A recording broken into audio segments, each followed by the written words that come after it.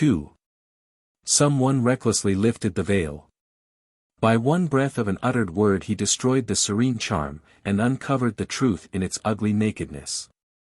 No thought was clearly defined in his mind, when his lips smilingly asked, "Why do you not tell us, Lazarus, what was there?" And all became silent, struck with the question. Only now it seemed to have occurred to them that for 3 days Lazarus had been dead, and they looked with curiosity, awaiting an answer. But Lazarus remained silent. "You will not tell us?" wondered the inquirer. "Is it so terrible there?" Again his thought lagged behind his words.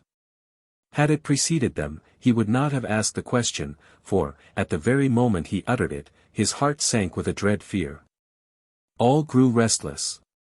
They awaited the words of Lazarus anxiously. But he was silent, cold and severe, and his eyes were cast down. And now, as if for the first time, they perceived the horrible bluishness of his face and the loathsome corpulence of his body.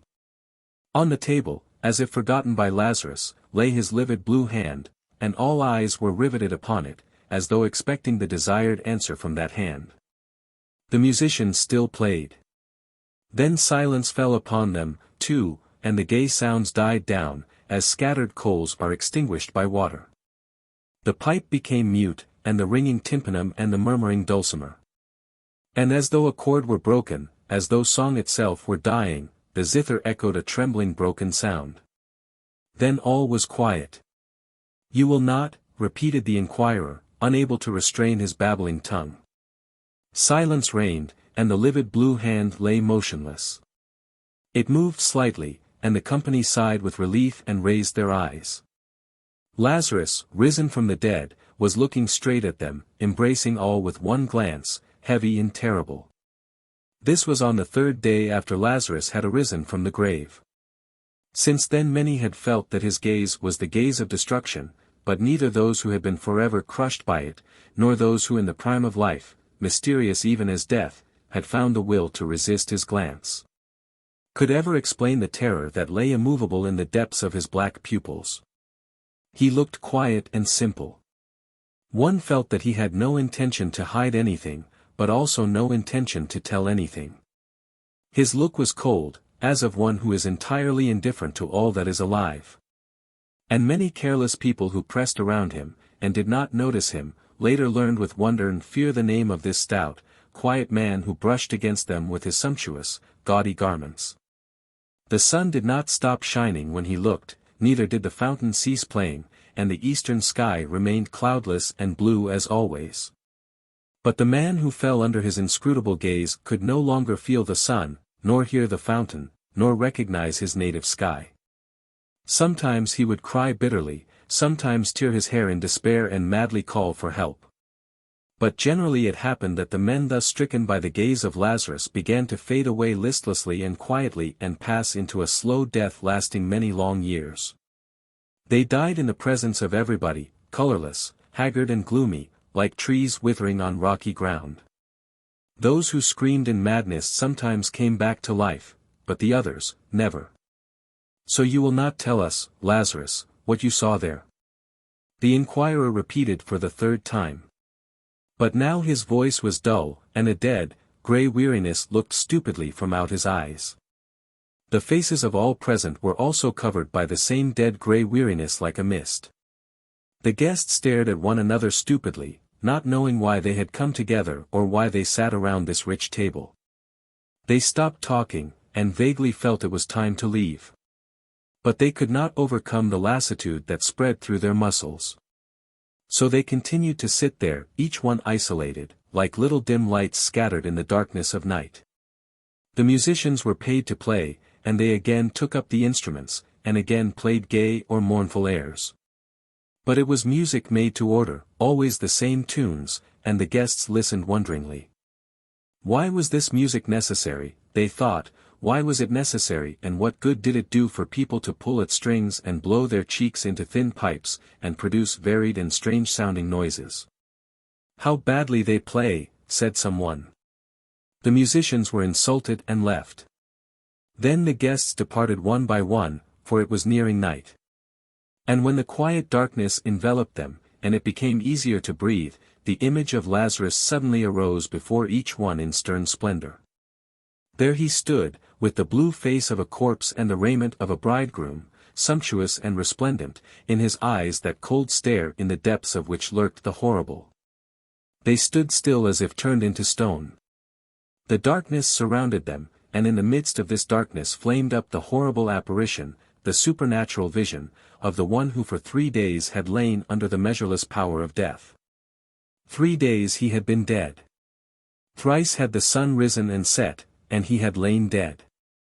The children had played, the water had murmured as it streamed over the rocks, the hot dust had clouded the highway, and he had been dead. And now he was among men again, touched them, looked at them, looked at them. And through the black rings of his pupils, as through dark glasses, the unfathomable there gazed upon humanity. 3. No one took care of Lazarus, and no friends or kindred remained with him. Only the great desert, enfolding the holy city, came close to the threshold of his abode. It entered his home, and lay down on his couch like a spouse, and put out all the fires. No one cared for Lazarus. One after the other went away, even his sisters, Mary and Martha. For a long while Martha did not want to leave him, for she knew not who would nurse him or take care of him, and she cried and prayed. But one night, when the wind was roaming about the desert, and the rustling cypress trees were bending over the roof, she dressed herself quietly, and quietly went away. Lazarus probably heard how the door was slammed, it had not shut properly and the wind kept knocking it continually against the post, but he did not rise, did not go out, did not try to find out the reason. And the whole night until the morning the cypress trees hissed over his head, and the door swung to and fro, allowing the cold, greedily prowling desert to enter his dwelling. Everybody shunned him as though he were a leper. They wanted to put a bell on his neck to avoid meeting him. But someone, turning pale, remarked it would be terrible if at night, under the windows, one should happen to hear Lazarus' bell, and all grew pale and assented. Since he did nothing for himself, he would probably have starved had not his neighbors, in trepidation, saved some food for him. Children brought it to him. They did not fear him, neither did they laugh at him in the innocent cruelty in which children often laugh at unfortunates. They were indifferent to him, and Lazarus showed the same indifference to them. He showed no desire to thank them for their services, he did not try to pat the dark hands and look into the simple shining little eyes. Abandoned to the ravages of time and the desert, his house was falling to ruins, and his hungry, bleeding goats had long been scattered among his neighbors. His wedding garments had grown old. He wore them without changing them, as he had donned them on that happy day when the musicians played. He did not see the difference between old and new, between torn and whole. The brilliant colors were burnt and faded. The vicious dogs of the city and the sharp thorns of the desert had rent the fine clothes to shreds. During the day, when the sun beat down mercilessly upon all living things, and even the scorpions hid under the stones, convulsed with a mad desire to sting, he sat motionless in the burning rays, lifting high his blue face and shaggy wild beard. While yet the people were unafraid to speak to him, same one had asked him, "Poor Lazarus, do you find it pleasant to sit so, and look at the sun?" And he answered, "Yes, it is pleasant." The thought suggested itself to people that the cold of the 3 days in the grave had been so intense, its darkness so deep, that there was not in all the earth enough heat or light to warm Lazarus and lighten the gloom of his eyes. And inquirers turned away with a sigh. And when the setting sun, flat and purple-red, descended to earth, Lazarus went into the desert and walked straight toward it, as though intending to reach it. Always he walked directly toward the sun, and those who tried to follow him and find out what he did at night in the desert had indelibly imprinted upon their mind's vision the black silhouette of a tall, stout man against the red background of an immense disk. The horrors of the night drove them away, and so they never found out what Lazarus did in the desert, but the image of the black form against the red was burned forever into their brains. Like an animal with a cinder in its eye which furiously rubs its muzzle against its paws, they foolishly rubbed their eyes, but the impression left by Lazarus was ineffaceable, forgotten only in death. There were people living far away who never saw Lazarus and only heard of him. With an audacious curiosity which is stronger than fear and feeds on fear, with a secret sneer in their hearts, some of them came to him one day as he basked in the sun, and entered into conversation with him. At that time his appearance had changed for the better and was not so frightful. At first the visitors snapped their fingers and thought disapprovingly of the foolish inhabitants of the holy city.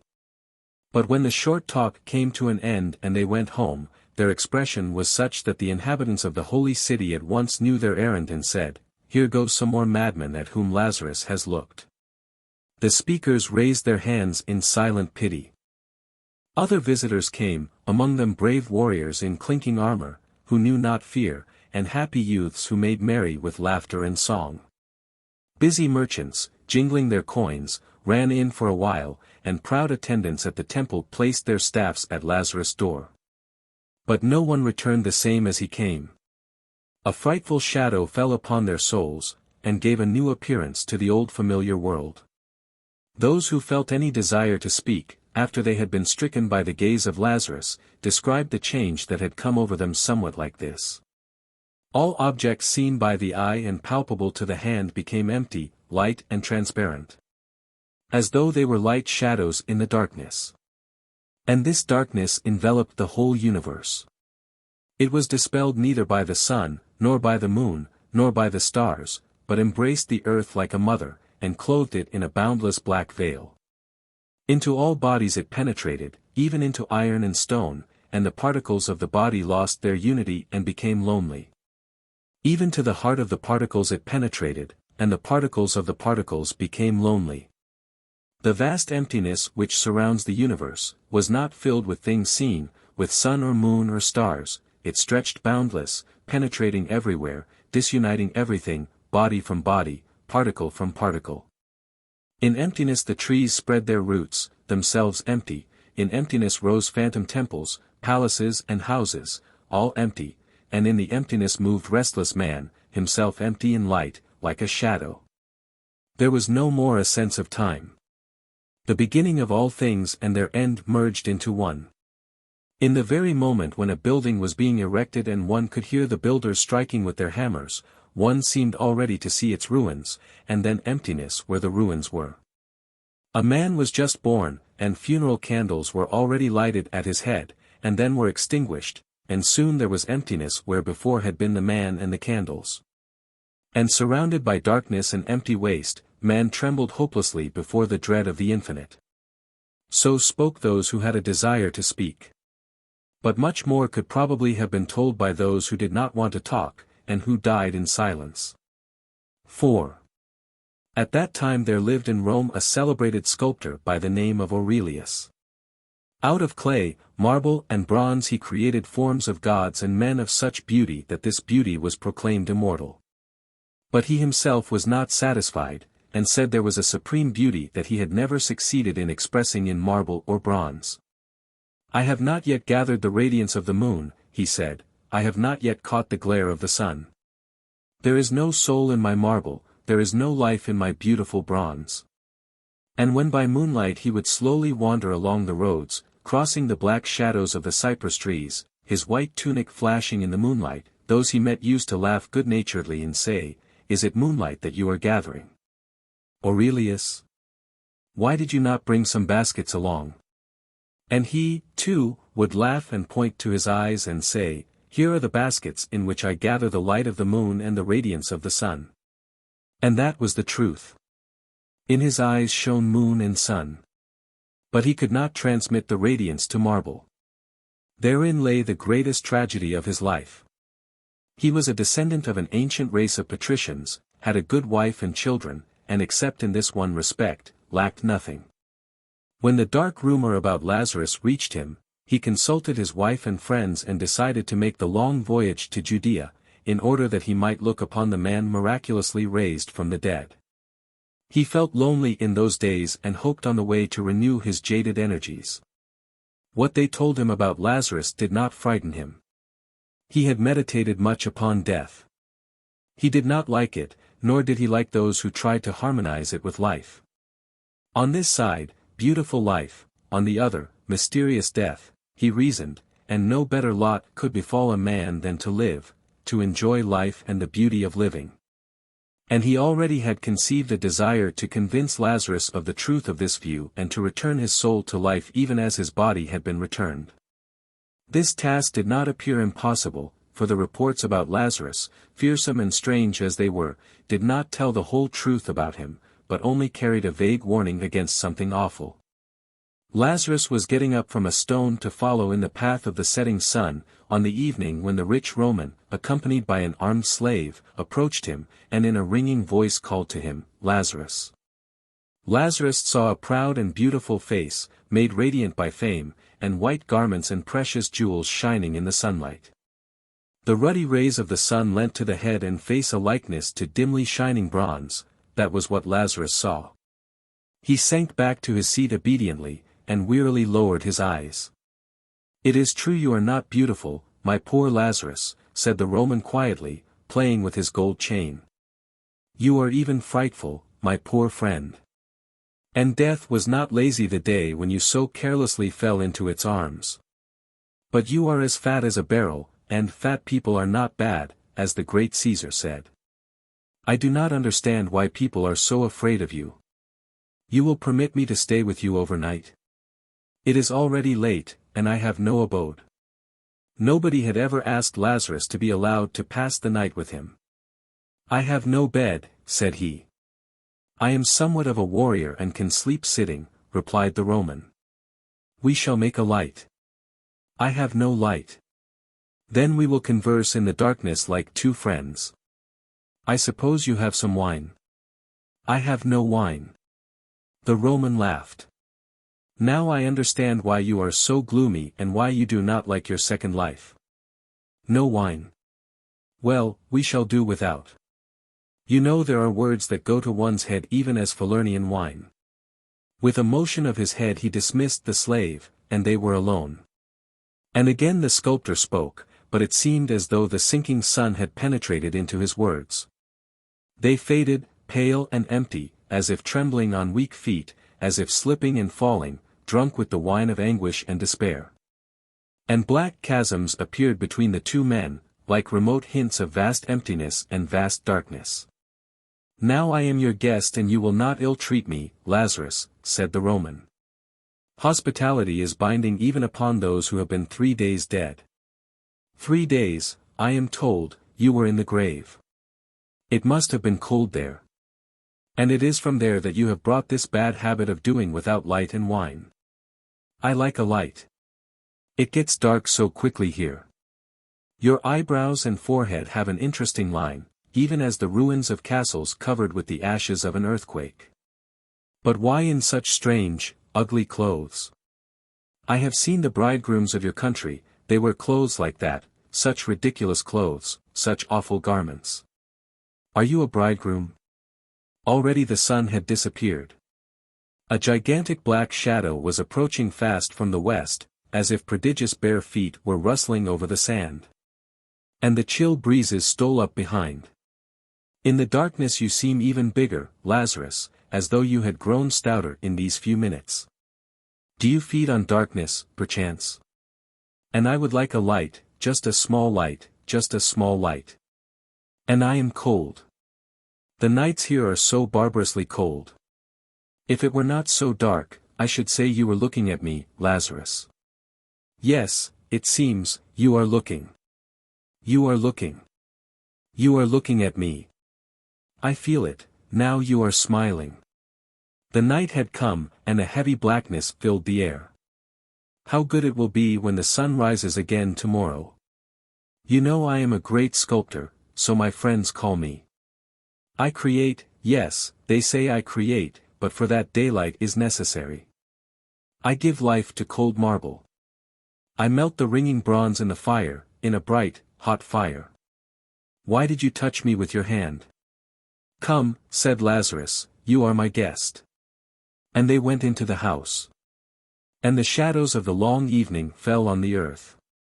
The slave at last grew tired waiting for his master, and when the sun stood high he came to the house. And he saw, directly under its burning rays, Lazarus and his master sitting close together. They looked straight up and were silent. The slave wept and cried aloud, "Master, what ails you, master?" The same day Aurelius left for Rome. The whole way he was thoughtful and silent, attentively examining everything, the people, the ship, and the sea, as though endeavoring to recall something. On the sea a great storm overtook them, and all the while Aurelius remained on deck and gazed eagerly at the approaching and falling waves. When he reached home his family were shocked at the terrible change in his demeanor, but he calmed them with the words, "I have found it." In the dusty clothes which he had worn during the entire journey and had not changed, he began his work, and the marble ringingly responded to the resounding blows of the hammer. Long and eagerly he worked, admitting no one. At last, one morning, he announced that the work was ready, and gave instructions that all his friends, and the severe critics and judges of art, be called together. Then he donned gorgeous garments, shining with gold, glowing with the purple of the bison. "Here is what I have created," he said thoughtfully. His friends looked, and immediately the shadow of deep sorrow covered their faces. It was a thing monstrous, possessing none of the forms familiar to the eye, yet not devoid of a hint of some new unknown form. On a thin tortuous little branch, or rather an ugly likeness of one, lay crooked, strange, unsightly, shapeless heaps of something turned outside in. Or something turned inside out, wild fragments which seemed to be feebly trying to get away from themselves. And, accidentally, under one of the wild projections, they noticed a wonderfully sculptured butterfly, with transparent wings, trembling as though with a weak longing to fly. "Why that wonderful butterfly, Aurelius?" timidly asked someone. "I do not know," answered the sculptor. The truth had to be told, and one of his friends, the one who loved Aurelius best, said, "This is ugly, my poor friend. It must be destroyed. Give me the hammer." And with 2 blows he destroyed the monstrous mass, leaving only the wonderfully sculptured butterfly. After that Aurelius created nothing. He looked with absolute indifference at marble and at bronze and at his own divine creations, in which dwelt immortal beauty. In the hope of breathing into him once again the old flame of inspiration, with the idea of awakening his dead soul, his friends led him to see the beautiful creations of others, but he remained indifferent and no smile warmed his closed lips. And only after they spoke to him much and long of beauty, he would reply wearily, "But all this is a lie." And in the daytime, when the sun was shining, he would go into his rich and beautifully laid out garden, and finding a place where there was no shadow, would expose his bare head and his dull eyes to the glitter and burning heat of the sun. Red and white butterflies fluttered around, down into the marble cistern ran splashing water from the crooked mouth of a blissfully drunken satyr. But he sat motionless, like a pale shadow of that other one who, in a far land, at the very gates of the stony desert, also sat motionless under the fiery sun. V. And it came about finally that Lazarus was summoned to Rome by the great Augustus. They dressed him in gorgeous garments as though it had been ordained that he was to remain a bridegroom to an unknown bride until the very day of his death. It was as if an old coffin, rotten and falling apart, were regilded over and over, and gay tassels were hung on it. And solemnly they conducted him in gala attire, as though in truth it were a bridal procession, the runners loudly sounding the trumpet that the way be made for the ambassadors of the emperor. But the roads along which he passed were deserted. His entire native land cursed the execrable name of Lazarus, the man miraculously brought to life, and the people scattered at the mere report of his horrible approach. The trumpeters blew lonely blasts, and only the desert answered with a dying echo. Then they carried him across the sea on the saddest and most gorgeous ship that was ever mirrored in the azure waves of the Mediterranean. There were many people aboard, but the ship was silent and still as a coffin, and the water seemed to moan as it parted before the short curved prow. Lazarus sat lonely, bearing his head to the sun, and listening in silence to the splashing of the waters. Further away the seamen and the ambassadors gathered like a crowd of distressed shadows. If a thunderstorm had happened to burst upon them at that time or the wind had overwhelmed the red sails, the ship would probably have perished, for none of those who were on her had strength or desire enough to fight for life. With supreme effort some went to the side of the ship and eagerly gazed at the blue, transparent abyss. Perhaps they imagined they saw a naiad flashing a pink shoulder through the waves, or an insanely joyous and drunken centaur galloping by, splashing up the water with his hoofs. But the sea was deserted and mute, and so was the watery abyss. Listlessly Lazarus set foot on the streets of the eternal city, as though all its riches, all the majesty of its gigantic edifices, all the luster and beauty and music of refined life, were simply the echo of the wind in the desert. Or the misty images of hot running sand. Chariots whirled by, the crowd of strong, beautiful, haughty men passed on, builders of the eternal city and proud partakers of its life, songs rang out, fountains laughed. Pearly laughter of women filled the air, while the drunkard philosophized and the sober ones smilingly listened, horseshoes rattled on the pavement. And surrounded on all sides by glad sounds, a fat, heavy man moved through the center of the city like a cold spot of silence, sowing in his path grief, anger and vague, carking distress. Who dared to be sad in Rome?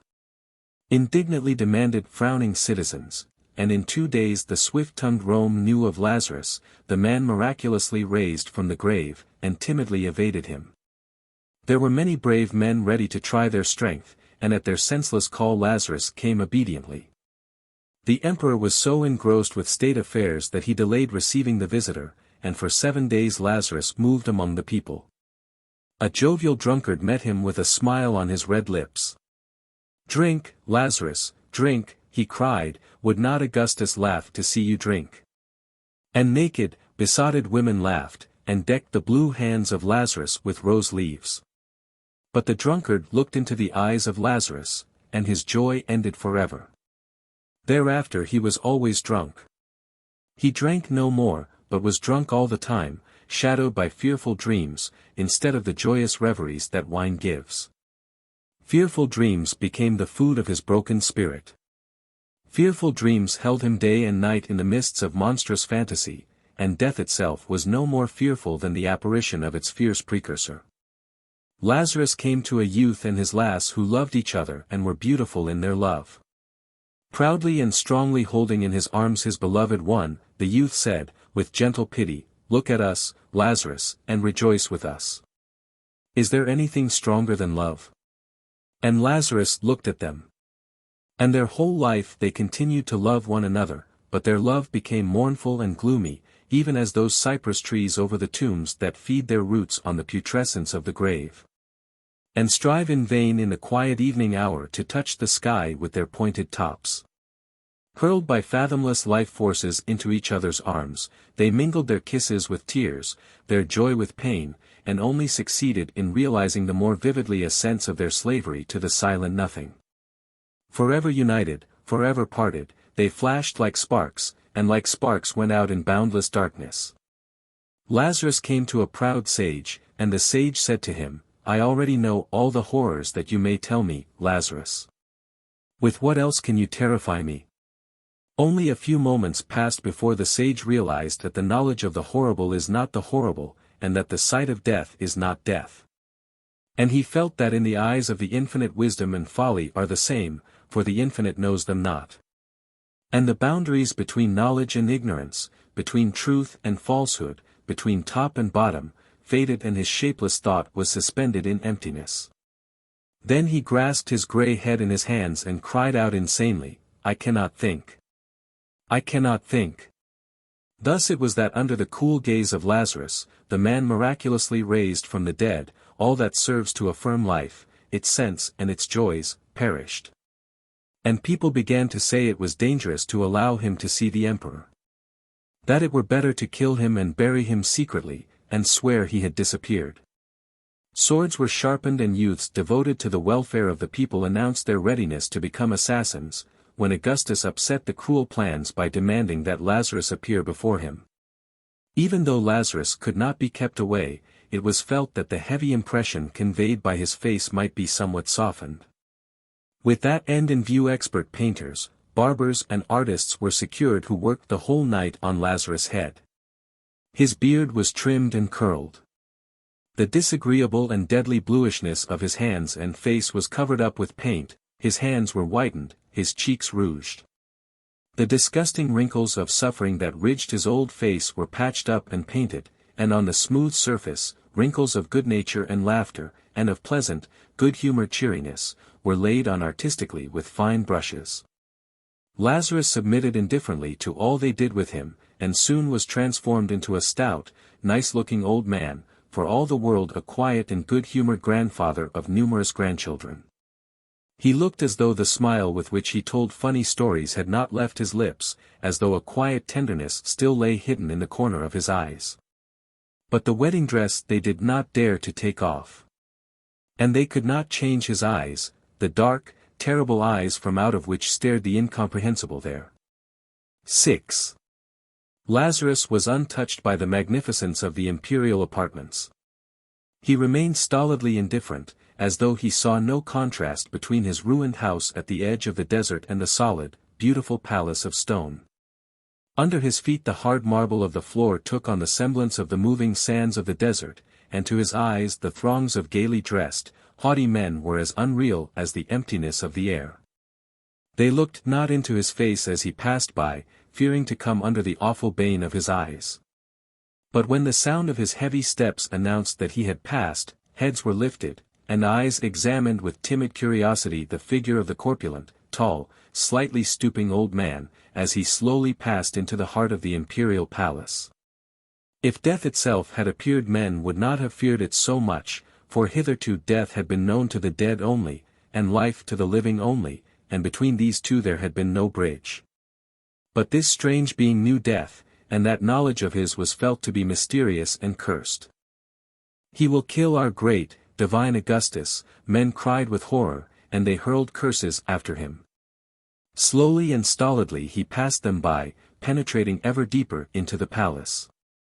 Caesar knew already who Lazarus was, and was prepared to meet him. He was a courageous man.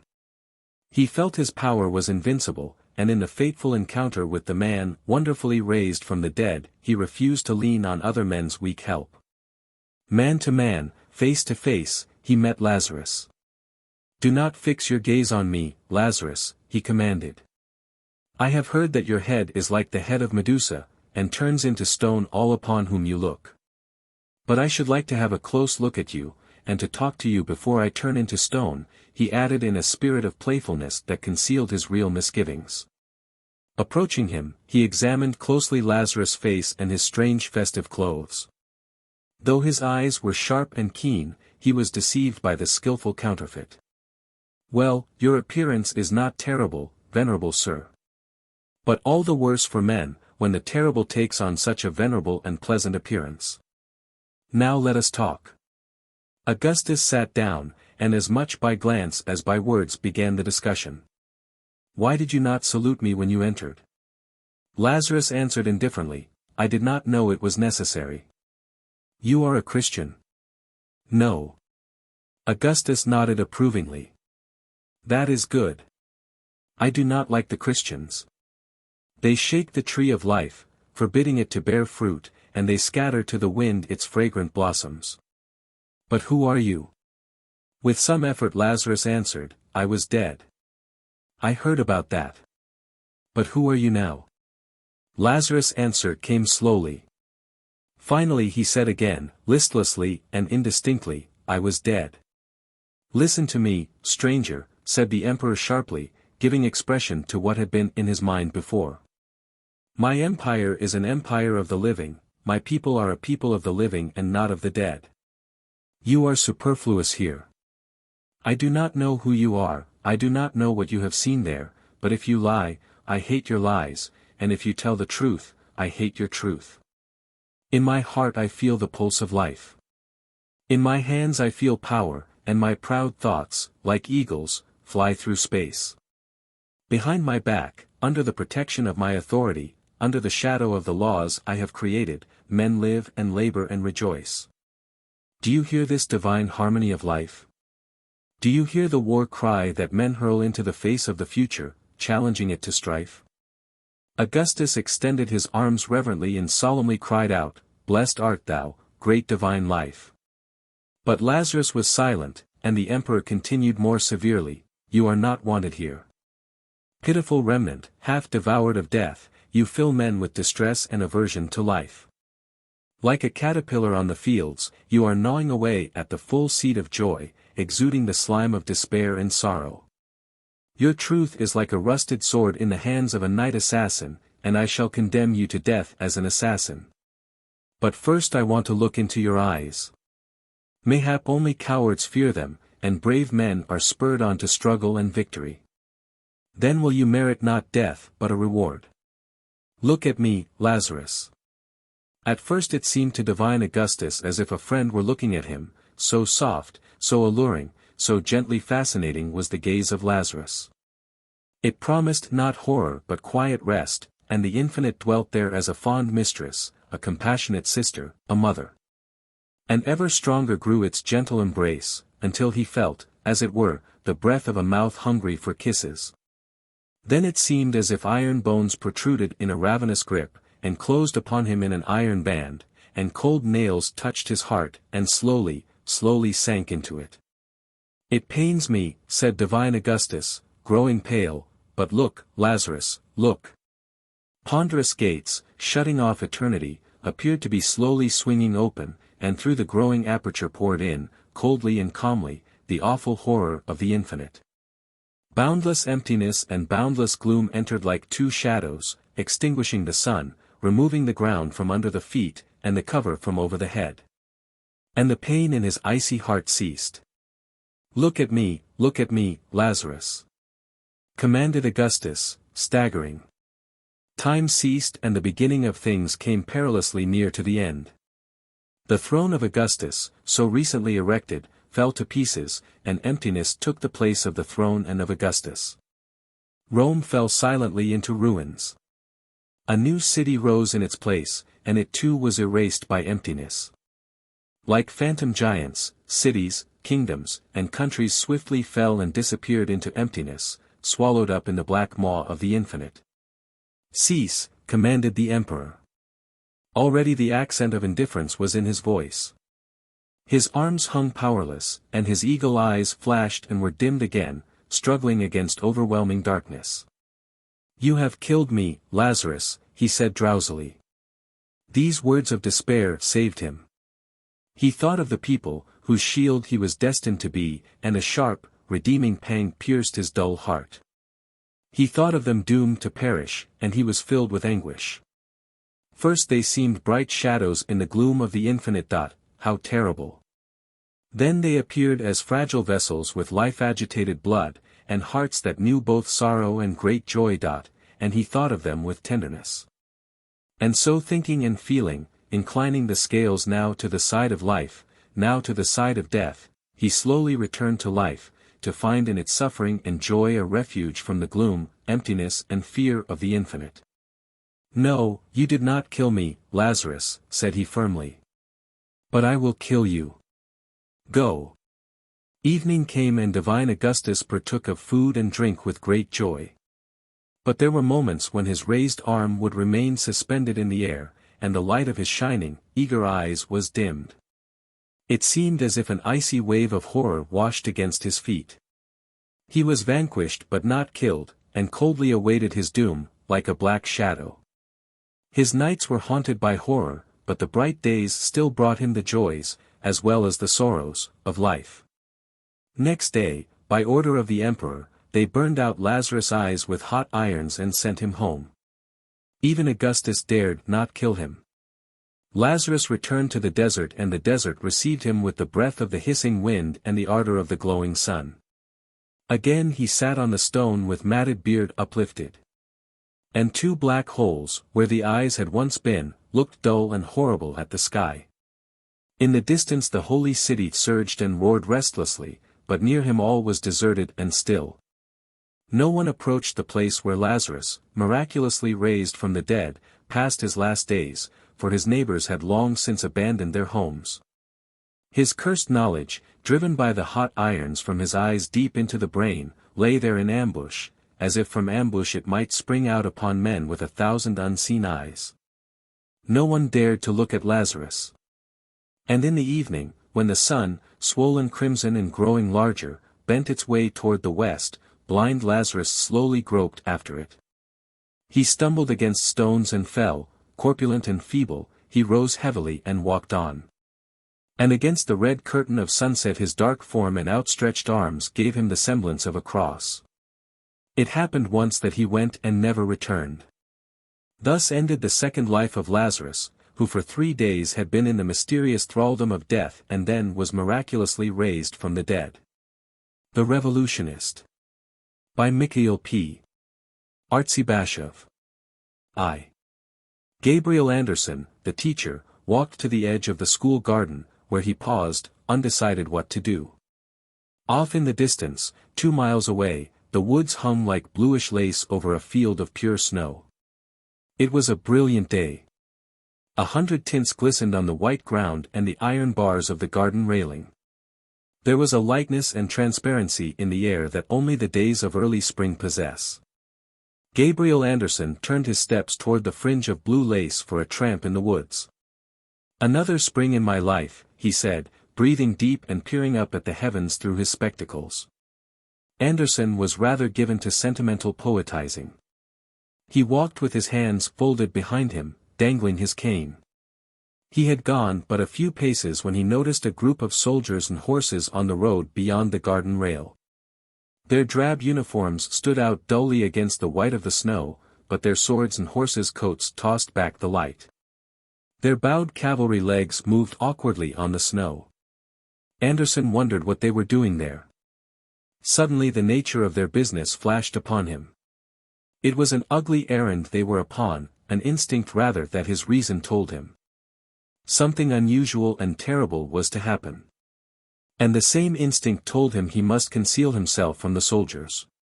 He turned to the left quickly, dropped on his knees, and crawled on the soft, thawing, crackling snow to a low haystack, from behind which, by craning his neck, he could watch what the soldiers were doing. There were 12 of them, one a stocky young officer in a grey cloak caught in prettily at the waist by a silver belt. His face was so red that even at that distance Anderson caught the odd, whitish gleam of his light protruding mustache and eyebrows against the vivid color of his skin.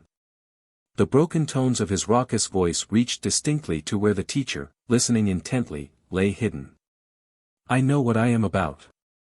I don't need anybody's advice," the officer cried. He clapped his arms akimbo and looked down at someone among the group of bustling soldiers.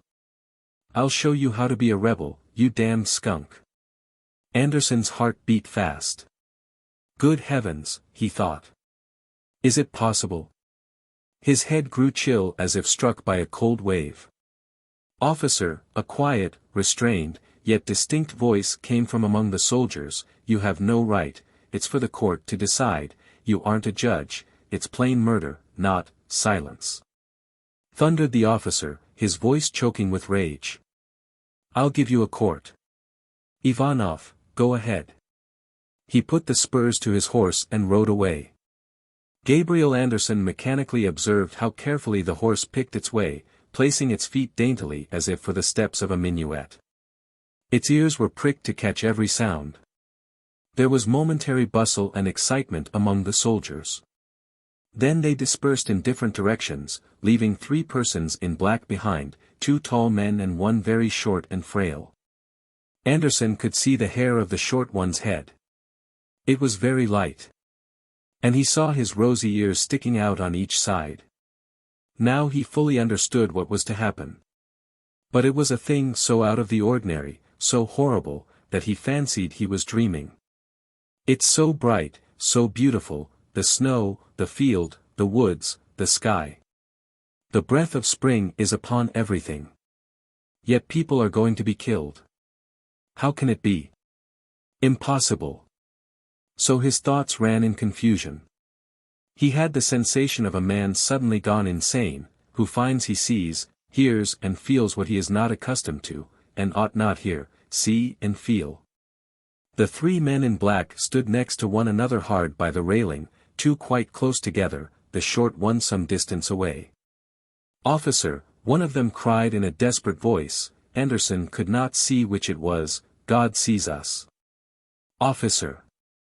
8 soldiers dismounted quickly, their spurs and sabers catching awkwardly. Evidently they were in a hurry, as if doing a thief's job. Several seconds passed in silence until the soldiers placed themselves in a row a few feet from the black figures and leveled their guns. In doing so one soldier knocked his cap from his head. He picked it up and put it on again without brushing off the wet snow. The officer's mount still kept dancing on one spot with his ears pricked, while the other horses, also with sharp ears erect to catch every sound, stood motionless looking at the men in black, their long wise heads inclined to one side. "Spare the boy at least," another voice suddenly pierced the air. "Why kill a child, damn you? What has the child done?" "Ivanov, do what I told you to do," thundered the officer, drowning the other voice. His face turned as scarlet as a piece of red flannel. There followed a scene savage and repulsive in its gruesomeness. The short figure in black, with the light hair and the rosy ears, uttered a wild shriek in a shrill child's tones and reeled to one side. Instantly it was caught up by 2 or 3 soldiers. But the boy began to struggle, and 2 more soldiers ran up. "Ow ow ow ow," the boy cried. "Let me go, let me go. Ow ow." His shrill voice cut the air like the yell of a stuck porkling not quite done to death. Suddenly he grew quiet. Someone must have struck him. An unexpected, oppressive silence ensued. The boy was being pushed forward. Then there came a deafening report. Anderson started back all in a tremble. He saw distinctly, yet vaguely as in a dream, the dropping of 2 dark bodies, the flash of pale sparks, and a light smoke rising in the clean, bright atmosphere. He saw the soldiers hastily mounting their horses without even glancing at the bodies. He saw them galloping along the muddy road, their arms clanking, their horses' hoofs clattering. He saw all this, himself now standing in the middle of the road, not knowing when and why he had jumped from behind the haystack. He was deathly pale. His face was covered with dank sweat, his body was aquiver. A physical sadness smote and tortured him. He could not make out the nature of the feeling. It was akin to extreme sickness, though far more nauseating and terrible. After the soldiers had disappeared beyond the bend toward the woods, people came hurrying to the spot of the shooting, though till then not a soul had been in sight. The bodies lay at the roadside on the other side of the railing, where the snow was clean, brittle and untrampled and glistened cheerfully in the bright atmosphere. There were 3 dead bodies, 2 men and a boy. The boy lay with his long soft neck stretched on the snow. The face of the man next to the boy was invisible. He had fallen face downward in a pool of blood. The third was a big man with a black beard and huge, muscular arms. He lay stretched out to the full length of his big body, his arms extended over a large area of blood-stained snow. The 3 men who had been shot lay black against the white snow, motionless. From afar no one could have told the terror that was in their immobility as they lay there at the edge of the narrow road crowded with people. That night Gabriel Anderson in his little room in the schoolhouse did not write poems as usual. He stood at the window and looked at the distant pale disk of the moon in the misty blue sky, and thought. And his thoughts were confused, gloomy, and heavy as if a cloud had descended upon his brain. Indistinctly outlined in the dull moonlight he saw the dark railing, the trees, the empty garden. It seemed to him that he beheld them, the 3 men who had been shot, 2 grown up, 1 a child. They were lying there now at the roadside, in the empty, silent field, looking at the far-off cold moon with their dead, white eyes as he with his living eyes. The time will come some day, he thought, when the killing of people by others will be an utter impossibility. The time will come when even the soldiers and officers who killed these 3 men will realize what they have done and will understand that what they killed them for is just as necessary, important, and dear to them, to the officers and soldiers, as to those whom they killed. Yes, he said aloud and solemnly, his eyes moistening, that time will come. They will understand. And the pale disk of the moon was blotted out by the moisture in his eyes. A large pity pierced his heart for the 3 victims whose eyes looked at the moon, sad and unseeing. A feeling of rage cut him as with a sharp knife and took possession of him. But Gabriel Andersen quieted his heart, whispering softly, "They know not what they do." And this old and ready phrase gave him the strength to stifle his rage and indignation. 2. The day was as bright and white, but the spring was already advanced. The wet soil smelt of spring. Clear cold water ran everywhere from under the loose, thawing snow. The branches of the trees were springy and elastic. For miles and miles around, the country opened up in clear azure stretches. Yet the clearness and the joy of the spring day were not in the village. They were somewhere outside the village, where there were no people, in the fields, the woods and the mountains. In the village the air was stifling, heavy and terrible as in a nightmare. Gabriel Andersen stood in the road near a crowd of dark, sad, absent-minded people and craned his neck to see the preparations for the flogging of 7 peasants. They stood in the thawing snow, and Gabriel Andersen could not persuade himself that they were people whom he had long known and understood. By that which was about to happen to them, the shameful, terrible, ineradicable thing that was to happen to them, they were separated from all the rest of the world, and so were unable to feel what he, Gabriel Andersen, felt. Just as he was unable to feel what they felt. Round them were the soldiers, confidently and beautifully mounted on high upon their large steeds, who tossed their wise heads and turned their dappled wooden faces slowly from side to side, looking contemptuously at him, Gabriel Andersen, who was soon to behold this horror, this disgrace, and would do nothing, would not dare to do anything. So it seemed to Gabriel Andersen, and a sense of cold, intolerable shame gripped him as between 2 clamps of ice through which he could see everything without being able to move, cry out or utter a groan. They took the first peasant. Gabriel Andersen saw his strange, imploring, hopeless look. His lips moved, but no sound was heard, and his eyes wandered. There was a bright gleam in them as in the eyes of a madman. His mind, it was evident, was no longer able to comprehend what was happening. And so terrible was that face, at once full of reason and of madness, that Andersen felt relieved when they put him face downward on the snow and, instead of the fiery eyes, he saw his bare back glistening, a senseless, shameful, horrible sight. The large, red-faced soldier in a red cap pushed toward him, looked down at his body with seeming delight, and then cried in a clear voice, "Well, let her go, with God's blessing." Andersen seemed not to see the soldiers, the sky, the horses, or the crowd. He did not feel the cold, the terror, or the shame. He did not hear the swish of the knout in the air or the savage howl of pain and despair. He only saw the bare back of a man's body swelling up and covered over evenly with white and purple stripes. Gradually the bare back lost the semblance of human flesh. The blood oozed and squirted, forming patches, drops and rivulets, which ran down on the white, thawing snow. Terror gripped the soul of Gabriel Andersen as he thought of the moment and the man would rise and face all the people who had seen his body bared out in the open and reduced to a bloody pulp. He closed his eyes. When he opened them, he saw 4 soldiers in uniform and red hats forcing another man down on the snow, his back bared just as shamefully, terribly and absurdly, a ludicrously tragic sight. Then came the 3rd, the 4th, and so on, to the end. And Gabriel Andersen stood on the wet, thawing snow, craning his neck, trembling and stuttering, though he did not say a word. Dank sweat poured from his body. A sense of shame permeated his whole being. It was a humiliating feeling, having to escape being noticed so that they should not catch him and lay him there on the snow and strip him bare, him, Gabriel Andersen.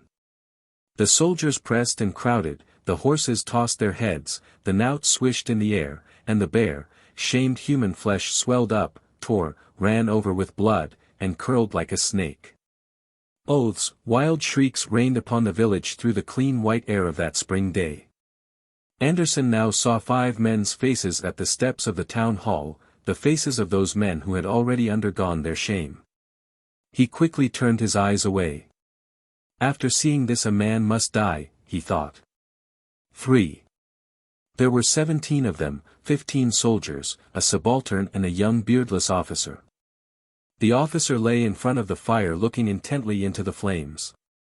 The soldiers were tinkering with the firearms in the wagon. Their grey figures moved about quietly on the black thawing ground, and occasionally stumbled across the logs sticking out from the blazing fire. Gabriel Andersen, wearing an overcoat and carrying his cane behind his back, approached them. The subaltern, a stout fellow with a mustache, jumped up, turned from the fire, and looked at him. "Who are you? What do you want?" he asked excitedly. From his tone it was evident that the soldiers feared everybody in that district, through which they went scattering death, destruction and torture. "Officer," he said, "there is a man here I don't know." The officer looked at Andersen without speaking. "Officer," said Andersen in a thin, strained voice, "my name is Michelson. I am a businessman here, and I am going to the village on business. I was afraid I might be mistaken for someone else, you know." "Then what are you nosing about here for?" the officer said angrily, and turned away. "A businessman," sneered a soldier. "He ought to be searched, this businessman ought, so as not to be knocking about at night. A good one in the jaw is what he needs." "He's a suspicious character, officer," said the subaltern. "Don't you think we'd better arrest him, what?" "Don't," answered the officer lazily.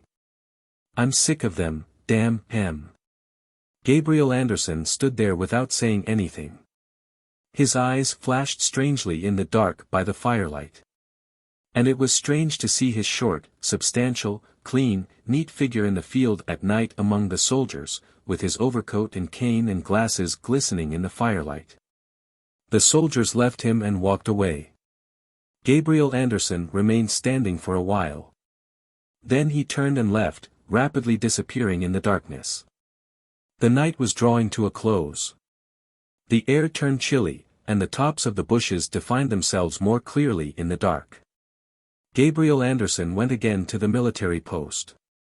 But this time he hid, crouching low as he made his way under the cover of the bushes. Behind him people moved about quietly and carefully, bending the bushes, silent as shadows. Next to Gabriel, on his right, walked a tall man with a revolver in his hand. The figure of a soldier on the hill outlined itself strangely, unexpectedly, not where they had been looking for it. It was faintly illumined by the gleam from the dying fire.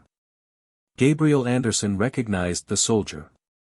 It was the one who had proposed that he should be searched. Nothing stirred in Andersen's heart. His face was cold and motionless, as of a man who is asleep. Round the fire the soldiers lay stretched out sleeping, all except the subaltern, who sat with his head drooping over his knees.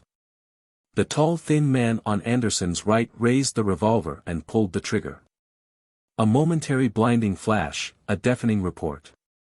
Andersen saw the guard lift his hands and then sit down on the ground clasping his bosom.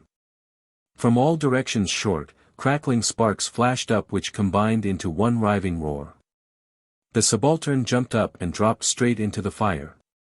Grey soldiers' figures moved about in all directions like apparitions, throwing up their hands and falling and writhing on the black earth. The young officer ran past Andersen, fluttering his hands like some strange, frightened bird. Andersen, as if he were thinking of something else, raised his cane. With all his strength he hit the officer on the head, each blow descending with a dull, ugly thud. The officer reeled in a circle, struck a bush, and sat down after the second blow, covering his head with both hands, as children do. Someone ran up and discharged a revolver as if from Andersen's own hand. The officer sank together in a heap and lunged with great force head foremost on the ground. His legs twitched for a while, then he curled up quietly. The shot ceased. Black men with white faces, ghostly grey in the dark, moved about the dead bodies of the soldiers, taking away their arms and ammunition. Andersen watched all this with a cold, attentive stare. When all was over, he went up, took hold of the burned subaltern's legs, and tried to remove the body from the fire. But it was too heavy for him, and he let it go. 4. Andersen sat motionless on the steps of the town hall, and thought. He thought of how he, Gabriel Andersen, with his spectacles, cane, overcoat and poems, had lied and betrayed 15 men. He thought it was terrible, yet there was neither pity, shame nor regret in his heart. Were he to be set free, he knew that he, Gabriel Andersen, with the spectacles and poems, would go straightway and do it again. He tried to examine himself, to see what was going on inside his soul. But his thoughts were heavy and confused.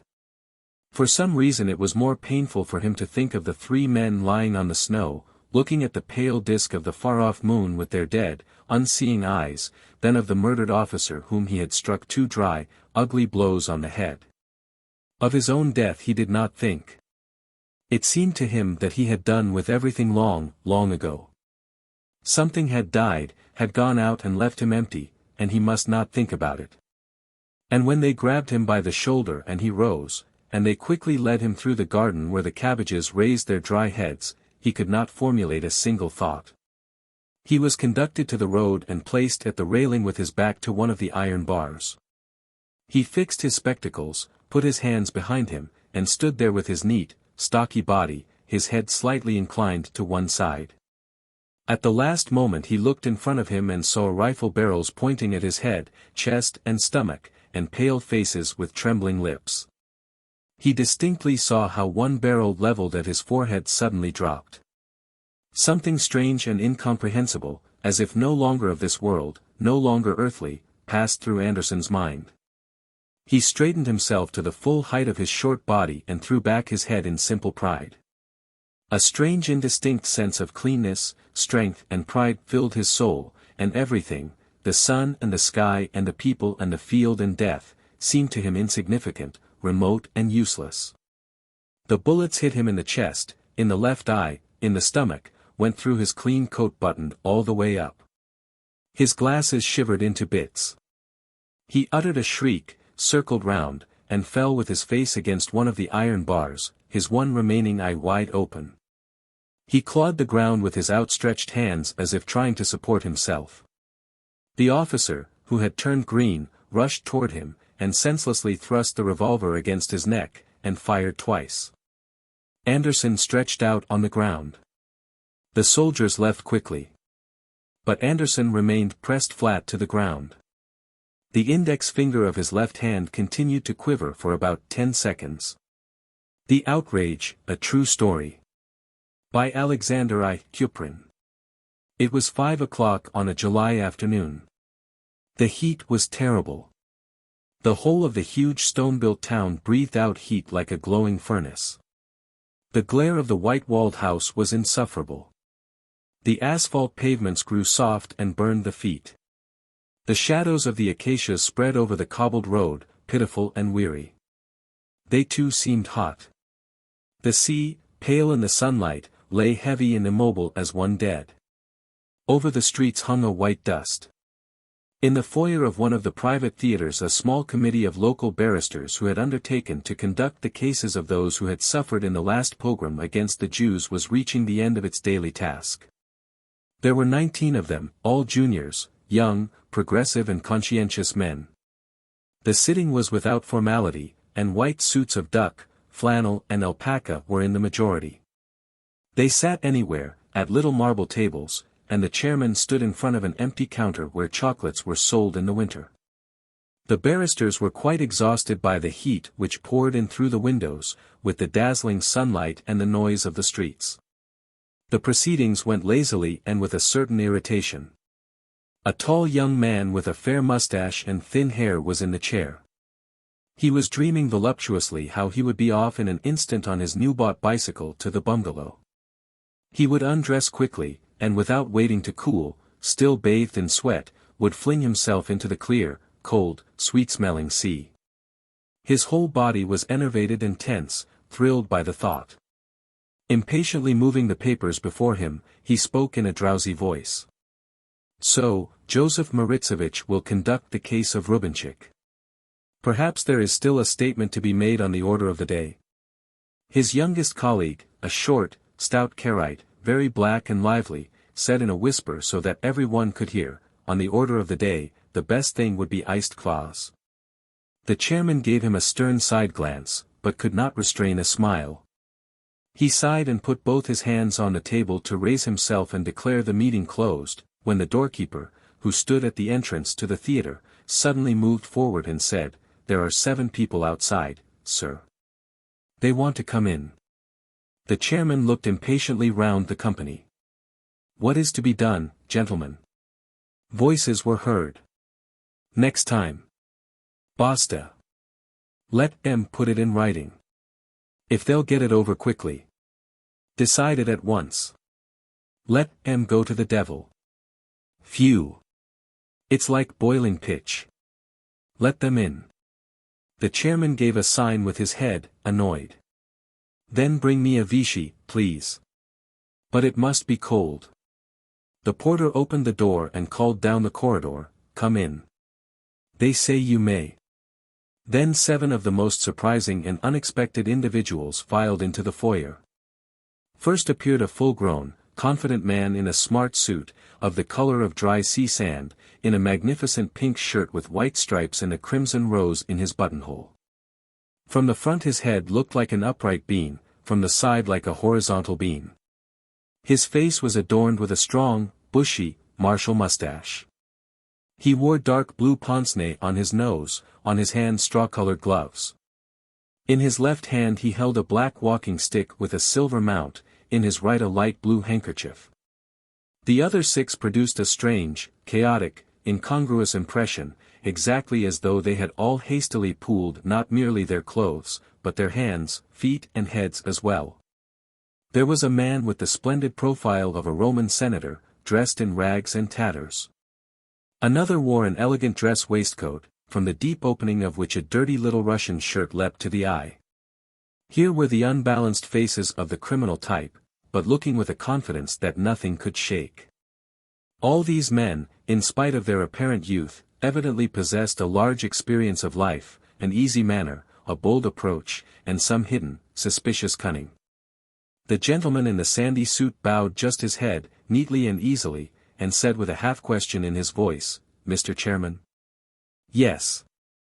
I am the chairman. What is your business?" "We, all whom you see before you," the gentleman began in a quiet voice and turned round to indicate his companions, "we come as delegates from the United Rostov-Kharkov-Odessa Nikolaev Association of Thieves." The barristers began to shift in their seats. The chairman flung himself back and opened his eyes wide. "Association of what?" he said, perplexed. "The Association of Thieves," the gentleman in the sandy suit coolly repeated. "As for myself, my comrades did me the signal honor of electing me as the spokesman of the deputation." "Very pleased," the chairman said uncertainly. "Thank you. All 7 of us are ordinary thieves, naturally of different departments. The association has authorized us to put before your esteemed committee," the gentleman again made an elegant bow, "our respectful demand for assistance. I don't quite understand, quite frankly, what is the connection?" The chairman waved his hands helplessly. "However, please go on. The matter about which we have the courage and the honor to apply to you, gentlemen, is very clear, very simple, and very brief. It will take only 6 or 7 minutes. I consider it my duty to warn you of this beforehand, in view of the late hour and the 115 degrees that Fahrenheit marks in the shade." The orator expectorated slightly and glanced at his superb gold watch. "You see, in the reports that have lately appeared in the local papers of the melancholy and terrible days of the last pogrom, there have very often been indications that among the instigators of the pogrom who were paid and organized by the police, the dregs of society, consisting of drunkards, tramps, souteneurs, and hooligans from the slums, thieves were also to be found. At first we were silent, but finally we considered ourselves under the necessity of protesting against such an unjust and serious accusation, before the face of the whole of intellectual society. I know well that in the eye of the law we are offenders and enemies of society. But imagine only for a moment, gentlemen, the situation of this enemy of society when he is accused wholesale of an offense which he not only never committed, but which he is ready to resist with the whole strength of his soul. It goes without saying that he will feel the outrage of such an injustice more keenly than a normal, average, fortunate citizen. Now, we declare that the accusation brought against us is utterly devoid of all basis, not merely of fact but even of logic. I intend to prove this in a few words if the Honorable Committee will kindly listen. Proceed, said the chairman. Please do. Please. Was heard from the barristers, now animated. I offer you my sincere thanks in the name of all my comrades. Believe me, you will never repent your attention to the representatives of our, well, let us say, slippery, but nevertheless difficult, profession. So we begin, as Giraldoni sings in the prologue to Pagliacci. But first I would ask your permission, Mr. Chairman, to quench my thirst a little. Porter, bring me a lemonade and a glass of English bitter, there's a good fellow. Gentlemen, I will not speak of the moral aspect of our profession nor of its social importance. Doubtless you know better than I the striking and brilliant paradox of Proudhon, la propriété c'est le vol, a paradox if you like, but one that has never yet been refuted by the sermons of cowardly bourgeois or fat priests. For instance, a father accumulates $1 million by energetic and clever exploitation, and leaves it to his son, a rickety, lazy, ignorant, degenerate idiot, a brainless maggot, a true parasite. Potentially 1 million rubles is 1 million working days, the absolutely irrational right to labor, sweat, life, and blood of a terrible number of men. Why? What is the ground of reason? Utterly unknown. Then why not agree with the proposition, gentlemen, that our profession is to some extent as it were a correction of the excessive accumulation of values in the hands of individuals, and serves as a protest against all the hardships, abominations, arbitrariness, violence, and negligence of the human personality, against all the monstrosities created by the bourgeois capitalistic organization of modern society? Sooner or later, this order of things will assuredly be overturned by the social revolution. Property will pass away into the limbo of melancholy memories, and with it, alas, we will disappear from the face of the earth, we, less brave chevaliers d'industry. The orator paused to take the tray from the hands of the porter, and placed it near to his hand on the table. Excuse me, gentlemen. Here, my good man, take this, and by the way, when you go out shut the door close behind you. Very good, your excellency, the porter bawled in jest. The orator drank off half a glass and continued, however, let us leave aside the philosophical, social, and economic aspects of the question. I do not wish to fatigue your attention. I must nevertheless point out that our profession very closely approaches the idea of that which is called art. Into it enter all the elements which go to form art, vocation, inspiration, fantasy, inventiveness, ambition, and a long and arduous apprenticeship to the science. From it is absent virtue alone, concerning which the great Karamzin wrote with such stupendous and fiery fascination. Gentlemen, nothing is further from my intention than to trifle with you and waste your precious time with idle paradoxes. But I cannot avoid expounding my idea briefly. To an outsider's ear it sounds absurdly wild and ridiculous to speak of the vocation of a thief. However, I venture to assure you that this vocation is a reality. There are men who possess a peculiarly strong visual memory, sharpness and accuracy of eye, presence of mind, dexterity of hand, and above all a subtle sense of touch, who are as it were born into God's world for the sole and special purpose of becoming distinguished card sharpers. The pickpocket's profession demands extraordinary nimbleness and agility, a terrific certainty of movement, not to mention a ready wit, a talent for observation and strained attention. Some have a positive vocation for breaking open safes. From their tenderest childhood they are attracted by the mysteries of every kind of complicated mechanism, bicycles, sewing machines, clockwork toys and watches. Finally, gentlemen, there are people with an hereditary animus against private property. You may call this phenomenon degeneracy. But I tell you that you cannot entice a true thief, and thief by vocation, into the prose of honest vegetation by any gingerbread reward, or by the offer of a secure position, or by the gift of money, or by a woman's love, because there is here a permanent beauty of risk, a fascinating abyss of danger, the delightful sinking of the heart, the impetuous pulsation of life, the ecstasy. You are armed with the protection of the law, by locks, revolvers, telephones, police and soldiery, but we only by our own dexterity, cunning and fearlessness. We are the foxes, and society is a chicken run guarded by dogs. Are you aware that the most artistic and gifted natures in our villages become horse thieves and poachers? What would you have? Life is so meager, so insipid, so intolerably dull to eager and high-spirited souls. I pass on to inspiration. Gentlemen, doubtless you have had to read of thefts that were supernatural in design and execution. In the headlines of the newspapers they are called an amazing robbery, or an ingenious swindle, or again a clever ruse of the gangsters. In such cases our bourgeois paterfamilias waves his hands and exclaims, "What a terrible thing! If only their abilities were turned to good, their inventiveness, their amazing knowledge of human psychology, their self-possession, their fearlessness, their incomparable histrionic powers. What extraordinary benefits they would bring to the country." But it is well known that the bourgeois paterfamilias was specially devised by heaven to utter commonplaces and trivialities. I myself sometimes, we thieves are sentimental people, I confess, I myself sometimes admire a beautiful sunset in Alexandra Park or by the seashore.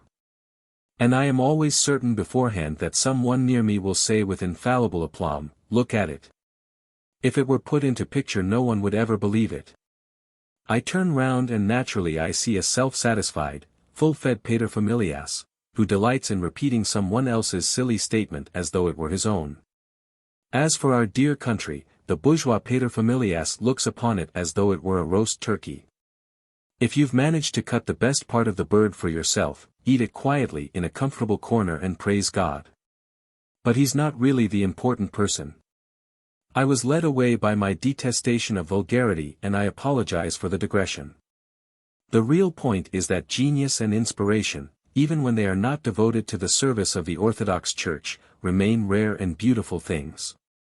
Progress is a law, and theft too has its creation. Finally, our profession is by no means as easy and pleasant as it seems to the first glance. It demands long experience, constant practice, slow and painful apprenticeship. It comprises in itself hundreds of supple, skillful processes that the cleverest juggler cannot compass. That I may not give you only empty words, gentlemen, I will perform a few experiments before you now. I ask you to have every confidence in the demonstrators. We are all at present in the enjoyment of legal freedom, and though we are usually watched, and every one of us is known by face, and our photographs adorn the albums of all detective departments. For the time being we are not under the necessity of hiding ourselves from anybody. If any one of you should recognize any of us in the future under different circumstances, we ask you earnestly always to act in accordance with your professional duties and your obligations as citizens. In grateful return for your kind attention we have decided to declare your property inviolable, and to invest it with a thieves' taboo. However, I proceed to business. The orator turned round and gave an order, "XIII the Great, will you come this way?" An enormous fellow with a stoop, whose hands reached to his knees, without a forehead or a neck, like a big, fair Hercules, came forward. He grinned stupidly and rubbed his left eyebrow in his confusion. "Can't do nothin' here," he said hoarsely. The gentleman in the sandy suit spoke for him, turning to the committee. "Gentlemen, before you stands a respected member of our association. His specialty is breaking open safes, iron strong boxes, and other receptacles for monetary tokens. In his night work he sometimes avails himself of the electric current of the lighting installation for fusing metals. Unfortunately he has nothing on which he can demonstrate the best items of his repertoire. He will open the most elaborate lock irreproachably. By the way, this door here, it's locked, is it not?" Every one turned to look at the door, on which a printed notice hung, "Stage door. Strictly private." "Yes, the door's locked, evidently," the chairman agreed. "Admirable. XIII the Great, will you be so kind?" "'Tain't nothin' at all," said the giant leisurely. He went close to the door, shook it cautiously with his hand, took out of his pocket a small bright instrument, bent down to the keyhole, made some almost imperceptible movements with the tool. suddenly straightened and flung the door wide in silence. The chairman had his watch in his hands. The whole affair took only 10 seconds.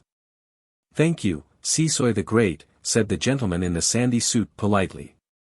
"You may go back to your seat." But the chairman interrupted in some alarm, "Excuse me. This is all very interesting and instructive, but, is it included in your esteemed colleague's profession to be able to lock the door again?" "Ah, mil pardons."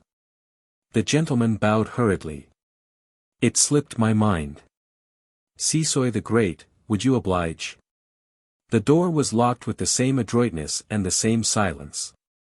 The esteemed colleague waddled back to his friends, grinning. "Now I will have the honor to show you the skill of one of our comrades who is in the line of picking pockets in theaters and railway stations," continued the orator. "He is still very young, but you may to some extent judge from the delicacy of his present work of the heights he will attain by diligence. Yasha." A swarthy youth in a blue silk blouse and long glacé boots, like a gypsy, came forward with a swagger, fingering the tassels of his belt, and merrily screwing up his big, impudent black eyes with yellow whites. "Gentlemen," said the gentleman in the sandy suit persuasively, "I must ask if one of you would be kind enough to submit himself to a little experiment. I assure you this will be an exhibition only, just a game." He looked round over the seated company. The short plump characterized, black as a beetle, came forward from his table. "At your service," he said amusedly. "Yasha." The orator signed with his head. Yasha came close to the solicitor. On his left arm, which was bent, hung a bright-colored, figured scarf. "Suppose you're in church or at the bar in one of the halls, or watchin' a circus," he began in a sugary, fluent voice. "I see straight off, there's a toff." "Excuse me, sir. Suppose you're the toff."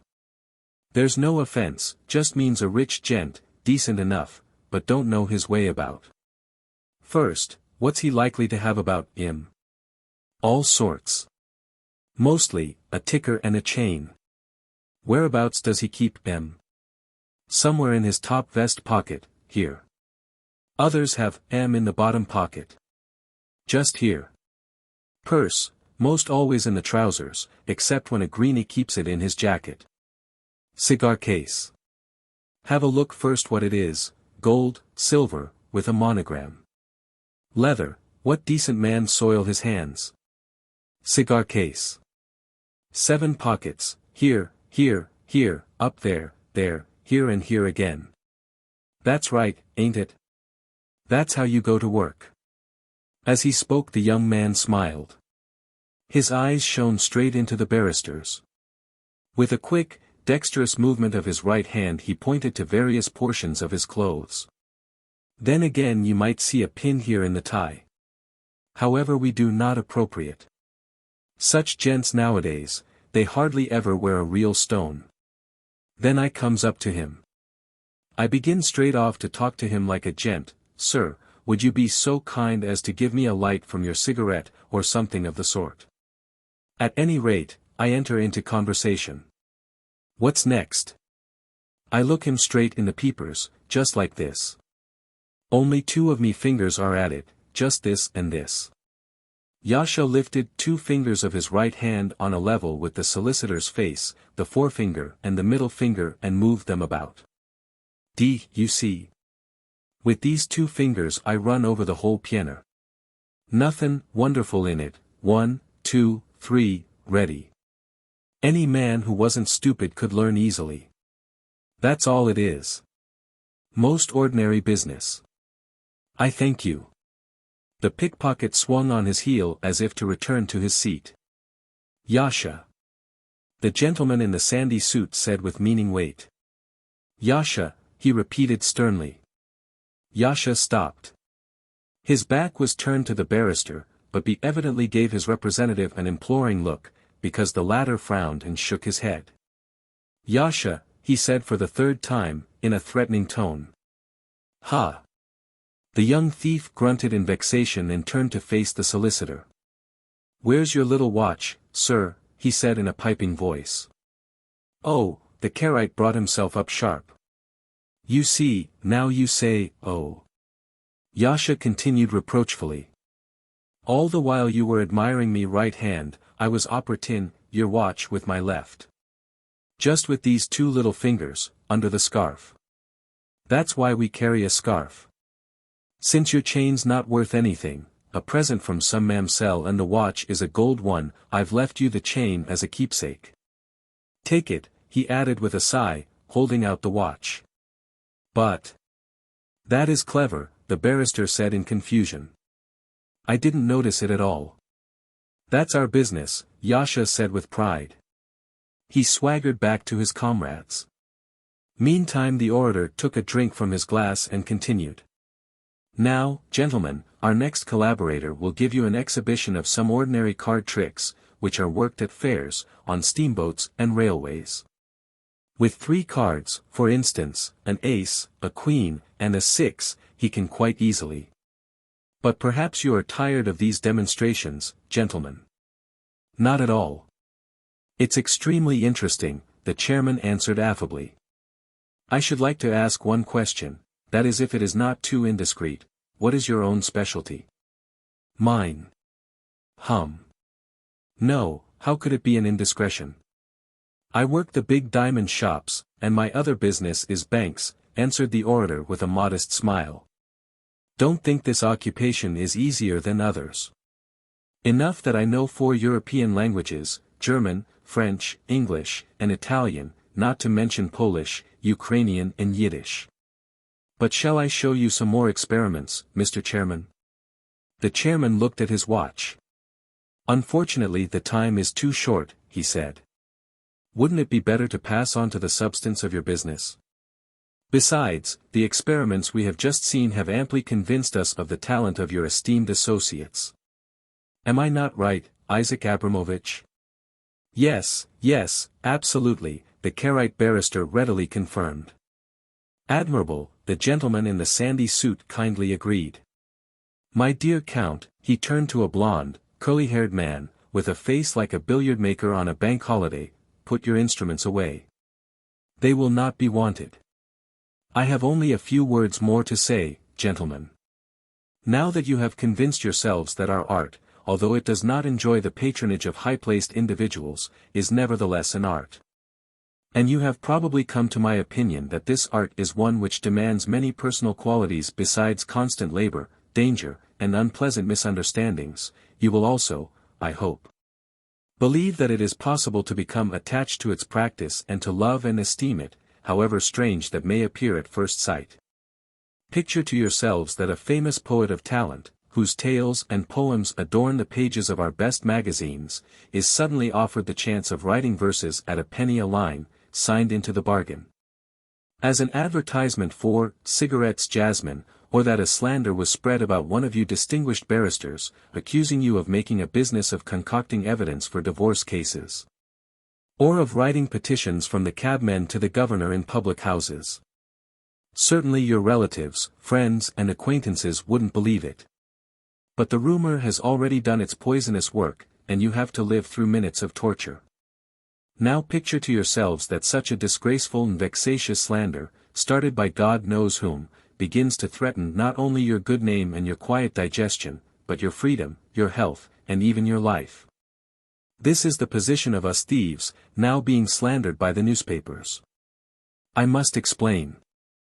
There is in existence a class of scum, passez-moi le mot, whom we call their mothers' darlings. With these we are unfortunately confused. They have neither shame nor conscience, a dissipated riff-raff, mothers useless darlings, idle, clumsy drones, shop assistants who commit unskillful thefts. He thinks nothing of living on his mistress, a prostitute, like the male mackerel, who always swims after the female and lives on her excrements. He is capable of robbing a child with violence in a dark alley, in order to get a penny. He will kill a man in his sleep and torture an old woman. These men are the pests of our profession. For them the beauties and the traditions of the art have no existence. They watch us real, talented thieves like a pack of jackals after a lion. Suppose I've managed to bring off an important job, We won't mention the fact that I have to leave 2/3 of what I get to the receivers who sell the goods and discount the notes. Or the customary subsidies to our incorruptible police. I still have to share out something to each one of these parasites, who have got wind of my job, by accident, hearsay, or a casual glance. So we call them motions, which means half, a corruption of moiety. Original etymology. I pay him only because he knows and may inform against me. And it mostly happens that even when he's got his share he runs off to the police in order to get another dollar. We, honest thieves. Yes, you may laugh, gentlemen, but I repeat it, we honest thieves detest these reptiles. We have another name for them, a stigma of ignominy, but I dare not utter it here out of respect for the place and for my audience. Oh, yes, they would gladly accept an invitation to a pogrom. The thought that we may be confused with them is 100 times more insulting to us even than the accusation of taking part in a pogrom. Gentlemen. While I have been speaking I have often noticed smiles on your faces. I understand you. Our presence here, our application for your assistance, and above all the unexpectedness of such a phenomenon as a systematic organization of thieves, with delegates who are thieves, and a leader of the deputation. Also a thief by profession, it is all so original that it must inevitably arouse a smile. But now I will speak from the depth of my heart. Let us be rid of our outward wrappings, gentlemen, let us speak as men to men. Almost all of us are educated, and all love books. We don't only read the adventures of Rochambeau, as the realistic writers say of us. Do you think our hearts did not bleed and our cheeks did not burn from shame, as though we had been slapped in the face, all the time that this unfortunate, disgraceful, accursed, cowardly war lasted?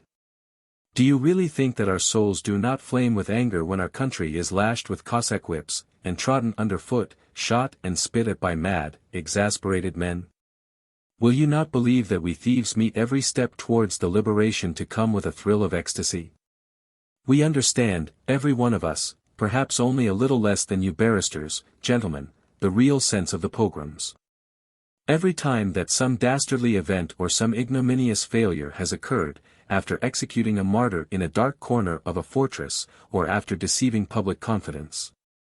Someone who is hidden and unapproachable gets frightened of the people's anger and diverts its vicious element upon the heads of innocent Jews. Whose diabolical mind invents these pogroms, these titanic bloodlettings, these cannibal amusements for the dark, bestial souls? We all see with certain clearness that the last convulsions of the bureaucracy are at hand. Forgive me if I present it imaginatively. There was a people that had a chief temple, wherein dwelt a bloodthirsty deity, behind a curtain, guarded by priests. Once fearless hands tore the curtain away. Then all the people saw, instead of a god, a huge, shaggy, voracious spider, like a loathsome cuttlefish. They beat it and shoot at it, it is dismembered already. But still in the frenzy of its final agony it stretches over all the ancient temple its disgusting, clawing tentacles. And the priests, themselves under sentence of death, push into the monster's grasp all whom they can seize in their terrified, trembling fingers. Forgive me. What I have said is probably wild and incoherent. But I am somewhat agitated. Forgive me. I continue. We thieves by profession know better than anyone else how these pogroms were organized. We wander everywhere, into public houses, markets, tea shops, doss houses, public places, the harbor. We can swear before God and man and posterity that we have seen how the police organized the massacres, without shame and almost without concealment. We know them all by face, in uniform or disguise. They invited many of us to take part. But there was none so vile among us as to give even the outward consent that fear might have extorted. You know, of course, how the various strata of Russian society behave towards the police. It is not even respected by those who avail themselves of its dark services. But we despise and hate it 10 times more, not because many of us have been tortured in the detective departments, which are just chambers of horror, beaten almost to death. Beaten with whips of oxhide and of rubber in order to extort a confession or to make us betray a comrade. Yes, we hate them for that too. But we thieves, all of us who have been in prison, have a mad passion for freedom. Therefore we despise our jailers with all the hatred that a human heart can feel. I will speak for myself. I have been tortured 3 times by police detectives till I was half dead. My lungs and liver have been shattered. In the mornings I spit blood until I can breathe no more. But if I were told that I will be spared a 4th flogging only by shaking hands with a chief of the detective police, I would refuse to do it. And then the newspapers say that we took from these hands Judas money, dripping with human blood. No, gentlemen, it is a slander which stabs our very soul, and inflicts insufferable pain. Not money, nor threats, nor promises will suffice to make us mercenary murderers of our brethren, nor accomplices with them. Never. No. No. His comrade standing behind him began to murmur. I will say more, the thief continued. Many of us protected the victims during this pogrom. Our friend, called XIII the Great, you have just seen him, gentlemen, was then lodging with a Jewish braid-maker on the Moldavanka. With a poker in his hands he defended his landlord from a great horde of assassins. It is true, XIII the Great is a man of enormous physical strength, and this is well known to many of the inhabitants of the Moldavanka. But you must agree, gentlemen, that in these moments XIII the Great looked straight into the face of death.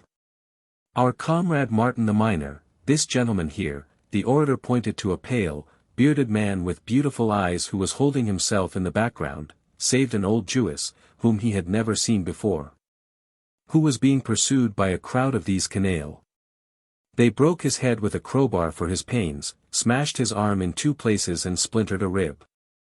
He is only just out of hospital. That is the way our most ardent and determined members acted. The others trembled for anger and wept for their own impotence. None of us will forget the horrors of those bloody days and bloody nights lit up by the glare of fires, those sobbing women, those little children's bodies torn to pieces and left lying in the street. But for all that, not one of us thinks that the police and the mob are the real origin of the evil. These tiny, stupid, loathsome vermin are only a senseless fist that is governed by a vile, calculating mind, moved by a diabolical will. Yes, gentlemen, the orator continued, we thieves have nevertheless merited your legal contempt. But when you, noble gentlemen, need the help of clever, brave, obedient men at the barricades, men who will be ready to meet death with a song and a jest on their lips for the most glorious word in the world, freedom, will you cast us off then and order us away because of an inveterate revulsion? Damn it all, the first victim in the French Revolution was a prostitute. She jumped up onto a barricade, with her skirt caught elegantly up into her hand and called out, which of you soldiers will dare to shoot a woman? Yes, by God! The orator exclaimed aloud and brought down his fist onto the marble table top. They killed her, but her action was magnificent, and the beauty of her words immortal. If you should drive us away on the great day, we will turn to you and say, you spotless cherubim, if human thoughts had the power to wound, kill, and rob man of honor and property, then which of you innocent doves would not deserve the knout and imprisonment for life? Then we will go away from you and build our own gay, sporting, desperate thieves' barricade, and will die with such united songs on our lips that you will envy us, you who are whiter than snow. But I have been once more carried away. Forgive me. I am at the end. You now see, gentlemen, what feelings the newspaper slanders have excited in us. Believe in our sincerity and do what you can to remove the filthy stain which has so unjustly been cast upon us. I have finished. He went away from the table and joined his comrades. The barristers were whispering in an undertone, very much as the magistrates of the bench at sessions. Then the chairman rose. We trust you absolutely, and we will make every effort to clear your association of this most grievous charge.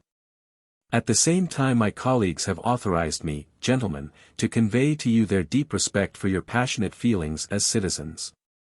And for my own part one asked the leader of the deputation for permission to shake him by the hand. The 2 men, both tall and serious, held each other's hands in a strong, masculine grip. The barristers were leaving the theatre, but 4 of them hung back a little beside the clothes rack in the hall. Isaac Abramovich could not find his new, smart grey hat anywhere. In its place on the wooden peg hung a cloth cap jauntily flattened in on either side. Yasha. The stern voice of the orator was suddenly heard from the other side of the door. Yasha. It's the last time I'll speak to you, curse you. Do you hear? The heavy door opened wide. The gentleman in the sandy suit entered. In his hands he held Isaac Abramovich's hat, on his face was a well-bred smile. Gentlemen, for heaven's sake forgive us, an odd little misunderstanding. One of our comrades exchanged his hat by accident. Oh, it is yours. 1,000 pardons. Doorkeeper. Why don't you keep an eye on things, my good fellow, eh? Just give me that cap, there. Once more, I ask you to forgive me, gentlemen. With a pleasant bow and the same well-bred smile he made his way quickly into the street. The duel and other stories. The duel. It was 8 o'clock in the morning, the time when the officers, the local officials, and the visitors usually took their morning dip in the sea after the hot, stifling night. And then went into the pavilion to drink tea or coffee. Ivan Andreevich Levsky, a thin, fair young man of 28, wearing the cap of a clerk in the Ministry of Finance and with slippers on his feet, coming down to bathe, found a number of acquaintances on the beach. And among them his friend Samolenko, the army doctor. With his big cropped head, short neck, his red face, his big nose, his shaggy black eyebrows and grey whiskers, his stout puffy figure and his hoarse military bass, this Samolenko made on every newcomer the unpleasant impression of a gruff bully. But 2 or 3 days after making his acquaintance, one began to think his face extraordinarily good-natured, kind, and even handsome. In spite of his clumsiness and rough manner, he was a peaceable man, of infinite kindliness and goodness of heart, always ready to be of use. He was on familiar terms with every one in the town, lent every one money, doctored every one, made matches, patched up quarrels, arranged picnics at which he cooked shashlik and an awfully good soup of grey mullets. He was always looking after other people's affairs and trying to interest someone on their behalf, and was always delighted about something. The general opinion about him was that he was without faults of character. He had only 2 weaknesses: he was ashamed of his own good nature, and tried to disguise it by a surly expression and an assumed gruffness. And he liked his assistants and his soldiers to call him Your Excellency, although he was only a civil counselor. Answer one question for me, Alexander Daviditch, Levsky began, when both he and Samolenko were in the water up to their shoulders. Suppose you had loved a woman and had been living with her for 2 or 3 years, and then left off caring for her, as one does, and began to feel that you had nothing in common with her. How would you behave in that case? It's very simple. You go where you please, madam, and that would be the end of it. It's easy to say that. But if she has nowhere to go? A woman with no friends or relations, without a farthing, who can't work. Well, 500 rubles down or an allowance of 25 rubles a month, and nothing more. It's very simple. Even supposing you have 500 rubles and can pay 25 rubles a month, the woman I am speaking of is an educated woman and proud. Could you really bring yourself to offer her money? And how would you do it? Samolenko was going to answer, but at that moment a big wave covered them both, then broke on the beach and rolled back noisily over the shingle. The friends got out and began dressing. Of course, it is difficult to live with a woman if you don't love her, said Samolenko, shaking the sand out of his boots. But one must look at the thing humanely, Vanya. If it were my case, I should never show a sign that I did not love her, and I should go on living with her till I died. He was at once ashamed of his own words. He pulled himself up and said, "But for aught I care, there might be no females at all. Let them all go to the devil." The friends dressed and went into the pavilion. There Samolenko was quite at home, and even had a special cup and saucer. Every morning they brought him on a tray a cup of coffee, a tall cut glass of iced water, and a tiny glass of brandy. He would first drink the brandy, then the hot coffee, then the iced water, and this must have been very nice, for after drinking it his eyes looked moist with pleasure. He would stroke his whiskers with both hands, and say, looking at the sea, "A wonderfully magnificent view." After a long night spent in cheerless, unprofitable thoughts which prevented him from sleeping, and seemed to intensify the darkness and sultriness of the night, Levsky felt listless and shattered. He felt no better for the bathe and the coffee. "Let us go on with our talk, Alexander Daviditch," he said. "I won't make a secret of it, I'll speak to you openly as to a friend. Things are in a bad way with Nadezhda Fyodorovna and me, a very bad way. Forgive me for forcing my private affairs upon you, but I must speak out." Samolenko, who had a misgiving of what he was going to speak about, dropped his eyes and drummed with his fingers on the table. "I've lived with her for 2 years and have ceased to love her," Levsky went on, "or, rather, I realized that I never had felt any love for her. These 2 years have been a mistake." It was Levsky's habit as he talked to gaze attentively at the pink palms of his hands, to bite his nails, or to pinch his cuffs. And he did so now. "I know very well you can't help me," he said. "But I tell you, because unsuccessful and superfluous people like me find their salvation in talking. I have to generalize about everything I do. I'm bound to look for an explanation and justification of my absurd existence in somebody else's theories, in literary types, in the idea that we, upper-class Russians, are degenerating, for instance, and so on. Last night, for example, I comforted myself by thinking all the time, ah, how true Tolstoy is, how mercilessly true. And that did me good. Yes, really, brother, he is a great writer, say what you like." Samolenko, who had never read Tolstoy and was intending to do so every day of his life, was a little embarrassed, and said, "Yes, all other authors write from imagination, but he writes straight from nature." "My God," sighed Levsky. "How distorted we all are by civilization. I fell in love with a married woman and she with me. To begin with, we had kisses, and calm evenings, and vows, and Spencer, and ideals, and interests in common.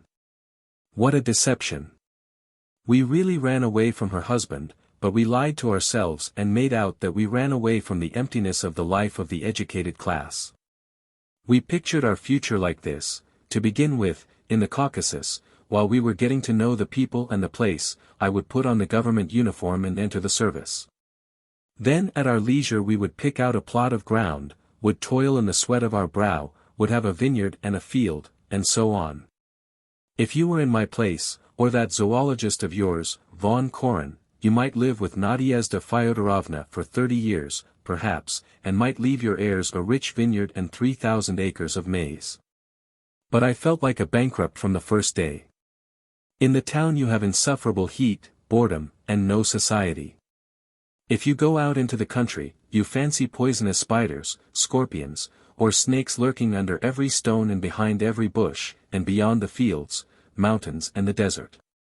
Alien people, an alien country, a wretched form of civilization, all that is not so easy, brother, as walking on the Nevsky Prospect in one's fur coat, arm in arm with Nadezhda Fyodorovna, dreaming of the sunny south. What is needed here is a life and death struggle, and I'm not a fighting man. A wretched neurasthenic, an idle gentleman. From the first day I knew that my dreams of a life of labor and of a vineyard were worthless. As for love, I ought to tell you that living with a woman who has read Spencer and has followed you to the ends of the earth is no more interesting than living with any Anfissa or Aquilina. There's the same smell of ironing, of powder, and of medicines, the same curl papers every morning, the same self-deception. You can't get on in the house without an iron, said Samolenko, blushing at Levsky's speaking to him so openly of a lady he knew. You are out of humor today, Vanya, I notice. Nadezhda Fyodorovna is a splendid woman, highly educated, and you are a man of the highest intellect. Of course, you are not married, Samolenko went on, glancing round at the adjacent tables, but that's not your fault, and besides. One ought to be above conventional prejudices and rise to the level of modern ideas. I believe in free love myself, yes. But to my thinking, once you have settled together, you ought to go on living together all your life. Without love? I will tell you directly, said Samolenko. 8 years ago there was an old fellow, an agent, here, a man of very great intelligence. Well, he used to say that the great thing in married life was patience. Do you hear, Vanya? Not love, but patience. Love cannot last long. You have lived 2 years in love, and now evidently your married life has reached the period when, in order to preserve equilibrium, so to speak, you ought to exercise all your patience. You believe in your old agent, to me his words are meaningless. Your old man could be a hypocrite. He could exercise himself in the virtue of patience, and, as he did so, look upon a person he did not love as an object indispensable for his moral exercises, but I have not yet fallen so low. If I want to exercise myself in patience, I will buy dumbbells or a frisky horse, but I'll leave human beings alone. Samolenko asked for some white wine with ice. When they had drunk a glass each, Levsky suddenly asked. Tell me, please, what is the meaning of softening of the brain? How can I explain it to you? It's a disease in which the brain becomes softer, as it were, dissolves. Is it curable? Yes, if the disease is not neglected. Cold douches, blisters. Something internal, too. Oh. Well, you see my position, I can't live with her, it is more than I can do. While I'm with you I can be philosophical about it and smile, but at home I lose heart completely. I am so utterly miserable, that if I were told, for instance, that I should have to live another month with her, I should blow out my brains. At the same time, parting with her is out of the question. She has no friends or relations, she cannot work, and neither she nor I have any money. What could become of her? To whom could she go? There is nothing one can think of. Come, tell me, what am I to do? Growled Samolenko, not knowing what to answer. Does she love you? Yes, she loves me in so far as at her age and with her temperament she wants a man. It would be as difficult for her to do without me as to do without her powder or her curl papers. I am for her an indispensable, integral part of her boudoir. Samolenko was embarrassed. You are out of humor today, Vanya, he said. You must have had a bad night. Yes, I slept badly. Altogether, I feel horribly out of sorts, brother. My head feels empty, there's a sinking at my heart, a weakness. I must run away. Run where? There, to the north. To the pines and the mushrooms, to people and ideas. I'd give half my life to bathe now in some little stream in the province of Moscow or Tula. To feel chilly, you know, and then to stroll for 3 hours even with the feeblest student, and to talk endlessly. And the scent of the hay. Do you remember it? And in the evening, when one walks in the garden, sounds of the piano float from the house, one hears the train passing. Levsky laughed with pleasure. Tears came into his eyes, and to cover them, without getting up, he stretched across the next table for the matches. I have not been in Russia for 18 years, said Samolenko. I've forgotten what it is like. To my mind, there is not a country more splendid than the Caucasus. Vereshchagin has a picture in which some men condemned to death are languishing at the bottom of a very deep well. Your magnificent Caucasus strikes me as just like that well. If I were offered the choice of a chimney sweep in Petersburg or a prince in the Caucasus, I should choose the job of chimney sweep. Levsky grew pensive. Looking at his stooping figure, at his eyes fixed dreamily at one spot, at his pale, perspiring face and sunken temples, at his bitten nails, at the slipper which had dropped off his heel, displaying a badly darned sock. Samolenko was moved to pity, and probably because Levsky reminded him of a helpless child, he asked. Is your mother living? Yes, but we are on bad terms. She could not forgive me for this affair. Samolenko was fond of his friend. He looked upon Levsky as a good-natured fellow, a student, a man with no nonsense about him, with whom one could drink, and laugh, and talk without reserve. What he understood in him he disliked extremely. Levsky drank a great deal and at unsuitable times. He played cards, despised his work, lived beyond his means, frequently made use of unseemly expressions in conversation, walked about the streets in his slippers, and quarreled with Nadezhda Fyodorovna before other people, and Samolenko did not like this. But the fact that Levsky had once been a student in the Faculty of Arts, subscribed to 2 fat reviews, often talked so cleverly that only a few people understood him, was living with a well-educated woman, all this Samolenko did not understand. And he liked this and respected Levsky, thinking him superior to himself. "There is another point," said Levsky, shaking his head. "Only it is between ourselves. I'm concealing it from Nadezhda Fyodorovna for the time. Don't let it out before her. I got a letter the day before yesterday, telling me that her husband has died from softening of the brain." "The kingdom of heaven be his," sighed Samolenko. "Why are you concealing it from her?" "To show her that letter would be equivalent to come to church to be married. And we should first have to make our relations clear. When she understands that we can't go on living together, I will show her the letter. Then there will be no danger in it." "Do you know what, Vanya," said Samolenko, and a sad and imploring expression came into his face, as though he were going to ask him about something very touching and were afraid of being refused. "Marry her, my dear boy. Why? Do your duty to that splendid woman. Her husband is dead, and so Providence itself shows you what to do. But do understand, you queer fellow, that it is impossible. To marry without love is as base and unworthy of a man as to perform Mass without believing in it. But it's your duty to." "Why is it my duty?" Levsky asked irritably. "Because you took her away from her husband and made yourself responsible for her. But now I tell you in plain Russian, I don't love her." "Well, if you've no love, show her proper respect, consider her wishes." "Show her respect, consider her wishes," Levsky mimicked him. "As though she were some mother superior. You are a poor psychologist and physiologist if you think that living with a woman one can get off with nothing but respect and consideration. What a woman thinks most of is her bedroom." "Vanya, Vanya," said Samolenko, overcome with confusion. "You are an elderly child, a theorist, while I am an old man in spite of my years, and practical, and we shall never understand one another. We had better drop this conversation. Mustafa." Levsky shouted to the waiter. "What's our bill?" "No, no." The doctor cried in dismay, clutching Levsky's arm. "It is for me to pay. I ordered it. Make it out to me," he cried to Mustafa. The friends got up and walked in silence along the seafront.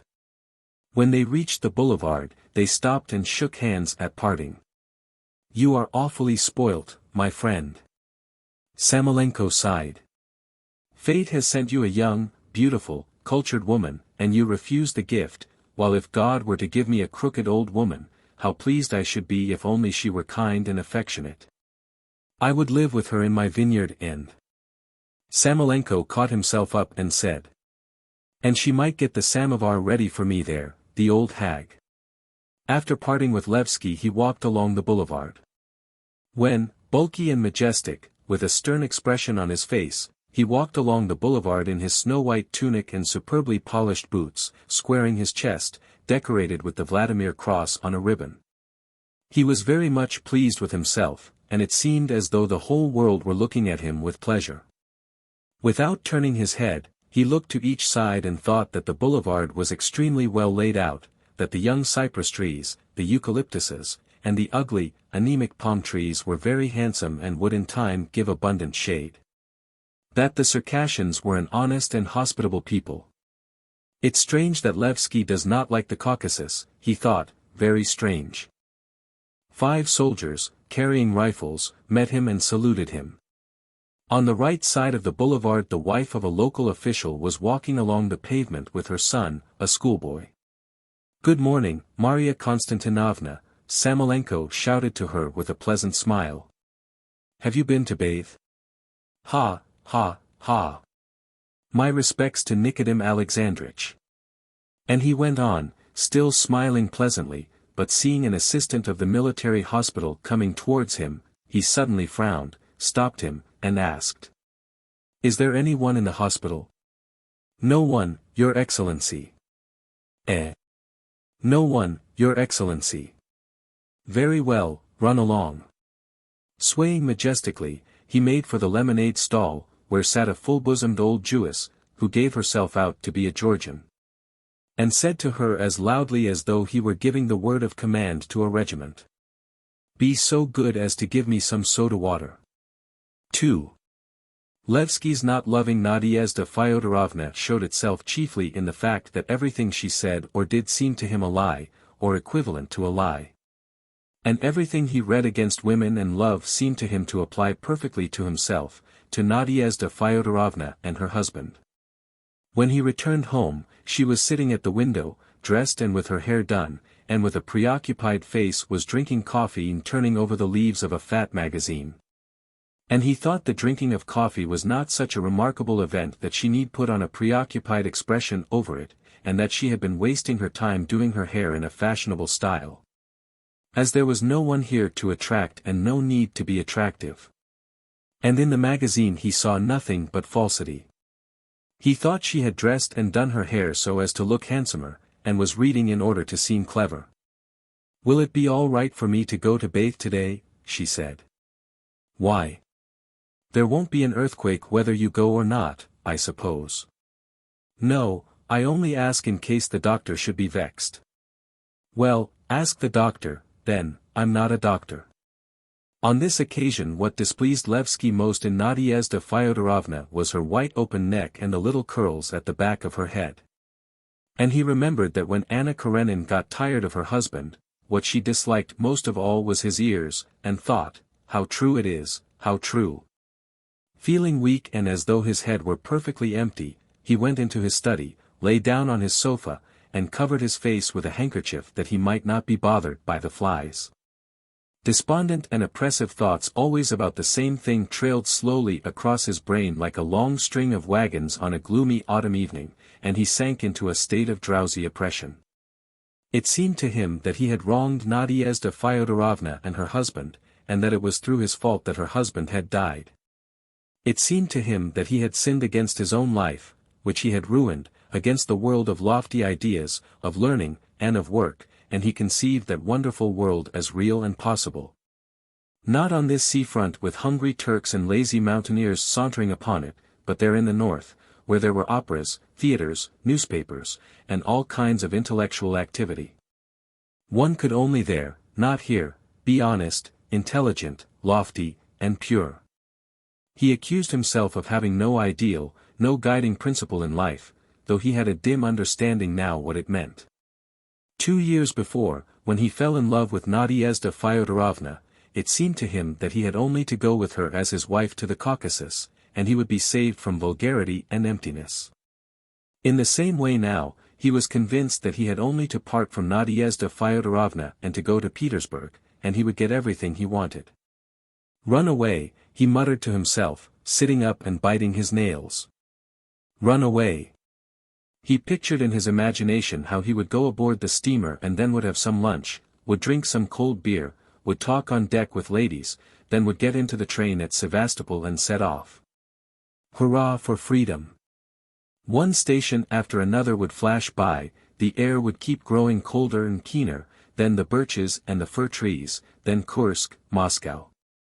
In the restaurants cabbage soup, mutton with kasha, sturgeon, beer, no more Asiaticism, but Russia, real Russia. The passengers in the train would talk about trade, new singers, the Franco-Russian Entente. On all sides there would be the feeling of keen, cultured, intellectual, eager life. Hasten on, on. At last Nevsky Prospect, and Great Morskaya Street, and then Kovensky Place, where he used to live at one time when he was a student, the dear grey sky, the drizzling rain, the drenched cabmen. "Ivan Andreyitch." Someone called from the next room. Are you at home? I'm here, Levsky responded. What do you want? Papers. Levsky got up languidly, feeling giddy, walked into the other room, yawning and shuffling with his slippers. There, at the open window that looked into the street, stood one of his young fellow clerks, laying out some government documents on the windowsill. 1 minute, my dear fellow, Levsky said softly, and he went to look for the ink. Returning to the window, he signed the papers without looking at them, and said, "It's hot." "Yes." "Are you coming today?" "I don't think so. I'm not quite well." "Tell Sheshkovsky that I will come and see him after dinner." The clerk went away. Levsky lay down on his sofa again and began thinking. And so I must weigh all the circumstances and reflect on them. Before I go away from here I ought to pay up my debts. I owe about 2,000 rubles. I have no money. Of course, that's not important, I shall pay part now, somehow, and I shall send the rest, later, from Petersburg. The chief point is Nadezhda Fyodorovna. First of all we must define our relations. Yes. A little later he was considering whether it would not be better to go to Samolenko for advice. I might go, he thought, but what use would there be in it? I shall only say something inappropriate about boudoirs, about women, about what is honest or dishonest. What's the use of talking about what is honest or dishonest, if I must make haste to save my life, if I am suffocating in this cursed slavery and am killing myself? One must realize at last that to go on leading the life I do is something so base and so cruel that everything else seems petty and trivial beside it. To run away, he muttered, sitting down, to run away. The deserted seashore, the insatiable heat, and the monotony of the smoky lilac mountains, ever the same and silent, everlastingly solitary, overwhelmed him with depression, and, as it were, made him drowsy and sapped his energy. He was perhaps very clever, talented, remarkably honest, perhaps if the sea and the mountains had not closed him in on all sides, he might have become an excellent Zemstvo leader, a statesman, an orator, a political writer, a saint. Who knows? If so, was it not stupid to argue whether it were honest or dishonest when a gifted and useful man, an artist or musician, for instance, to escape from prison, breaks a wall and deceives his jailers? Anything is honest when a man is in such a position. At 2 o'clock Levsky and Nadezhda Fyodorovna sat down to dinner. When the cook gave them rice and tomato soup, Levsky said, "The same thing every day. Why not have cabbage soup? There are no cabbages. It's strange. Samolenko has cabbage soup and Maria Konstantinovna has cabbage soup, and only I am obliged to eat this mawkish mess. We can't go on like this, darling." As is common with the vast majority of husbands and wives, not a single dinner had in earlier days passed without scenes and fault-finding between Nadezhda Fyodorovna and Levsky. But ever since Levsky had made up his mind that he did not love her, he had tried to give way to Nadezhda Fyodorovna in everything, spoke to her gently and politely, smiled, and called her darling. "This soup tastes like licorice," he said, smiling. He made an effort to control himself and seem amiable, but could not refrain from saying, "Nobody looks after the housekeeping. If you are too ill or busy with reading, let me look after the cooking." In earlier days she would have said to him, "Do by all means," or, "I see you want to turn me into a cook," but now she only looked at him timidly and flushed crimson. "Well, how do you feel today?" he asked kindly. "I am all right today. There is nothing but a little weakness. You must take care of yourself, darling. I am awfully anxious about you." Nadezhda Fyodorovna was ill in some way. Samolenko said she had intermittent fever, and gave her quinine.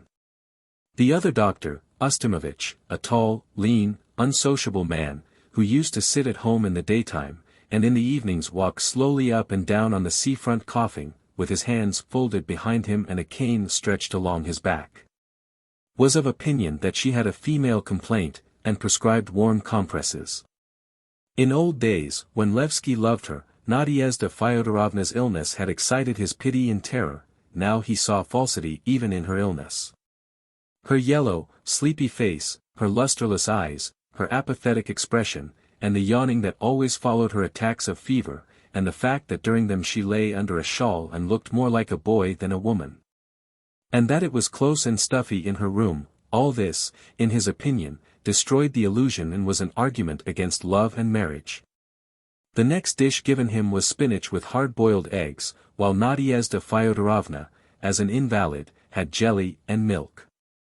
When with a preoccupied face she touched the jelly with a spoon and then began languidly eating it, sipping milk, and he heard her swallowing, he was possessed by such an overwhelming aversion that it made his head tingle.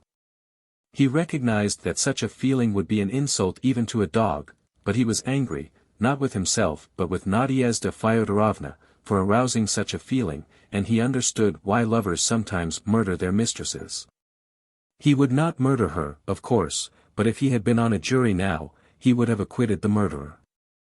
"Merci, darling," he said after dinner, and kissed Nadezhda Fyodorovna on the forehead. Going back into his study, he spent 5 minutes in walking to and fro, looking at his boots, then he sat down on his sofa and muttered. "Run away, run away. We must define the position and run away." He lay down on the sofa and recalled again that Nadezhda Fyodorovna's husband had died, perhaps, by his fault. To blame a man for loving a woman, or ceasing to love a woman, is stupid, he persuaded himself, lying down and raising his legs in order to put on his high boots. Love and hatred are not under our control. As for her husband, maybe I was in an indirect way one of the causes of his death, but again, is it my fault that I fell in love with his wife and she with me? Then he got up, and finding his cap, set off to the lodgings of his colleague, Sheshkovsky, where the government clerks met every day to play vint and drink beer. My indecision reminds me of Hamlet, thought Levsky on the way. How truly Shakespeare describes it. Ah, how truly. 3.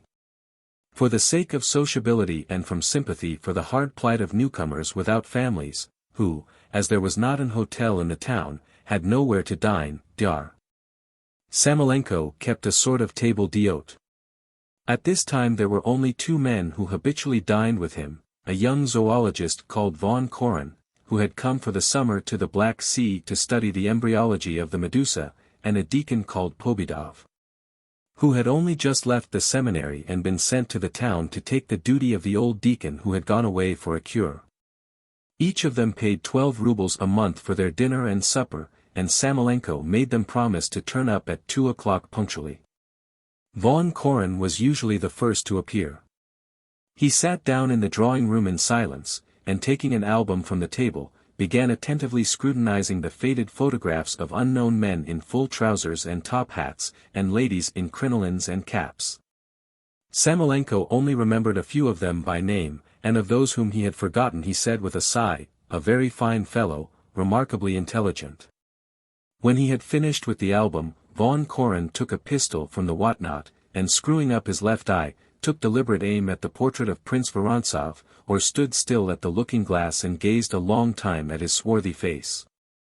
His big forehead, and his black hair, which curled like a Negro's, and his shirt of dull-colored cotton with big flowers on it like a Persian rug, and the broad leather belt he wore instead of a waistcoat. The contemplation of his own image seemed to afford him almost more satisfaction than looking at photographs or playing with the pistols.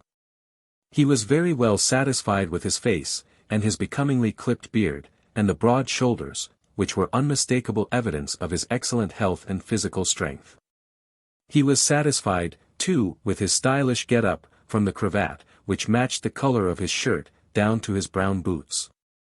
While he was looking at the album and standing before the glass, at that moment, in the kitchen and in the passage near, Samolenko, without his coat and waistcoat, with his neck bare, excited and bathed in perspiration, was bustling about the tables, mixing the salad, or making some sauce, or preparing meat, cucumbers, and onion for the cold soup, while he glared fiercely at the orderly who was helping him, and brandished first a knife and then a spoon at him. "Give me the vinegar," he said. "That's not the vinegar, it's the salad oil," he shouted, stamping. "Where are you off to, you brute?" "To get the butter, your excellency, answered the flustered orderly in a cracked voice. Make haste. It's in the cupboard. And tell Daria to put some fennel in the jar with the cucumbers. Fennel. Cover the cream up, gaping laggard, or the flies will get into it. And the whole house seemed resounding with his shouts. When it was 10 or 15 minutes to 2 the deacon would come in. He was a lanky young man of 22, with long hair, with no beard and a hardly perceptible mustache.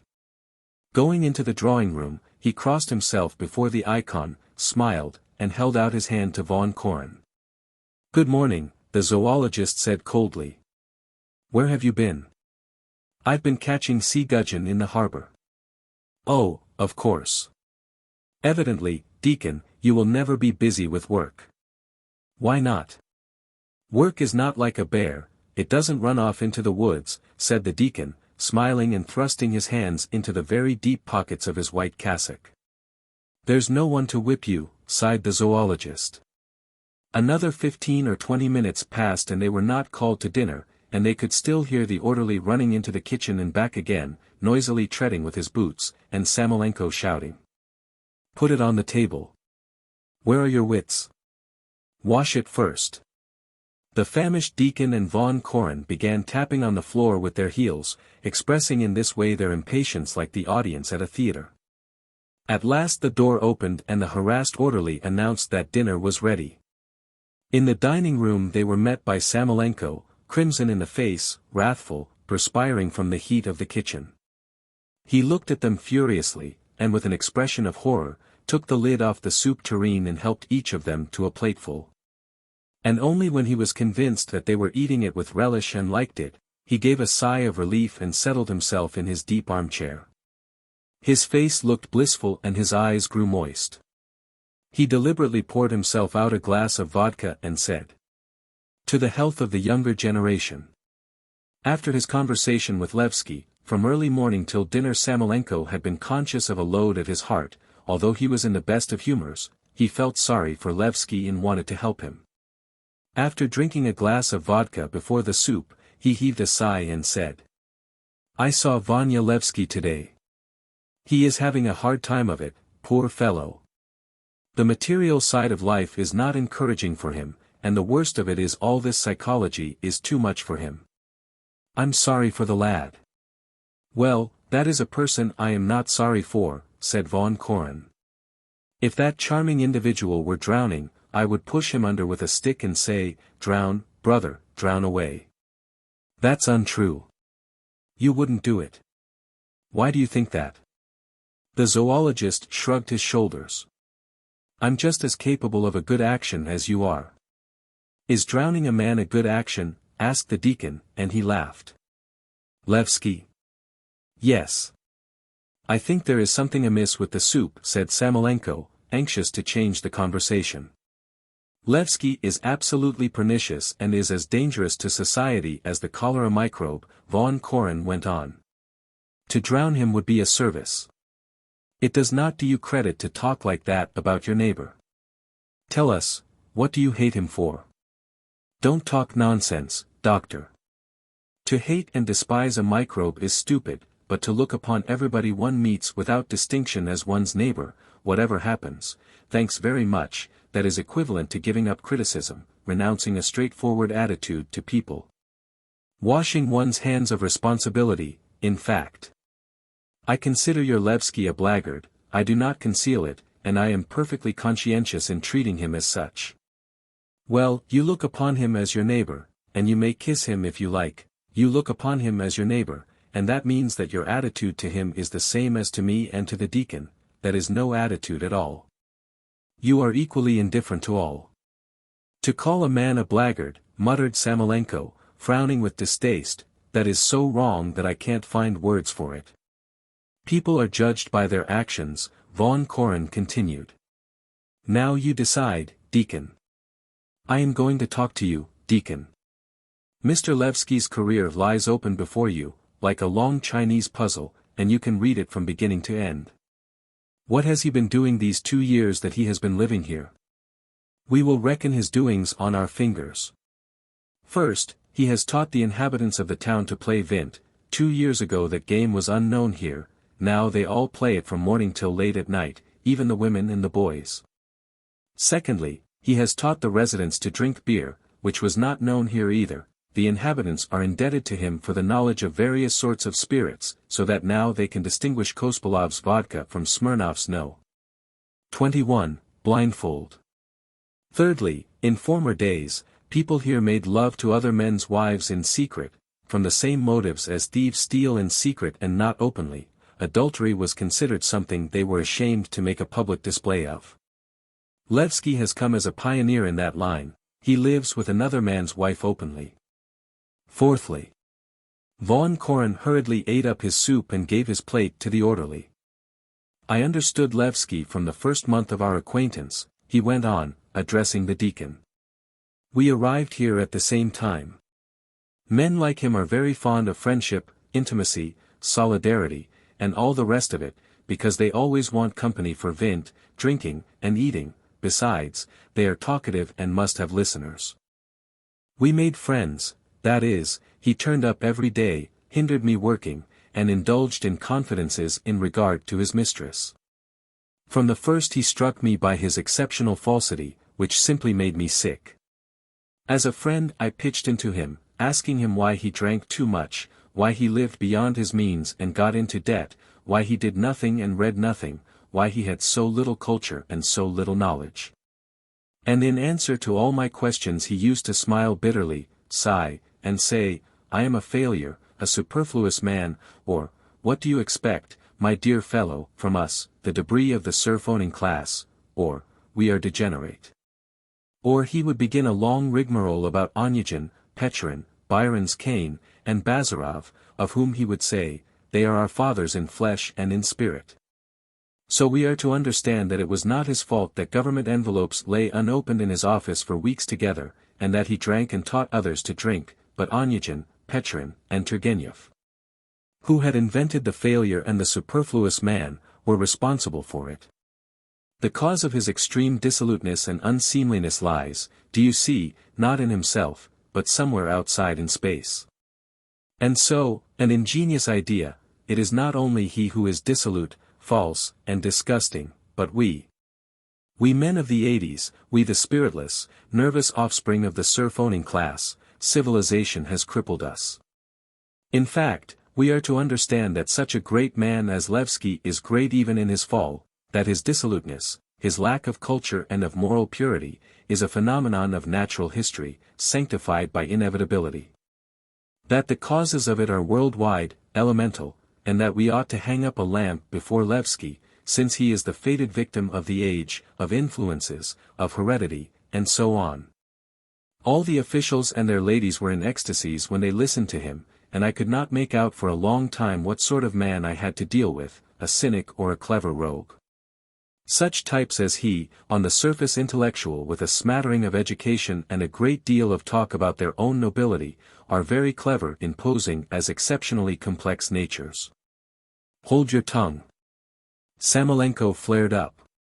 I will not allow a splendid fellow to be spoken ill of in my presence. Don't interrupt, Alexander Daviditch, said Von Koren coldly, I am just finishing. Levsky is by no means a complex organism. Here is his moral skeleton: in the morning, slippers, a bathe, and coffee, then till dinner time, slippers, a constitutional, and conversation, at 2 o'clock slippers, dinner, and wine, at 5 o'clock a bathe, tea and wine, then vint and lying. At 10 o'clock supper and wine, and after midnight sleep and la femme. His existence is confined within this narrow program like an egg within its shell. Whether he walks or sits, is angry, writes, rejoices, it may all be reduced to wine, cards, slippers, and women. Woman plays a fatal, overwhelming part in his life. He tells us himself that at 13 he was in love. That when he was a student in his first year he was living with a lady who had a good influence over him, and to whom he was indebted for his musical education. In his second year he bought a prostitute from a brothel and raised her to his level, that is, took her as his kept mistress, and she lived with him for 6 months and then ran away back to the brothel keeper. And her flight caused him much spiritual suffering. Alas! His sufferings were so great that he had to leave the university and spend 2 years at home doing nothing. But this was all for the best. At home he made friends with a widow who advised him to leave the faculty of jurisprudence and go into the faculty of arts. And so he did. When he had taken his degree, he fell passionately in love with his present, married lady, and was obliged to flee with her here to the Caucasus for the sake of his ideals, he would have us believe, seeing that tomorrow, if not today, he will be tired of her and flee back again to Petersburg, and that, too, will be for the sake of his ideals. How do you know? Growled Samolenko, looking angrily at the zoologist. You had better eat your dinner. The next course consisted of boiled mullet with Polish sauce. Samolenko helped each of his companions to a whole mullet and poured out the sauce with his own hand. 2 minutes passed in silence. Woman plays an essential part in the life of every man, said the deacon. You can't help that. Yes, but to what degree? For each of us woman means mother, sister, wife, friend. To Levsky she is everything, and at the same time nothing but a mistress. She, that is, cohabitation with her, is the happiness and object of his life. He is gay, sad, bored, disenchanted, on account of woman. His life grows disagreeable, woman is to blame, the dawn of a new life begins to glow, ideals turn up, and again look for the woman. He only derives enjoyment from books and pictures in which there is woman. Our age is, to his thinking, poor and inferior to the 40s and the 60s only because we do not know how to abandon ourselves obviously to the passion and ecstasy of love. These voluptuaries must have in their brains a special growth of the nature of sarcoma, which stifles the brain and directs their whole psychology. Watch Levsky when he is sitting anywhere in company. You notice, when one raises any general question in his presence, for instance, about the cell or instinct, he sits apart, and neither speaks nor listens, he looks languid and disillusioned. Nothing has any interest for him, everything is vulgar and trivial. But as soon as you speak of male and female, for instance, of the fact that the female spider, after fertilization, devours the male, his eyes glow with curiosity, his face brightens, and the man revives, in fact. All his thoughts, however noble, lofty, or neutral they may be, they all have one point of resemblance. You walk along the street with him and meet a donkey, for instance. Tell me, please, he asks, what would happen if you mated a donkey with a camel? And his dreams. Has he told you of his dreams? It is magnificent. First, he dreams that he is married to the moon, then that he is summoned before the police and ordered to live with a guitar. The deacon burst into resounding laughter. Samolenko frowned and wrinkled up his face angrily so as not to laugh, but could not restrain himself, and laughed. And it's all nonsense, he said, wiping his tears. Yes, by Jove, it's nonsense. 4. The deacon was very easily amused, and laughed at every trifle till he got a stitch in his side, till he was helpless. It seemed as though he only liked to be in people's company because there was a ridiculous side to them, and because they might be given ridiculous nicknames. He had nicknamed Samolenko the tarantula, his orderly the drake, and was in ecstasies when on one occasion von Koren spoke of Levsky and Nadezhda Fyodorovna as Japanese monkeys. He watched people's faces greedily, listened without blinking, and it could be seen that his eyes filled with laughter and his face was tense with expectation of the moment when he could let himself go and burst into laughter. He is a corrupt and depraved type, the zoologist continued, while the deacon kept his eyes riveted on his face, expecting he would say something funny. It is not often one can meet with such a nonentity. In body he is inert, feeble, prematurely old, while in intellect he differs in no respect from a fat shopkeeper's wife who does nothing but eat, drink, and sleep on a feather bed, and who keeps her coachman as a lover. The deacon began guffawing again. Don't laugh, deacon, said von Koren. It grows stupid, at last. I should not have paid attention to his insignificance, he went on, after waiting till the deacon had left off laughing. I should have passed him by if he were not so noxious and dangerous. His noxiousness lies first of all in the fact that he has great success with women, and so threatens to leave descendants, that is, to present the world with a dozen Levskys as feeble and as depraved as himself. Secondly, he is in the highest degree contaminating. I have spoken to you already of Vint and beer. In another year or two he will dominate the whole Caucasian coast. You know how the mass, especially its middle stratum, believe in intellectuality, in a university education, in gentlemanly manners, and in literary language. Whatever filthy thing he did, they would all believe that it was as it should be, since he is an intellectual man, of liberal ideas and university education. What is more, he is a failure, a superfluous man, a neurasthenic, a victim of the age, and that means he can do anything. He is a charming fellow, a regular good sort, he is so genuinely indulgent to human weaknesses. He is compliant, accommodating, easy and not proud, one can drink with him and gossip and talk evil of people. The masses, always inclined to anthropomorphism in religion and morals, like best of all the little gods who have the same weaknesses as themselves. Only think what a wide field he has for contamination. Besides, he is not a bad actor and is a clever hypocrite, and knows very well how to twist things round. Only take his little shifts and dodges, his attitude to civilization, for instance. He has scarcely sniffed at civilization, yet, ah, how we have been crippled by civilization. Ah, how I envy those savages, those children of nature, who know nothing of civilization. We are to understand, you see, that at one time, in ancient days, he has been devoted to civilization with his whole soul, has served it, has sounded it to its depths, but it has exhausted him, disillusioned him, deceived him.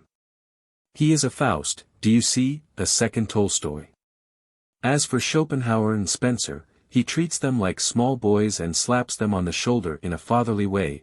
Well, what do you say, old Spencer? He has not read Spencer, of course, but how charming he is when with light, careless irony he says of his lady friend, she has read Spencer. And they all listen to him, and no one cares to understand that this charlatan has not the right to kiss the sole of Spencer's foot, let alone speaking about him in that tone. Sapping the foundations of civilization, of authority, of other people's altars, spattering them with filth, winking jocosely at them only to justify and conceal one's own rottenness and moral poverty is only possible for a very vain, base, and nasty creature. I don't know what it is you expect of him, Kolya, said Samolenko, looking at the zoologist, not with anger now, but with a guilty air. He is a man the same as everyone else. Of course, he has his weaknesses, but he is abreast of modern ideas, is in the service, is of use to his country. 10 years ago there was an old fellow serving as agent here, a man of the greatest intelligence, and he used to say. Nonsense, nonsense, the zoologist interrupted. You say he is in the service, but how does he serve?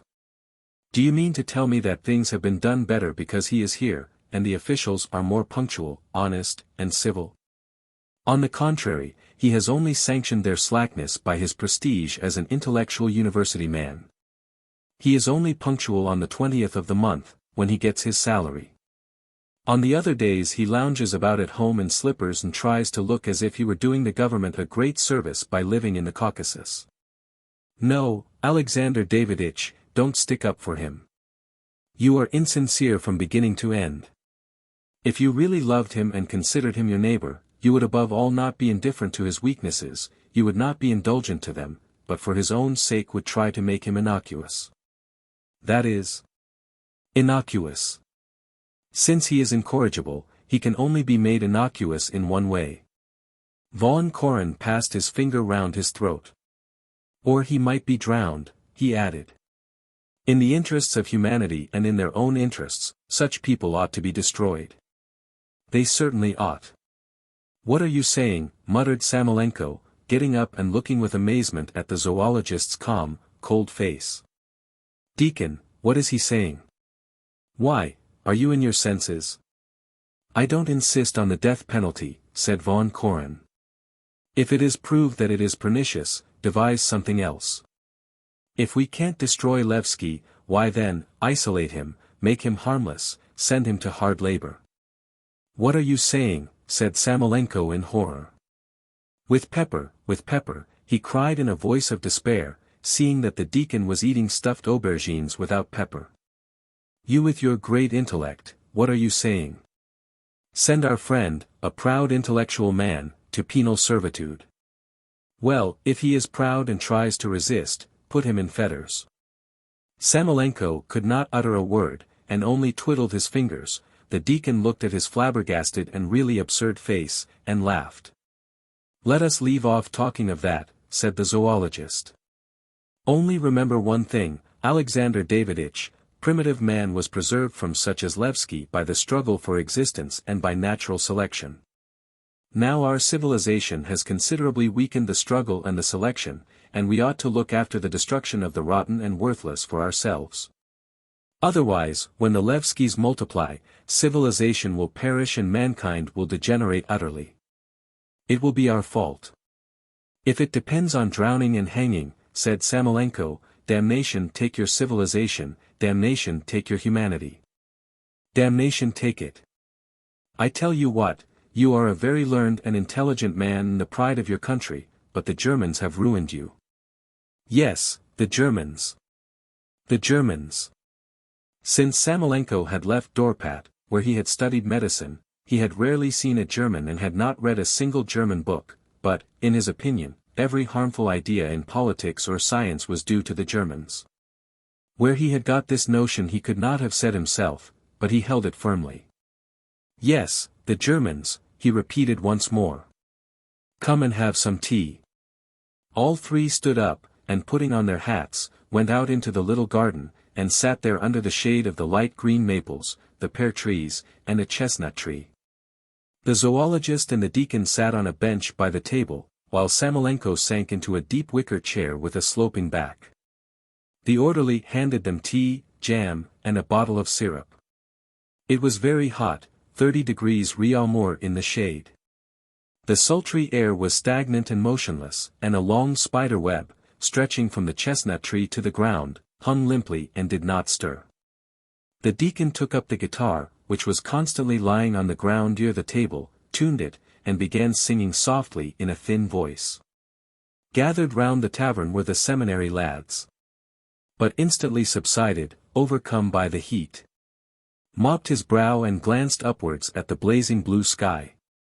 Samolenko grew drowsy, the sultry heat, the stillness and the delicious after-dinner languor, which quickly pervaded all his limbs, made him feel heavy and sleepy, his arms dropped at his sides, his eyes grew small, his head sank on his breast.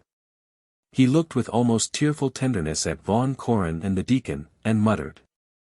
The younger generation. A scientific star and a luminary of the church. I shouldn't wonder if the long-skirted Alleluia will be shooting up into a bishop.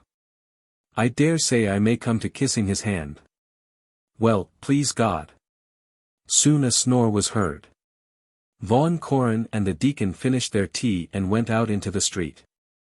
Are you going to the harbor again to catch sea gudgeon? Asked the zoologist. No, it's too hot. Come and see me. You can pack up a parcel and copy something for me. By the way, we must have a talk about what you are to do. You must work, deacon.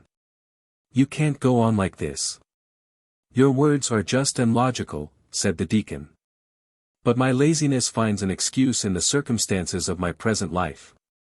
You know yourself that an uncertain position has a great tendency to make people apathetic. God only knows whether I have been sent here for a time or permanently. I am living here in uncertainty, while my wife is vegetating at her father's and is missing me. And I must confess my brain is melting with the heat. That's all nonsense, said the zoologist. You can get used to the heat, and you can get used to being without the deaconess. You mustn't be slack, you must pull yourself together. V. Nadezhda Fyodorovna went to bathe in the morning, and her cook, Olga, followed her with a jug, a copper basin, towels, and a sponge. In the bay stood two unknown steamers with dirty white funnels, obviously foreign cargo vessels. Some men dressed in white and wearing white shoes were walking along the harbor, shouting loudly in French, and were answered from the steamers. The bells were ringing briskly in the little church of the town. Today is Sunday. Nadezhda Fyodorovna remembered with pleasure. She felt perfectly well, and was in a gay holiday humor. In a new loose-fitting dress of coarse thick tussore silk, and a big wide-brimmed straw hat which was bent down over her ears, so that her face looked out as though from a basket, she fancied she looked very charming. She thought that in the whole town there was only one young, pretty, intellectual woman, and that was herself, and that she was the only one who knew how to dress herself cheaply, elegantly, and with taste. That dress, for example, cost only 22 rubles, and yet how charming it was. In the whole town she was the only one who could be attractive, while there were numbers of men, so they must all, whether they would or not, be envious of Levsky. She was glad that of late Levsky had been cold to her, reserved and polite, and at times even harsh and rude. In the past she had met all his outbursts, all his contemptuous, cold or strange incomprehensible glances, with tears, reproaches, and threats to leave him or to starve herself to death. Now she only blushed, looked guiltily at him, and was glad he was not affectionate to her. If he had abused her, threatened her, it would have been better and pleasanter, since she felt hopelessly guilty towards him. She felt she was to blame, in the first place, for not sympathizing with the dreams of a life of hard work, for the sake of which he had given up Petersburg and had come here to the Caucasus. And she was convinced that he had been angry with her of late for precisely that. When she was traveling to the Caucasus, it seemed that she would find here on the first day a cozy nook by the sea, a snug little garden with shade, with birds, with little brooks, where she could grow flowers and vegetables, rear ducks and hens. Entertain her neighbors, doctor poor peasants and distribute little books amongst them. It had turned out that the Caucasus was nothing but bare mountains, forests, and huge valleys, where it took a long time and a great deal of effort to find anything and settle down, that there were no neighbors of any sort. That it was very hot and one might be robbed. Levsky had been in no hurry to obtain a piece of land, she was glad of it, and they seemed to be in a tacit compact never to allude to a life of hard work. He was silent about it, she thought, because he was angry with her for being silent about it. In the second place, she had without his knowledge during those 2 years bought various trifles to the value of 300 rubles at Achmianov's shop.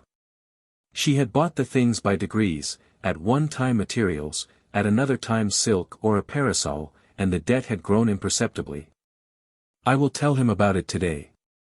She used to decide, but at once reflected that in Levsky's present mood it would hardly be convenient to talk to him of debts.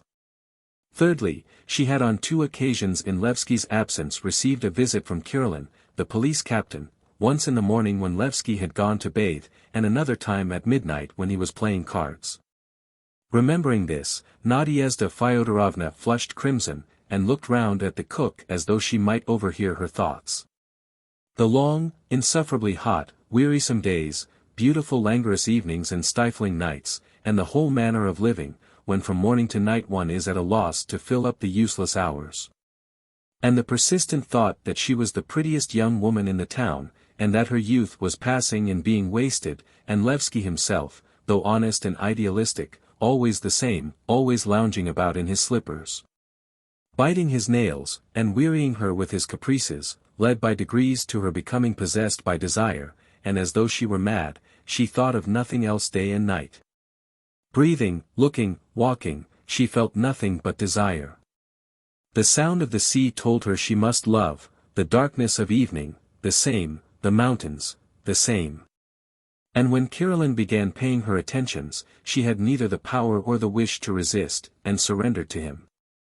Now the foreign steamers and the men in white reminded her for some reason of a huge hull. Together with the shouts of French she heard the strains of a waltz, and her bosom heaved with unaccountable delight. She longed to dance and talk French. She reflected joyfully that there was nothing terrible about her infidelity. Her soul had no part in her infidelity, she still loved Levsky, and that was proved by the fact that she was jealous of him, was sorry for him, and missed him when he was away.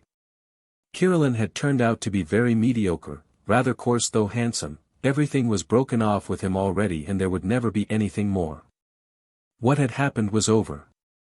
It had nothing to do with anyone, and if Levsky found it out he would not believe in it.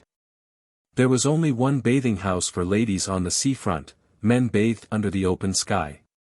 Going into the bathing house, Nadezhda Fyodorovna found there an elderly lady, Maria Konstantinovna Bityugov, and her daughter Katya, a schoolgirl of 15, both of them were sitting on a bench undressing. Maria Konstantinovna was a good-natured, enthusiastic, and genteel person, who talked in a drawling and pathetic voice. She had been a governess until she was 32, and then had married Bityugov, a government official, a bald little man with his hair combed on to his temples and with a very meek disposition. She was still in love with him, was jealous, blushed at the word love, and told everyone she was very happy. "My dear," she cried enthusiastically, on seeing Nadezhda Fyodorovna, assuming an expression which all her acquaintances called almond oily. "My dear, how delightful that you have come.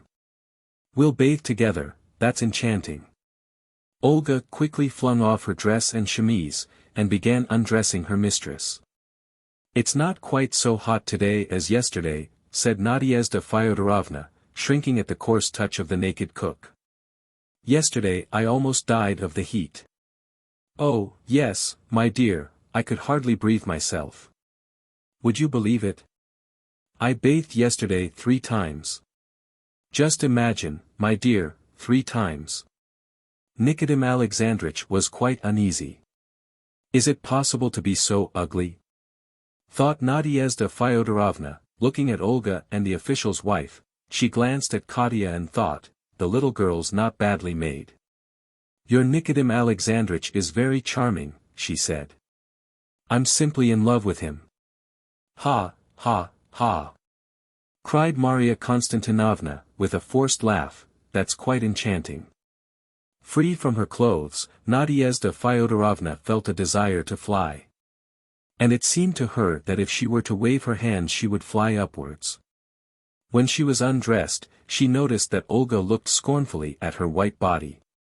Olga, a young soldier's wife, was living with her lawful husband, and so considered herself superior to her mistress. Maria Konstantinovna and Katya were afraid of her, and did not respect her.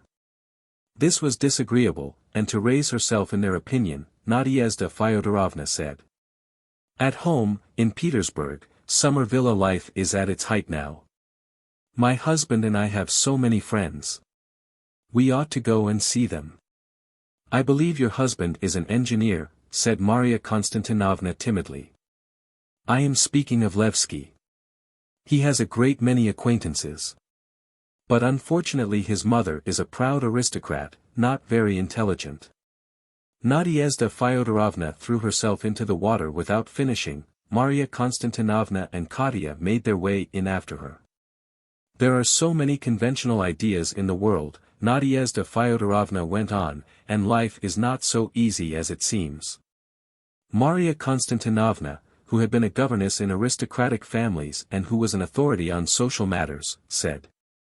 Oh yes. Would you believe me, my dear, at the Garatynskys' I was expected to dress for lunch as well as for dinner, so that, like an actress, I received a special allowance for my wardrobe in addition to my salary. She stood between Nadezhda Fyodorovna and Katya as though to screen her daughter from the water that washed the former.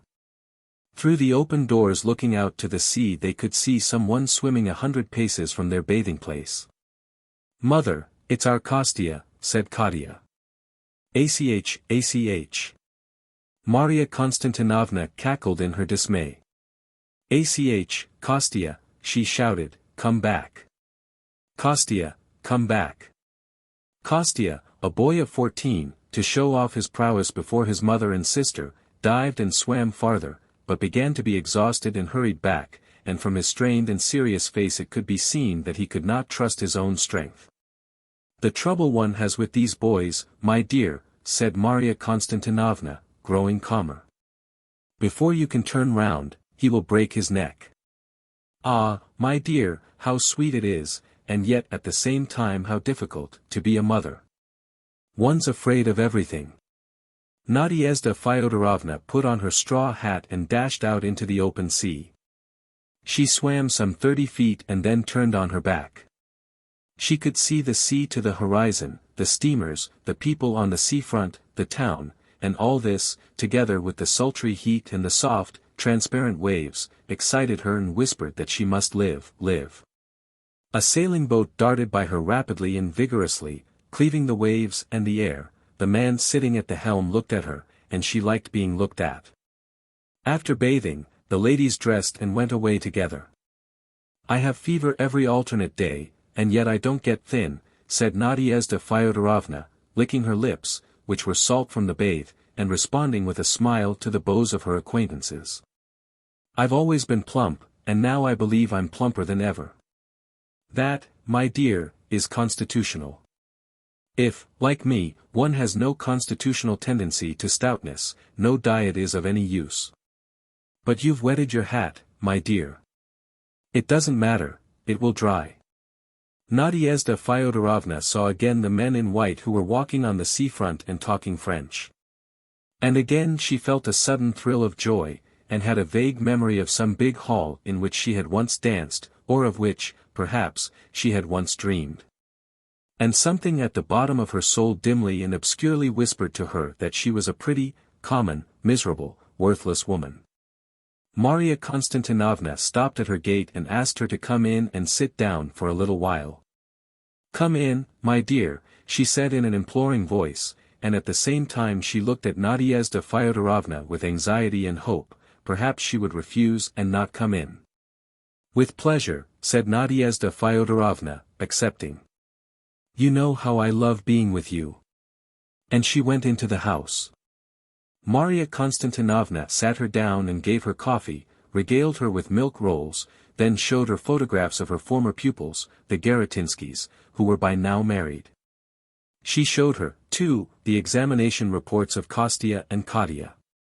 The reports were very good, but to make them seem even better, she complained, with a sigh, how difficult the lessons at school were now. She made much of her visitor, and was sorry for her, though at the same time she was harassed by the thought that Nadezhda Fyodorovna might have a corrupting influence on the morals of Kostya and Katya. And was glad that her Nikodym Alexandrich was not at home. Seeing that in her opinion all men are fond of women like that, Nadezhda Fyodorovna might have a bad effect on Nikodym Alexandrich too. As she talked to her visitor, Marya Konstantinovna kept remembering that they were to have a picnic that evening, and that von Koren had particularly begged her to say nothing about it to the Japanese monkeys, that is, Levsky and Nadezhda Fyodorovna. But she dropped a word about it unawares, crimsoned, and said in confusion, "I hope you will come too." 6. It was agreed to drive about 5 miles out of town on the road to the south, to stop near a duhan at the junction of two streams, the Black River and the Yellow River, and to cook fish soup. They started out soon after 5. Foremost of the party in a char-a-banc drove Samolenko and Levsky.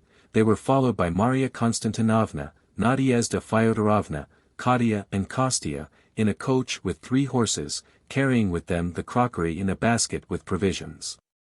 In the next carriage came the police captain, Kirillin, and the young Achmianov, the son of the shopkeeper to whom Nadezhda Fyodorovna owed 300 rubles. Opposite them, huddled up on the little seat with his feet tucked under him, sat Nikodym Alexandrich, a neat little man with hair combed on to his temples. Last of all came von Koren and the deacon. At the deacon's feet stood a basket of fish. "All right," Samolenko shouted at the top of his voice when he met a cart or a mountaineer riding on a donkey. "In 2 years' time, when I shall have the means and the people ready, I shall set off on an expedition," von Koren was telling the deacon. "I shall go by the sea coast from Vladivostok to the Bering Straits, and then from the straits to the mouth of the Yenisei. We shall make the map, study the fauna and the flora, and make detailed geological, anthropological, and ethnographical researches. It depends upon you to go with me or not." "It's impossible," said the deacon. "Why?" "I'm a man with ties and a family." "Your wife will let you go, we will provide for her." Better still if you were to persuade her for the public benefit to go into a nunnery. That would make it possible for you to become a monk, too, and join the expedition as a priest. I can arrange it for you. The deacon was silent. Do you know your theology well? Asked the zoologist. No, rather badly. I can't give you any advice on that score, because I don't know much about theology myself. You give me a list of books you need, and I will send them to you from Petersburg in the winter. It will be necessary for you to read the notes of religious travelers, too, among them are some good ethnologists and Oriental scholars. When you are familiar with their methods, it will be easier for you to set to work. And you needn't waste your time till you get the books. Come to me, and we will study the compass and go through a course of meteorology. All that's indispensable. To be sure, muttered the deacon, and he laughed. I was trying to get a place in Central Russia, and my uncle, the head priest, promised to help me. If I go with you I shall have troubled them for nothing. I don't understand your hesitation. If you go on being an ordinary deacon, who is only obliged to hold a service on holidays, and on the other days can rest from work, you will be exactly the same as you are now in 10 years' time. And will have gained nothing but a beard and mustache. While on returning from this expedition in 10 years' time you will be a different man, you will be enriched by the consciousness that something has been done by you. From the lady's carriage came shrieks of terror and delight. The carriages were driving along a road hollowed in a literally overhanging precipitous cliff, and it seemed to every one that they were galloping along a shelf on a steep wall, and that in a moment the carriages would drop into the abyss. On the right stretched the sea, on the left was a rough brown wall with black blotches and red veins and with climbing roots, while on the summit stood shaggy fir trees bent over, as though looking down in terror and curiosity. A minute later there were shrieks and laughter again. They had to drive under a huge overhanging rock. I don't know why the devil I'm coming with you, said Levsky. How stupid and vulgar it is. I want to go to the north, to run away, to escape. But here I am, for some reason, going to this stupid picnic. But look, what of you? Said Samolenko as the horses turned to the left, and the valley of the Yellow River came into sight and the stream itself gleamed in the sunlight, yellow, turbid, frantic. I see nothing fine in that, Sasha, answered Levsky. To be in continual ecstasies over nature shows poverty of imagination. In comparison with what my imagination can give me, all these streams and rocks are trash, and nothing else. The carriages now were by the banks of the stream. The high mountain banks gradually grew closer, the valley shrank together and ended in a gorge. The rocky mountain round which they were driving had been piled together by nature out of huge rocks, pressing upon each other with such terrible weight, that Samolenko could not help gasping every time he looked at them. The dark and beautiful mountain was cleft in places by narrow fissures and gorges from which came a breath of dewy moisture and mystery. Through the gorges could be seen other mountains, brown, pink, lilac, smoky, or bathed in vivid sunlight. From time to time as they passed a gorge they caught the sound of water falling from the heights and splashing on the stones. "Ach, the damned mountains," sighed Levsky. "How sick I am of them." At the place where the Black River falls into the Yellow, and the water black as ink stains the yellow and struggles with it, stood the Tatar Kerbelay's Duhan. With the Russian flag on the roof and with an inscription written in chalk, "The Pleasant Duhan." Near it was a little garden, enclosed in a hurdle fence, with tables and chairs set out in it, and in the midst of a thicket of wretched thorn bushes stood a single solitary cypress, dark and beautiful.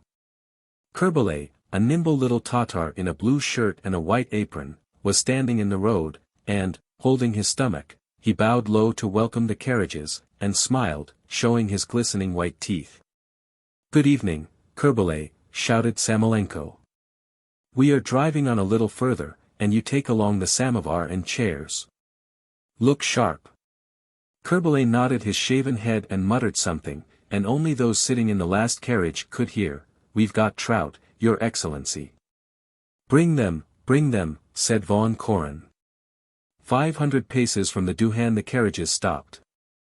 Samolenko selected a small meadow round which there were scattered stones convenient for sitting on, and a fallen tree blown down by the storm with roots overgrown by moss and dry yellow needles.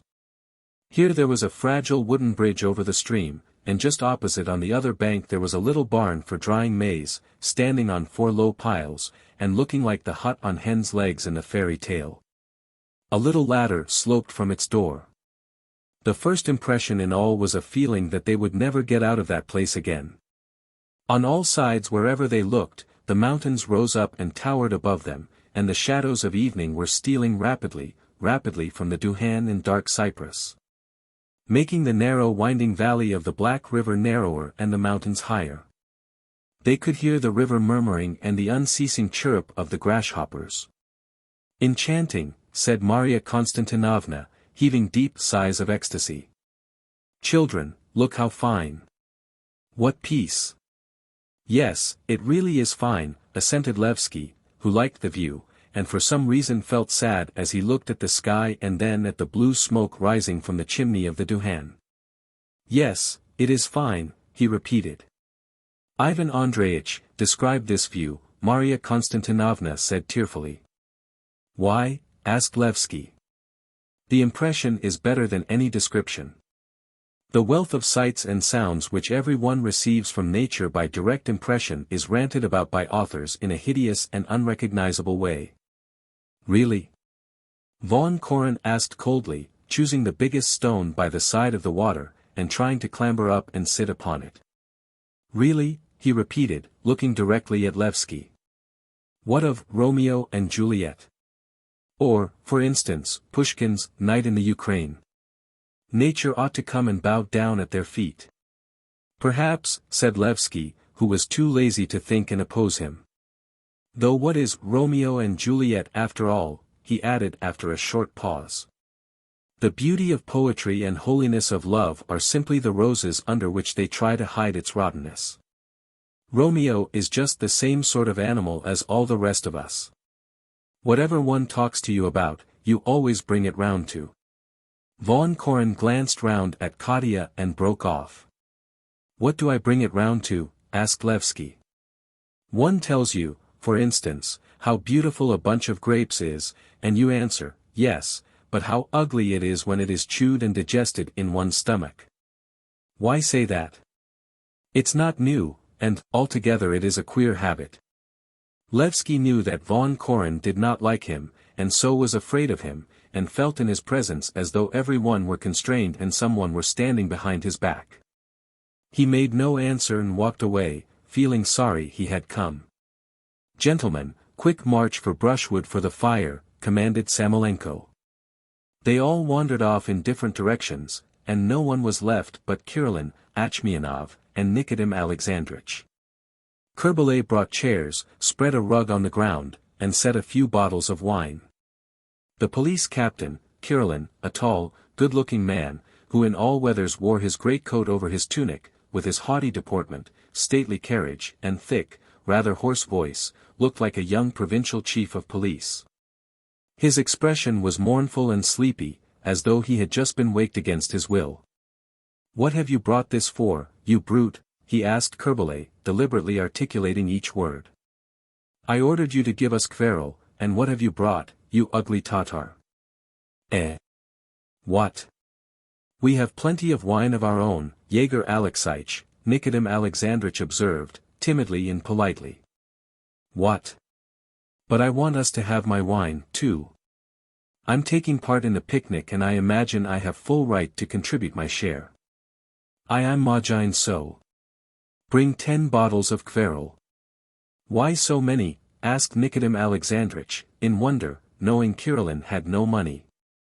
20 bottles. 30. Shouted Kirillin. "Never mind, let him," Achmianov whispered to Nikodym Alexandrich, "I'll pay." Nadiezhda Fyodorovna was in a light-hearted, mischievous mood. She wanted to skip and jump, to laugh, to shout, to tease, to flirt. In her cheap cotton dress with blue pansies on it, in her red shoes and the same straw hat, she seemed to herself, little, simple, light, ethereal as a butterfly. She ran over the rickety bridge and looked for a minute into the water, in order to feel giddy, then, shrieking and laughing, ran to the other side to the drying shed, and she fancied that all the men were admiring her, even Kerbalay.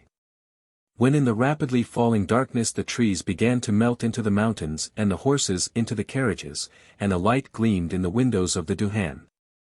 She climbed up the mountain by the little path which zigzagged between stones and thorn bushes and sat on a stone. Down below, the campfire was burning. Near the fire, with his sleeves tucked up, the deacon was moving to and fro, and his long black shadow kept describing a circle round it. He put on wood, and with a spoon tied to a long stick he stirred the cauldron. Samolenko, with a copper-red face, was fussing round the fire just as though he were in his own kitchen, shouting furiously. "Where's the salt, gentlemen? I bet you've forgotten it. Why are you all sitting about like lords while I do the work?" Levsky and Nikodym Alexandrich were sitting side by side on the fallen tree looking pensively at the fire. Marya Konstantinovna, Katya, and Kostya were taking the cups, saucers, and plates out of the baskets. Von Koren, with his arms folded and one foot on a stone, was standing on a bank at the very edge of the water, thinking about something. Patches of red light from the fire moved together with the shadows over the ground near the dark human figures, and quivered on the mountain, on the trees, on the bridge, on the drying shed. On the other side the steep, scooped-out bank was all lighted up and glimmering in the stream, and the rushing turbid water broke its reflection into little bits. The deacon went for the fish which Kerbalay was cleaning and washing on the bank, but he stood still halfway and looked about him. "My God, how nice it is," he thought. "People, rocks, the fire, the twilight, a monstrous tree, nothing more, and yet how fine it is." On the further bank some unknown persons made their appearance near the drying shed. The flickering light and the smoke from the campfire puffing in that direction made it impossible to get a full view of them all at once, but glimpses were caught now of a shaggy hat and a grey beard, now of a blue shirt, now of a figure ragged from shoulder to knee, with a dagger across the body. Then a swarthy young face with black eyebrows, as thick and bold as though they had been drawn in charcoal. 5 of them sat in a circle on the ground, and the other 5 went into the drying shed. One was standing at the door with his back to the fire, and with his hands behind his back was telling something, which must have been very interesting, for when Samolenko threw on twigs and the fire flared up, and scattered sparks and threw a glaring light on the shed, 2 calm countenances with an expression on them of deep attention could be seen, looking out of the door. While those who were sitting in a circle turned round and began listening to the speaker. Soon after, those sitting in a circle began softly singing something slow and melodious, that sounded like Lenten church music. Listening to them, the deacon imagined how it would be with him in 10 years' time, when he would come back from the expedition. He would be a young priest and monk, an author with a name and a splendid past. He would be consecrated an archimandrite, then a bishop, and he would serve Mass in the cathedral. In a golden mitre he would come out into the body of the church with the icon on his breast, and blessing the mass of the people with the triple and the double candelabra, would proclaim, "Look down from heaven, O God. Behold and visit this vineyard which thy hand has planted," and the children with their angel voices would sing in response, "Holy God." "Deacon, where is that fish?" he heard Samolenko's voice. As he went back to the fire, the deacon imagined the church procession going along a dusty road on a hot July day. In front the peasants carrying the banners and the women and children the icons, then the boy choristers and the sacristan with his face tied up and a straw in his hair, then in due order himself, the deacon. And behind him the priest wearing his calotte and carrying a cross, and behind them, tramping in the dust, a crowd of peasants, men, women, and children. In the crowd his wife and the priest's wife with kerchiefs on their heads. The choristers sing, the babies cry, the corncrakes call, the lark carols. Then they make a stand and sprinkle the herd with holy water. They go on again, and then kneeling pray for rain. Then lunch and talk. And that's nice too, thought the deacon. 7. Kirillin and Achmianov climbed up the mountain by the path. Achmianov dropped behind and stopped, while Kirillin went up to Nadezhda Fyodorovna. "Good evening," he said, touching his cap. "Good evening." "Yes," said Kirillin, looking at the sky and pondering. "Why, yes?" asked Nadezhda Fyodorovna after a brief pause, noticing that Achmianov was watching them both. "And so it seems," said the officer, slowly, "that our love has withered before it has blossomed, so to speak. How do you wish me to understand it? Is it a sort of coquetry on your part, or do you look upon me as a nincompoop who can be treated as you choose? It was a mistake. Leave me alone." Nadezhda Fyodorovna said sharply, on that beautiful, marvelous evening, looking at him with terror and asking herself with bewilderment, could there really have been a moment when that man attracted her and had been near to her? "So that's it," said Kirillin. He thought in silence for a few minutes and said, "Well, I'll wait till you are in a better humor, and meanwhile I venture to assure you I am a gentleman, and I don't allow anyone to doubt it. Adieu." He touched his cap again and walked off, making his way between the bushes. After a short interval Achmianov approached hesitatingly. "What a fine evening," he said with a slight Armenian accent. He was nice-looking, fashionably dressed, and behaved unaffectedly like a well-bred youth, but Nadezhda Fyodorovna did not like him because she owed his father 300 rubles. It was displeasing to her, too, that a shopkeeper had been asked to the picnic, and she was vexed at his coming up to her that evening when her heart felt so pure. "The picnic is a success altogether," he said, after a pause. "Yes," she agreed, and as though suddenly remembering her debt, she said carelessly, "Oh, tell them in your shop that Ivan Andreitch will come round in a day or two and will pay 300 rubles. I don't remember exactly what it is. I would give another 300 if you would not mention that debt every day. Why be prosaic?" Nadezhda Fyodorovna laughed. The amusing idea occurred to her that if she had been willing and sufficiently immoral she might in 1 minute be free from her debt. If she, for instance, were to turn the head of this handsome young fool. How amusing, absurd, wild it would be really. And she suddenly felt a longing to make him love her, to plunder him, throw him over, and then to see what would come of it. "Allow me to give you one piece of advice," Achmianov said timidly. "I beg you to beware of Kirillin. He says horrible things about you everywhere." "It doesn't interest me to know what every fool says of me," Nadezhda Fyodorovna said coldly, and the amusing thought of playing with handsome young Achmianov suddenly lost its charm. "We must go down," she said, "they're calling us." The fish soup was ready by now. They were ladling it out by platefuls, and eating it with the religious solemnity with which this is only done at a picnic. And every one thought the fish soup very good, and thought that at home they had never eaten anything so nice. As is always the case at picnics, in the mass of dinner napkins, parcels, useless greasy papers fluttering in the wind, no one knew where was his glass or where his bread. They poured the wine on the carpet and on their own knees, spilt the salt, while it was dark all round them and the fire burnt more dimly, and every one was too lazy to get up and put wood on. They all drank wine, and even gave Kostya and Katya half a glass each. Nadezhda Fyodorovna drank one glass and then another, got a little drunk and forgot about Kirillin. "A splendid picnic, an enchanting evening," said Levsky, growing lively with the wine. "But I should prefer a fine winter to all this. His beaver collar is silver with hoarfrost." "Every one to his taste," observed von Koren. Levsky felt uncomfortable. The heat of the campfire was beating upon his back, and the hatred of von Koren upon his breast and face, this hatred on the part of a decent, clever man, a feeling in which there probably lay hid a well-grounded reason, humiliated him and enervated him, and unable to stand up against it, he said in a propitiatory tone. "I am passionately fond of nature, and I regret that I'm not a naturalist. I envy you." "Well, I don't envy you, and don't regret it," said Nadezhda Fyodorovna. "I don't understand how anyone can seriously interest himself in beetles and ladybirds while the people are suffering." Levsky shared her opinion. He was absolutely ignorant of natural science, and so could never reconcile himself to the authoritative tone and the learned and profound air of the people who devoted themselves to the whiskers of ants and the claws of beetles. And he always felt vexed that these people, relying on these whiskers, claws, and something they called protoplasm, he always imagined it in the form of an oyster, should undertake to decide questions involving the origin and life of man.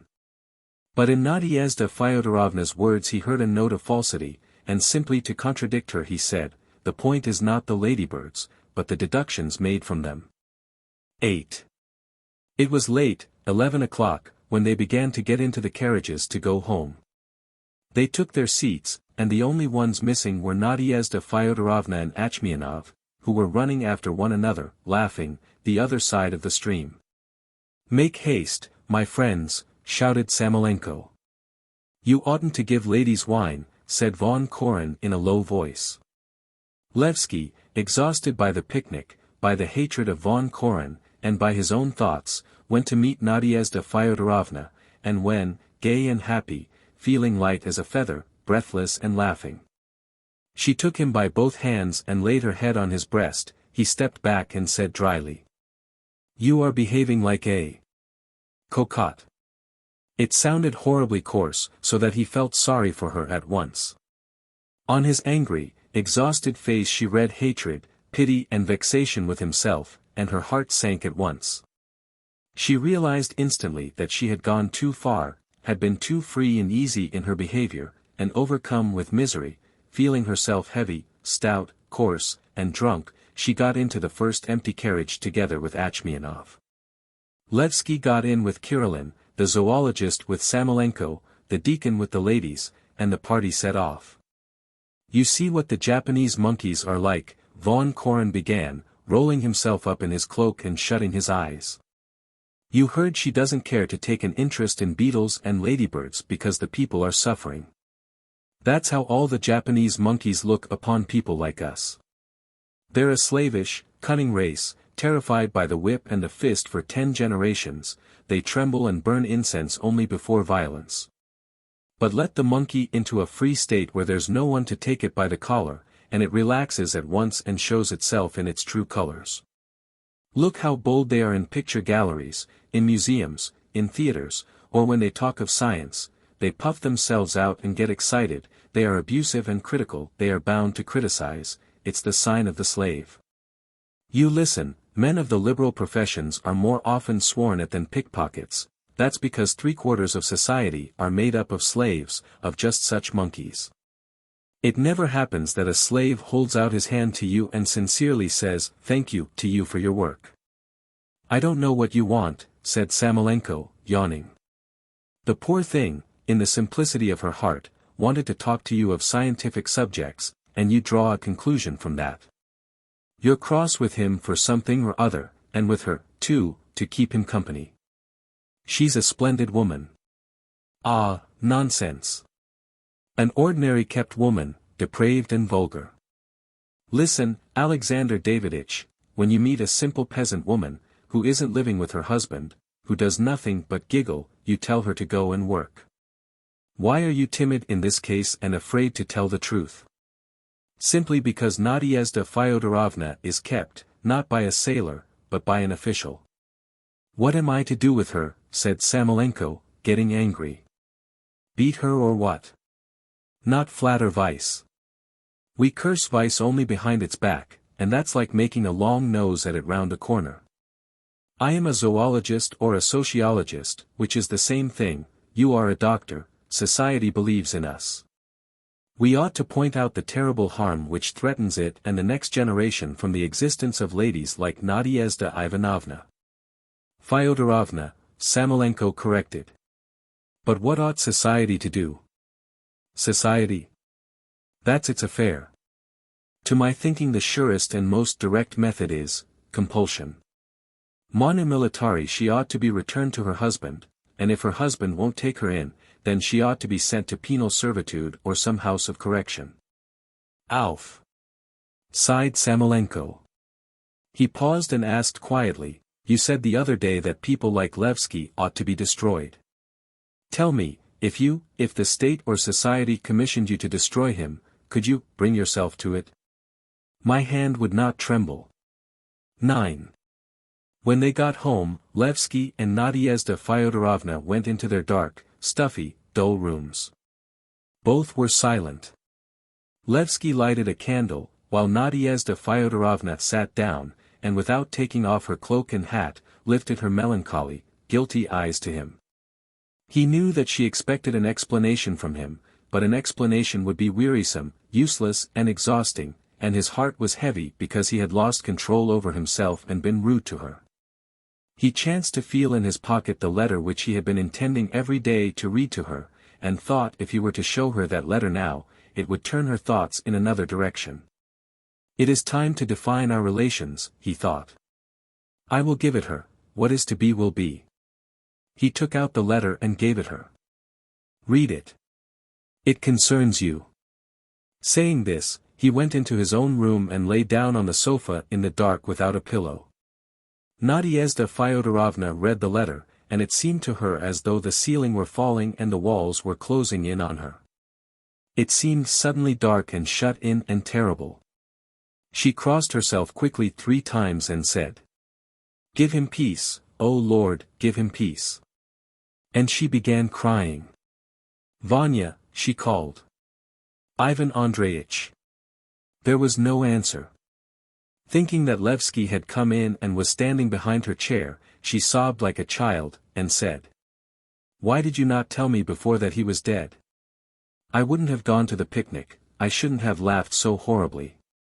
The men said horrid things to me. What a sin, what a sin. Save me, Vanya, save me. I have been mad. I am lost." Levsky heard her sobs. He felt stifled and his heart was beating violently.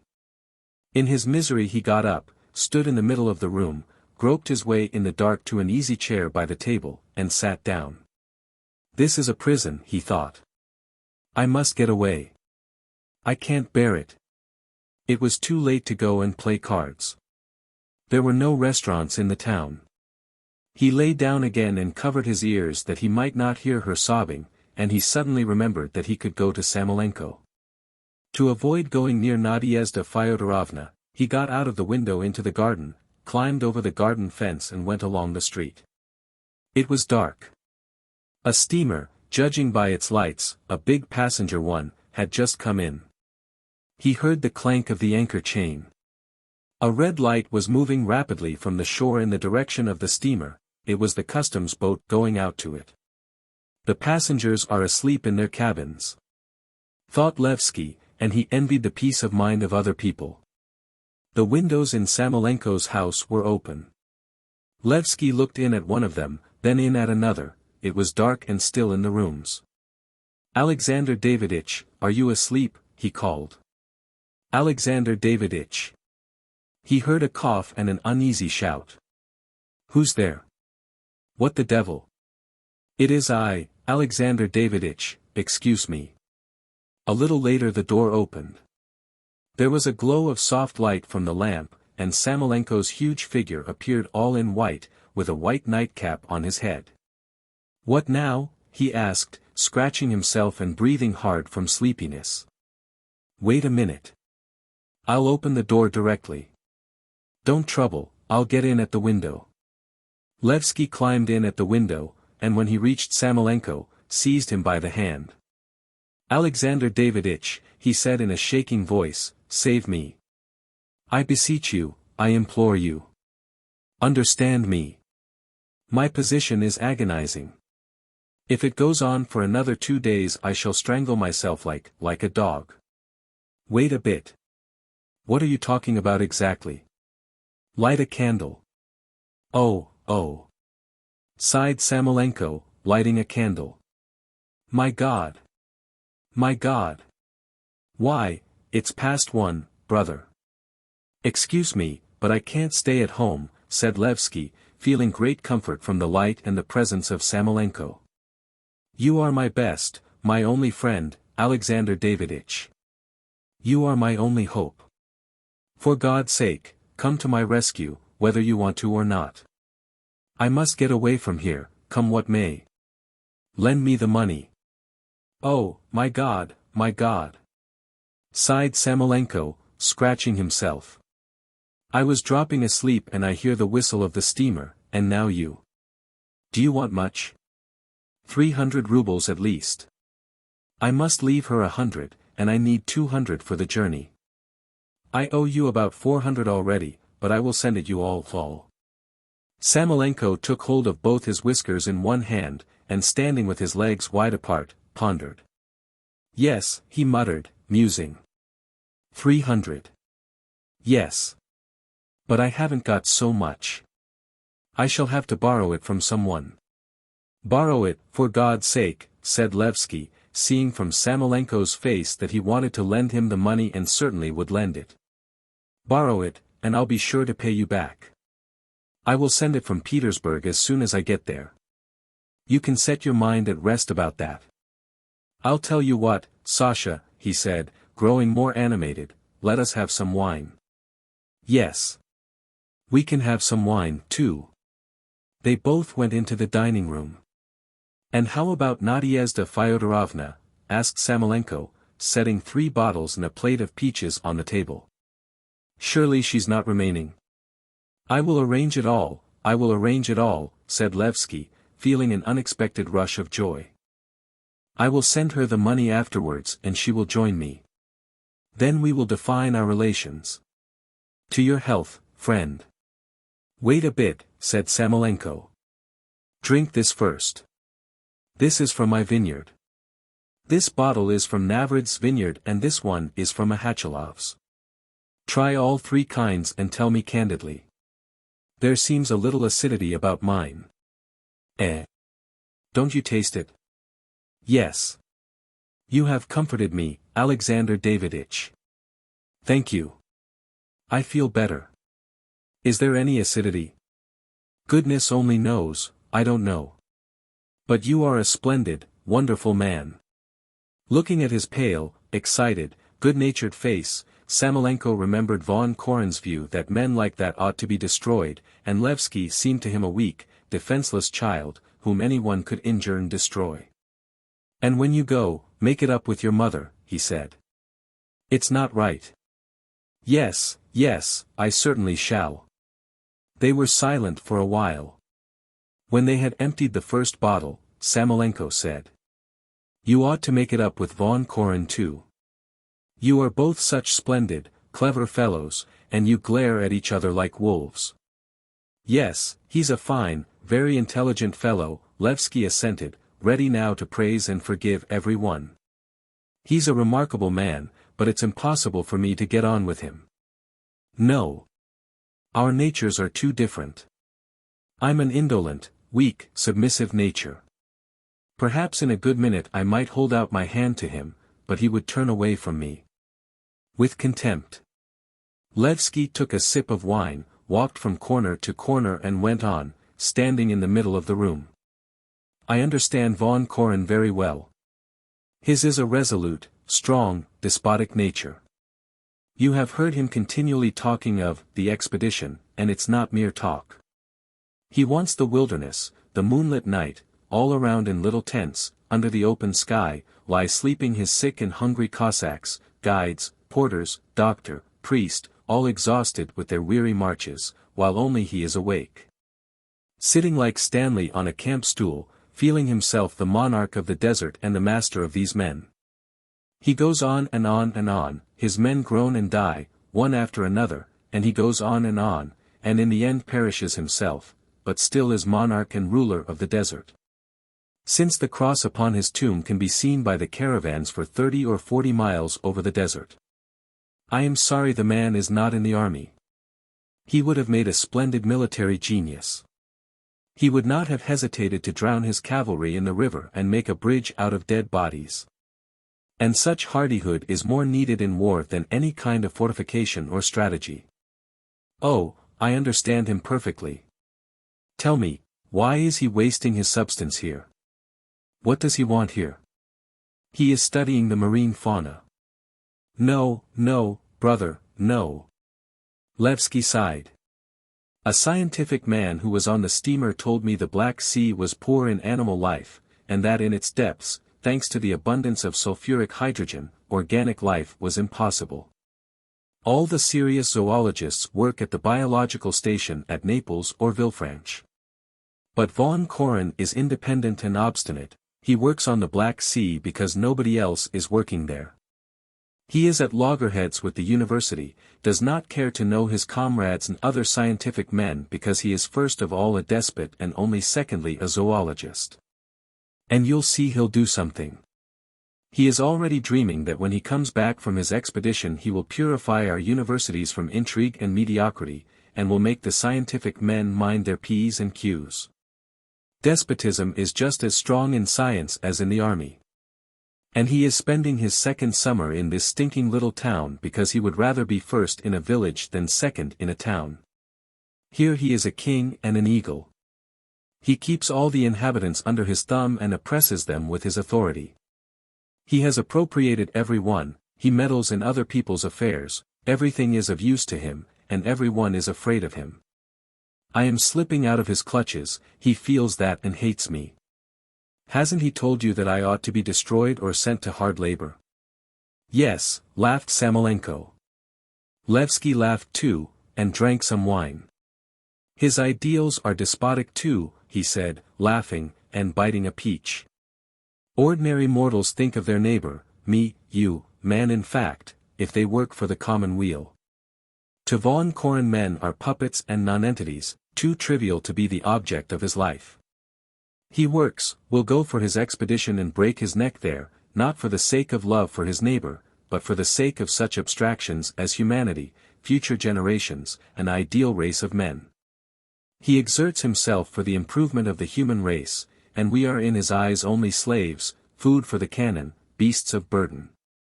Some he would destroy or stow away in Siberia, others he would break by discipline, would, like Arakcheev, force them to get up and go to bed to the sound of the drum.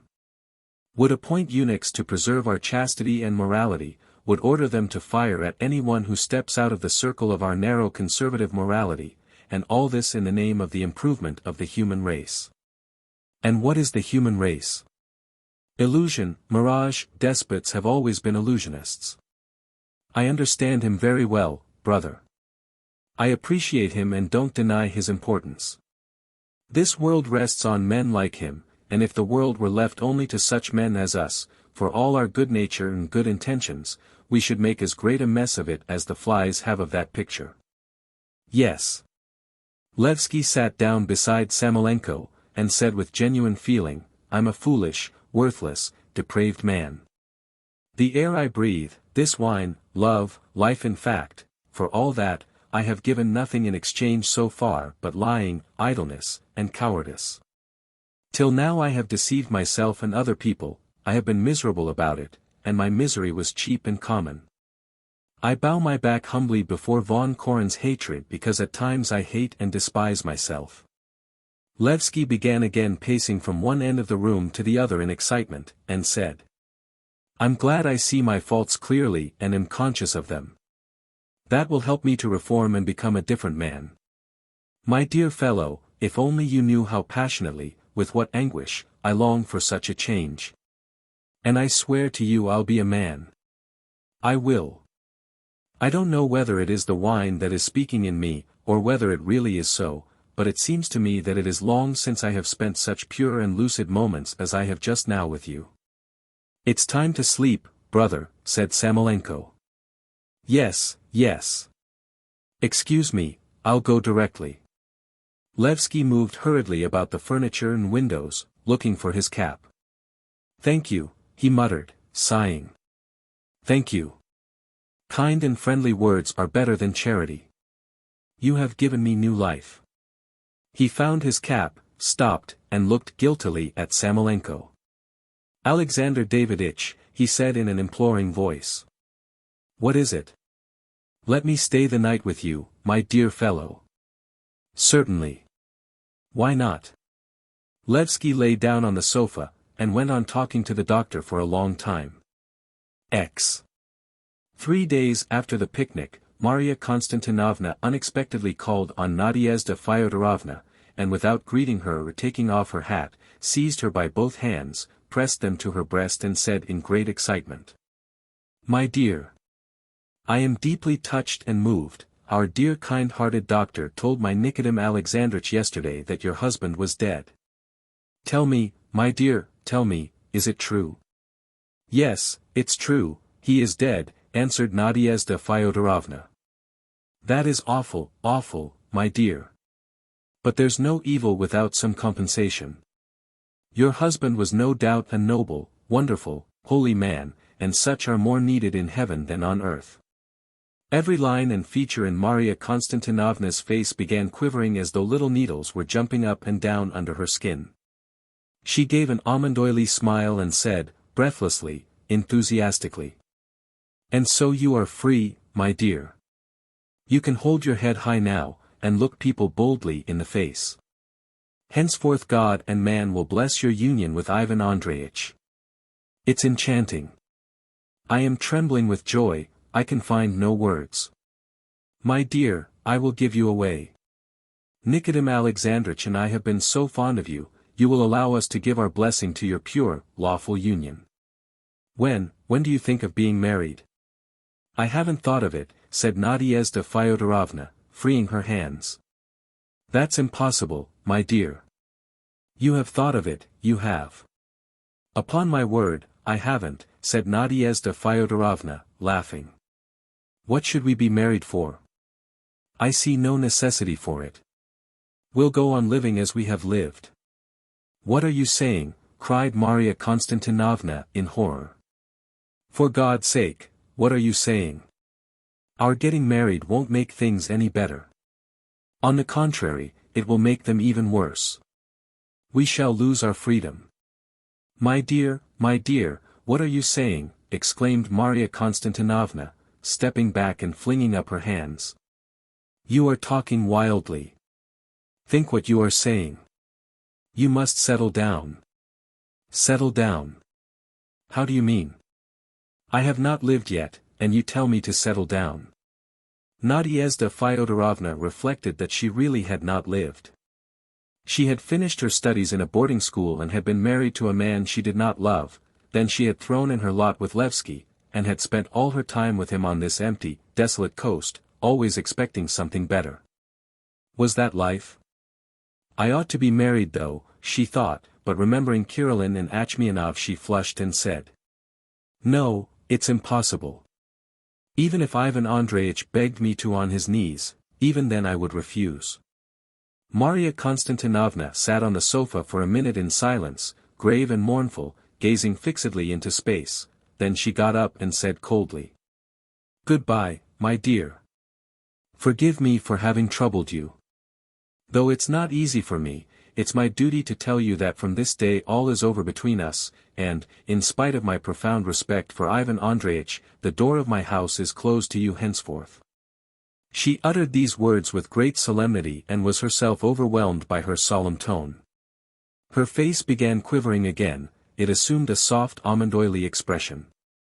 She held out both hands to Nadezhda Fyodorovna, who was overcome with alarm and confusion, and said in an imploring voice, "My dear, allow me if only for a moment to be a mother or an elder sister to you. I will be as frank with you as a mother." Nadezhda Fyodorovna felt in her bosom warmth, gladness, and pity for herself, as though her own mother had really risen up and were standing before her. She impulsively embraced Maria Konstantinovna and pressed her face to her shoulder. Both of them shed tears.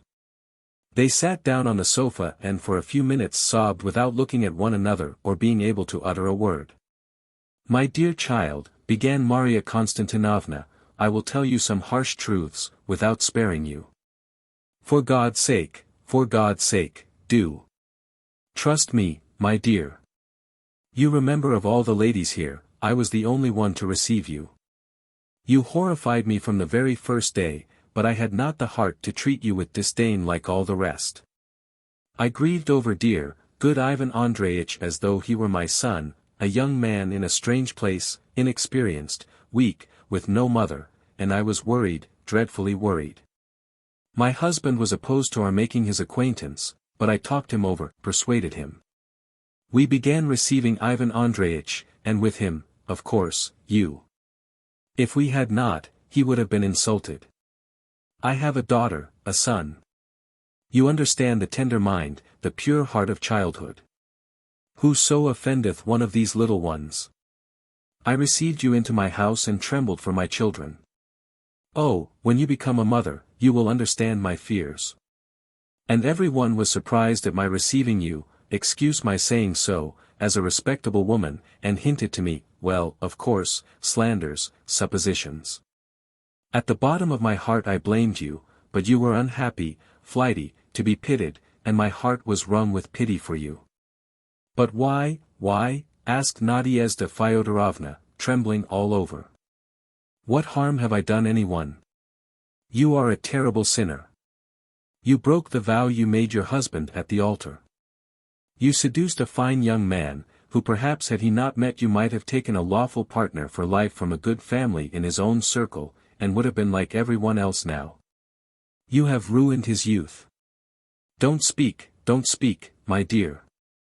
I never believe that man is to blame for our sins.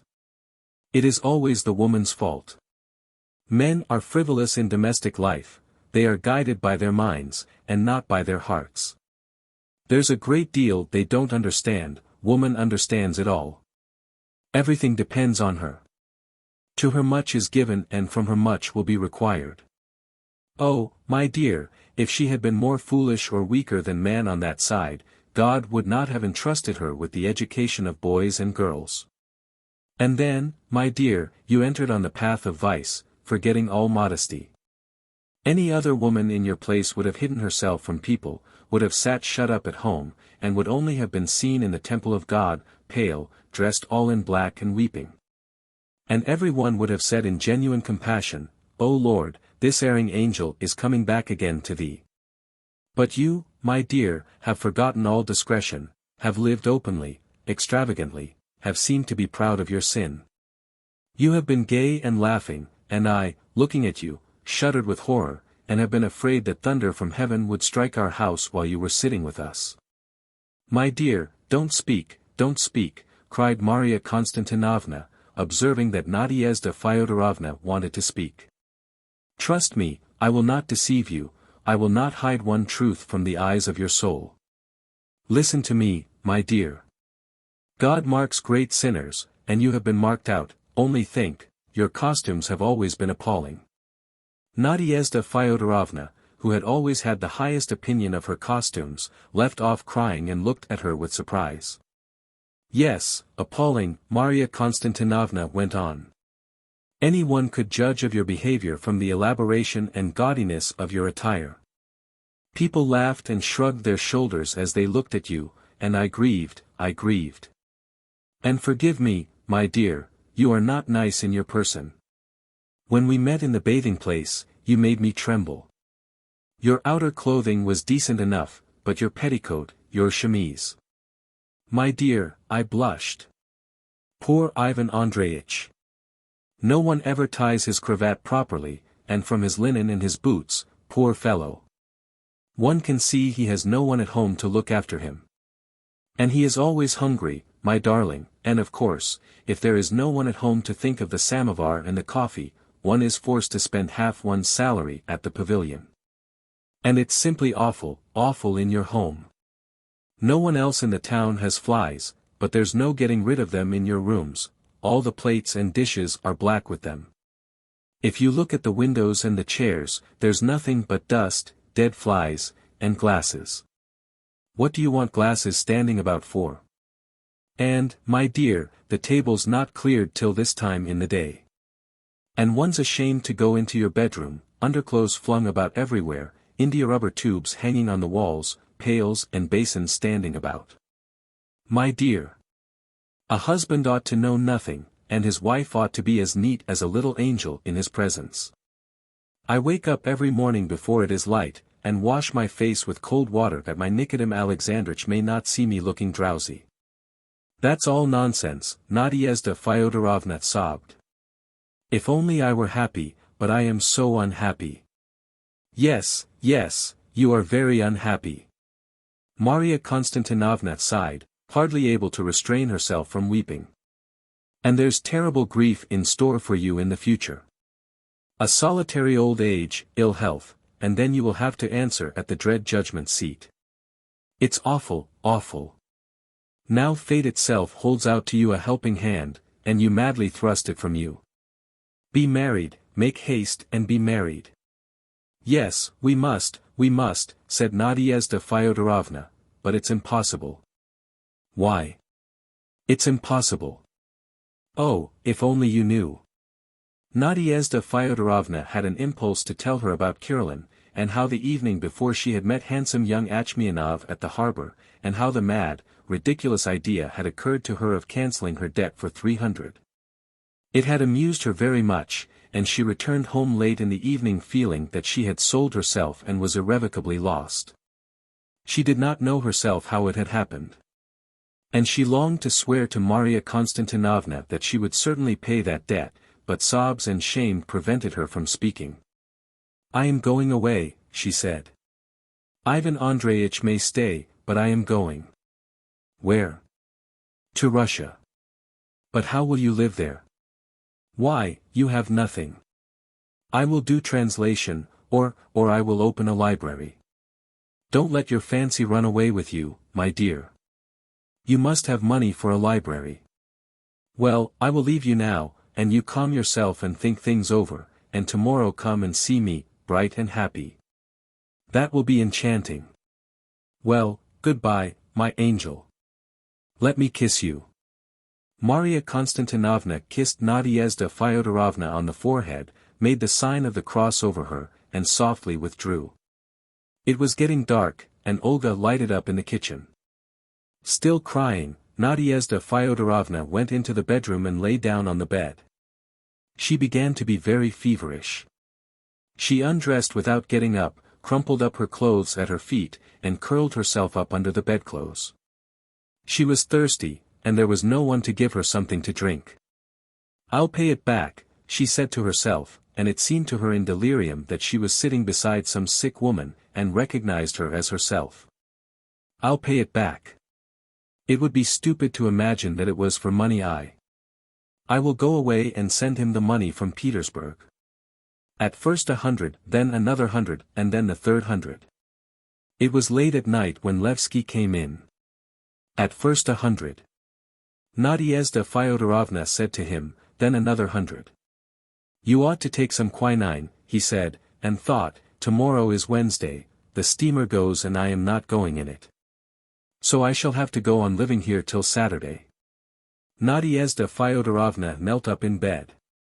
I didn't say anything just now, did I? She asked, smiling and screwing up her eyes at the light. No, nothing. We shall have to send for the doctor tomorrow morning. Go to sleep. He took his pillow and went to the door. Ever since he had finally made up his mind to go away and leave Nadezhda Fyodorovna, she had begun to raise in him pity and a sense of guilt.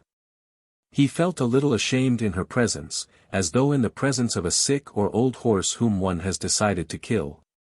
He stopped in the doorway and looked round at her. I was out of humor at the picnic and said something rude to you. Forgive me, for God's sake. Saying this, he went off to his study, lay down, and for a long while could not get to sleep. Next morning when Samolenko, attired, as it was a holiday, in full-dress uniform with epaulets on his shoulders and decorations on his breast, came out of the bedroom after feeling Nadezhda Fyodorovna's pulse and looking at her tongue, Levsky, who was standing in the doorway, asked him anxiously, well? Well? There was an expression of terror, of extreme uneasiness, and of hope on his face. Don't worry yourself, there's nothing dangerous, said Samolenko, it's the usual fever. I don't mean that. Levsky frowned impatiently. Have you got the money? My dear soul, forgive me, he whispered, looking round at the door and overcome with confusion. For God's sake, forgive me. No one has anything to spare, and I've only been able to collect by 5, and by 10-ruble notes. Only 110 in all. Today I'll speak to someone else. Have patience. But Saturday is the latest date, whispered Levsky, trembling with impatience. By all that's sacred, get it by Saturday. If I don't get away by Saturday, nothing's any use, nothing. I can't understand how a doctor can be without money. Lord have mercy on us. Samolenko whispered rapidly and intensely, and there was positively a breaking note in his throat. I've been stripped of everything, I am owed 7,000, and I'm in debt all round. Is it my fault? Then you'll get it by Saturday? Yes. I'll try. I implore you, my dear fellow. So that the money may be in my hands by Friday morning. Samolenko sat down and prescribed solution of quinine in kalii bromati in tincture of rhubarb, tincturi gentiani, aquae funiculi, all in one mixture, added some pink syrup to sweeten it, and went away. 11. You look as though you were coming to arrest me, said von Koren, seeing Samolenko coming in his full-dress uniform. I was passing by and thought, suppose I go in and pay my respects to zoology, said Samolenko, sitting down at the big table, knocked together by the zoologist himself out of plain boards. Good morning, Holy Father, he said to the deacon, who was sitting in the window, copying something. I'll stay a minute and then run home to see about dinner. It's time. I'm not hindering you. Not in the least, answered the zoologist, laying out over the table slips of paper covered with small writing. We are busy copying. Ah. Oh, my goodness, sighed Samolenko. He cautiously took up from the table a dusty book on which there was lying a dead dried spider, and said, only fancy, though, some little green beetle is going about its business, when suddenly a monster like this swoops down upon it. I can fancy its terror. Yes, I suppose so. Is poison given it to protect it from its enemies? Yes, to protect it and enable it to attack. To be sure. And everything in nature, my dear fellows, is consistent and can be explained, sighed Samolenko, only I tell you what I don't understand. You're a man of very great intellect, so explain it to me, please. There are, you know, little beasts no bigger than rats, rather handsome to look at, but nasty and immoral in the extreme, let me tell you. Suppose such a little beast is running in the woods. He sees a bird, he catches it and devours it. He goes on and sees in the grass a nest of eggs, he does not want to eat them, he is not hungry, but yet he tastes one egg and scatters the others out of the nest with his paw. Then he meets a frog and begins to play with it. When he has tormented the frog he goes on licking himself and meets a beetle, he crushes the beetle with his paw, and so he spoils and destroys everything on his way. He creeps into other beasts' holes, tears up the anthills, cracks the snail's shell. If he meets a rat, he fights with it, if he meets a snake or a mouse, he must strangle it, and so the whole day long. Come, tell me, what is the use of a beast like that? Why was he created? I don't know what animal you are talking of, said von Koren, most likely one of the insectivora. Well, he got hold of the bird because it was incautious. He broke the nest of eggs because the bird was not skillful, had made the nest badly and did not know how to conceal it. The frog probably had some defect in its coloring or he would not have seen it, and so on. Your little beast only destroys the weak, the unskillful, the careless, in fact, those who have defects which nature does not think fit to hand on to posterity. Only the cleverer, the stronger, the more careful and developed survive. And so your little beast, without suspecting it, is serving the great ends of perfecting creation. Yes. By the way, brother, said Samolenko carelessly, lend me 100 rubles. Very good. There are some very interesting types among the insectivorous mammals. For instance, the mole is said to be useful because he devours noxious insects. There is a story that some German sent William I a fur coat made of moleskins, and the emperor ordered him to be reproved for having destroyed so great a number of useful animals. And yet the mole is not a bit less cruel than your little beast, and is very mischievous besides, as he spoils meadows terribly. Von Koren opened a box and took out a 100-ruble note. The mole has a powerful thorax, just like the bat, he went on, shutting the box. The bones and muscles are tremendously developed, the mouth is extraordinarily powerfully furnished. If it had the proportions of an elephant, it would be an all-destructive, invincible animal.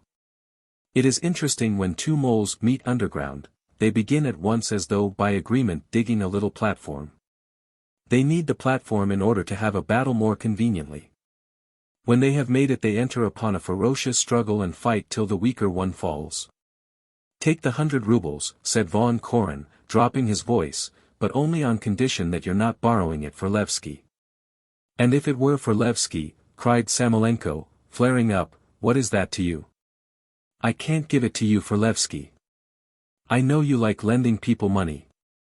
You would give it to Karim, the brigand, if he were to ask you, but, excuse me, I can't assist you in that direction.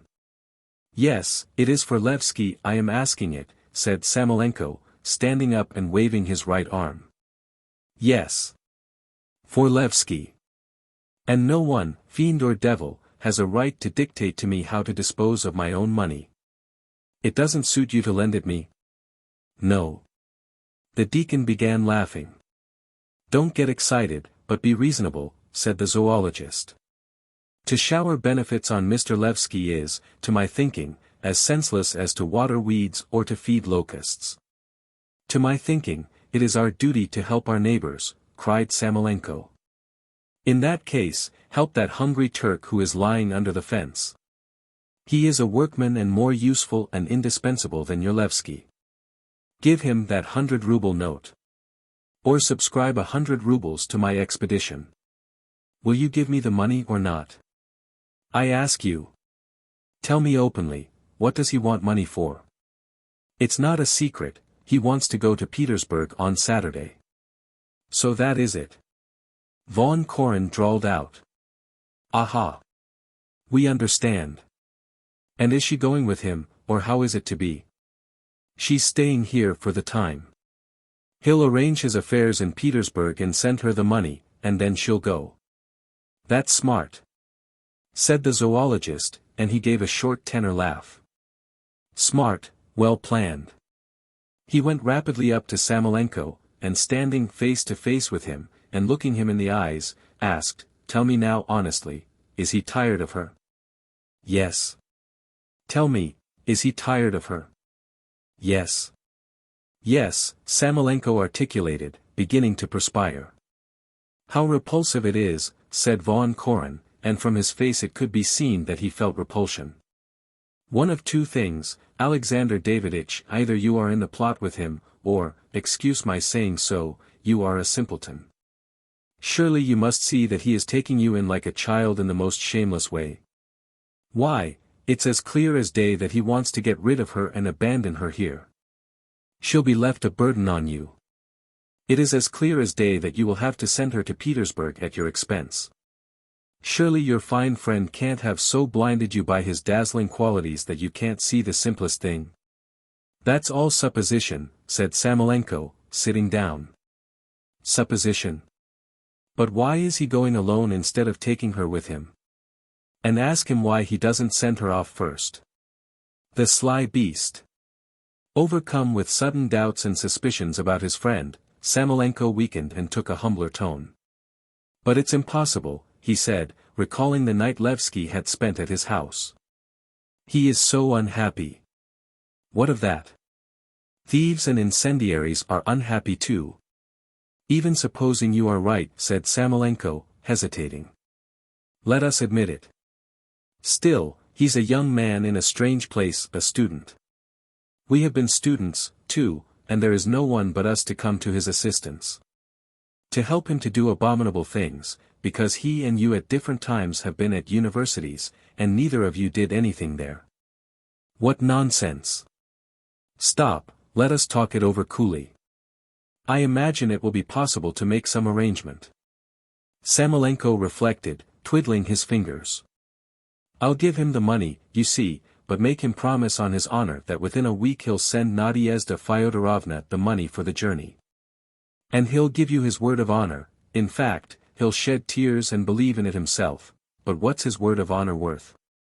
He won't keep it, and when in a year or two you meet him on the Nevsky Prospect with a new mistress on his arm, he'll excuse himself on the ground that he has been crippled by civilization, and that he is made after the pattern of Rudin. Drop him, for God's sake. Keep away from the filth, don't stir it up with both hands.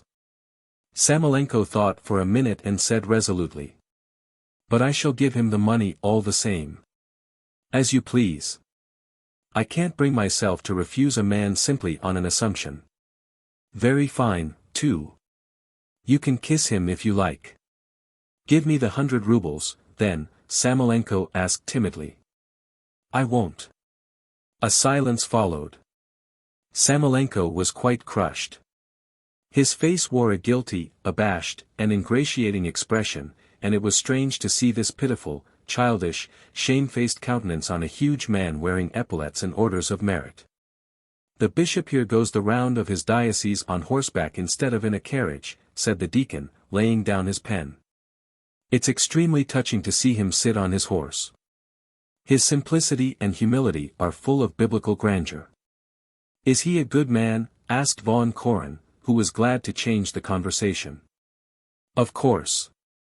If he hadn't been a good man, do you suppose he would have been consecrated a bishop? Among the bishops are to be found good and gifted men, said von Koren. The only drawback is that some of them have the weakness to imagine themselves statesmen.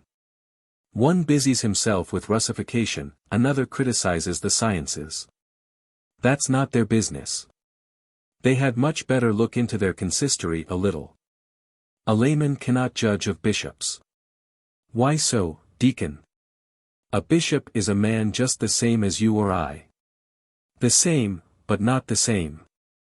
The deacon was offended and took up his pen. If you had been the same, the divine grace would have rested upon you, and you would have been bishop yourself, and since you are not bishop, it follows you are not the same. Don't talk nonsense, deacon, said Samolenko dejectedly. Listen to what I suggest, he said, turning to von Koren. Don't give me that 100 rubles. You'll be having your dinners with me for 3 months before the winter, so let me have the money beforehand for 3 months. I won't. Samolenko blinked and turned crimson. He mechanically drew towards him the book with the spider on it and looked at it, then he got up and took his hat. Von Koren felt sorry for him. What it is to have to live and do with people like this, said the zoologist, and he kicked a paper into the corner with indignation. You must understand that this is not kindness, it is not love, but cowardice, slackness, poison. What's gained by reason is lost by your flabby good-for-nothing hearts. When I was ill with typhoid as a schoolboy, my aunt in her sympathy gave me pickled mushrooms to eat, and I very nearly died.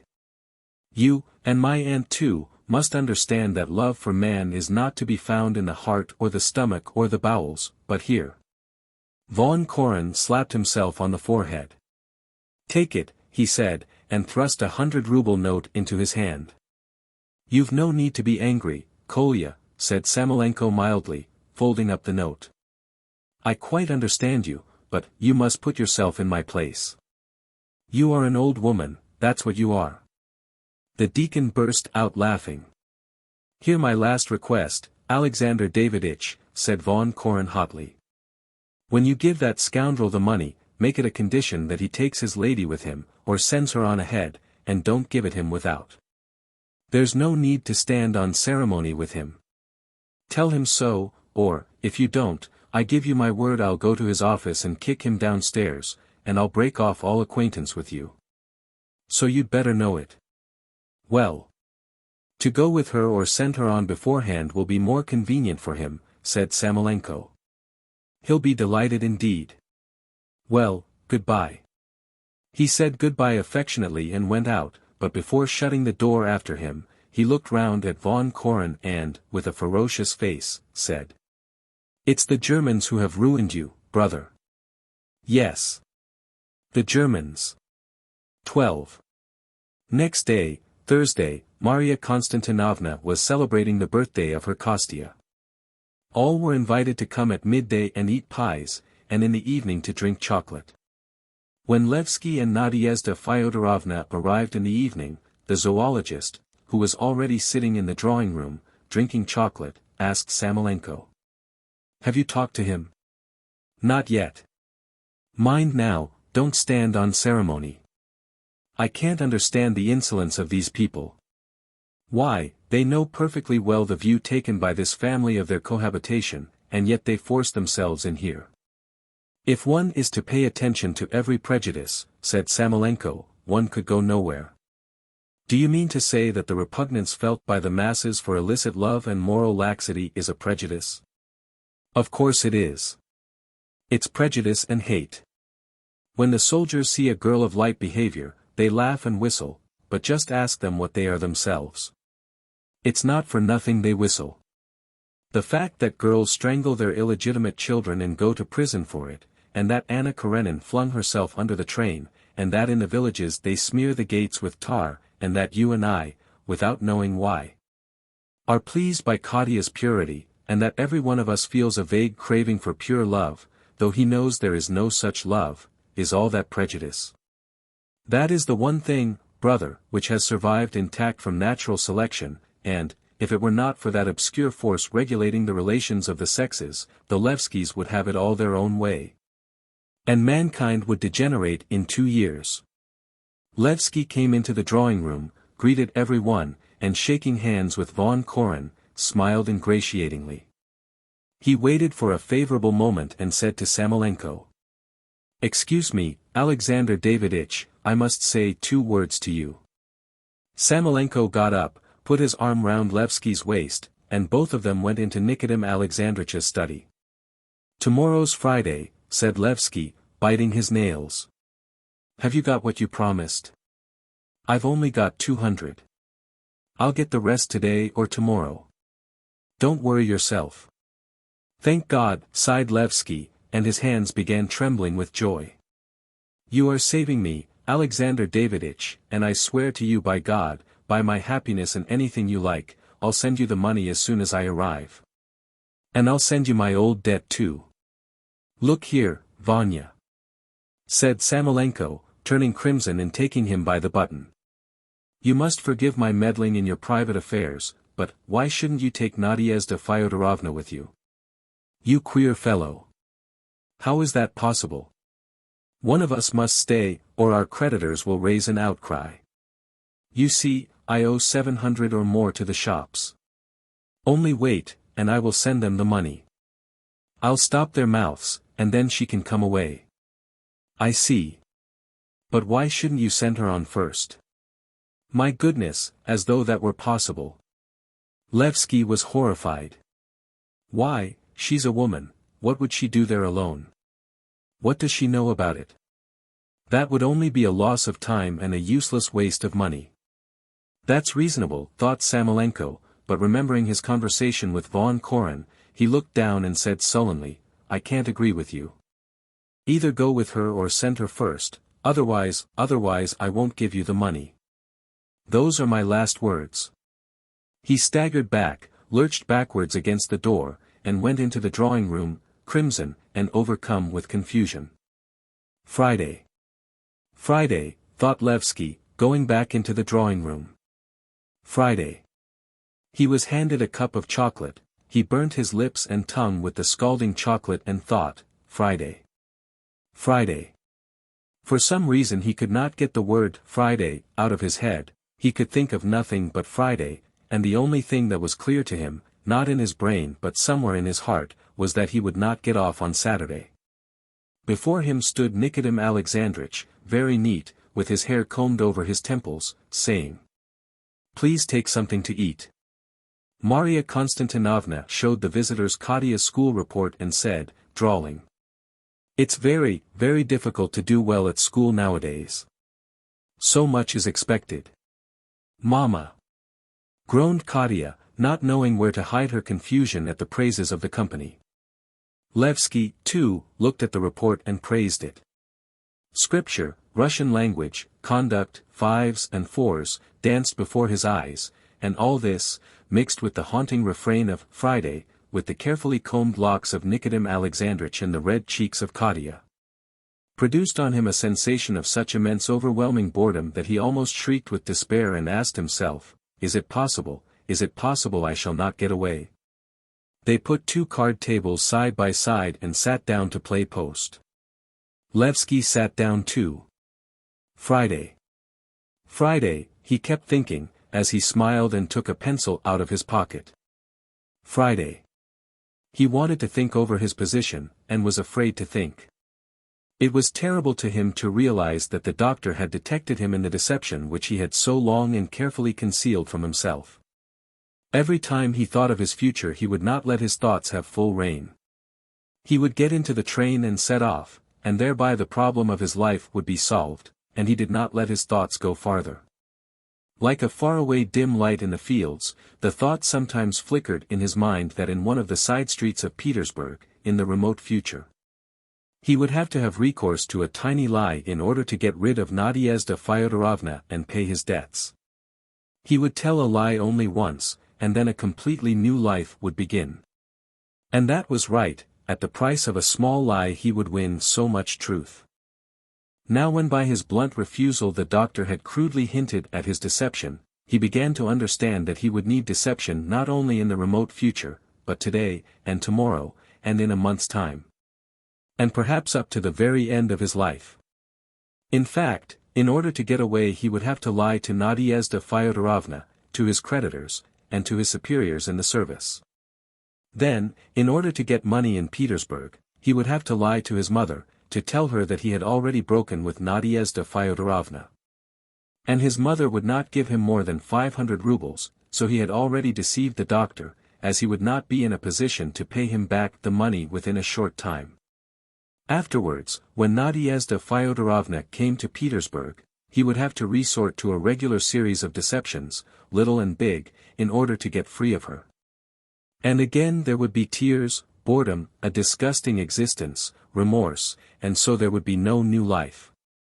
Deception and nothing more. A whole mountain of lies rose before Levsky's imagination. To leap over it at one bound and not to do his lying piecemeal, he would have to bring himself to stern, uncompromising action. For instance, to getting up without saying a word, putting on his hat, and at once setting off without money and without explanation. But Levsky felt that was impossible for him. Friday, he thought. Friday. They wrote little notes, folded them in 2, and put them in Nikodem Alexandritch's old top hat. When there were a sufficient heap of notes, Kostya, who acted the part of postman, walked round the table and delivered them. The deacon, Katya, and Kostya, who received amusing notes and tried to write as funnily as they could, were highly delighted. "We must have a little talk," Nadezhda Fyodorovna read in a little note. She glanced at Marya Konstantinovna, who gave her an almond-oily smile and nodded. "Talk of what?" thought Nadezhda Fyodorovna. "If one can't tell the whole, it's no use talking." Before going out for the evening she had tied Levsky's cravat for him, and that simple action filled her soul with tenderness and sorrow. The anxiety in his face, his absent-minded looks, his pallor, and the incomprehensible change that had taken place in him of late, and the fact that she had a terrible revolting secret from him. And the fact that her hands trembled when she tied his cravat, all this seemed to tell her that they had not long left to be together. She looked at him as though he were an icon, with terror and penitence, and thought, "Forgive, forgive." Opposite her was sitting Achmianov, and he never took his black, love-sick eyes off her. She was stirred by passion. She was ashamed of herself, and afraid that even her misery and sorrow would not prevent her from yielding to impure desire tomorrow, if not today, and that, like a drunkard, she would not have the strength to stop herself. She made up her mind to go away that she might not continue this life, shameful for herself, and humiliating for Levsky. She would beseech him with tears to let her go, and if he opposed her, she would go away secretly. She would not tell him what had happened, let him keep a pure memory of her. "I love you, I love you, I love you," she read. It was from Achmianov. She would live in some far remote place, would work and send Levsky, anonymously, money, embroidered shirts, and tobacco, and would return to him only in old age or if he were dangerously ill and needed a nurse. When in his old age he learned what were her reasons for leaving him and refusing to be his wife, he would appreciate her sacrifice and forgive. "You've got a long nose. That must be from the deacon or Kostya." Nadezhda Fyodorovna imagined how, parting from Levsky, she would embrace him warmly, would kiss his hand, and would swear to love him all her life, and then, living in obscurity among strangers. She would every day think that somewhere she had a friend, someone she loved, a pure, noble, lofty man who kept a pure memory of her. "If you don't give me an interview today, I shall take measures, I assure you on my word of honor. You can't treat decent people like this, you must understand that." That was from Kirillin. 13. Levsky received 2 notes. He opened one and read, "Don't go away, my darling." Who could have written that, he thought. Not Samolenko, of course. And not the deacon, for he doesn't know I want to go away. Von Koren, perhaps.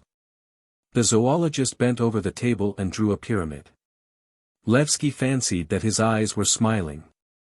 Most likely Samolenko has been gossiping, thought Levsky. In the other note, in the same disguised angular handwriting with long tails to the letters, was written, "Somebody won't go away on Saturday." A stupid jibe, thought Levsky. Friday. Something rose in his throat. He touched his collar and coughed, but instead of a cough a laugh broke from his throat.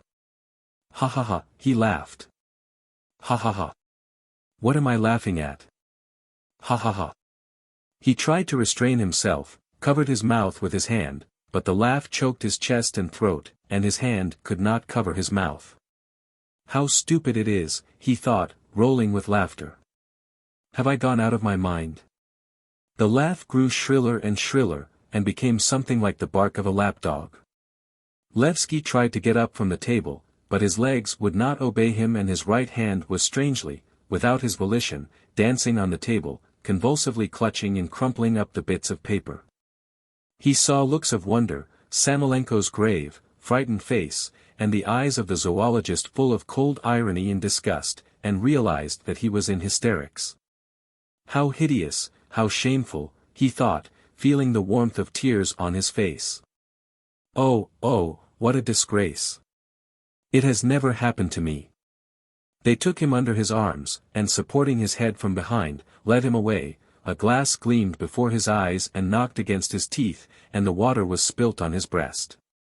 He was in a little room, with 2 beds in the middle, side by side, covered by 2 snow-white quilts. He dropped on one of the beds and sobbed. It's nothing, Samolenko kept saying, it does happen. Chill with horror, trembling all over and dreading something awful, Nadezhda Fyodorovna stood by the bedside and kept asking. What is it? What is it? For God's sake, tell me. Can Kirillin have written him something, she thought. It's nothing, said Levsky, laughing and crying, go away, darling. His face expressed neither hatred nor repulsion, so he knew nothing. Nadezhda Fyodorovna was somewhat reassured, and she went into the drawing-room. Don't agitate yourself, my dear, said Marya Konstantinovna, sitting down beside her and taking her hand. It will pass. Men are just as weak as we poor sinners. You are both going through a crisis. One can so well understand it. Well, my dear, I am waiting for an answer. Let us have a little talk. No, we are not going to talk, said Nadezhda Fyodorovna, listening to Levsky's sobs. I feel depressed. You must allow me to go home. What do you mean, my dear, cried Marya Konstantinovna in alarm. Do you think I could let you go without supper? We will have something to eat, and then you may go with my blessing.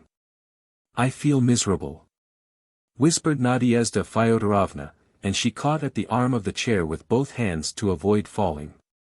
He's got a touch of hysterics, said Von Koren gaily, coming into the drawing-room, but seeing Nadezhda Fyodorovna, he was taken aback and retreated.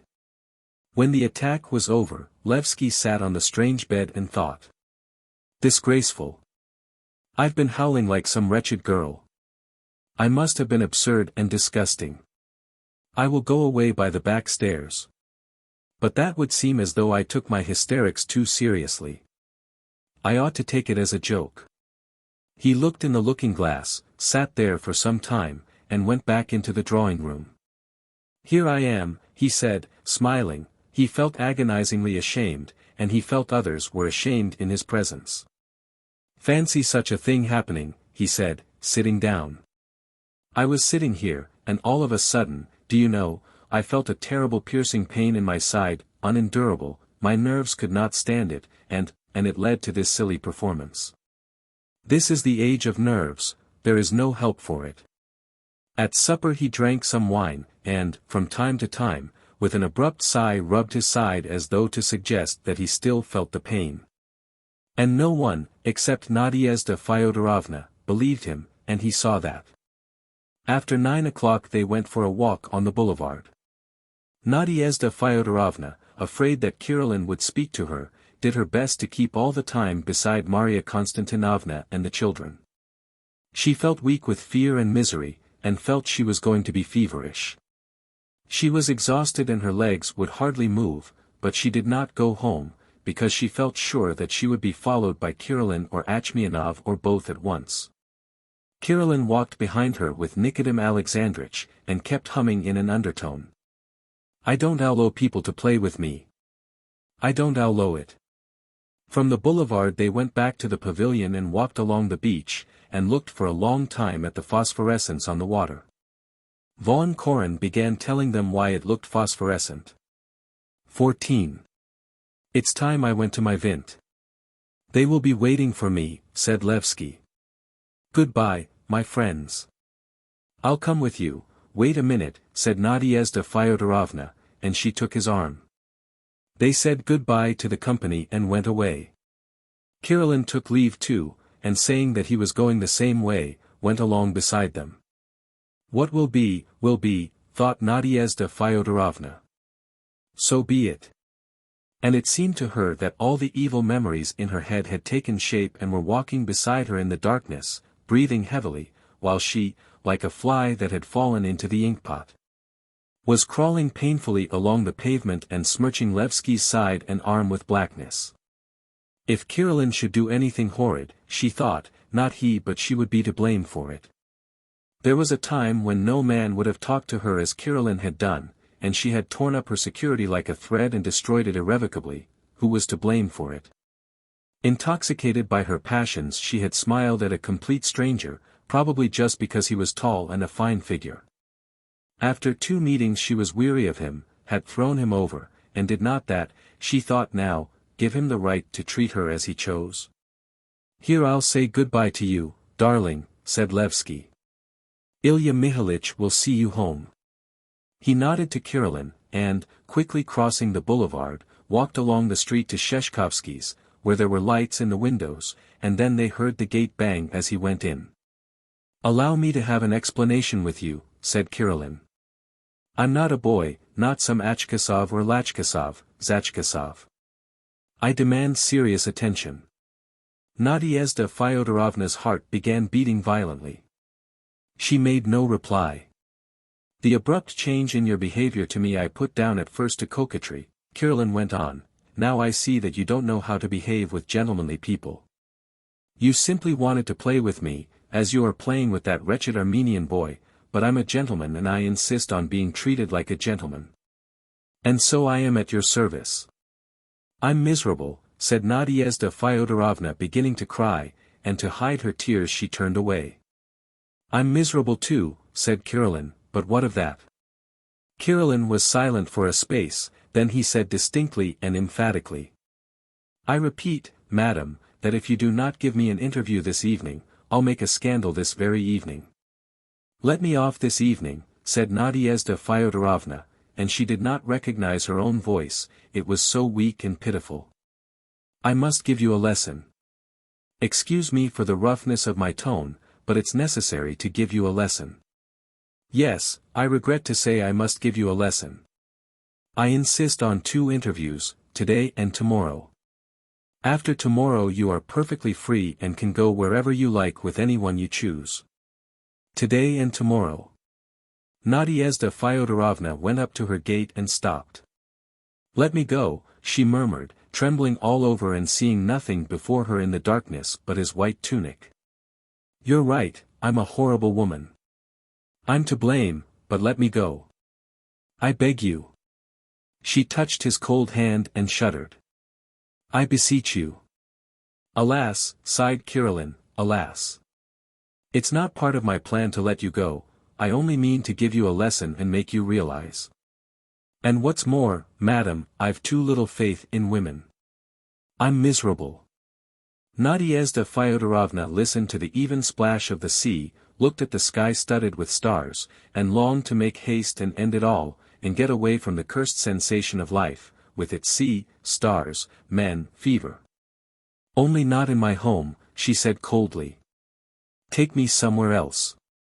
Come to Muradov's. That's better." "Where's that?"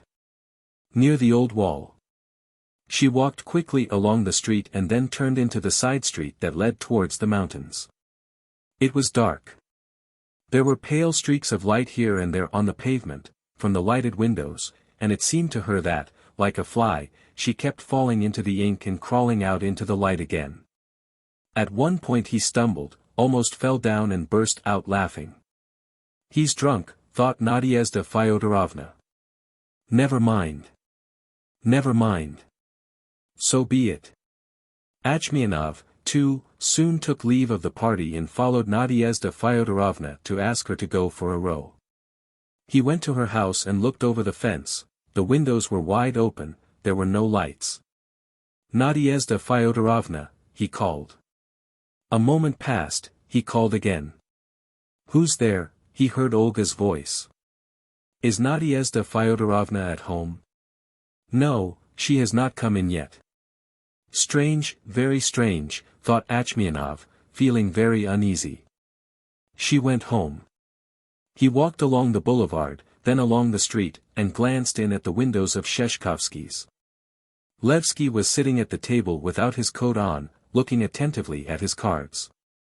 "Strange, strange," muttered Achmianov, and remembering Levsky's hysterics, he felt ashamed. "If she is not at home, where is she?" He went to Nadezhda Fyodorovna's lodgings again, and looked at the dark windows.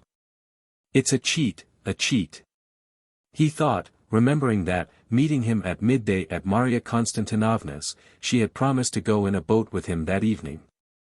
The windows of the house where Kirillin lived were dark, and there was a policeman sitting asleep on a little bench at the gate. Everything was clear to Achmianov when he looked at the windows and the policeman. He made up his mind to go home, and set off in that direction, but somehow found himself near Nadezhda Fyodorovna's lodgings again. He sat down on the bench near the gate and took off his hat, feeling that his head was burning with jealousy and resentment. The clock in the town church only struck twice in the 24 hours, at midday and midnight. Soon after it struck midnight he heard hurried footsteps. Tomorrow evening, then, again at Muradov's, Achmianov heard, and he recognized Kirillin's voice. At 8 o'clock, goodbye. Nadezhda Fyodorovna made her appearance near the garden.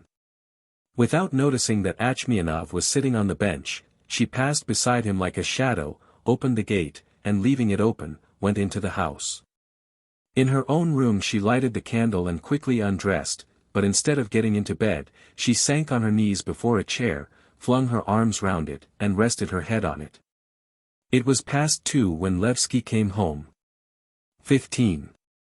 Having made up his mind to lie, not all at once but piecemeal, Levsky went soon after 1 o'clock next day to Samolenko to ask for the money that he might be sure to get off on Saturday.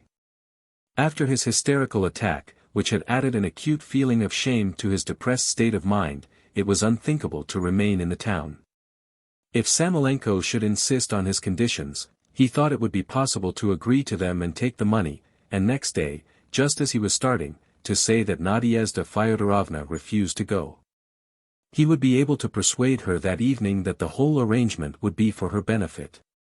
If Samolenko, who was obviously under the influence of von Koren, should refuse the money altogether or make fresh conditions, then he, Levsky, would go off that very evening in a cargo vessel, or even in a sailing boat. To Novi Athon or Novorossiysk, would send from there an humiliating telegram, and would stay there till his mother sent him the money for the journey. When he went into Samolenko's, he found Von Koren in the drawing-room. The zoologist had just arrived for dinner, and, as usual, was turning over the album and scrutinizing the gentlemen in top hats and the ladies in caps. How very unlucky, thought Levsky, seeing him. He may be in the way. Good morning. Good morning, answered Von Koren, without looking at him. Is Alexander Daviditch at home? Yes, in the kitchen. Levsky went into the kitchen, but seeing from the door that Samolenko was busy over the salad, he went back into the drawing-room and sat down. He always had a feeling of awkwardness in the zoologist's presence, and now he was afraid there would be talk about his attack of hysterics. There was more than a minute of silence. Von Koren suddenly raised his eyes to Levsky and asked, "How do you feel after yesterday?" "Very well indeed," said Levsky, flushing. "It really was nothing much. Until yesterday I thought it was only ladies who had hysterics, and so at first I thought you had St. Vitus's dance." Levsky smiled ingratiatingly, and thought, "How indelicate on his part. He knows quite well how unpleasant it is for me." "Yes, it was a ridiculous performance," he said, still smiling. "I've been laughing over it the whole morning. What's so curious in an attack of hysterics is that you know it is absurd, and are laughing at it in your heart, and at the same time you sob. In our neurotic age we are the slaves of our nerves, they are our masters and do as they like with us. Civilization has done us a bad turn in that way." As Levsky talked, he felt it disagreeable that Von Koren listened to him gravely, and looked at him steadily and attentively as though studying him. And he was vexed with himself that in spite of his dislike of Von Koren, he could not banish the ingratiating smile from his face. "I must admit, though," he added, "that there were immediate causes for the attack, and quite sufficient ones too. My health has been terribly shaky of late. To which one must add boredom, constantly being hard up, the absence of people and general interests. My position is worse than a governor's." "Yes, your position is a hopeless one," answered Von Koren. These calm, cold words, implying something between a jeer and an uninvited prediction, offended Levsky. He recalled the zoologist's eyes the evening before, full of mockery and disgust. He was silent for a space and then asked, no longer smiling, "How do you know anything of my position? You were only just speaking of it yourself. Besides, your friends take such a warm interest in you, that I am hearing about you all day long." "What friends?" "Samolenko, I suppose." "Yes, he too. I would ask Alexander Daviditch and my friends in general not to trouble so much about me. Here is Samolenko, you had better ask him not to trouble so much about you." "I don't understand your tone," Levsky muttered, suddenly feeling as though he had only just realized that the zoologist hated and despised him, and was jeering at him, and was his bitterest and most inveterate enemy. "Keep that tone for someone else," he said softly, unable to speak aloud for the hatred with which his chest and throat were choking, as they had been the night before with laughter. Samolenko came in his shirt-sleeves, crimson and perspiring from the stifling kitchen. "Ah, you here?" he said. "Good morning, my dear boy. Have you had dinner? Don't stand on ceremony. Have you had dinner?" "Alexander Daviditch," said Levsky, standing up, "though I did appeal to you to help me in a private matter, it did not follow that I released you from the obligation of discretion and respect for other people's private affairs." "What's this?" asked Samolenko, in astonishment. "If you have no money," Levsky went on, raising his voice and shifting from one foot to the other in his excitement, "don't give it, refuse it. But why spread abroad in every back street that my position is hopeless, and all the rest of it? I can't endure such benevolence and friends' assistance where there's a shilling worth of talk for a ha'porth of help. You can boast of your benevolence as much as you please, but no one has given you the right to gossip about my private affairs." "What private affairs?" asked Samolenko, puzzled and beginning to be angry. "If you've come here to be abusive, you had better clear out. You can come again afterwards. He remembered the rule that when one is angry with one's neighbor, one must begin to count 100, and one will grow calm again. And he began rapidly counting. I beg you not to trouble yourself about me, Levsky went on. Don't pay any attention to me, and whose business is it what I do and how I live? Yes, I want to go away. Yes, I get into debt, I drink, I am living with another man's wife, I'm hysterical, I'm ordinary. I am not so profound as some people, but whose business is that? Respect other people's privacy.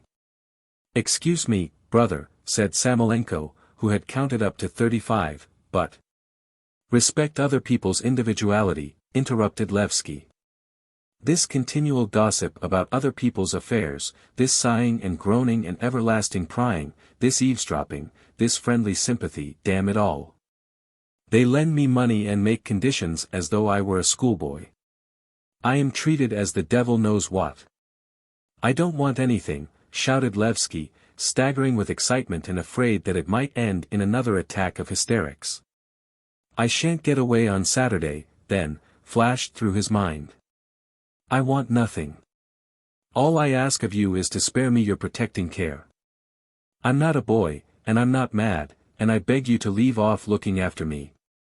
The deacon came in, and seeing Levsky pale and gesticulating, addressing his strange speech to the portrait of Prince Vorontsov, stood still by the door as though petrified.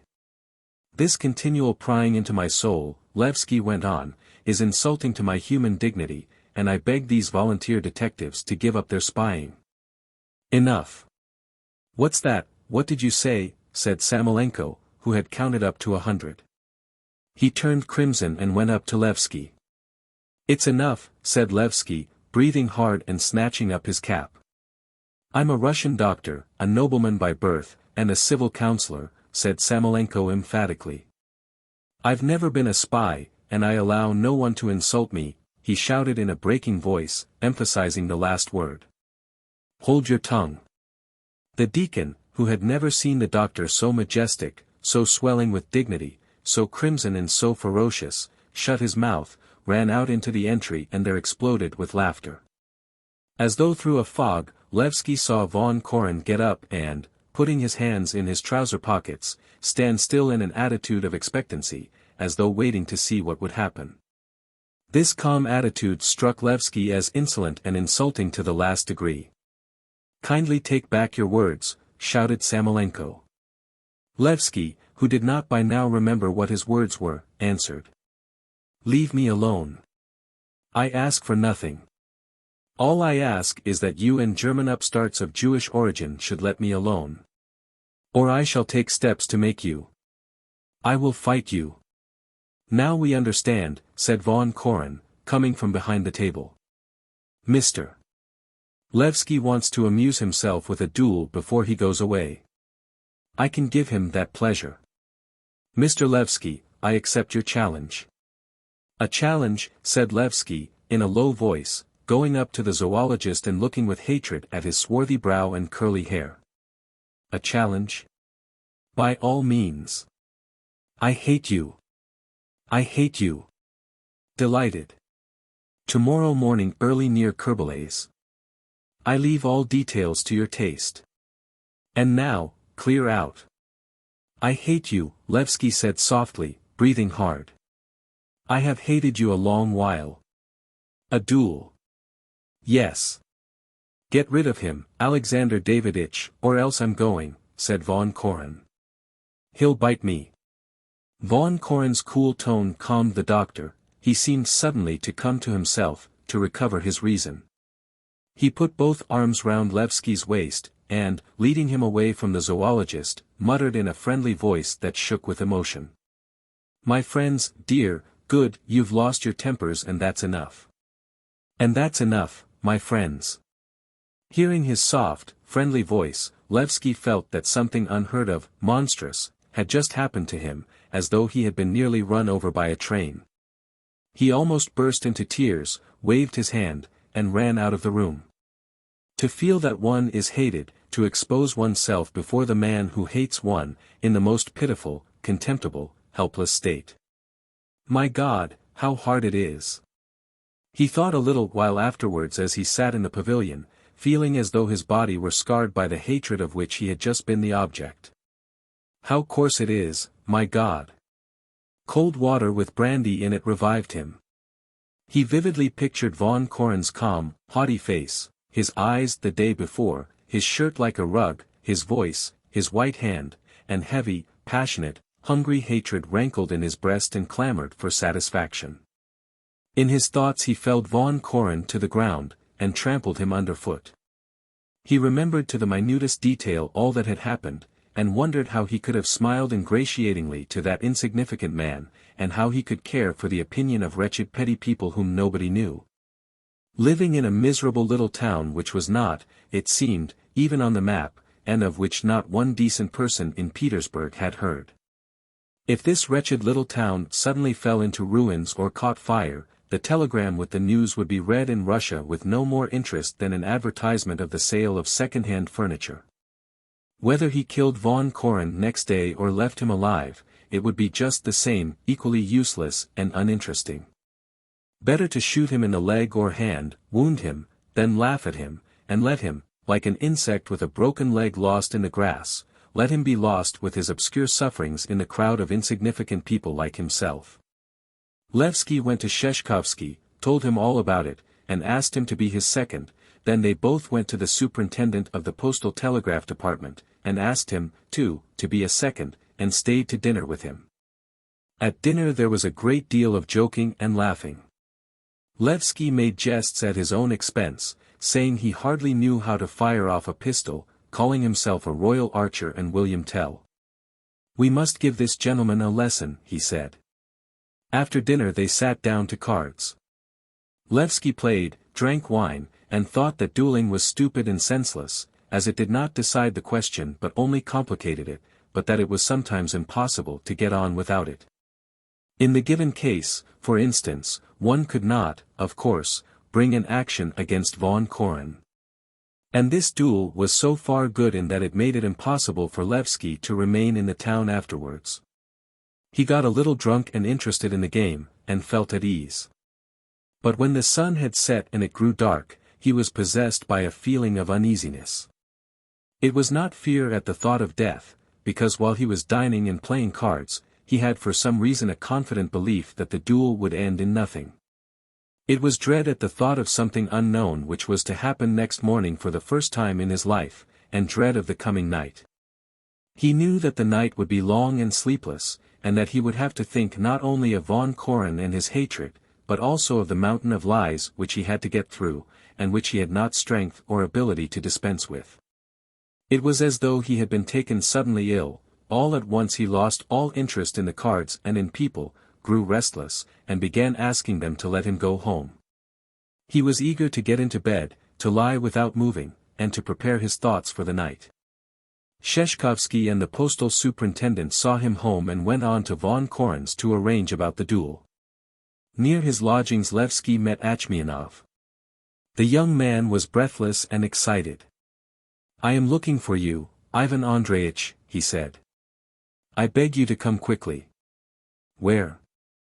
"Someone wants to see you, someone you don't know, about very important business. He earnestly begs you to come for a minute. He wants to speak to you of something. For him it's a question of life and death." In his excitement Achmianov spoke in a strong Armenian accent. "Who is it?" asked Levsky. "He asked me not to tell you his name." "Tell him I'm busy, tomorrow, if he likes." "How can you?" Achmianov was aghast. "He wants to tell you something very important for you, very important. If you don't come, something dreadful will happen." "Strange," muttered Levsky, unable to understand why Achmianov was so excited and what mysteries there could be in this dull, useless little town. "Strange," he repeated in hesitation. "Come along, though, I don't care." Achmianov walked rapidly on ahead and Levsky followed him. They walked down a street, then turned into an alley. "What a bore this is," said Levsky. One minute, it's near." Near the old rampart they went down a narrow alley between two empty enclosures. then they came into a sort of large yard and went towards a small house. "That's Muradov's, isn't it?" asked Levsky. "Yes. But why we've come by the backyards I don't understand. We might have come by the street, it's nearer." Never mind, never mind." It struck Levsky as strange, too, that Achmianov led him to a back entrance, and motioned to him as though bidding him go quietly and hold his tongue. This way," said Achmianov, cautiously opening the door and going into the passage on tiptoe. "Quietly, quietly, I beg you, they may hear." He listened, drew a deep breath and said in a whisper, "Open that door, and go in, don't be afraid." Levsky, puzzled, opened the door and went into a room with a low ceiling and curtained windows. There was a candle on the table. "What do you want?" asked someone in the next room. "Is it you, Muradov?" Levsky turned into that room and saw Kirillin, and beside him Nadezhda Fyodorovna. He didn't hear what was said to him, he staggered back, and did not know how he found himself in the street. His hatred for von Koren and his uneasiness, all had vanished from his soul. As he went home he waved his right arm awkwardly and looked carefully at the ground under his feet, trying to step where it was smooth. At home in his study he walked backwards and forwards, rubbing his hands, and awkwardly shrugging his shoulders and neck, as though his jacket and shirt were too tight. Then he lighted a candle and sat down to the table. 16. The humane studies of which you speak will only satisfy human thought when, as they advance, they meet the exact sciences and progress side by side with them. Whether they will meet under a new microscope, or in the monologues of a new Hamlet, or in a new religion, I do not know, but I expect the earth will be covered with a crust of ice before it comes to pass. Of all humane learning the most durable and living is, of course, the teaching of Christ, but look how differently even that is interpreted. Some teach that we must love all our neighbors but make an exception of soldiers, criminals, and lunatics. They allow the first to be killed in war, the second to be isolated or executed, and the third they forbid to marry. Other interpreters teach that we must love all our neighbors without exception, with no distinction of plus or minus. According to their teaching, if a consumptive or a murderer or an epileptic asks your daughter in marriage, you must let him have her. If cretins go to war against the physically and mentally healthy, don't defend yourselves. This advocacy of love for love's sake, like art for art's sake, if it could have power, would bring mankind in the long run to complete extinction, and so would become the vastest crime that has ever been committed upon earth. There are very many interpretations, and since there are many of them, serious thought is not satisfied by any one of them, and hastens to add its own individual interpretation to the mass. For that reason you should never put a question on a philosophical or so-called Christian basis, by so doing you only remove the question further from solution. The deacon listened to the zoologist attentively, thought a little, and asked, "Have the philosophers invented the moral law which is innate in every man, or did God create it together with the body?" "I don't know. But that law is so universal among all peoples and all ages that I fancy we ought to recognize it as organically connected with man. It is not invented, but exists and will exist. I don't tell you that one day it will be seen under the microscope, but its organic connection is shown, indeed, by evidence, serious affections of the brain and all so-called mental diseases, to the best of my belief, show themselves first of all in the perversion of the moral law. Good. So then, just as our stomach bids us eat, our moral sense bids us love our neighbors. Is that it? But our natural man through self-love opposes the voice of conscience and reason, and this gives rise to many brain-racking questions. To whom ought we to turn for the solution of those questions if you forbid us to put them on the philosophic basis? Turn to what little exact science we have. Trust to evidence and the logic of facts. It is true it is but little, but, on the other hand, it is less fluid and shifting than philosophy. The moral law, let us suppose, demands that you love your neighbor. Well, love ought to show itself in the removal of everything which in one way or another is injurious to men and threatens them with danger in the present or in the future. Our knowledge and the evidence tells us that the morally and physically abnormal are a menace to humanity. If so, you must struggle against the abnormal. If you are not able to raise them to the normal standard, you must have strength and ability to render them harmless, that is, to destroy them. So love consists in the strong overcoming the weak. Undoubtedly. But you know the strong crucified our Lord Jesus Christ, said the deacon hotly. The fact is that those who crucified him were not the strong but the weak. Human culture weakens and strives to nullify the struggle for existence and natural selection, hence the rapid advancement of the weak and their predominance over the strong. Imagine that you succeeded in instilling into bees humanitarian ideas in their crude and elementary form. What would come of it? The drones who ought to be killed would remain alive, would devour the honey, would corrupt and stifle the bees, resulting in the predominance of the weak over the strong and the degeneration of the latter. The same process is taking place now with humanity, the weak are oppressing the strong. Among savages untouched by civilization, the strongest, cleverest, and most moral takes the lead, he is the chief and the master. But we civilized men have crucified Christ and we go on crucifying him, so there is something lacking in us. And that something one ought to raise up in ourselves, or there will be no end to these errors. But what criterion have you to distinguish the strong from the weak? Knowledge and evidence. The tuberculous and the scrofulous are recognized by their diseases, and the insane and the immoral by their actions. But mistakes may be made. Yes, but it's no use to be afraid of getting your feet wet when you are threatened with the deluge. That's philosophy, laughed the deacon. Not a bit of it. You are so corrupted by your seminary philosophy that you want to see nothing but fog in everything. The abstract studies with which your youthful head is stuffed are called abstract just because they abstract your minds from what is obvious. Look the devil straight in the eye, and if he's the devil, tell him he's the devil, and don't go calling to Kant or Hegel for explanations. The zoologist paused and went on. Twice two's four, and a stone's a stone. Here tomorrow we have a duel. You and I will say it's stupid and absurd, that the duel is out of date, that there is no real difference between the aristocratic duel and the drunken brawl in the pothouse, and yet we shall not stop, we shall go there and fight. So there is some force stronger than our reasoning. We shout that war is plunder, robbery, atrocity, fratricide, we cannot look upon blood without fainting.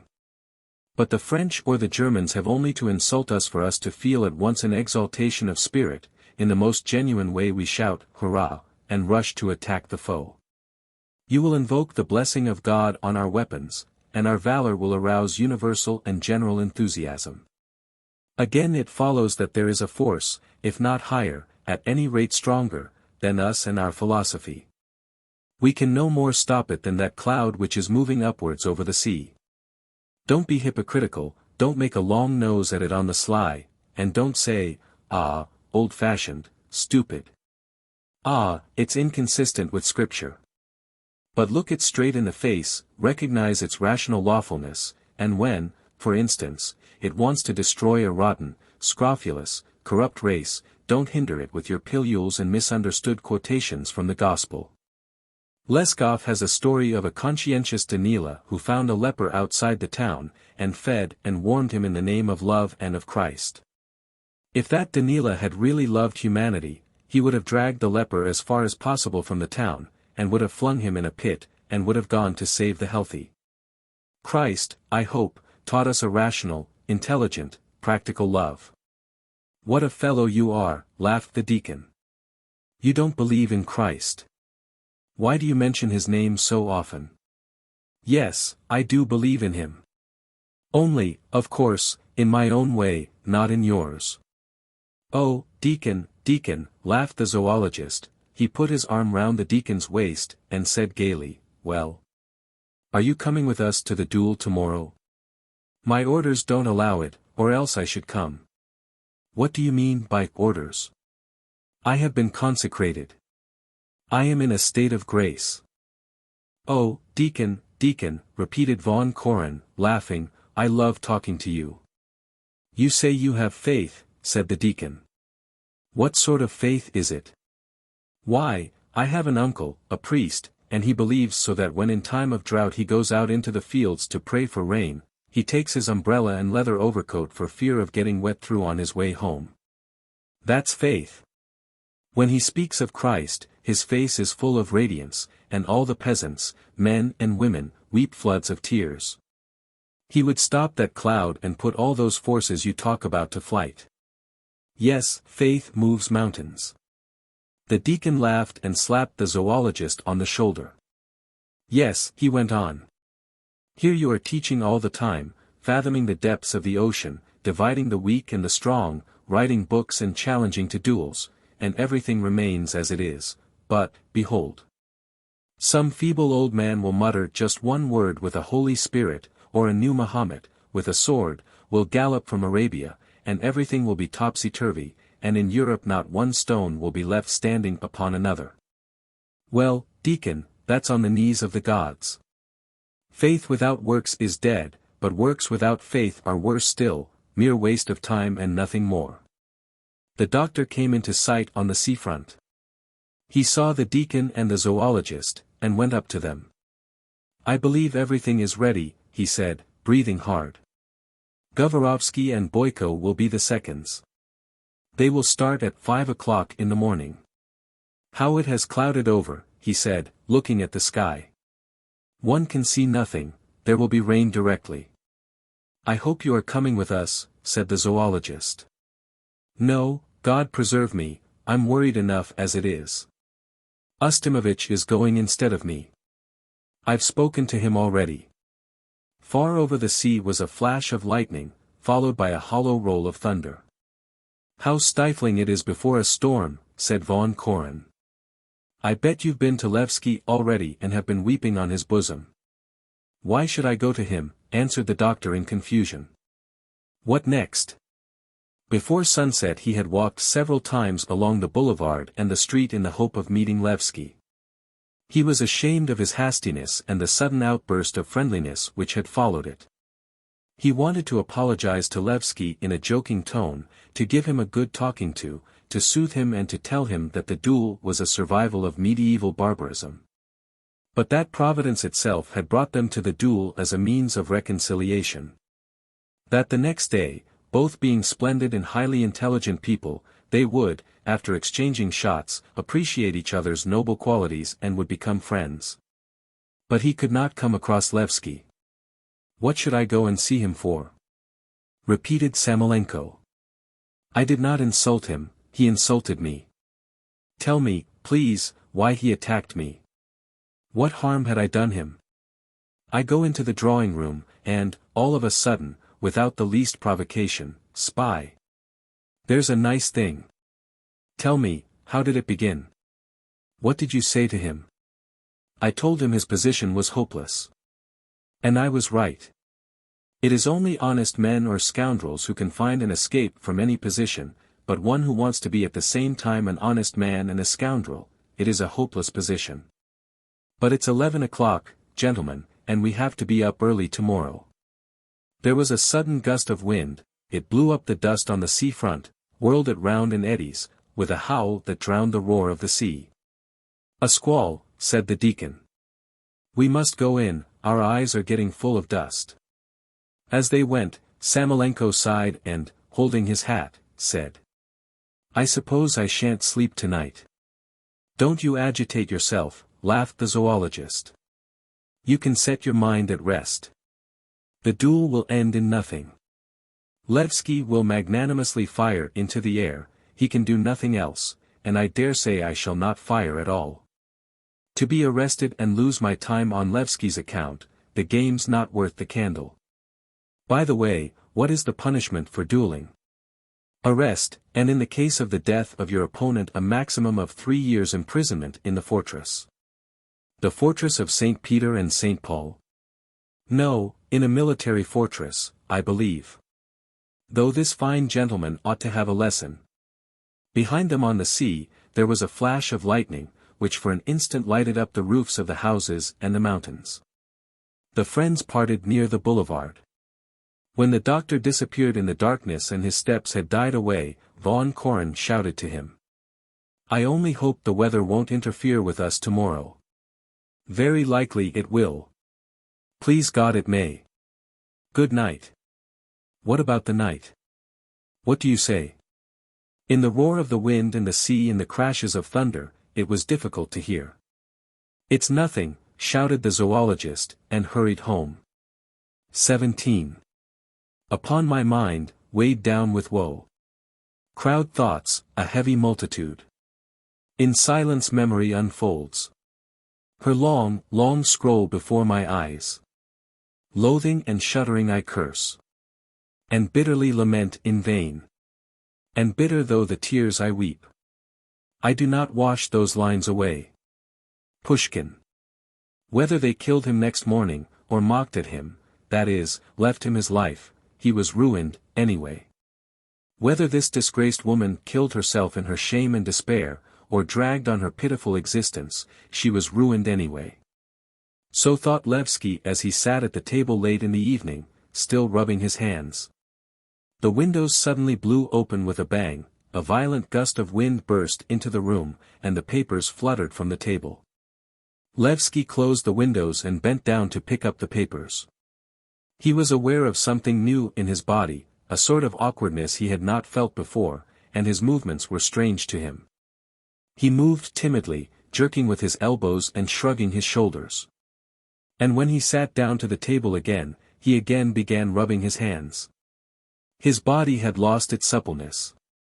On the eve of death one ought to write to one's nearest relation. Levsky thought of this. He took a pen and wrote with a tremulous hand. Mother. He wanted to write to beg his mother, for the sake of the merciful God in whom she believed, that she would give shelter and bring a little warmth and kindness into the life of the unhappy woman who, by his doing, had been disgraced and was in solitude, poverty, and weakness, that she would forgive and forget everything, everything, everything, and by her sacrifice atone to some extent for her son's terrible sin. But he remembered how his mother, a stout, heavily built old woman in a lace cap, used to go out into the garden in the morning, followed by her companion with the lapdog.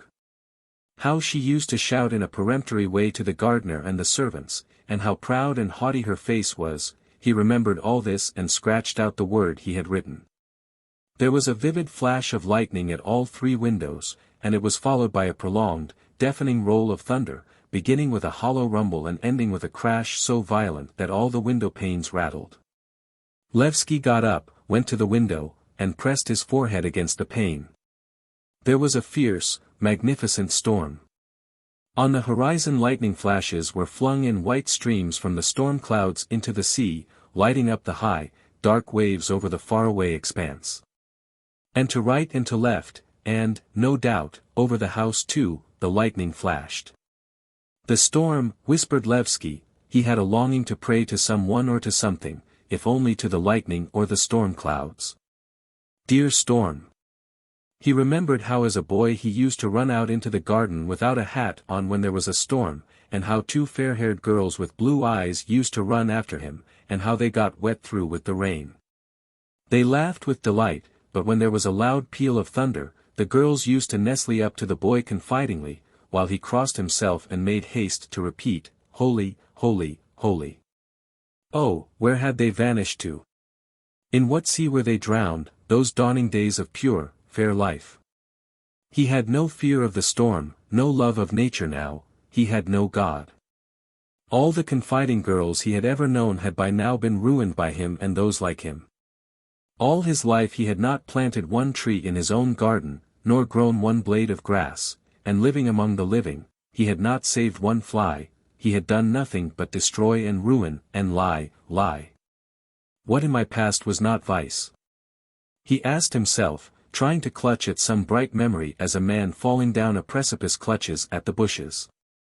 School. The university. But that was a sham. He had neglected his work and forgotten what he had learnt. The service of his country. That, too, was a sham, for he did nothing in the service, took a salary for doing nothing, and it was an abominable swindling of the state for which one was not punished. He had no craving for truth, and had not sought it. Spellbound by vice and lying, his conscience had slept or been silent. Like a stranger, like an alien from another planet, he had taken no part in the common life of men, had been indifferent to their sufferings, their ideas, their religion, their sciences, their strivings, and their struggles. He had not said one good word, not written one line that was not useless and vulgar. He had not done his fellows one ha'porth of service, but had eaten their bread, drunk their wine, seduced their wives, lived on their thoughts, and to justify his contemptible, parasitic life in their eyes and in his own. He had always tried to assume an air of being higher and better than they. Lies, lies, lies. He vividly remembered what he had seen that evening at Muradov's, and he was in an insufferable anguish of loathing and misery. Kirillin and Achmianov were loathsome, but they were only continuing what he had begun. They were his accomplices and his disciples. This young weak woman had trusted him more than a brother, and he had deprived her of her husband, of her friends and of her country, and had brought her here, to the heat, to fever, and to boredom. And from day to day she was bound to reflect, like a mirror, his idleness, his viciousness and falsity, and that was all she had had to fill her weak, listless, pitiable life. Then he had grown sick of her, had begun to hate her, but had not had the pluck to abandon her, and he had tried to entangle her more and more closely in a web of lies. These men had done the rest. Levsky sat at the table, then got up and went to the window. At 1 minute he put out the candle and then he lighted it again.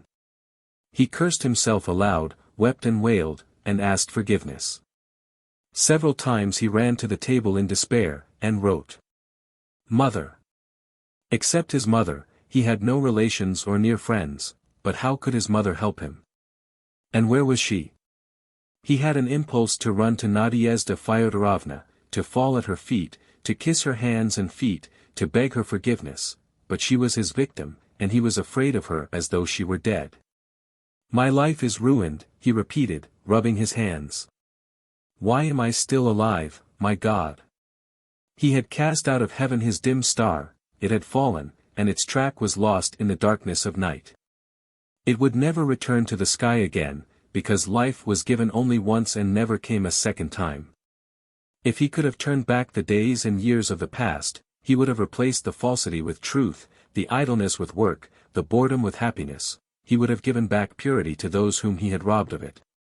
He would have found God and goodness, but that was as impossible as to put back the fallen star into the sky, and because it was impossible he was in despair. When the storm was over, he sat by the open window and thought calmly of what was before him. Von Koren would most likely kill him. The man's clear, cold theory of life justified the destruction of the rotten and the useless.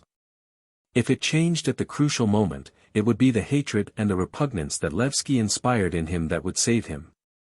If he missed his aim or, in mockery of his hated opponent, only wounded him, or fired in the air, what could he do then? Where could he go? Go to Petersburg? Levsky asked himself. But that would mean beginning over again the old life which he cursed. And the man who seeks salvation in change of place like a migrating bird would find nothing anywhere, for all the world is alike to him. Seek salvation in men. In whom and how?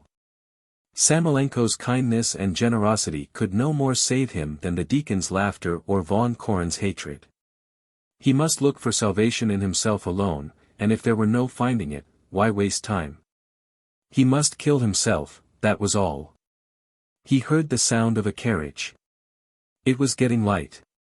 The carriage passed by, turned, and crunching on the wet sand, stopped near the house. There were 2 men in the carriage. Wait a minute. I'm coming directly, Levsky said to them out of the window. I'm not asleep. Surely it's not time yet. Yes, it's 4 o'clock. By the time we get there. Levsky put on his overcoat and cap, put some cigarettes in his pocket, and stood still hesitating. He felt as though there was something else he must do. In the street the seconds talked in low voices and the horses snorted, and this sound in the damp, early morning, when everybody was asleep and light was hardly dawning in the sky, filled Levsky's soul with a disconsolate feeling which was like a presentiment of evil. He stood for a little, hesitating, and went into the bedroom. Nadezhda Fyodorovna was lying stretched out on the bed, wrapped from head to foot in a rug. She did not stir, and her whole appearance, especially her head, suggested an Egyptian mummy. Looking at her in silence, Levsky mentally asked her forgiveness, and thought that if the heavens were not empty and there really were a God, then he would save her. If there were no God, then she had better perish, there was nothing for her to live for. All at once she jumped up, and sat up in bed. Lifting her pale face and looking with horror at Levsky, she asked, "Is it you? Is the storm over?" "Yes." She remembered, put both hands to her head and shuddered all over. "How miserable I am," she said. "If only you knew how miserable I am. I expected," she went on, half closing her eyes, "that you would kill me or turn me out of the house into the rain and storm, but you delay. Warmly and impulsively he put his arms round her and covered her knees and hands with kisses. Then when she muttered something and shuddered with the thought of the past, he stroked her hair, and looking into her face, realized that this unhappy, sinful woman was the one creature near and dear to him, whom no one could replace. When he went out of the house and got into the carriage he wanted to return home alive. 18. The deacon got up, dressed, took his thick, gnarled stick and slipped quietly out of the house. It was dark, and for the first minute when he went into the street, he could not even see his white stick. There was not a single star in the sky, and it looked as though there would be rain again. There was a smell of wet sand and sea. "It's to be hoped that the mountaineers won't attack us," thought the deacon, hearing the tap of the stick on the pavement, and noticing how loud and lonely the tap sounded in the stillness of the night. When he got out of town, he began to see both the road and his stick. Here and there in the black sky there were dark cloudy patches, and soon a star peeped out and timidly blinked its one eye. The deacon walked along the high rocky coast and did not see the sea, it was slumbering below, and its unseen waves broke languidly and heavily on the shore, as though sighing, "Alf, and how slowly." One wave broke, the deacon had time to count 8 steps, then another broke, and 6 steps, later a third. As before, nothing could be seen, and in the darkness one could hear the languid, drowsy drone of the sea. One could hear the infinitely far away, inconceivable time when God moved above chaos. The deacon felt uncanny. He hoped God would not punish him for keeping company with infidels, and even going to look at their duels.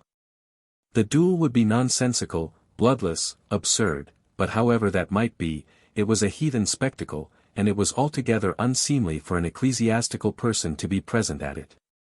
He stopped and wondered, should he go back? But an intense, restless curiosity triumphed over his doubts, and he went on. Though they are infidels they are good people, and will be saved, he assured himself. They are sure to be saved, he said aloud, lighting a cigarette. By what standard must one measure men's qualities, to judge rightly of them? The deacon remembered his enemy, the inspector of the clerical school, who believed in God, lived in chastity, and did not fight duels. But he used to feed the deacon on bread with sand in it, and on one occasion almost pulled off the deacon's ear. If human life was so artlessly constructed that every one respected this cruel and dishonest inspector who stole the government flour, and his health and salvation were prayed for in the schools, was it just to shun such men as von Koren and Levsky, simply because they were unbelievers? The deacon was weighing this question, but he recalled how absurd Samolenko had looked yesterday, and that broke the thread of his ideas. What fun they would have next day! The deacon imagined how he would sit under a bush and look on, and when von Koren began boasting next day at dinner, he, the deacon, would begin laughing and telling him all the details of the duel. "How do you know all about it?" the zoologist would ask. "Well, there you are. I stayed at home, but I know all about it. It would be nice to write a comic description of the duel." His father-in-law would read it and laugh. A good story, told or written, was more than meat and drink to his father-in-law. The valley of the Yellow River opened before him. The stream was broader and fiercer for the rain, and instead of murmuring as before, it was raging. It began to get light. The grey, dingy morning, and the clouds racing towards the west to overtake the storm clouds, the mountains girt with mist, and the wet trees, all struck the deacon as ugly and sinister. He washed at the brook, repeated his morning prayer, and felt a longing for tea and hot rolls, with sour cream, which were served every morning at his father-in-law's. He remembered his wife and the days past recall, which she played on the piano. What sort of woman was she? His wife had been introduced, betrothed, and married to him all in 1 week. He had lived with her less than a month when he was ordered here, so that he had not had time to find out what she was like. All the same, he rather missed her. I must write her a nice letter, he thought. The flag on the duhan hung limp, soaked by the rain, and the duhan itself with its wet roof seemed darker and lower than it had been before. Near the door was standing a cart, Kerbalay, with 2 mountaineers and a young Tatar woman in trousers, no doubt Kerbalay's wife or daughter, were bringing sacks of something out of the duhan, and putting them on maize straw in the cart. Near the cart stood a pair of asses hanging their heads. When they had put in all the sacks, the mountaineers and the Tatar woman began covering them over with straw, while Kerbalay began hurriedly harnessing the asses. Smuggling, perhaps, thought the deacon. Here was the fallen tree with the dried pine needles, here was the blackened patch from the fire. He remembered the picnic and all its incidents, the fire, the singing of the mountaineers, his sweet dreams of becoming a bishop, and of the church procession. The black river had grown blacker and broader with the rain.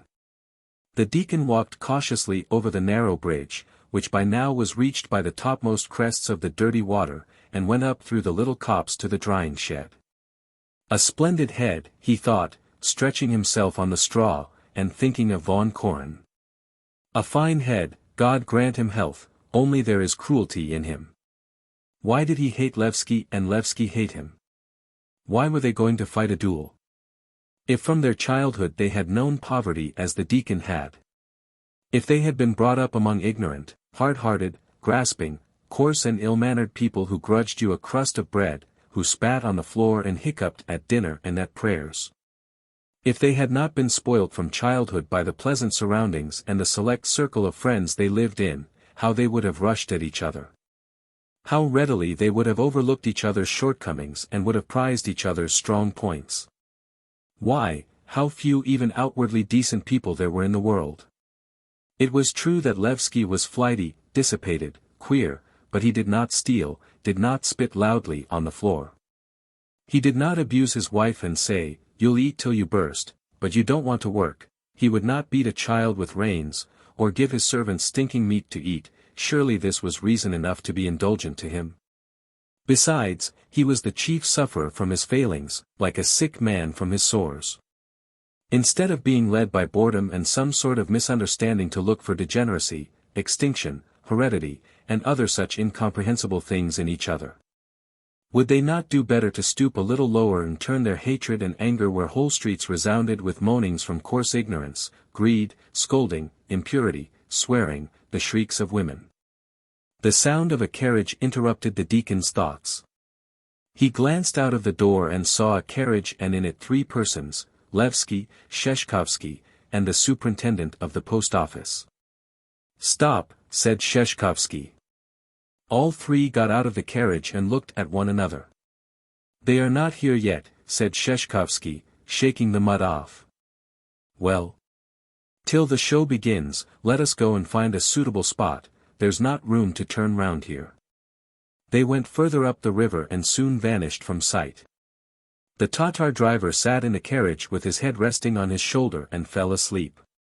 After waiting 10 minutes the deacon came out of the drying shed, and taking off his black hat that he might not be noticed, he began threading his way among the bushes and strips of maize along the bank, crouching and looking about him. The grass and maize were wet, and big drops fell on his head from the trees and bushes.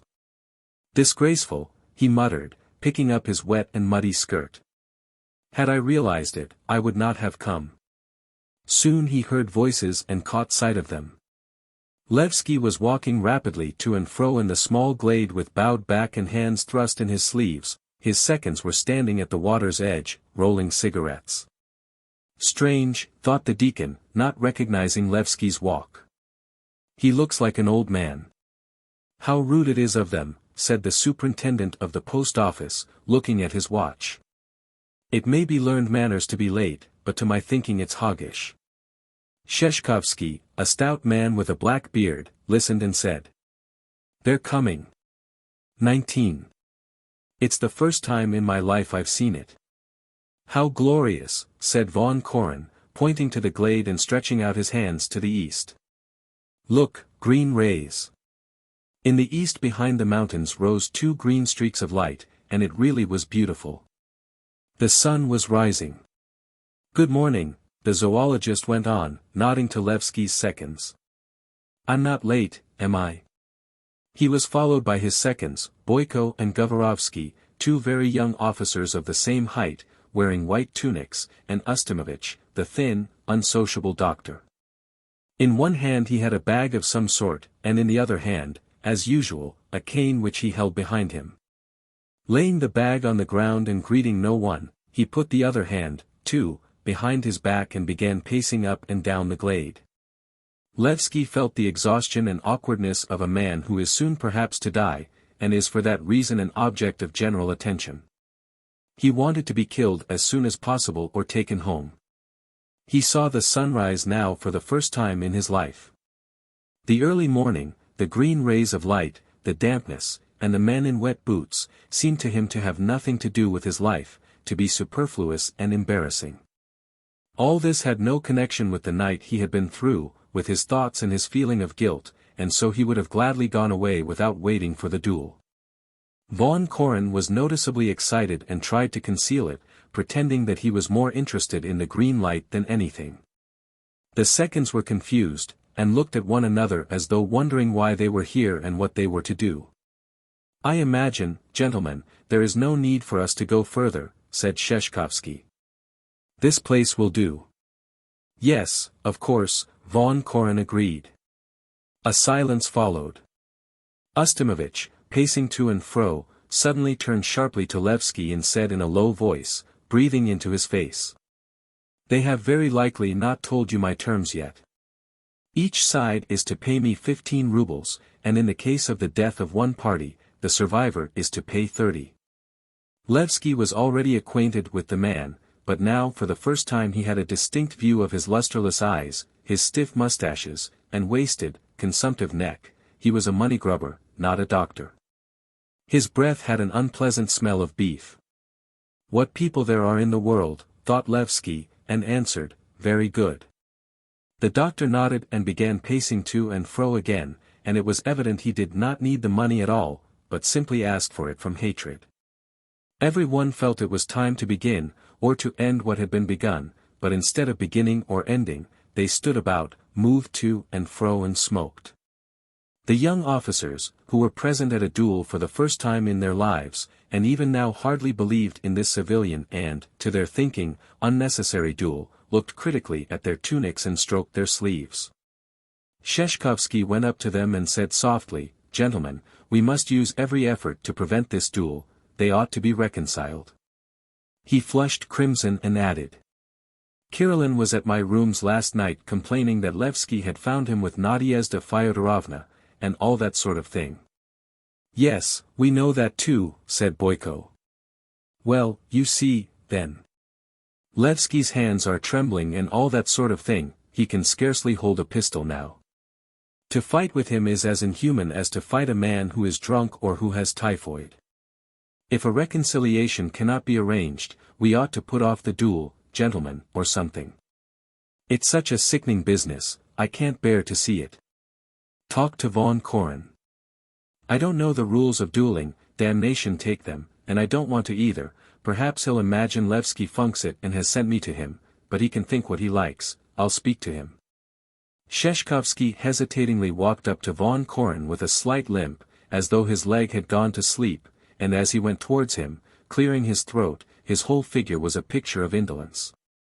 There's something I must say to you, sir, he began, carefully scrutinizing the flowers on the zoologist's shirt. It's confidential. I don't know the rules of dueling, damnation take them, and I don't want to, and I look on the matter not as a second and that sort of thing, but as a man, and that's all about it. Yes. Well. When seconds suggest reconciliation they are usually not listened to, it is looked upon as a formality.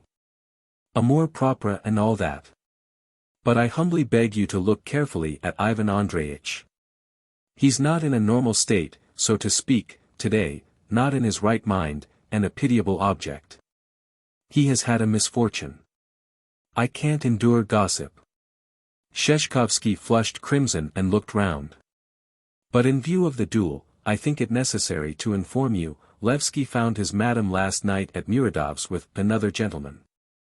How disgusting, muttered the zoologist. He turned pale, frowned, and spat loudly. Tfu! His lower lip quivered, he walked away from Sheshkovsky, unwilling to hear more, and as though he had accidentally tasted something bitter, spat loudly again, and for the first time that morning looked with hatred at Levsky. His excitement and awkwardness passed off, he tossed his head and said aloud. Gentlemen, what are we waiting for, I should like to know. Why don't we begin? Sheshkovsky glanced at the officers and shrugged his shoulders. Gentlemen, he said aloud, addressing no one in particular. Gentlemen, we propose that you should be reconciled. Let us make haste and get the formalities over, said von Koren. Reconciliation has been discussed already. What is the next formality? Make haste, gentlemen, time won't wait for us. But we insist on reconciliation all the same, said Sheshkovsky in a guilty voice, as a man compelled to interfere in another man's business. He flushed, laid his hand on his heart, and went on, gentlemen, we see no grounds for associating the offense with the duel. There's nothing in common between dueling and offenses against one another of which we are sometimes guilty through human weakness. You are university men and men of culture, and no doubt you see in the duel nothing but a foolish and out-of-date formality, and all that sort of thing. That's how we look at it ourselves, or we shouldn't have come, for we cannot allow that in our presence men should fire at one another, and all that. Sheshkovsky wiped the perspiration off his face and went on, make an end to your misunderstanding, gentlemen, shake hands, and let us go home and drink to peace. Upon my honor, gentlemen. Von Koren did not speak. Levsky, seeing that they were looking at him, said. I have nothing against Nikolai Vassilitch, if he considers I'm to blame, I'm ready to apologize to him. Von Koren was offended. It is evident, gentlemen, he said, you want Mr. Levsky to return home a magnanimous and chivalrous figure, but I cannot give you and him that satisfaction. And there was no need to get up early and drive 8 miles out of town simply to drink to peace, to have breakfast, and to explain to me that the duel is an out-of-date formality. A duel is a duel, and there is no need to make it more false and stupid than it is in reality. I want to fight. A silence followed. Boyko took a pair of pistols out of a box. One was given to von Koren and one to Levsky, and then there followed a difficulty which afforded a brief amusement to the zoologist and the seconds. It appeared that of all the people present not one had ever in his life been at a duel, and no one knew precisely how they ought to stand, and what the seconds ought to say and do. But then Boyko remembered and began, with a smile, to explain. Gentlemen, who remembers the description in Lermontov? Asked von Koren, laughing. In Turgenev, too, Bazarov had a duel with someone. There's no need to remember, said Ustimovich impatiently. Measure the distance, that's all. And he took 3 steps as though to show how to measure it. Boyko counted out the steps while his companion drew his saber and scratched the earth at the extreme points to mark the barrier. In complete silence the opponents took their places. Moles, the deacon thought, sitting in the bushes. Sheshkovsky said something, Boyko explained something again, but Levsky did not hear, or rather heard, but did not understand. He cocked his pistol when the time came to do so, and raised the cold, heavy weapon with the barrel upwards. He forgot to unbutton his overcoat, and it felt very tight over his shoulder and under his arm, and his arm rose as awkwardly as though the sleeve had been cut out of tin. He remembered the hatred he had felt the night before for the swarthy brow and curly hair, and felt that even yesterday at the moment of intense hatred and anger he could not have shot a man. Fearing that the bullet might somehow hit von Koren by accident, he raised the pistol higher and higher, and felt that this too obvious magnanimity was indelicate and anything but magnanimous.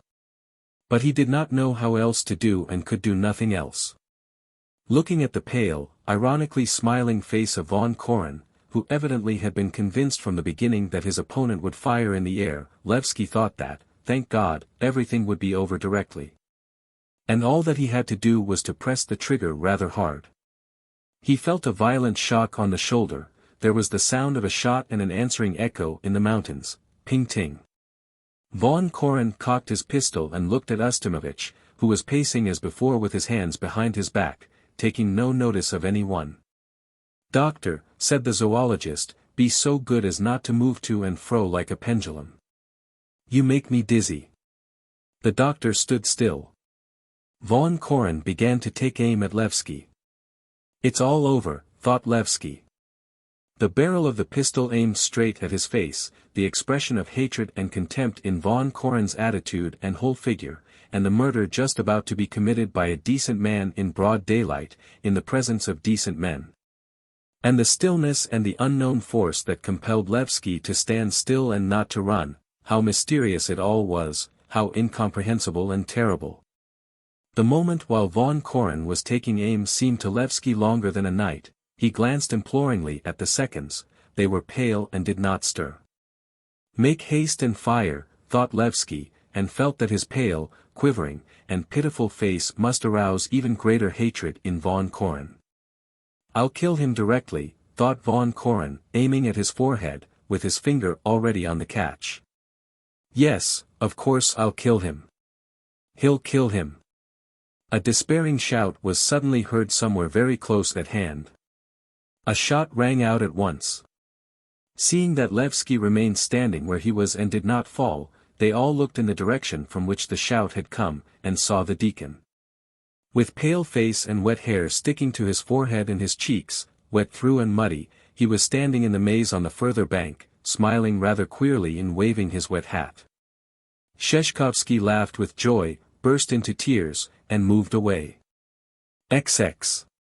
A little while afterwards, von Koren and the deacon met near the little bridge. The deacon was excited, he breathed hard, and avoided looking in people's faces. He felt ashamed both of his terror and his muddy, wet garments. "I thought you meant to kill him," he muttered. "How contrary to human nature it is. How utterly unnatural it is." "But how did you come here?" asked the zoologist. "Don't ask," said the deacon, waving his hand. "The evil one tempted me, saying, 'Go, go.' So I went and almost died of fright in the maze.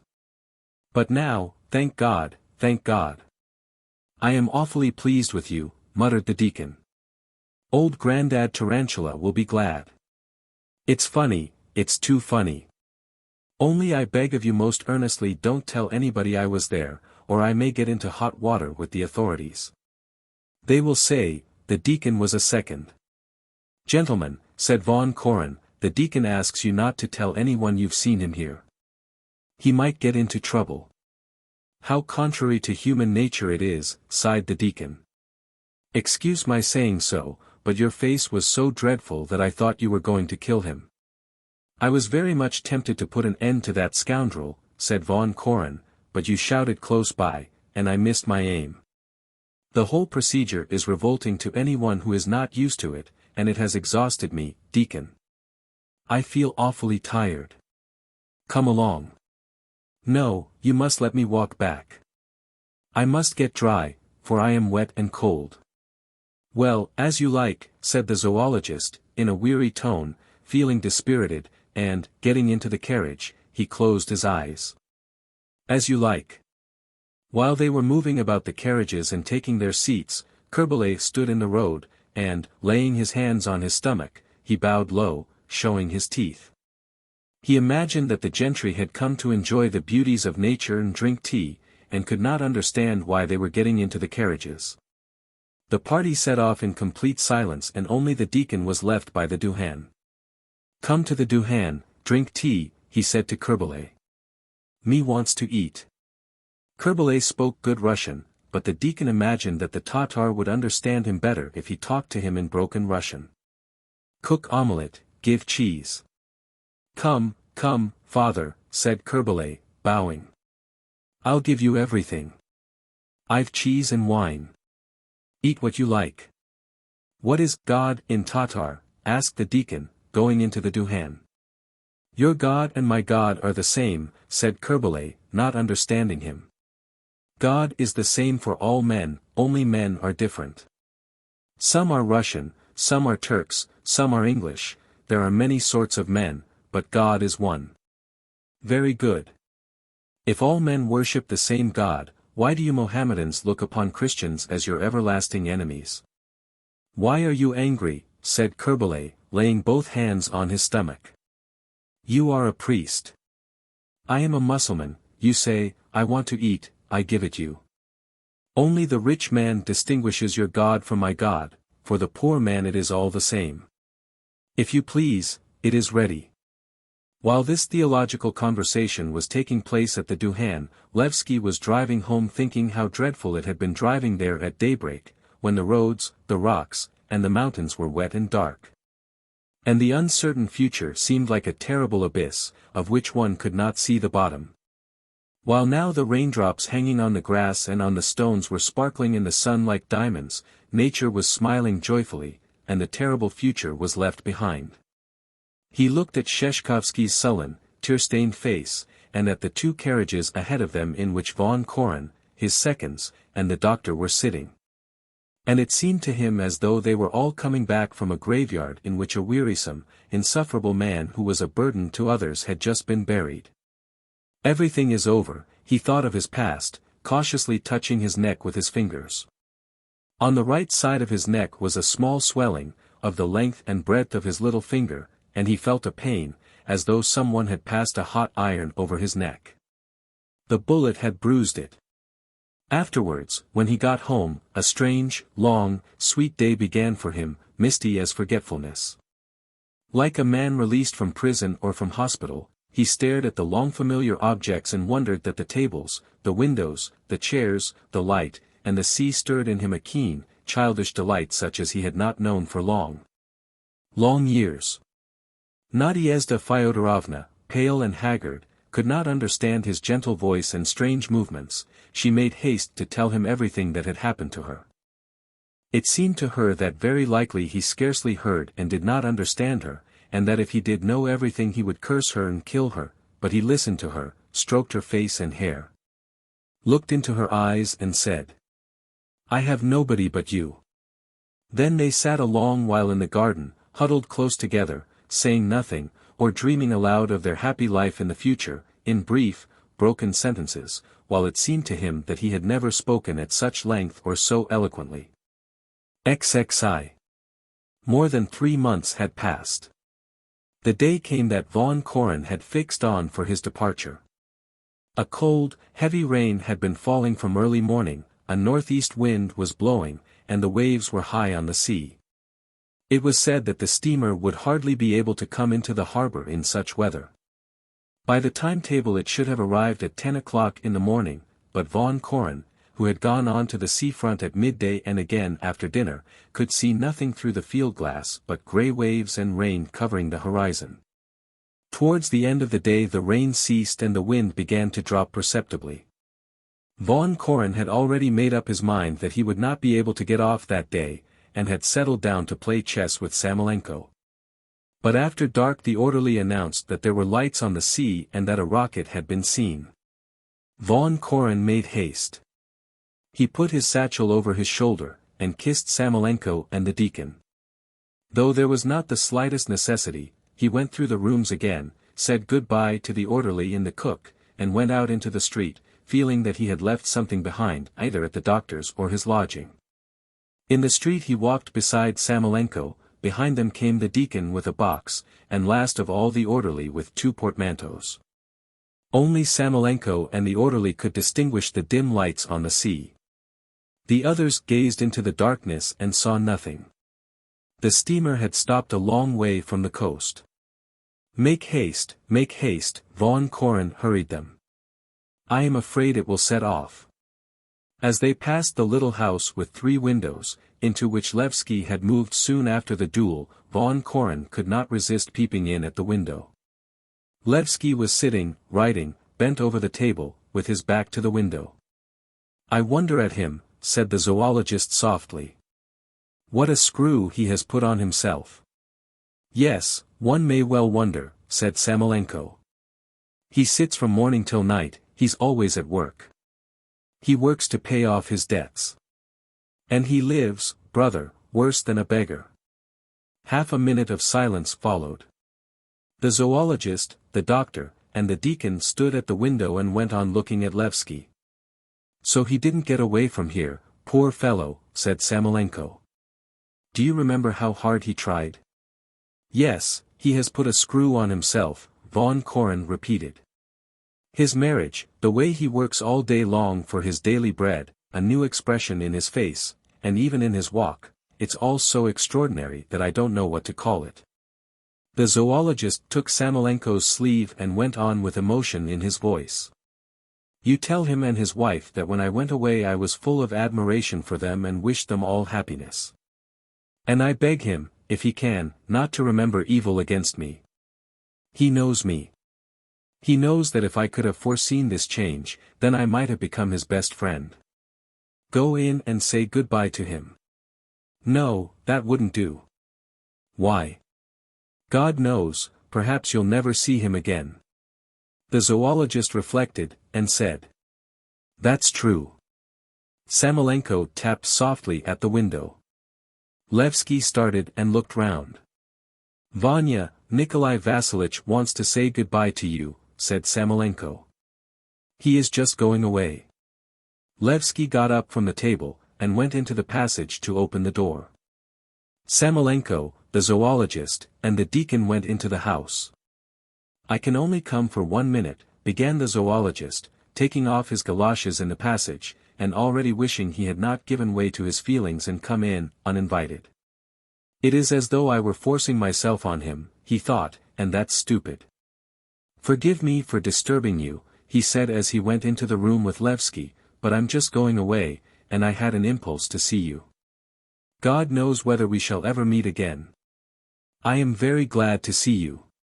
"Please come in," said Levsky, and he awkwardly set chairs for his visitors as though he wanted to bar their way, and stood in the middle of the room, rubbing his hands.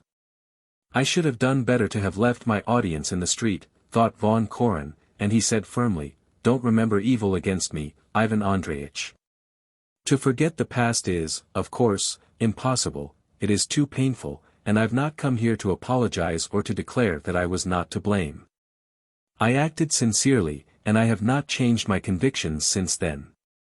It is true that I see, to my great delight, that I was mistaken in regard to you, but it's easy to make a false step even on a smooth road, and, in fact, it's the natural human lot, if one is not mistaken in the main, one is mistaken in the details. Nobody knows the real truth." "No, no one knows the truth," said Levsky. "Well, goodbye. God give you all happiness." Von Koren gave Levsky his hand, the latter took it and bowed. "Don't remember evil against me," said von Koren. "Give my greetings to your wife, and say I am very sorry not to say goodbye to her. She is at home." Levsky went to the door of the next room, and said, "Nadia, Nikolai Vassilitch wants to say goodbye to you." Nadiezhda Fyodorovna came in. She stopped near the doorway and looked shyly at the visitors. There was a look of guilt and dismay on her face, and she held her hands like a schoolgirl receiving a scolding. "I'm just going away, Nadiezhda Fyodorovna," said von Koren, "and have come to say goodbye." She held out her hand uncertainly, while Levsky bowed. "What pitiful figures they are, though," thought von Koren. "The life they are living does not come easy to them." "I shall be in Moscow and Petersburg, can I send you anything?" he asked. "Oh," said Nadiezhda Fyodorovna, and she looked anxiously at her husband. "I don't think there's anything." "No, nothing," said Levsky, rubbing his hands. "Our greetings." Von Koren did not know what he could or ought to say, though as he went in he thought he would say a very great deal that would be warm and good and important.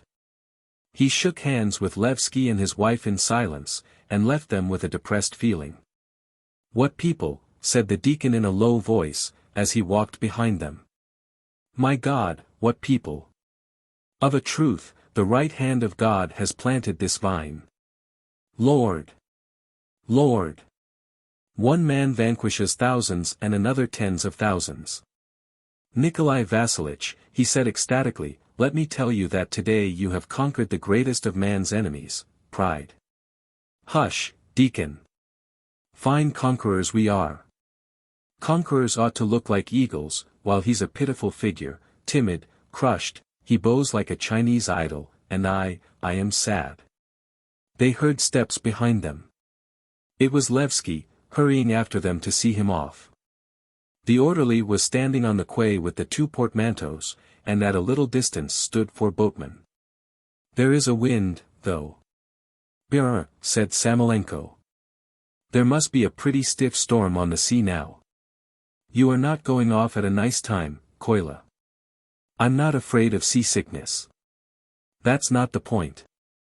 I only hope these rascals won't upset you. You ought to have crossed in the agent's sloop." "Where's the agent's sloop?" he shouted to the boatman. "It has gone, Your Excellency." "And the customs house boat?" "That's gone, too." "Why didn't you let us know?" said Samolenko angrily. "You dolts." "It's all the same, don't worry yourself," said von Koren. "Well, goodbye. God keep you."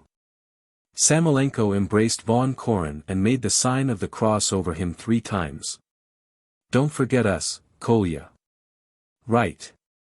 We shall look out for you next spring." "Goodbye, deacon," said von Koren, shaking hands with the deacon.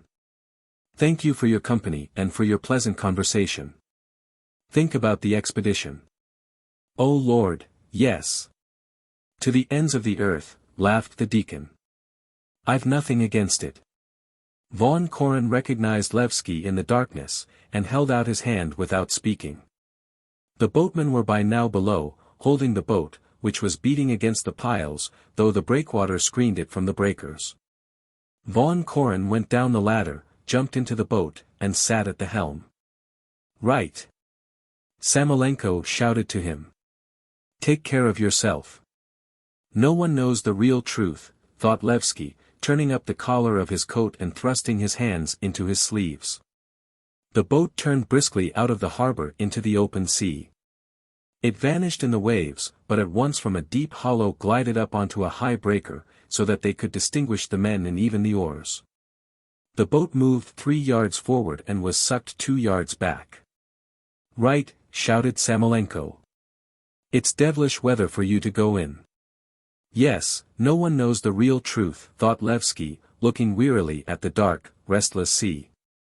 "It flings the boat back," he thought, "she makes 2 steps forward and 1 step back.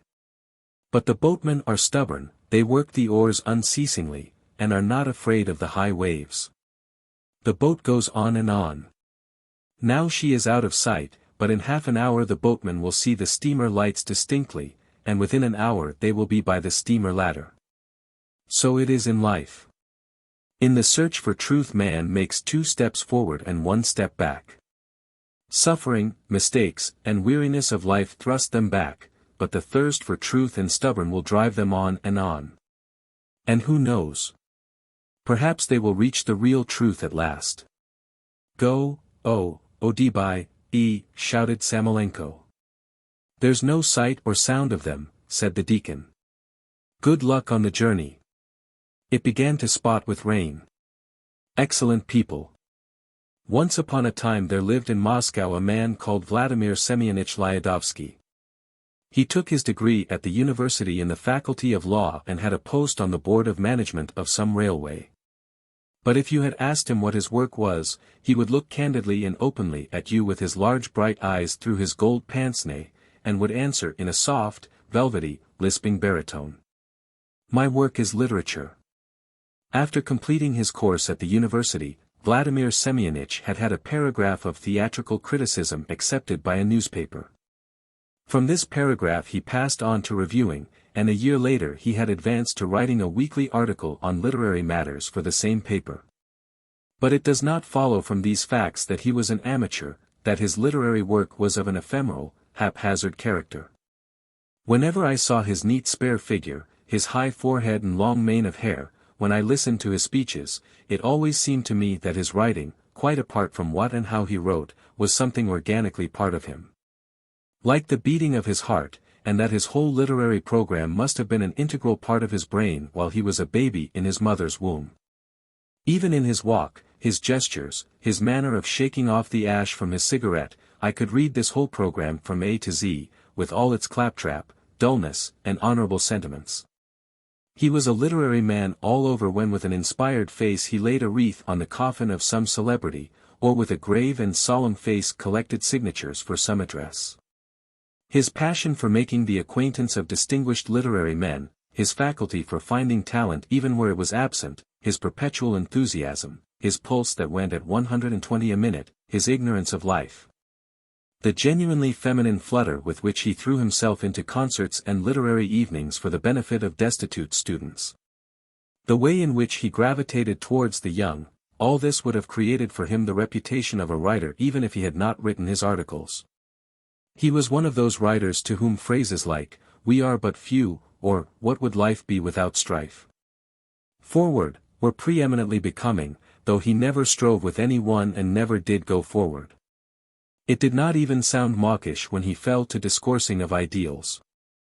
Every anniversary of the university, on St. Tatiana's Day, he got drunk, chanted Gaudeamus out of tune, and his beaming and perspiring countenance seemed to say, "See, I'm drunk. I'm keeping it up." But even that suited him. Vladimir Semyonich had genuine faith in his literary vocation and his whole program. He had no doubts, and was evidently very well pleased with himself. Only one thing grieved him: the paper for which he worked had a limited circulation and was not very influential. But Vladimir Semyonich believed that sooner or later he would succeed in getting on to a solid magazine where he would have scope and could display himself, and what little distress he felt on this score was pale beside the brilliance of his hopes. Visiting this charming man, I made the acquaintance of his sister, Vera Semyonovna, a woman doctor. At first sight, what struck me about this woman was her look of exhaustion and extreme ill health. She was young, with a good figure and regular, rather large features, but in comparison with her agile, elegant, and talkative brother she seemed angular, listless, slovenly, and sullen. There was something strained, cold, apathetic in her movements, smiles, and words. She was not liked, and was thought proud and not very intelligent. In reality, I fancy, she was resting. "My dear friend," her brother would often say to me, sighing and flinging back his hair in his picturesque literary way, "one must never judge by appearances. Look at this book, it has long ago been read. It is warped, tattered, and lies in the dust uncared for, but open it, and it will make you weep and turn pale. My sister is like that book. Lift the cover and peep into her soul, and you will be horror-stricken." Vera passed in some 3 months through experiences that would have been ample for a whole lifetime. Vladimir Semyonich looked round him, took me by the sleeve, and began to whisper. "You know, after taking her degree she married, for love, an architect. It's a complete tragedy.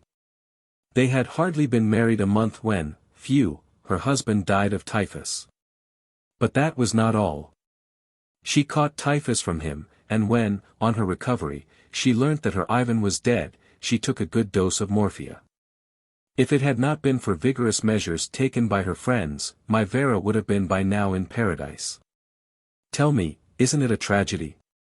And is not my sister like an ingenue, who has played already all the 5 acts of her life?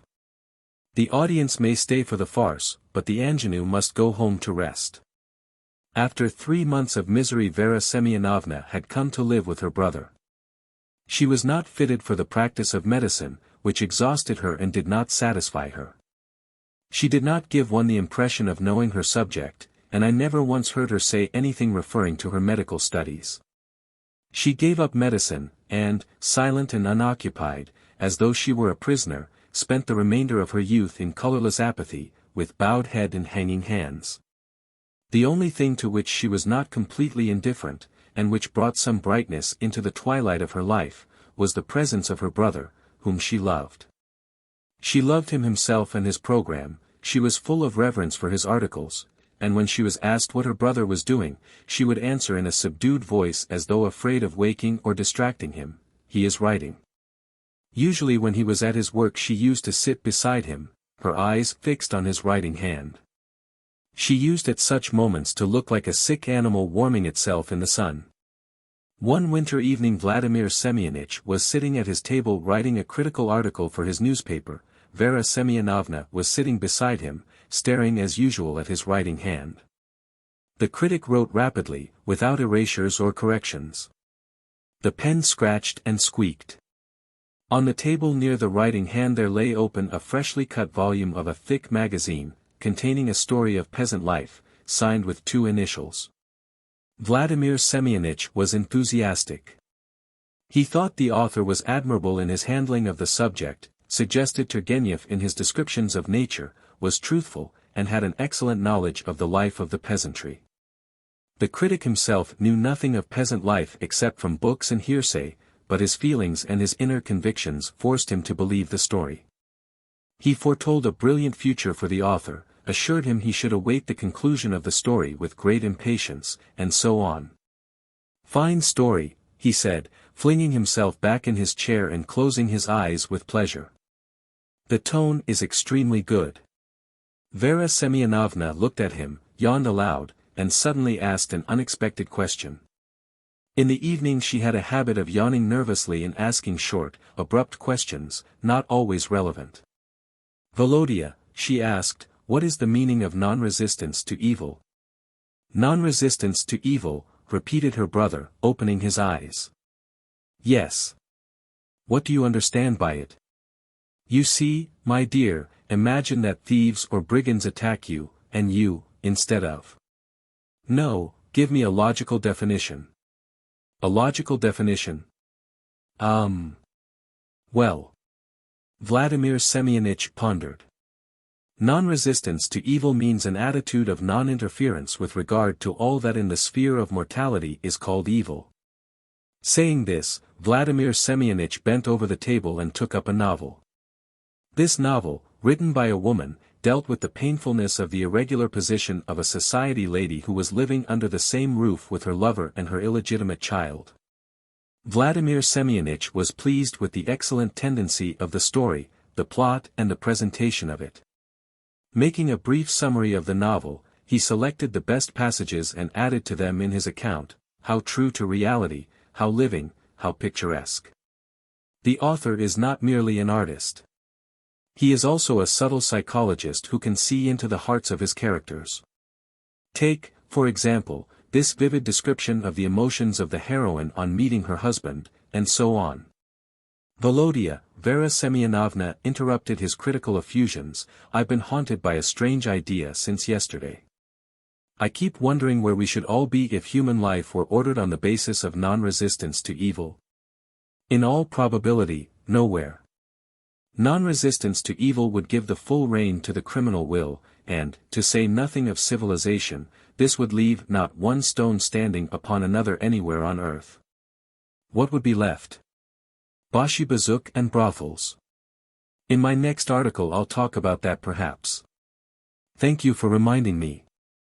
And a week later my friend kept his promise. That was just at the period, in the 80s, when people were beginning to talk and write of non-resistance, of the right to judge, to punish, to make war. When some people in our set were beginning to do without servants, to retire into the country, to work on the land, and to renounce animal food and carnal love. After reading her brother's article, Vera Semyonovna pondered and hardly perceptibly shrugged her shoulders. "Very nice," she said. "But still there's a great deal I don't understand.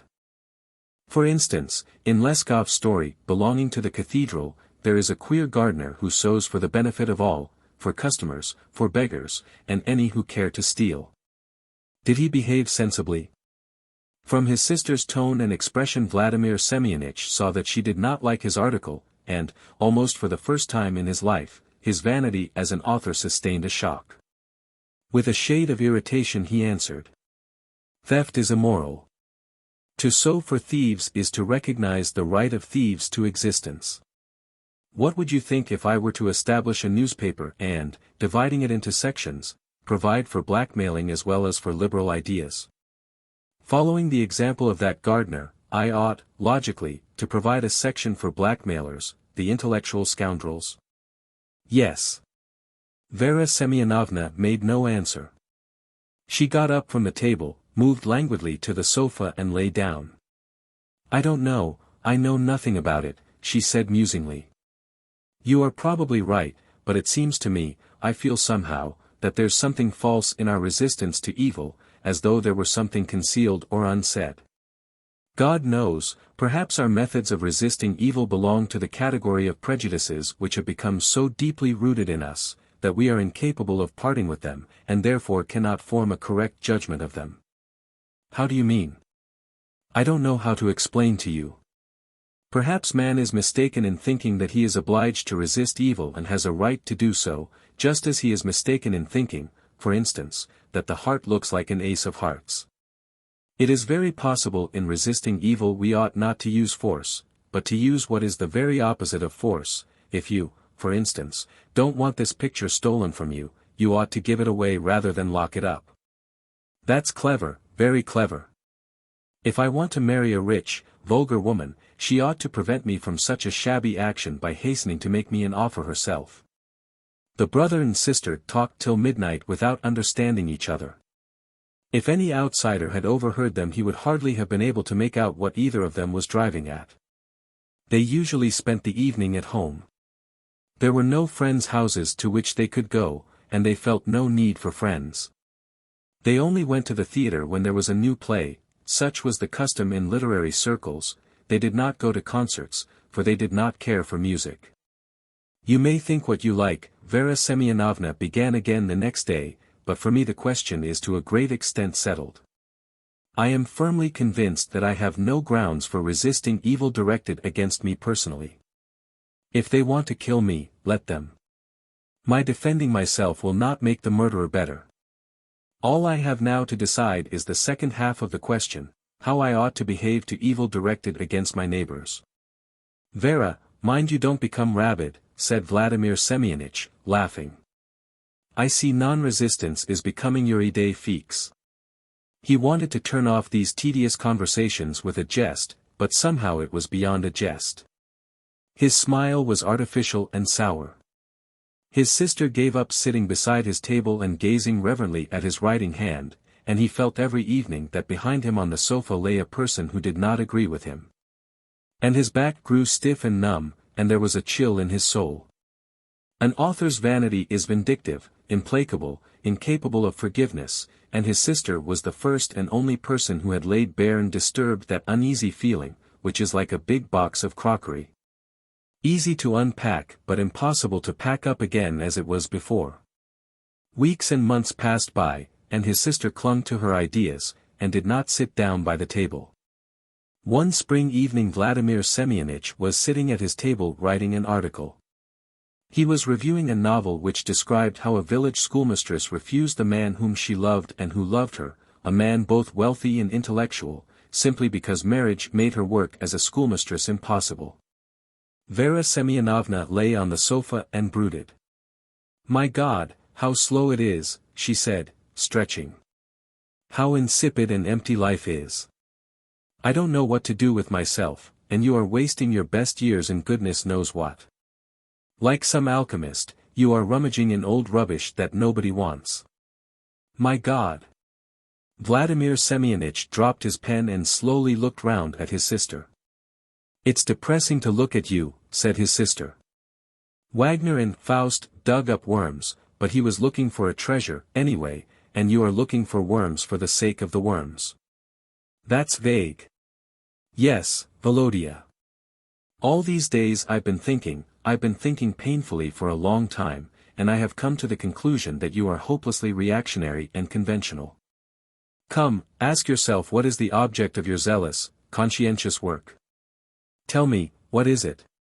Why, everything has long ago been extracted that can be extracted from that rubbish in which you are always rummaging.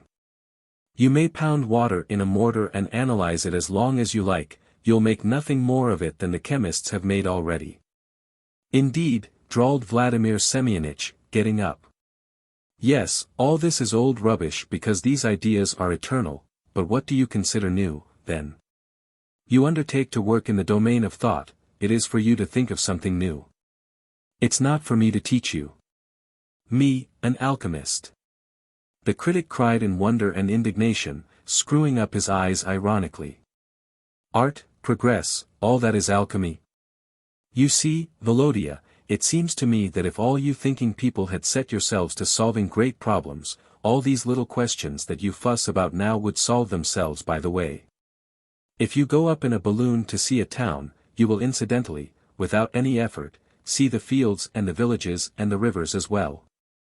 When stearine is manufactured, you get glycerin as a byproduct. It seems to me that contemporary thought has settled on one spot and stuck to it.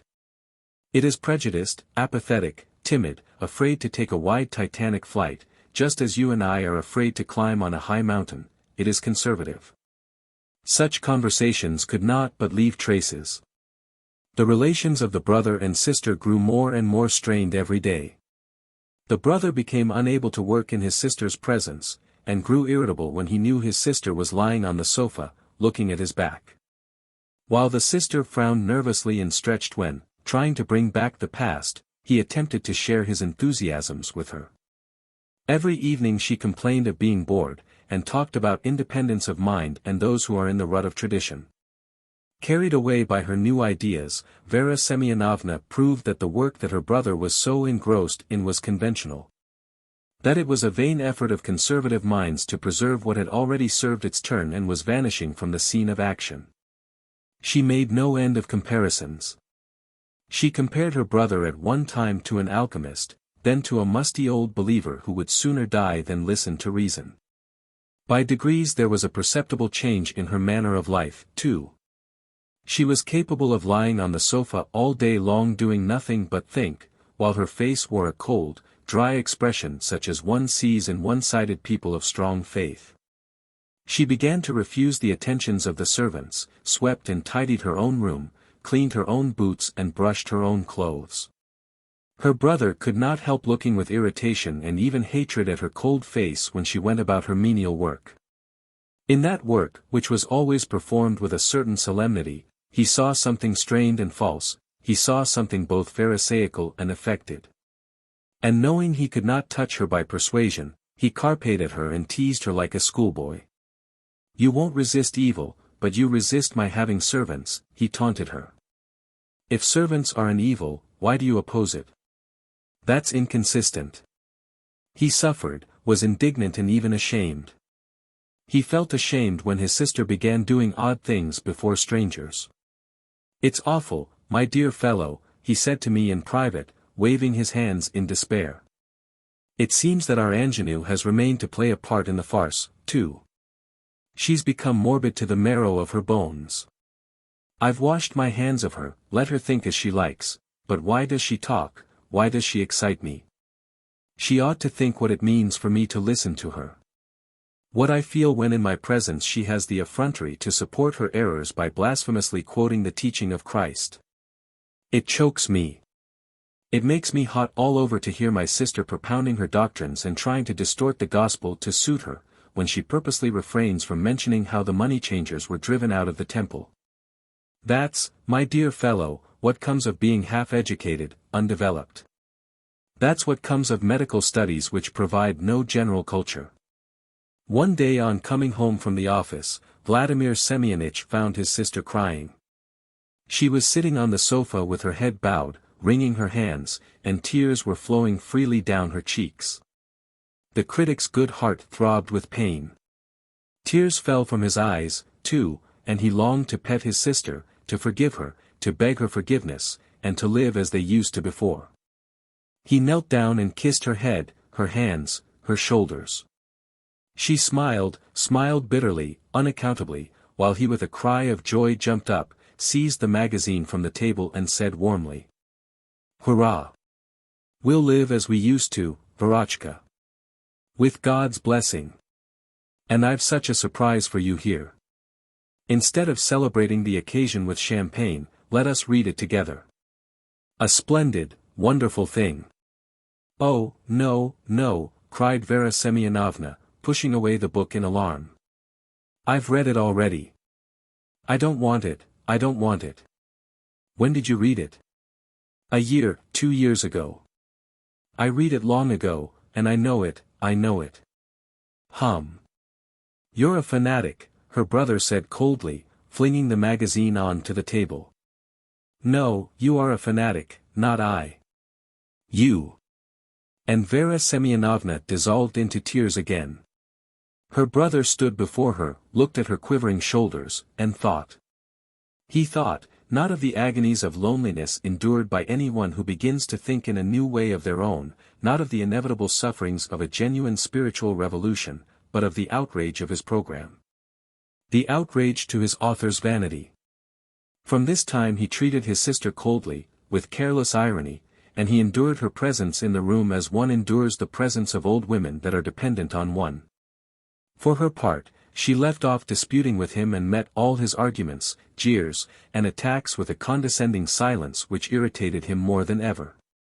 One summer morning Vera Semyonovna, dressed for traveling with a satchel over her shoulder, went in to her brother and coldly kissed him on the forehead. Where are you going? He asked with surprise. To the province of N to do vaccination work.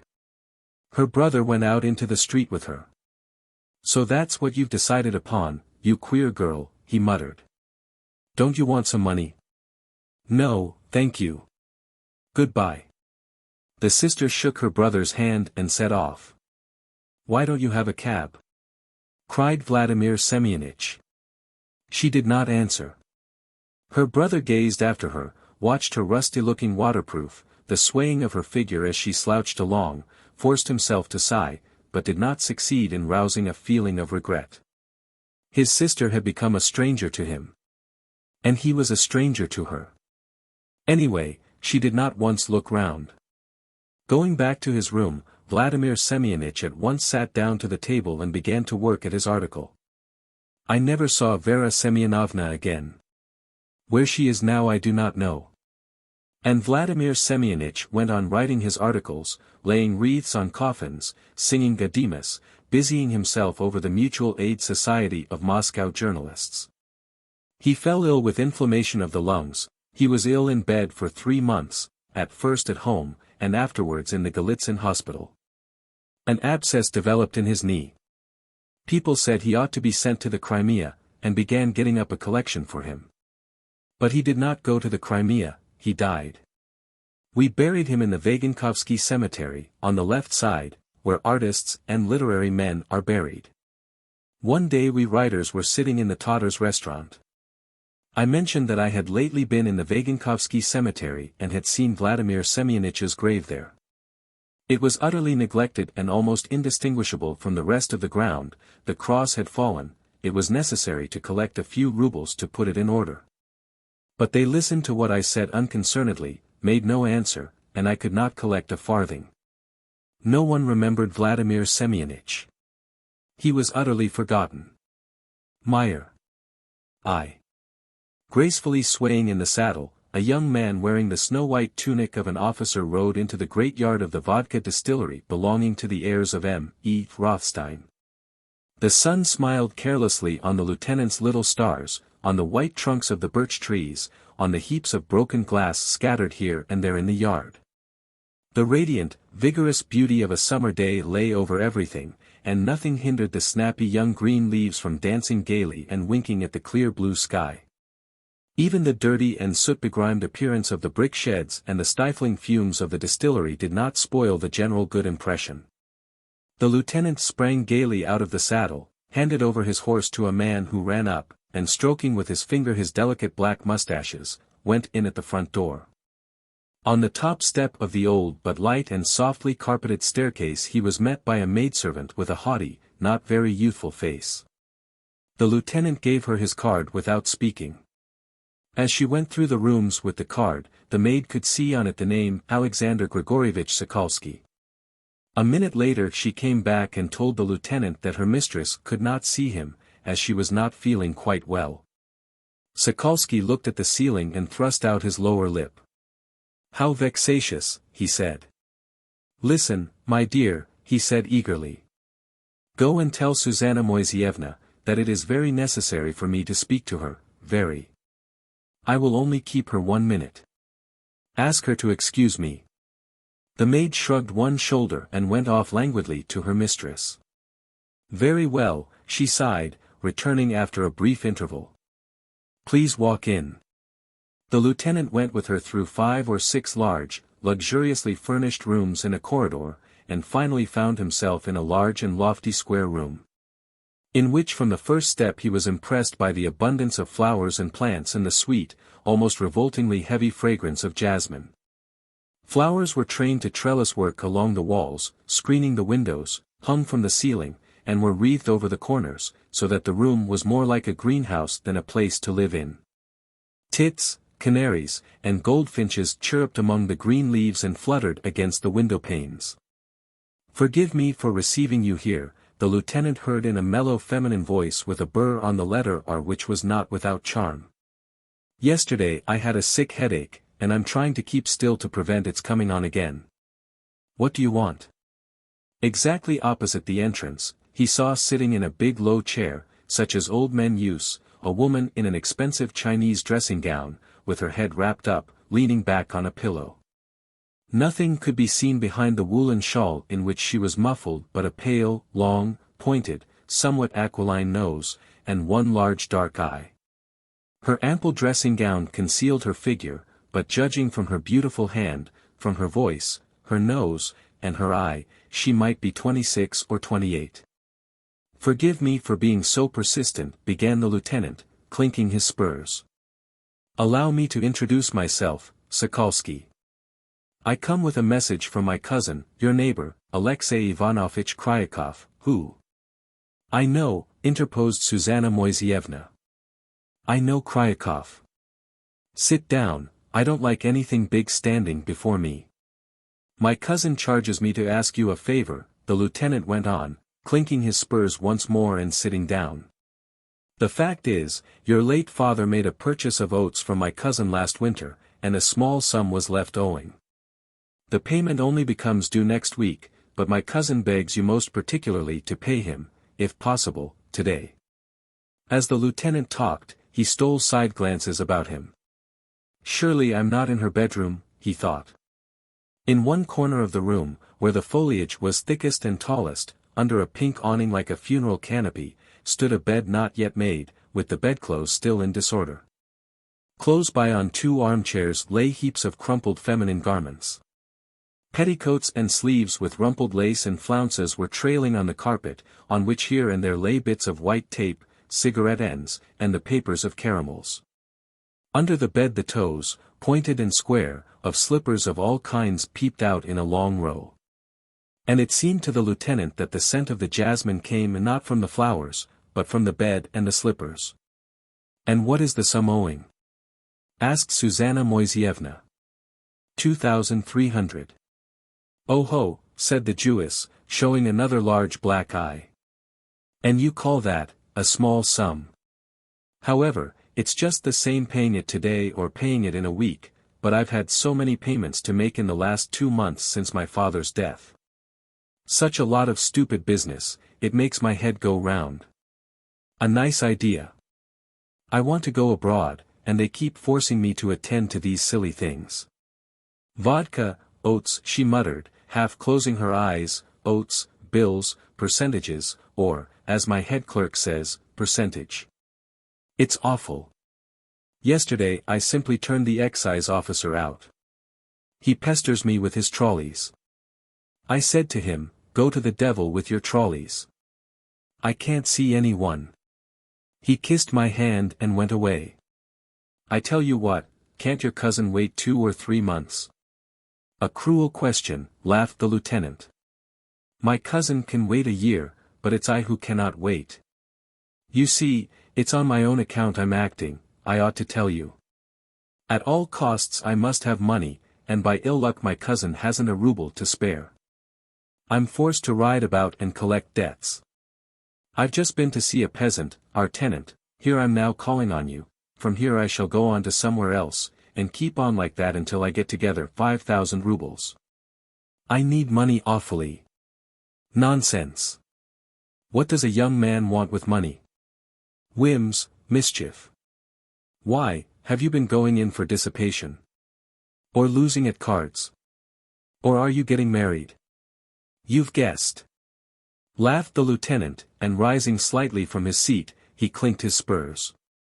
I really am going to be married. Susanna Moiseevna looked intently at her visitor, made a wry face, and sighed. I can't make out what possesses people to get married, she said, looking about her for her pocket handkerchief. Life is so short, one has so little freedom, and they must put chains on themselves. Everyone has his own way of looking at things.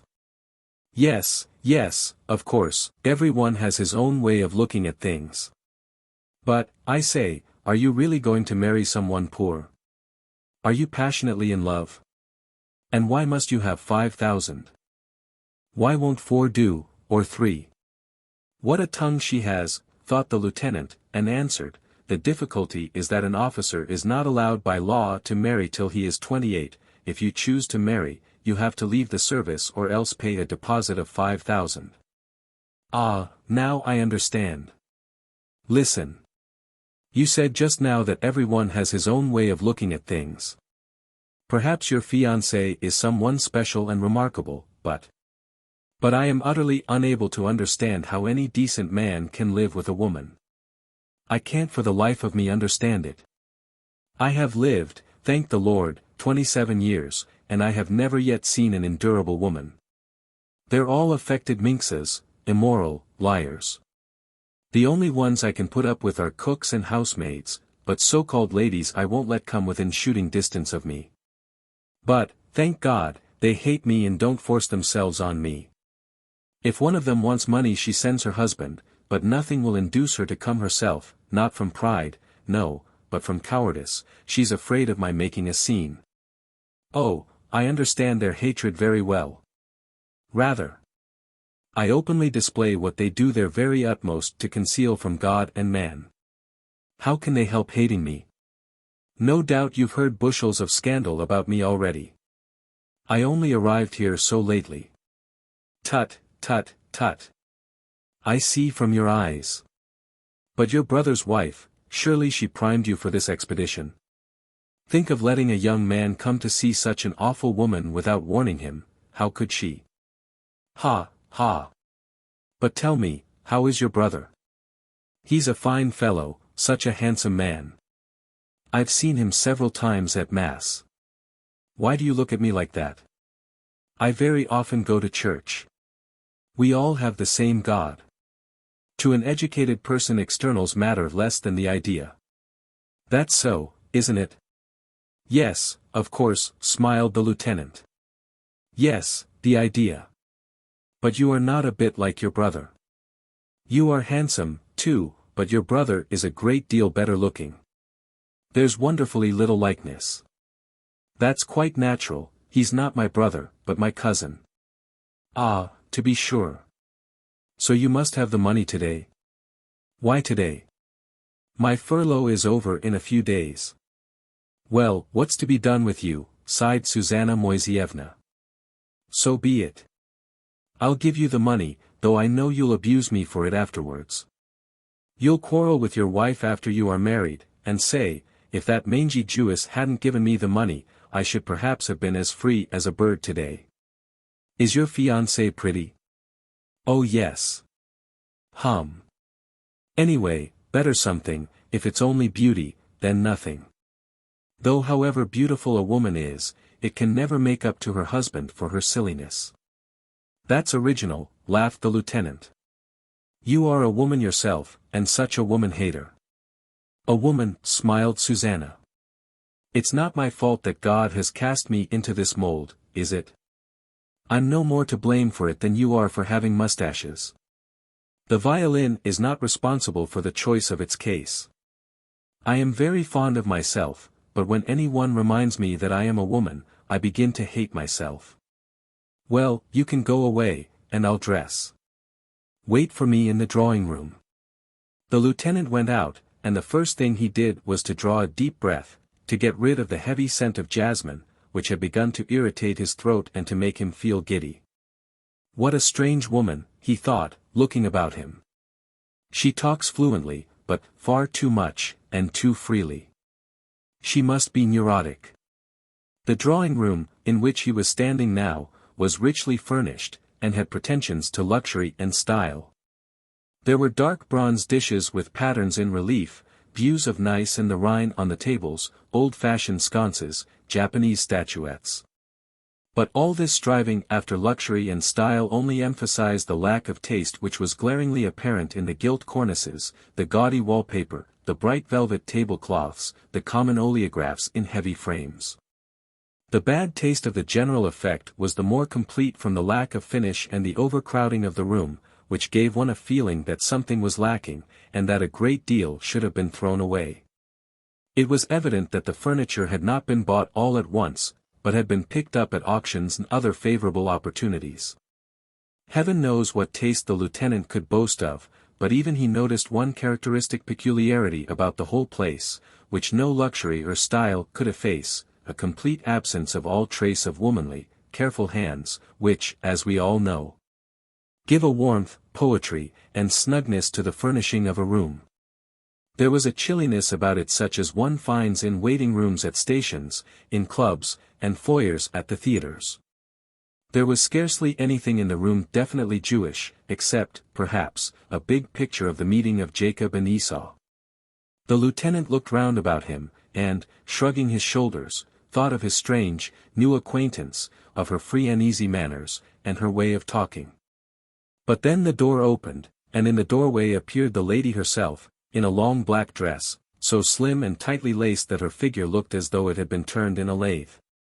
Now the lieutenant saw not only the nose and eyes, but also a thin white face, a head black and as curly as lamb's wool. She did not attract him, though she did not strike him as ugly. He had a prejudice against un-Russian faces in general, and he considered, too, that the lady's white face, the whiteness of which for some reason suggested the cloying scent of jasmine, did not go well with her little black curls and thick eyebrows. That her nose and ears were astoundingly white, as though they belonged to a corpse, or had been molded out of transparent wax. When she smiled she showed pale gums as well as her teeth, and he did not like that either. Anemic debility. He thought, she's probably as nervous as a turkey. Here I am. Come along, she said, going on rapidly ahead of him and pulling off the yellow leaves from the plants as she passed. I'll give you the money directly, and if you like I'll give you some lunch. 2,300 rubles. After such a good stroke of business you'll have an appetite for your lunch. Do you like my rooms? The ladies about here declare that my rooms always smell of garlic. With that culinary jibe their stock of wit is exhausted. I hasten to assure you that I've no garlic even in the cellar. And one day when a doctor came to see me who smelt of garlic, I asked him to take his hat and go and spread his fragrance elsewhere. There is no smell of garlic here, but the place does smell of drugs. My father lay paralyzed for 1.5 years, and the whole house smelt of medicine. 1.5 years. I was sorry to lose him, but I'm glad he's dead, he suffered so. She led the officer through 2 rooms similar to the drawing room, through a large reception hall, and came to a stop in her study, where there was a lady's writing table covered with little knickknacks. On the carpet near it several books lay strewn about, opened and folded back. Through a small door leading from the study he saw a table laid for lunch. Still chatting, Susanna took out of her pocket a bunch of little keys and unlocked an ingeniously made cupboard with a curved, sloping lid. When the lid was raised the cupboard emitted a plaintive note which made the lieutenant think of an Aeolian harp. Susanna picked out another key and clicked another lock. I have underground passages here and secret doors, she said, taking out a small Morocco portfolio. It's a funny cupboard, isn't it? And in this portfolio I have 1/4 of my fortune. Look how podgy it is. You won't strangle me, will you? Susanna raised her eyes to the lieutenant and laughed good-naturedly. The lieutenant laughed too. She's rather jolly, he thought, watching the keys flashing between her fingers. Here it is, she said, picking out the key of the portfolio. Now, Mr. Creditor, trot out the IOU. What a silly thing money is really. How paltry it is, and yet how women love it. I am a Jewess, you know, to the marrow of my bones. I am passionately fond of schmoles and Yankels, but how I loathe that passion for gain in our Semitic blood. They hoard and they don't know what they are hoarding for. One ought to live and enjoy oneself, but they're afraid of spending an extra farthing. In that way I am more like an hussar than a schmole. I don't like money to be kept long in one place. And altogether I fancy I'm not much like a Jewess. Does my accent give me away much, eh? What shall I say, mumbled the lieutenant. You speak good Russian, but you do roll your R's. Susanna laughed and put the little key in the lock of the portfolio. The lieutenant took out of his pocket a little roll of IOUs and laid them with a notebook on the table. Nothing betrays a Jew as much as his accent, Susanna went on, looking gaily at the lieutenant. However much he twists himself into a Russian or a Frenchman, ask him to say feather and he will say feather, but I pronounce it correctly, feather. Feather. Feather. Both laughed. By Jove, she's very jolly, thought Sokolsky. Susanna put the portfolio on a chair, took a step towards the lieutenant, and bringing her face close to his, went on gaily. Next to the Jews I love no people so much as the Russian and the French. I did not do much at school and I know no history, but it seems to me that the fate of the world lies in the hands of those two nations. I lived a long time abroad. I spent 6 months in Madrid. I've gazed my fill at the public, and the conclusion I've come to is that there are no decent peoples except the Russian and the French. Take the languages, for instance. The German language is like the neighing of horses, as for the English. You can't imagine anything stupider. Fight, feet, foot. Italian is only pleasant when they speak it slowly. If you listen to Italians gabbling, you get the effect of the Jewish jargon. And the Poles? Mercy on us. There's no language so disgusting. Nia peepers, pieters, peepersem weepersa bo mosias przipiaperzi weepersa peepersem. That means, don't pepper a sucking pig with pepper, Piotr, or perhaps you'll over-pepper the sucking pig with pepper. Ha, ha, ha. Susanna Moiseevna rolled her eyes and broke into such a pleasant, infectious laugh that the lieutenant, looking at her, went off into a loud and merry peal of laughter. She took the visitor by the button, and went on. You don't like Jews, of course, they've many faults, like all nations. I don't dispute that. But are the Jews to blame for it? No, it's not the Jews who are to blame, but the Jewish women. They are narrow-minded, greedy, there's no sort of poetry about them, they're dull. You have never lived with a Jewess, so you don't know how charming it is. Susanna Moiseevna pronounced the last words with deliberate emphasis and with no eagerness or laughter. She paused as though frightened at her own openness, and her face was suddenly distorted in a strange, unaccountable way. Her eyes stared at the lieutenant without blinking, her lips parted and showed clenched teeth. Her whole face, her throat, and even her bosom, seemed quivering with a spiteful, cat-like expression. Still keeping her eyes fixed on her visitor, she rapidly bent to one side, and swiftly, like a cat, snatched something from the table. All this was the work of a few seconds. Watching her movements, the lieutenant saw 5 fingers crumple up his IOUs and caught a glimpse of the white rustling paper as it disappeared in her clenched fist. Such an extraordinary transition from good-natured laughter to crime so appalled him that he turned pale and stepped back. And she, still keeping her frightened, searching eyes upon him, felt along her hip with her clenched fist for her pocket. Her fist struggled convulsively for the pocket, like a fish in the net, and could not find the opening. In another moment the IOUs would have vanished in the recesses of her feminine garments, but at that point the lieutenant uttered a faint cry, and, moved more by instinct than reflection, seized the Jewess by her arm above the clenched fist. Showing her teeth more than ever, she struggled with all her might and pulled her hand away. Then Sokolsky put his right arm firmly round her waist, and the other round her chest, and a struggle followed. Afraid of outraging her sex or hurting her, he tried only to prevent her moving, and to get hold of the fist with the IOUs. But she wriggled like an eel in his arms with her supple, flexible body, struck him in the chest with her elbows, and scratched him, so that he could not help touching her all over, and was forced to hurt her and disregard her modesty. How unusual this is! How strange, he thought, utterly amazed, hardly able to believe his senses, and feeling rather sick from the scent of jasmine. In silence, breathing heavily, stumbling against the furniture, they moved about the room. Susanna was carried away by the struggle. She flushed, closed her eyes, and forgetting herself, once even pressed her face against the face of the lieutenant, so that there was a sweetish taste left on his lips. At last he caught hold of her clenched hand. Forcing it open, and not finding the papers in it, he let go the Jewess. With flushed faces and disheveled hair, they looked at one another, breathing hard. The spiteful, cat-like expression on the Jewess's face was gradually replaced by a good-natured smile. She burst out laughing, and turning on one foot, went towards the room where lunch was ready. The lieutenant moved slowly after her. She sat down to the table, and, still flushed and breathing hard, tossed off half a glass of port. "Listen," the lieutenant broke the silence, "I hope you are joking." "Not a bit of it," she answered, thrusting a piece of bread into her mouth. "Hum.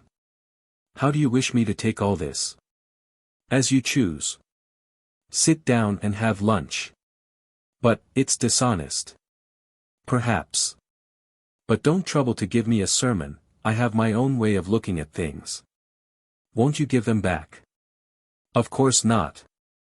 If you were a poor unfortunate man, with nothing to eat, then it would be a different matter. But, he wants to get married. It's not my money, you know, it's my cousin's." "And what does your cousin want with money?" "To get fashionable clothes for his wife." "But I really don't care whether your belle-sœur has dresses or not." The lieutenant had ceased to remember that he was in a strange house with an unknown lady, and did not trouble himself with decorum. He strode up and down the room, scowled and nervously fingered his waistcoat. The fact that the Jewess had lowered herself in his eyes by her dishonest action, made him feel bolder and more free and easy. "The devil knows what to make of it," he muttered. "Listen. I shan't go away from here until I get the IOUs." "Ah, so much the better," laughed Susanna. "If you stay here for good, it will make it livelier for me." Excited by the struggle, the lieutenant looked at Susanna's laughing, insolent face, at her munching mouth, at her heaving bosom, and grew bolder and more audacious. Instead of thinking about the IOU, he began for some reason recalling with a sort of relish his cousin's stories of the Jewess's romantic adventures, of her free way of life, and these reminiscences only provoked him to greater audacity. Impulsively he sat down beside the Jewess and thinking no more of the IOUs began to eat. "Will you have vodka or wine?" Susanna asked with a laugh. "So you will stay till you get the IOUs? Poor fellow! How many days and nights you will have to spend with me, waiting for those IOUs. Won't your fiancé have something to say about it?" 2. 5 hours had passed. The lieutenant's cousin, Alexey Ivanovich Kryakov, was walking about the rooms of his country house in his dressing gown and slippers, and looking impatiently out of window. He was a tall, sturdy man, with a large black beard and a manly face. And as the Jewess had truly said, he was handsome, though he had reached the age when men are apt to grow too stout, puffy, and bald. By mind and temperament he was one of those natures in which the Russian intellectual classes are so rich, warm-hearted, good-natured, well-bred, having some knowledge of the arts and sciences, some faith, and the most chivalrous notions about honor, but indolent and lacking in depth. He was fond of good eating and drinking, was an ideal whist player, was a connoisseur in women and horses, but in other things he was apathetic and sluggish as a seal. And to rouse him from his lethargy something extraordinary and quite revolting was needed, and then he would forget everything in the world and display intense activity.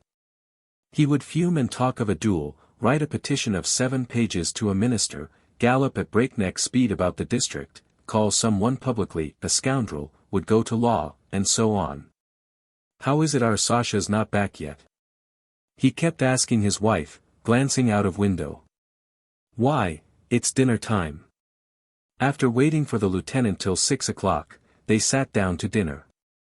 When supper time came, however, Alexey Ivanovitch was listening to every footstep, to every sound of the door, and kept shrugging his shoulders. "Strange," he said. "The rascally dandy must have stayed on at the tenant's." As he went to bed after supper, Kryakov made up his mind that the lieutenant was being entertained at the tenant's, where after a festive evening he was staying the night. Alexander Grigoryevich only returned next morning. He looked extremely crumpled and confused. "I want to speak to you alone," he said mysteriously to his cousin. They went into the study. The lieutenant shut the door, and he paced for a long time up and down before he began to speak. "Something's happened, my dear fellow," he began, "that I don't know how to tell you about. You wouldn't believe it." And blushing, faltering, not looking at his cousin, he told what had happened with the IOUs. Kryakov, standing with his feet wide apart and his head bent, listened and frowned. "Are you joking?" he asked. "How the devil could I be joking? It's no joking matter." "I don't understand," muttered Kryakov, turning crimson and flinging up his hands. "It's positively immoral on your part. Before your very eyes a hussy is up to the devil knows what, a serious crime, plays a nasty trick, and you go and kiss her." "But I can't understand myself how it happened," whispered the lieutenant, blinking guiltily. "Upon my honor, I don't understand it. It's the first time in my life I've come across such a monster. It's not her beauty that does for you, not her mind, but that, you understand, insolence, cynicism. Insolence, cynicism, it's unclean. If you've such a longing for insolence and cynicism, you might have picked a sow out of the mire and have devoured her alive. It would have been cheaper, anyway. Instead of 2,300. You do express yourself elegantly," said the lieutenant, frowning. "I'll pay you back the 2,300. I know you'll pay it back, but it's not a question of money. Damn the money. What revolts me is your being such a limp rag, such filthy feebleness. And engaged. With a fiancé." "Don't speak of it," said the lieutenant, blushing. "I loathe myself as it is. I should like to sink into the earth. It's sickening and vexatious that I shall have to bother my aunt for that 5,000. Kryakov continued for some time longer expressing his indignation and grumbling, then, as he grew calmer, he sat down on the sofa and began to jeer at his cousin. "You young officers," he said with contemptuous irony. "Nice bridegrooms." Suddenly he leapt up as though he had been stung, stamped his foot, and ran about the study. "No, I'm not going to leave it like that," he said, shaking his fist. "I will have those IOUs, I will. I'll give it her. One doesn't beat women, but I'll break every bone in her body. I'll pound her to a jelly. I'm not a lieutenant. You won't touch me with insolence or cynicism. No, damn her. Mishka," he shouted, "run and tell them to get the racing droshky out for me." Kryakov dressed rapidly, and, without heeding the agitated lieutenant, got into the droshky, and with a wave of his hand resolutely raced off to Susanna Moiseevna. For a long time the lieutenant gazed out of window at the clouds of dust that rolled after his cousin's droshky, stretched, yawned, and went to his own room. A quarter of an hour later he was sound asleep. At 6 o'clock he was waked up and summoned to dinner. "How nice this is of Alexey," his cousin's wife greeted him in the dining room. "He keeps us waiting for dinner." "Do you mean to say he's not come back yet?" yawned the lieutenant. "He's probably gone round to see the tenant. But Alexey Ivanovitch was not back by supper either. His wife and Sokolsky decided that he was playing cards at the tenants and would most likely stay the night there. What had happened was not what they had supposed, however. Kryakov returned next morning, and without greeting anyone, without a word, dashed into his study. "Well?" whispered the lieutenant, gazing at him round-eyed. Kryakov waved his hand and gave a snort. "Why, what's the matter? What are you laughing at?" Kryakov flopped on the sofa, thrust his head in the pillow, and shook with suppressed laughter. A minute later he got up, and looking at the surprised lieutenant, with his eyes full of tears from laughing, said, "Close the door. Well, she is a female, I beg to inform you. Did you get the IOUs?" Kryakov waved his hand and went off into a peal of laughter again. "Well. She is a female," he went on. "Merci for the acquaintance, my boy. She's a devil in petticoats. I arrived. I walked in like such an avenging Jove, you know, that I felt almost afraid of myself. I frowned, I scowled, even clenched my fists to be more awe-inspiring. 'Jokes don't pay with me, madam,' said I, and more in that style. And I threatened her with the law and with the governor. To begin with, she burst into tears, said she'd been joking with you, and even took me to the cupboard to give me the money. Then she began arguing that the future of Europe lies in the hands of the French, and the Russians, swore at women. Like you, I listened, fascinated, ass that I was. She kept singing the praises of my beauty, patted me on the arm near the shoulder, to see how strong I was, and as you see, I've only just got away from her." "Ha, ha. She's enthusiastic about you. You're a nice fellow," laughed the lieutenant. "A married man. Highly respected. Well, aren't you ashamed? Disgusted? Joking apart though, old man, you've got your queen Tamara in your own neighborhood." "In my own neighborhood? Why, you wouldn't find another such chameleon in the whole of Russia. I've never seen anything like it in my life, though I know a good bit about women, too. I have known regular devils in my time, but I never met anything like this. It is, as you say, by insolence and cynicism she gets over you. What is so attractive in her is the diabolical suddenness, the quick transitions, the swift shifting hues. Brr. And the IOU, phew. Write it off for lost. We are both great sinners, we'll go halves in our sin. I shall put down to you not 2,300, but half of it. Mind, tell my wife I was at the tenants." Kryakov and the lieutenant buried their heads in the pillows, and broke into laughter. They raised their heads, glanced at one another, and again subsided into their pillows. "Engaged. A lieutenant." Kryakov jeered. "Married," retorted Sokolsky. "Highly respected. Father of a family." At dinner they talked in veiled allusions, winked at one another, and, to the surprise of the others, were continually gushing with laughter into their dinner napkins. After dinner, still in the best of spirits, they dressed up as Turks, and, running after one another with guns, played at soldiers with the children. In the evening they had a long argument.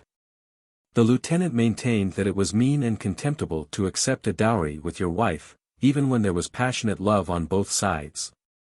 Kryakov thumped the table with his fists and declared that this was absurd, and that a husband who did not like his wife to have property of her own was an egoist and a despot. Both shouted, boiled over, did not understand each other, drank a good deal, and in the end, picking up the skirts of their dressing gowns, went to their bedrooms. They soon fell asleep and slept soundly.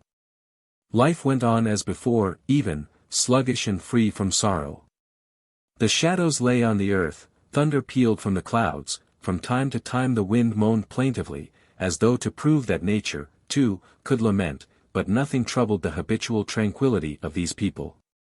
Of Susanna Moiseyevna and the IOUs they said nothing. Both of them felt, somehow, ashamed to speak of the incident aloud. Yet they remembered it and thought of it with pleasure, as of a curious farce, which life had unexpectedly and casually played upon them, and which it would be pleasant to recall in old age. On the 6th or 7th day after his visit to the Jewess, Kryakov was sitting in his study in the morning writing a congratulatory letter to his aunt. Alexander Grigoryevich was walking to and fro near the table in silence. The lieutenant had slept badly that night, he woke up depressed, and now he felt bored. He paced up and down, thinking of the end of his furlough, of his fiancée, who was expecting him, of how people could live all their lives in the country without feeling bored. Standing at the window, for a long time he stared at the trees, smoked 3 cigarettes one after another, and suddenly turned to his cousin.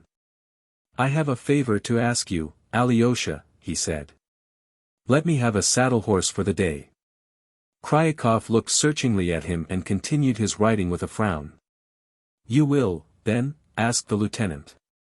Kryakov looked at him again, then deliberately drew out a drawer in the table, and taking out a thick roll of notes, gave it to his cousin. "Here's 5,000, he said. "Though it's not my money, yet, God bless you, it's all the same. I advise you to send for post horses at once and go away." "Yes, really." The lieutenant in his turn looked searchingly at Kryakov and laughed. "You've guessed right, Alyosha," he said, reddening. "It was to her I meant to ride. Yesterday evening when the washerwoman gave me that damned tunic, the one I was wearing then, and it smelt of jasmine, why? I felt I must go." "You must go away." "Yes, certainly. And my furlough's just over. I really will go today." "Yes, by Jove. However long one stays, one has to go in the end." "I'm going." The post horses were brought after dinner the same day. The lieutenant said goodbye to the Krukhovs and set off, followed by their good wishes. Another week passed. It was a dull but hot and heavy day. From early morning Kryakov walked aimlessly about the house, looking out of window, or turning over the leaves of albums, though he was sick of the sight of them already. When he came across his wife or children, he began grumbling crossly. It seemed to him, for some reason that day, that his children's manners were revolting, that his wife did not know how to look after the servants, that their expenditure was quite disproportionate to their income. All this meant that, the master was out of humor. After dinner, Kryakov, feeling dissatisfied with the soup and the roast meat he had eaten, ordered out his racing droshky. He drove slowly out of the courtyard, drove at a walking pace for a quarter of a mile, and stopped. "Shall I drive to her, that devil?" he thought, looking at the leaden sky. And Kryakov positively laughed, as though it were the first time that day he had asked himself that question. At once the load of boredom was lifted from his heart, and there rose a gleam of pleasure in his lazy eyes. He lashed the horse. All the way his imagination was picturing how surprised the Jewess would be to see him, how he would laugh and chat, and come home feeling refreshed. Once a month one needs something to brighten one up. Something out of the common round, he thought, something that would give the stagnant organism a good shaking up, a reaction, whether it's a drinking bout, or Susanna. One can't get on without it. It was getting dark when he drove into the yard of the vodka distillery. From the open windows of the owner's house came sounds of laughter and singing. Brighter than lightning, more burning than flame, sang a powerful, mellow, bass voice. Aha! She has visitors, thought Kryakov. And he was annoyed that she had visitors. Shall I go back? He thought with his hand on the bell, but he rang all the same, and went up the familiar staircase. From the entry he glanced into the reception hall. There were about 5 men there, all landowners and officials of his acquaintance. One, a tall, thin gentleman, was sitting at the piano, singing, and striking the keys with his long, thin fingers. The others were listening and grinning with enjoyment.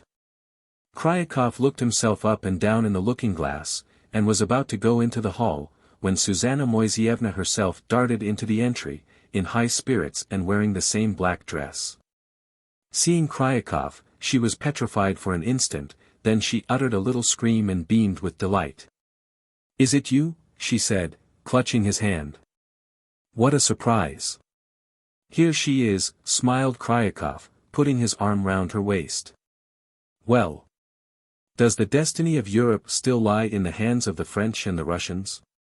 I'm so glad, laughed the Jewess, cautiously removing his arm. Come, go into the hall, they're all friends there. I'll go and tell them to bring you some tea. Your name's Alexei, isn't it? Well, go in, I'll come directly. She blew him a kiss and ran out of the entry, leaving behind her the same sickly smell of jasmine. Kryakov raised his head and walked into the hall. He was on terms of friendly intimacy with all the men in the room, but scarcely nodded to them.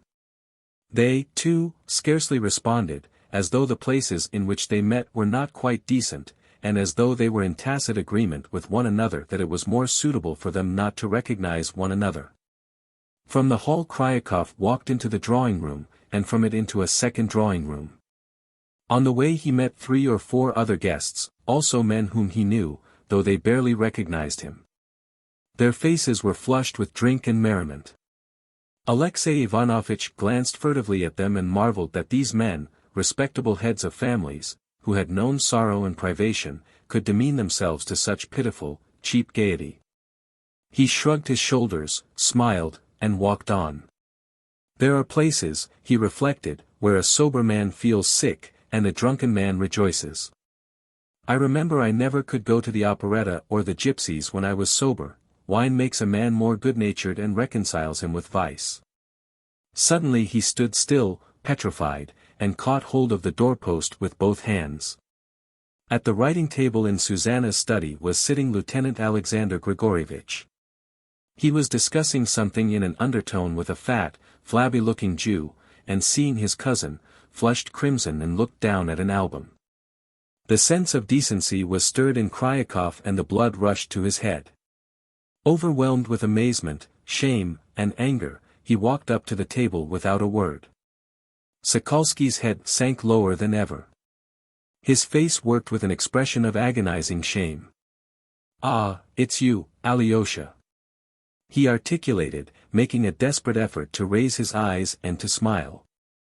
I called here to say goodbye, and, as you see. But tomorrow I am certainly going. What can I say to him? What, thought Alexey Ivanovitch. How can I judge him since I'm here myself? And clearing his throat without uttering a word, he went out slowly. Call her not heavenly, and leave her on earth. The bass was singing in the hall. A little while after, Kryakov's racing droshky was bumping along the dusty road. NEGHBURS. Pyotr Mihalich Ivashin was very much out of humor. His sister, a young girl, had gone away to live with Vlasich, a married man. To shake off the despondency and depression which pursued him at home and in the fields, he called to his aid his sense of justice, his genuine and noble ideas. He had always defended free love.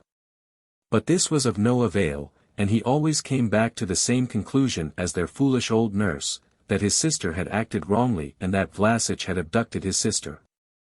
And that was distressing. His mother did not leave her room all day long. The old nurse kept sighing and speaking in whispers. His aunt had been on the point of taking her departure every day, and her trunks were continually being brought down to the hall and carried up again to her room. In the house, in the yard, and in the garden it was as still as though there were someone dead in the house. His aunt, the servants, and even the peasants, so it seemed to Pyotr Mihalich, looked at him enigmatically and with perplexity, as though they wanted to say, "Your sister has been seduced, why are you doing nothing?" And he reproached himself for inactivity, though he did not know precisely what action he ought to have taken. So passed 6 days. On the 7th, it was Sunday afternoon, a messenger on horseback brought a letter. The address was in a familiar feminine handwriting, her XIII. Anna Nikolaevna Ivashin. Pyotr Mihalich fancied that there was something defiant, provocative, in the handwriting and in the abbreviation XIII. And advanced ideas in women are obstinate, ruthless, cruel. She'd rather die than make any concession to her unhappy mother, or beg her forgiveness, thought Pyotr Mihalich, as he went to his mother with the letter. His mother was lying on her bed, dressed. Seeing her son, she rose impulsively, and straightening her grey hair, which had fallen from under her cap, asked quickly. "What is it? What is it?" "This has come," said her son, giving her the letter. Zina's name, and even the pronoun she, was not uttered in the house. Zina was spoken of impersonally, "This has come, gone away," and so on. The mother recognized her daughter's handwriting, and her face grew ugly and unpleasant, and her grey hair escaped again from her cap. "No," she said, with a motion of her hands, as though the letter scorched her fingers. "No, no, never. Nothing would induce me." The mother broke into hysterical sobs of grief and shame. She evidently longed to read the letter, but her pride prevented her. Pyotr Mihalich realized that he ought to open the letter himself and read it aloud, but he was overcome by anger such as he had never felt before. He ran out into the yard and shouted to the messenger. "Say there will be no answer. There will be no answer. Tell them that, you beast." And he tore up the letter. Then tears came into his eyes, and feeling that he was cruel, miserable, and to blame, he went out into the fields. He was only 27, but he was already stout. He dressed like an old man in loose, roomy clothes, and suffered from asthma. He already seemed to be developing the characteristics of an elderly country bachelor.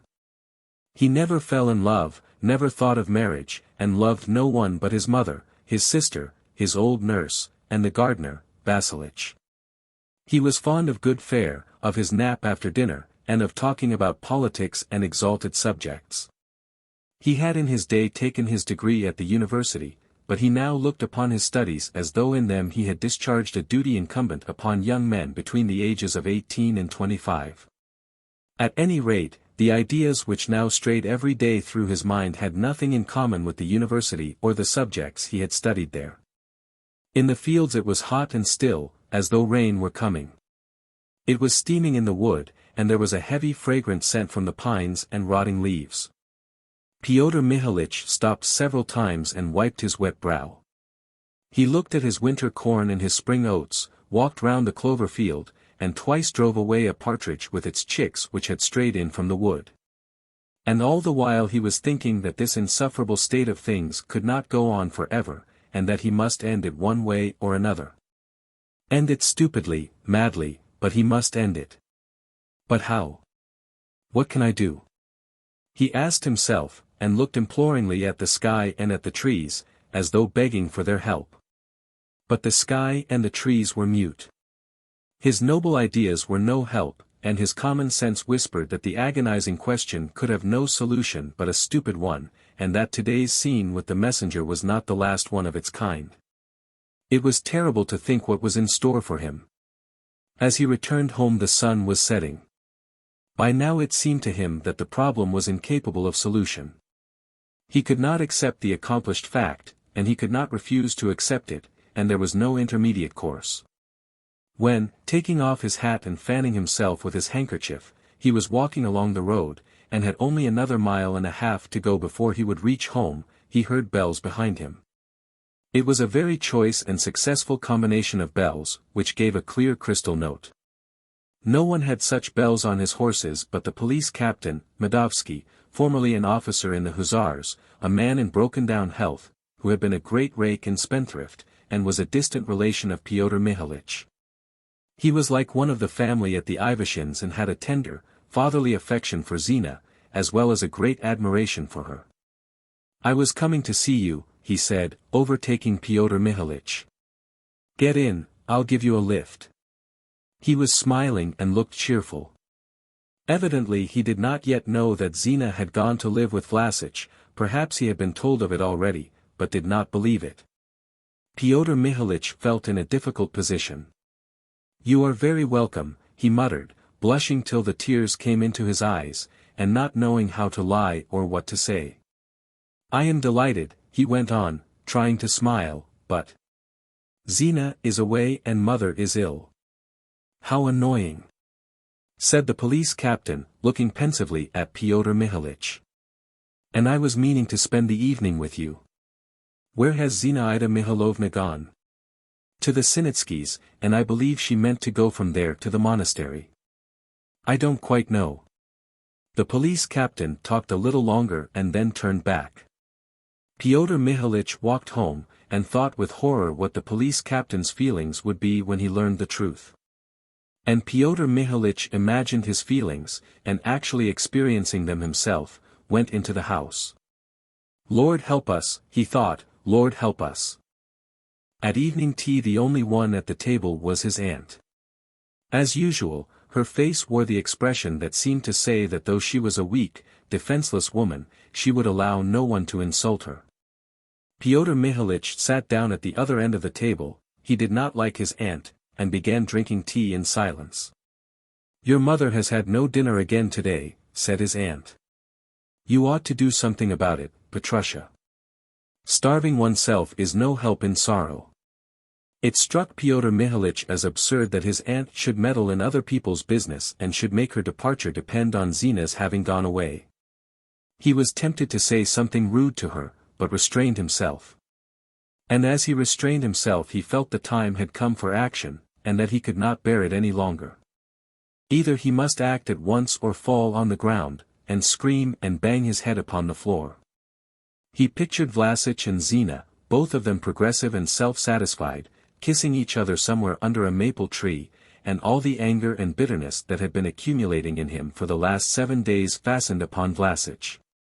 "One has seduced and abducted my sister," he thought, "another will come and murder my mother, a third will set fire to the house and sack the place. And all this under the mask of friendship, lofty ideas, unhappiness. No, it shall not be." Pyotr Mihalich cried suddenly, and he brought his fist down on the table. He jumped up and ran out of the dining room. In the stable the steward's horse was standing ready saddled. He got on it and galloped off to Vlassich. There was a perfect tempest within him. He felt a longing to do something extraordinary, startling, even if he had to repent of it all his life afterwards.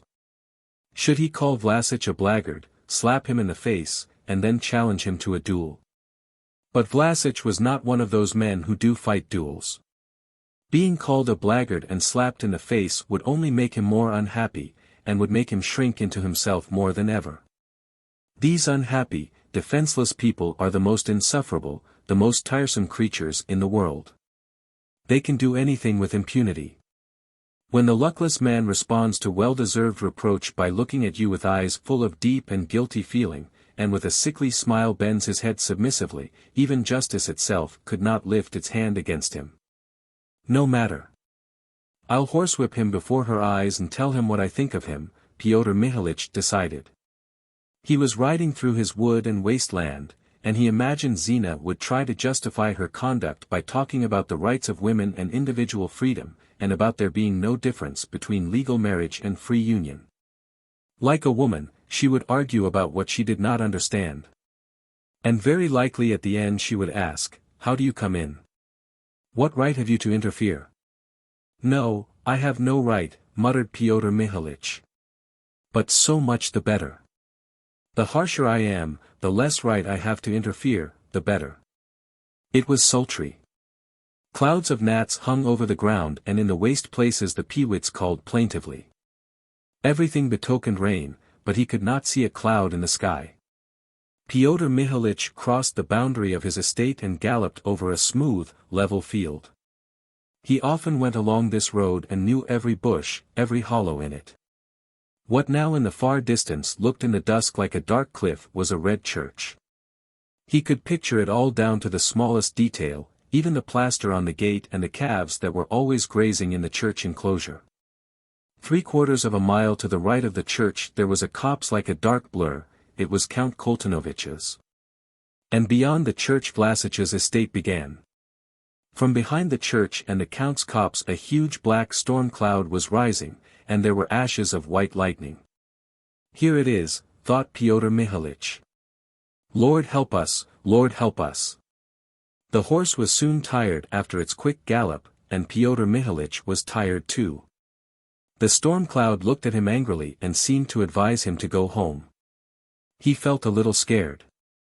"I will prove to them they are wrong," he tried to reassure himself. "They will say that it is free love, individual freedom, but freedom means self-control and not subjection to passion. It's not liberty but license. He reached the Count's big pond. It looked dark blue and frowning under the cloud, and a smell of damp and slime rose from it. Near the dam, 2 willows, one old and one young, drooped tenderly towards one another. Pyotr Mihalich and Vlasic had been walking near this very spot only a fortnight before, humming a student's song. Youth is wasted, life is not, when the heart is cold and loveless. A wretched song. It was thundering as Pyotr Mihalich rode through the copse, and the trees were bending and rustling in the wind. He had to make haste. It was only 3/4 of a mile through a meadow from the copse to Vlasic's house. Here there were old birch trees on each side of the road. They had the same melancholy and unhappy air as their owner Vlasic, and looked as tall and lanky as he. Big drops of rain pattered on the birches and on the grass. The wind had suddenly dropped, and there was a smell of wet earth and poplars. Before him he saw Vlasic's fence with a row of yellow acacias, which were tall and lanky too. Where the fence was broken he could see the neglected orchard. Pyotr Mihalich was not thinking now of the horsewhip or of a slap in the face, and did not know what he would do at Vlasic's. He felt nervous. He felt frightened on his own account and on his sister's, and was terrified at the thought of seeing her.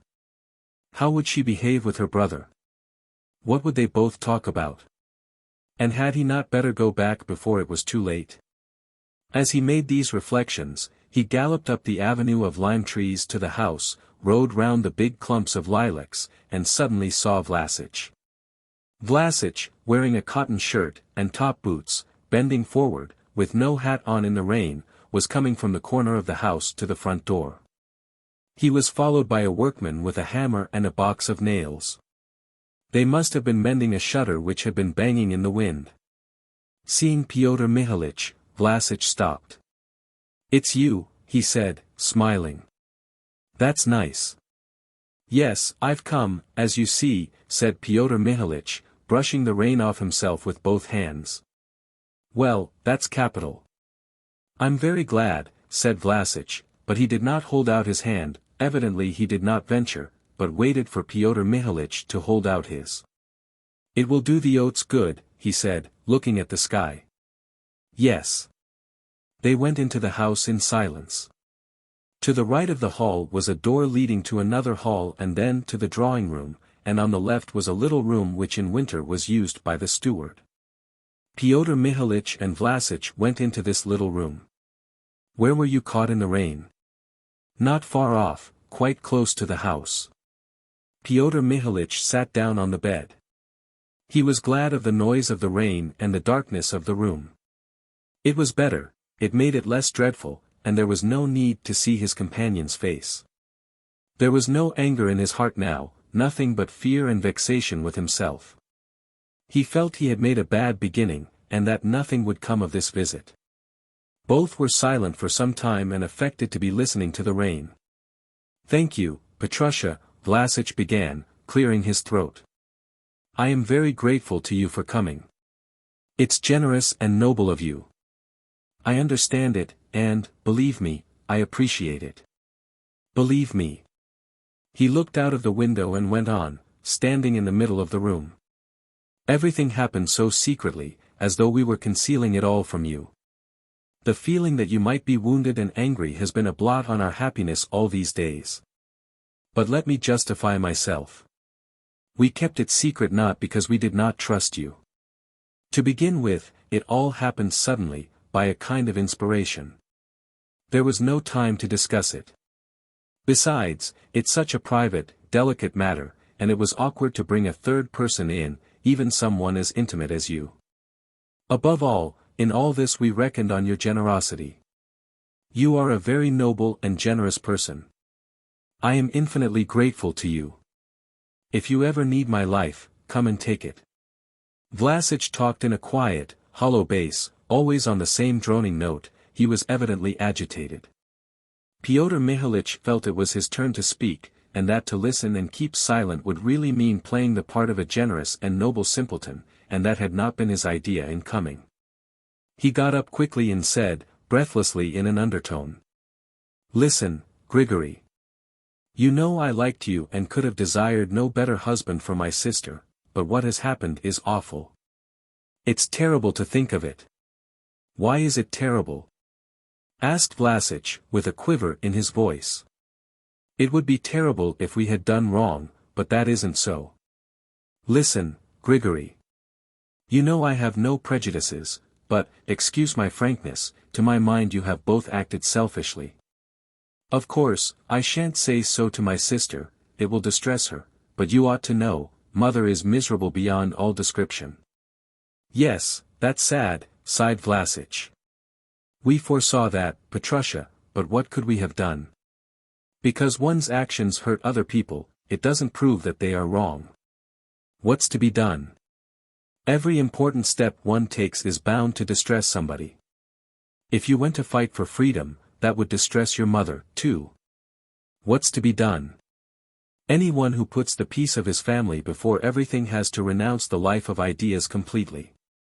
There was a vivid flash of lightning at the window, and the lightning seemed to change the course of Vlasic's thoughts. He sat down beside Pyotr Mihalich and began saying what was utterly beside the point. I have such a reverence for your sister, Petrusha, he said. When I used to come and see you, I felt as though I were going to a holy shrine, and I really did worship Zina. Now my reverence for her grows every day. For me she is something higher than a wife, yes, higher. Vlasic waved his hands. She is my holy of holies. Since she is living with me, I enter my house as though it were a temple. She is an extraordinary, rare, most noble woman. Well, he's off now, thought Pyotr Mihalich. He disliked the word woman. Why shouldn't you be married properly? He asked. How much does your wife want for a divorce? 75,000. It's rather a lot. But if we were to negotiate with her, she won't take a farthing less. She is an awful woman, brother, sighed Vlasic. I've never talked to you about her before, it was unpleasant to think of her, but now that the subject has come up, I'll tell you about her. I married her on the impulse of the moment, a fine, honorable impulse. An officer in command of a battalion of our regiment, if you care to hear the details, had an affair with a girl of 18. That is, to put it plainly, he seduced her, lived with her for 2 months, and abandoned her. She was in an awful position, brother. She was ashamed to go home to her parents, besides, they wouldn't have received her. Her lover had abandoned her. There was nothing left for her but to go to the barracks and sell herself. The other officers in the regiment were indignant. They were by no means saints themselves, but the baseness of it was so striking. Besides, no one in the regiment could endure the man. And to spite him, you understand, the indignant lieutenants and ensigns began getting up a subscription for the unfortunate girl. And when we subalterns met together and began to subscribe 5 or 10 rubles each, I had a sudden inspiration. I felt it was an opportunity to do something fine. I hastened to the girl and warmly expressed my sympathy. And while I was on my way to her, and while I was talking to her, I loved her fervently as a woman insulted and injured. Yes. Well, a week later I made her an offer. The colonel and my comrades thought my marriage out of keeping with the dignity of an officer.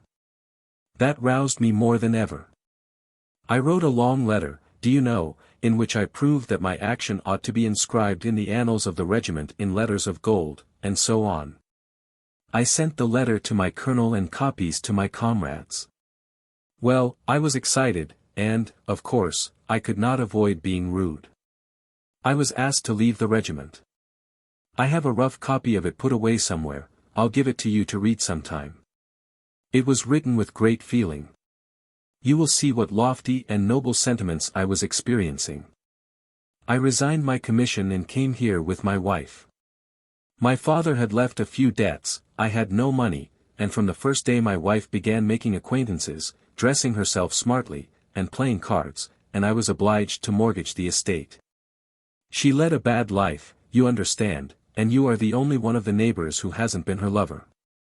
After 2 years I gave her all I had to set me free and she went off to town. Yes.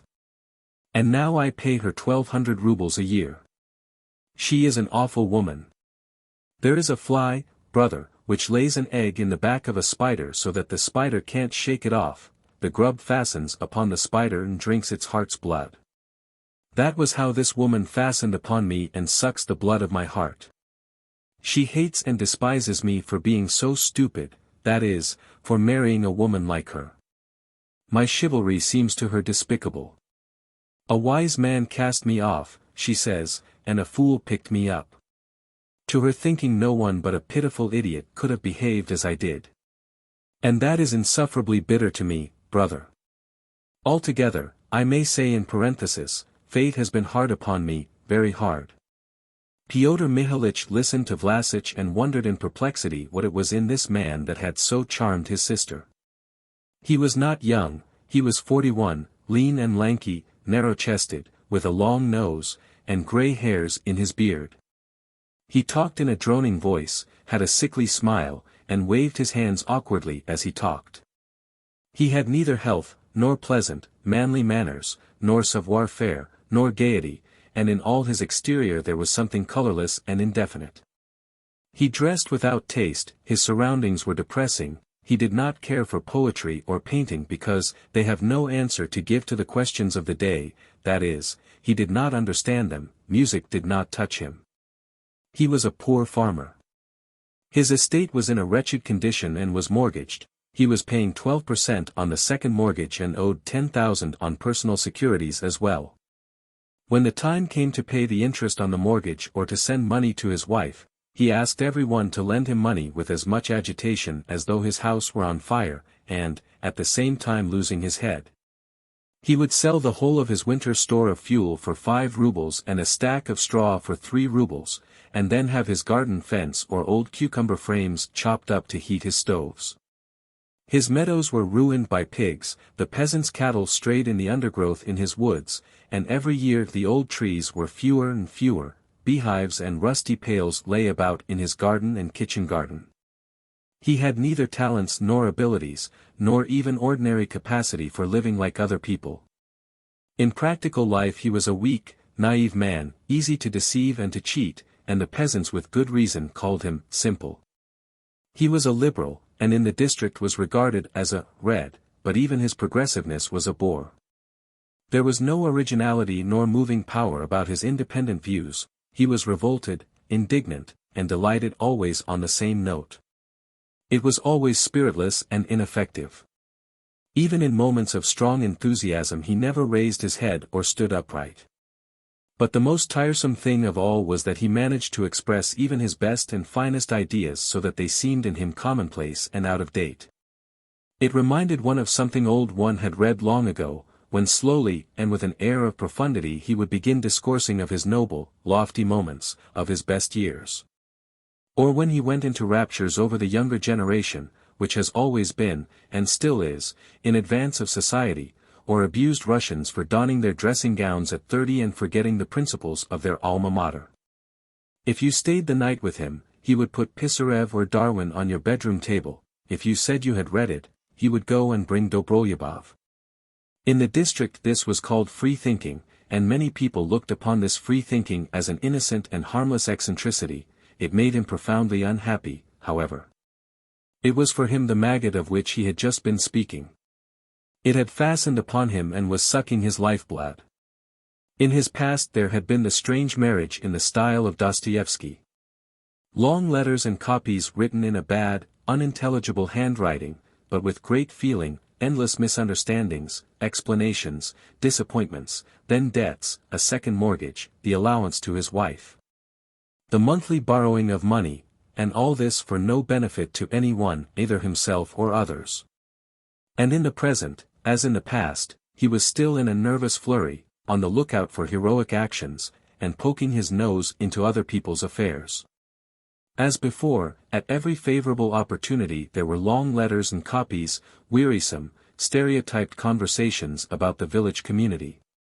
Or the revival of handicrafts or the establishment of cheese factories, conversations as like one another as though he had prepared them, not in his living brain, but by some mechanical process.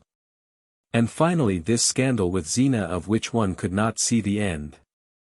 And meanwhile Zina was young, she was only 22, good-looking, elegant, gay, she was fond of laughing, chatter, argument, a passionate musician.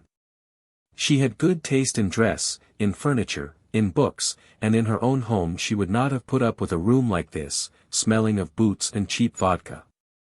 She, too, had advanced ideas, but in her free-thinking one felt the overflow of energy, the vanity of a young, strong, spirited girl, passionately eager to be better and more original than others.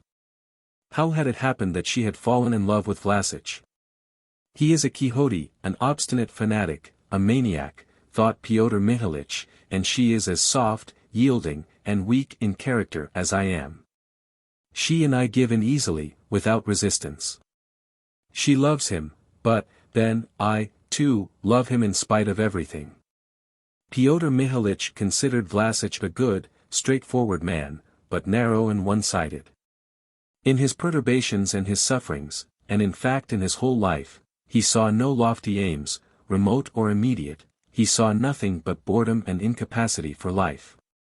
His self-sacrifice and all that VIII himself called heroic actions or noble impulses seemed to him a useless waste of force, unnecessary blank shots which consumed a great deal of powder.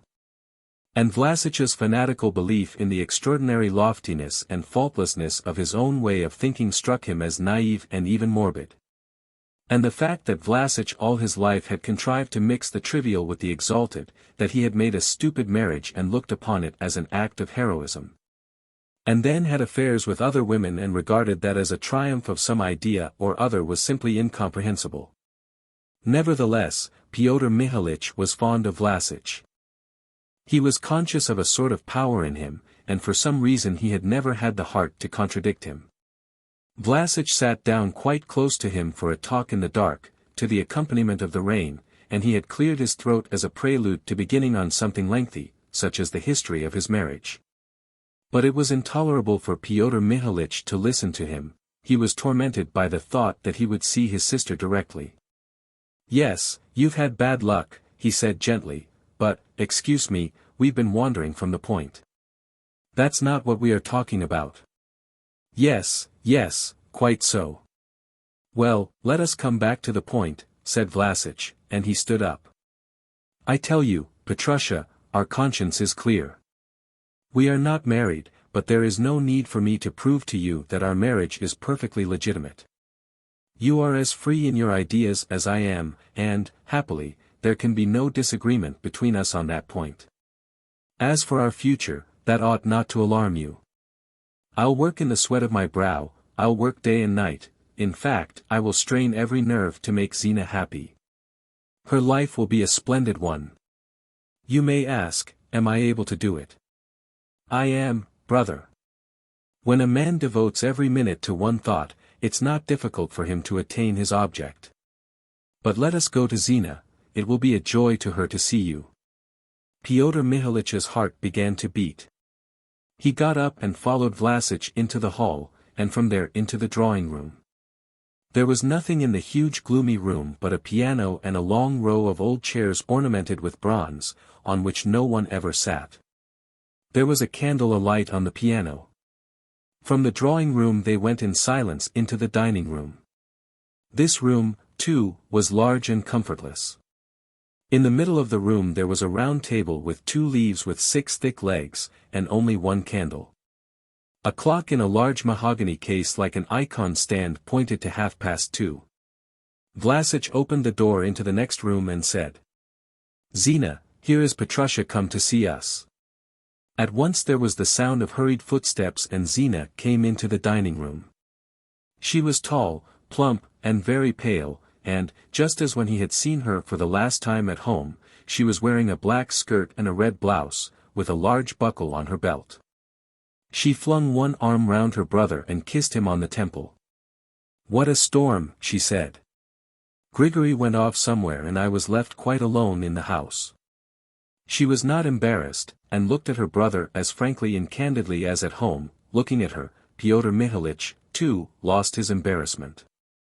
"But you are not afraid of storms," he said, sitting down at the table. "No," she said, "but here the rooms are so big, the house is so old, and when there is thunder it all rattles like a cupboard full of crockery. It's a charming house altogether," she went on, sitting down opposite her brother. "There's some pleasant memory in every room. In my room, only fancy, Grigory's grandfather shot himself. In August we shall have the money to do up the lodge in the garden," said Vlassich. "For some reason when it thunders I think of that grandfather," Zina went on. "And in this dining room somebody was flogged to death."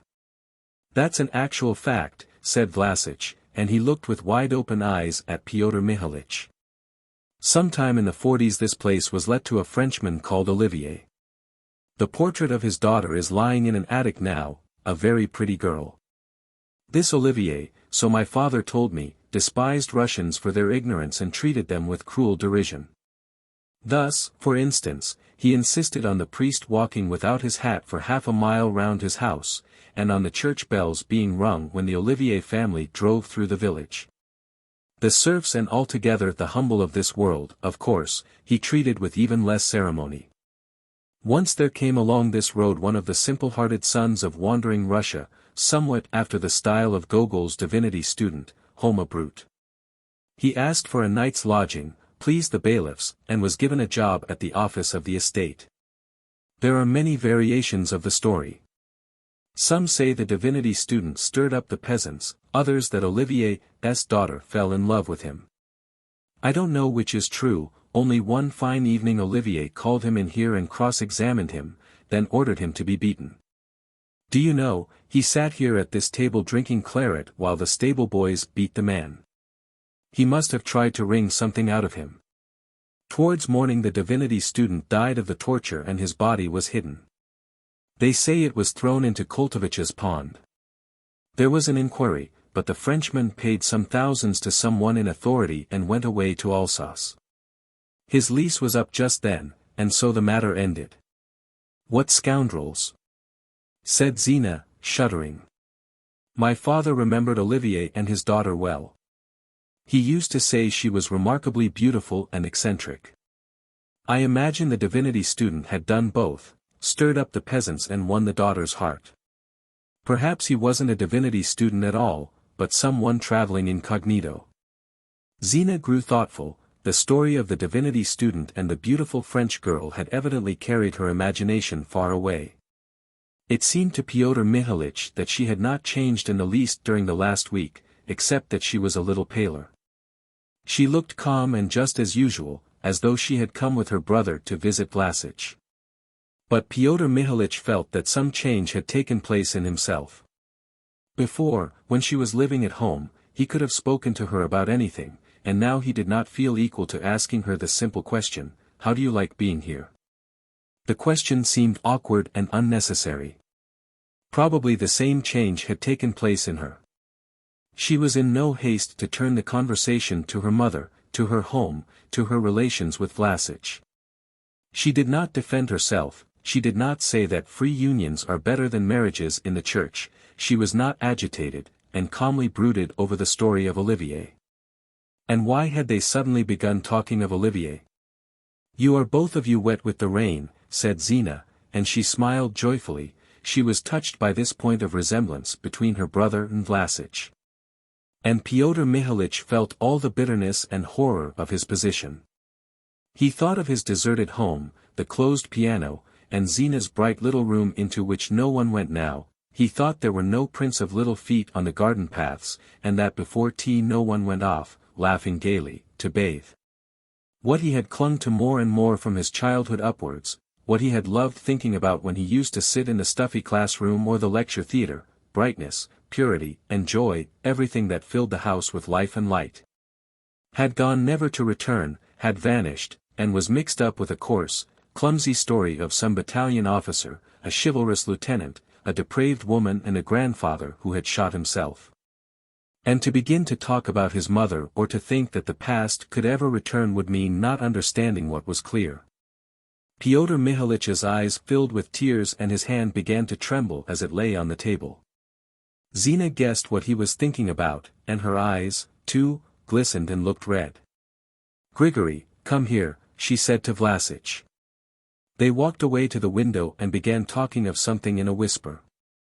From the way that Vlasic stooped down to her and the way she looked at him, Pyotr Mihalich realized again that everything was irreparably over, and that it was no use to talk of anything.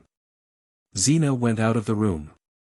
"Well, brother," Vlasic began, after a brief silence, rubbing his hands and smiling. "I called our life happiness just now, but that was, so to speak, poetical license. In reality, there has not been a sense of happiness so far. Zina has been thinking all the time of you, of her mother, and has been worrying, looking at her. I, too, felt worried. Hers is a bold, free nature, but, you know, it's difficult when you're not used to it, and she is young, too. The servants call her Miss, it seems a trifle, but it upsets her. There it is, brother." Zina brought in a plateful of strawberries. She was followed by a little maidservant, looking crushed and humble, who set a jug of milk on the table and made a very low bow. She had something about her that was in keeping with the old furniture, something petrified and dreary. The sound of the rain had ceased. Pyotr Mihalich ate strawberries while Vlasic and Zina looked at him in silence. The moment of the inevitable but useless conversation was approaching, and all three felt the burden of it. Pyotr Mihalich's eyes filled with tears again. He pushed away his plate and said that he must be going home, or it would be getting late, and perhaps it would rain again. The time had come when common decency required Zina to speak of those at home and of her new life. "How are things at home?" she asked rapidly, and her pale face quivered. "How is mother?" "You know mother," said Pyotr Mihalich, not looking at her. "Petrusha, you've thought a great deal about what has happened," she said, taking hold of her brother's sleeve, and he knew how hard it was for her to speak. "You've thought a great deal. Tell me, can we reckon on mother's accepting Grigory and the whole position, one day?" She stood close to her brother, face to face with him, and he was astonished that she was so beautiful, and that he seemed not to have noticed it before. And it seemed to him utterly absurd that his sister, so like his mother, pampered, elegant, should be living with Vlasic and in Vlasic's house, with the petrified servant. And the table with 6 legs, in the house where a man had been flogged to death, and that she was not going home with him, but was staying here to sleep. "You know mother," he said, not answering her question. "I think you ought to do something, to ask her forgiveness or something. But to ask her forgiveness would mean pretending we had done wrong. I'm ready to tell a lie to comfort mother, but it won't lead anywhere. I know mother." "Well, what will be, must be," said Zina, growing more cheerful now that the most unpleasant had been said. "We'll wait for 5 years, 10 years, and be patient, and then God's will be done." She took her brother's arm, and when she walked through the dark hall she squeezed close to him. They went out on the steps.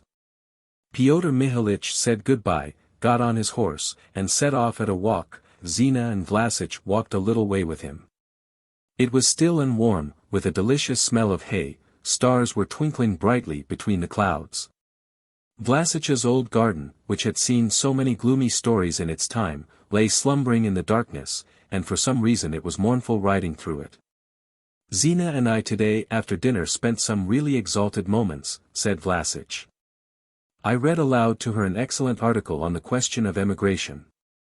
You must read it, brother. You really must. It's remarkable for its lofty tone. I could not resist writing a letter to the editor to be forwarded to the author.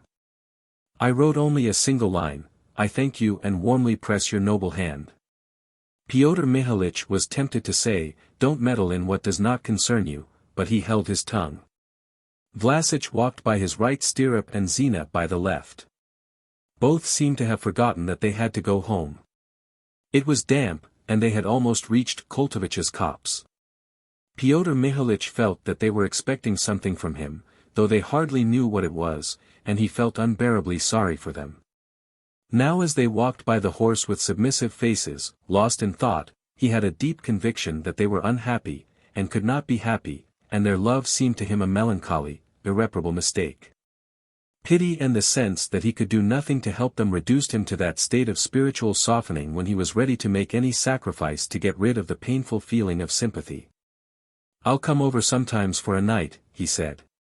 But it sounded as though he were making a concession, and did not satisfy him. When they stopped near Koltovich's copse to say goodbye, he bent down to Zina, touched her shoulder, and said, "You are right, Zina. You have done well." To avoid saying more and bursting into tears, he lashed his horse and galloped into the wood. As he rode into the darkness, he looked round and saw Vlasic and Zina walking home along the road, he taking long strides, while she walked with a hurried, jerky step beside him, talking eagerly about something. "I am an old woman," thought Pyotr Mihalich. "I went to solve the question and I have only made it more complicated. There it is." He was heavy at heart. When he got out of the copse he rode at a walk and then stopped his horse near the pond. He wanted to sit and think without moving. The moon was rising and was reflected in a streak of red on the other side of the pond. There were low rumbles of thunder in the distance. Pyotr Mihalich looked steadily at the water and imagined his sister's despair, her martyr-like pallor, the tearless eyes with which she would conceal her humiliation from others. He imagined her with child, imagined the death of their mother, her funeral, Zina's horror. The proud, superstitious old woman would be sure to die of grief. Terrible pictures of the future rose before him on the background of smooth, dark water, and among pale feminine figures he saw himself, a weak, cowardly man with a guilty face. 100 paces off on the right bank of the pond, something dark was standing motionless. Was it a man or a tall post? Pyotr Mihalich thought of the divinity student who had been killed and thrown into the pond. Olivier behaved inhumanly, but one way or another he did settle the question. While I have settled nothing and have only made it worse, he thought, gazing at the dark figure that looked like a ghost. He said and did what he thought right while I say and do what I don't think right, and I don't know really what I do think. He rode up to the dark figure. It was an old rotten post, the relic of some shed. From Koltovich's copse and garden there came a strong fragrant scent of lilies of the valley and honey-laden flowers. Pyotr Mihalich rode along the bank of the pond and looked mournfully into the water.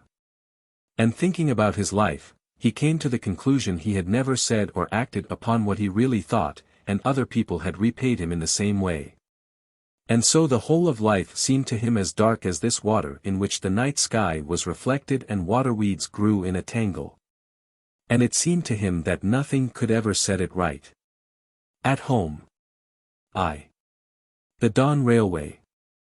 A quiet, cheerless station, white and solitary in the steppe, with its walls baking in the sun, without a speck of shade, and, it seems, without a human being.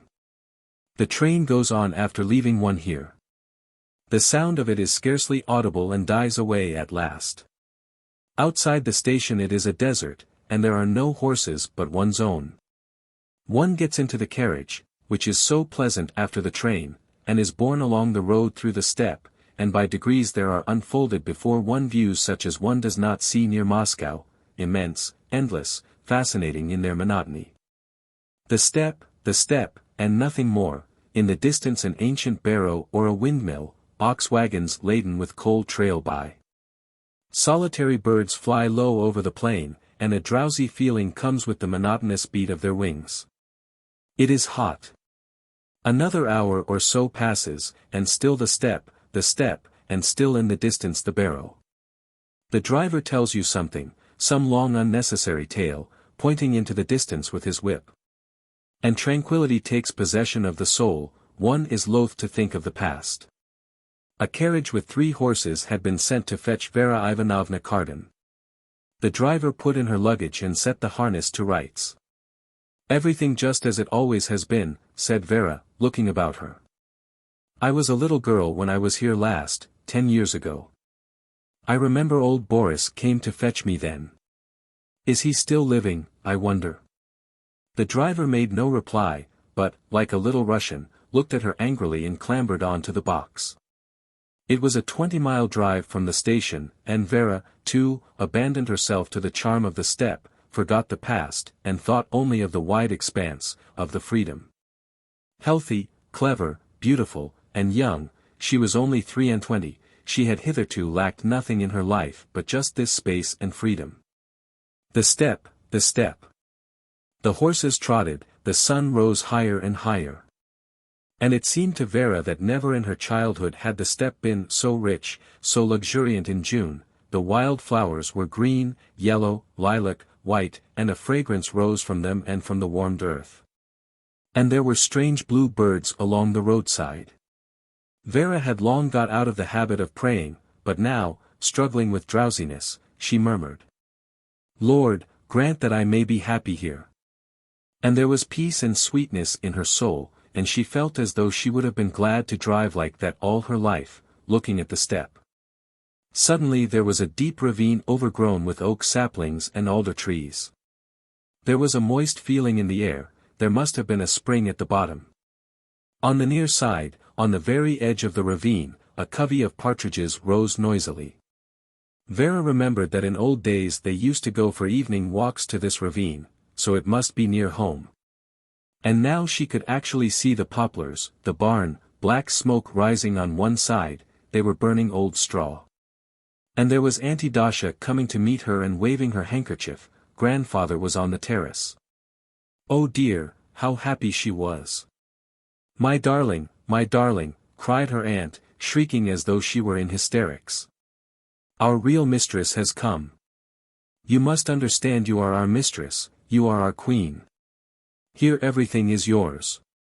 My darling, my beauty, I am not your aunt, but your willing slave." Vera had no relations but her aunt and her grandfather. Her mother had long been dead. Her father, an engineer, had died 3 months before at Kazan, on his way from Siberia. Her grandfather had a big grey beard. He was stout, red-faced, and asthmatic, and walked leaning on a cane and sticking his stomach out. Her aunt, a lady of 42, drawn in tightly at the waist and fashionably dressed with sleeves high on the shoulder, evidently tried to look young and was still anxious to be charming. She walked with tiny steps with a wriggle of her spine. "Will you love us?" she said, embracing Vera. "You are not proud?" At her grandfather's wish there was a Thanksgiving service, then they spent a long while over dinner, and Vera's new life began. She was given the best room. All the rugs in the house had been put in it, and a great many flowers, and when at night she lay down in her snug, wide, very soft bed and covered herself with a silk quilt that smelt of old clothes long stored away, she laughed with pleasure. Auntie Dasha came in for a minute to wish her good night. "Here you are home again, thank God," she said, sitting down on the bed. "As you see, we get along very well and have everything we want. There's only one thing, your grandfather is in a poor way. A terribly poor way. He is short of breath and he has begun to lose his memory. And you remember how strong, how vigorous, he used to be. There was no doing anything with him. In old days, if the servants didn't please him or anything else went wrong, he would jump up at once and shout, 25 strokes.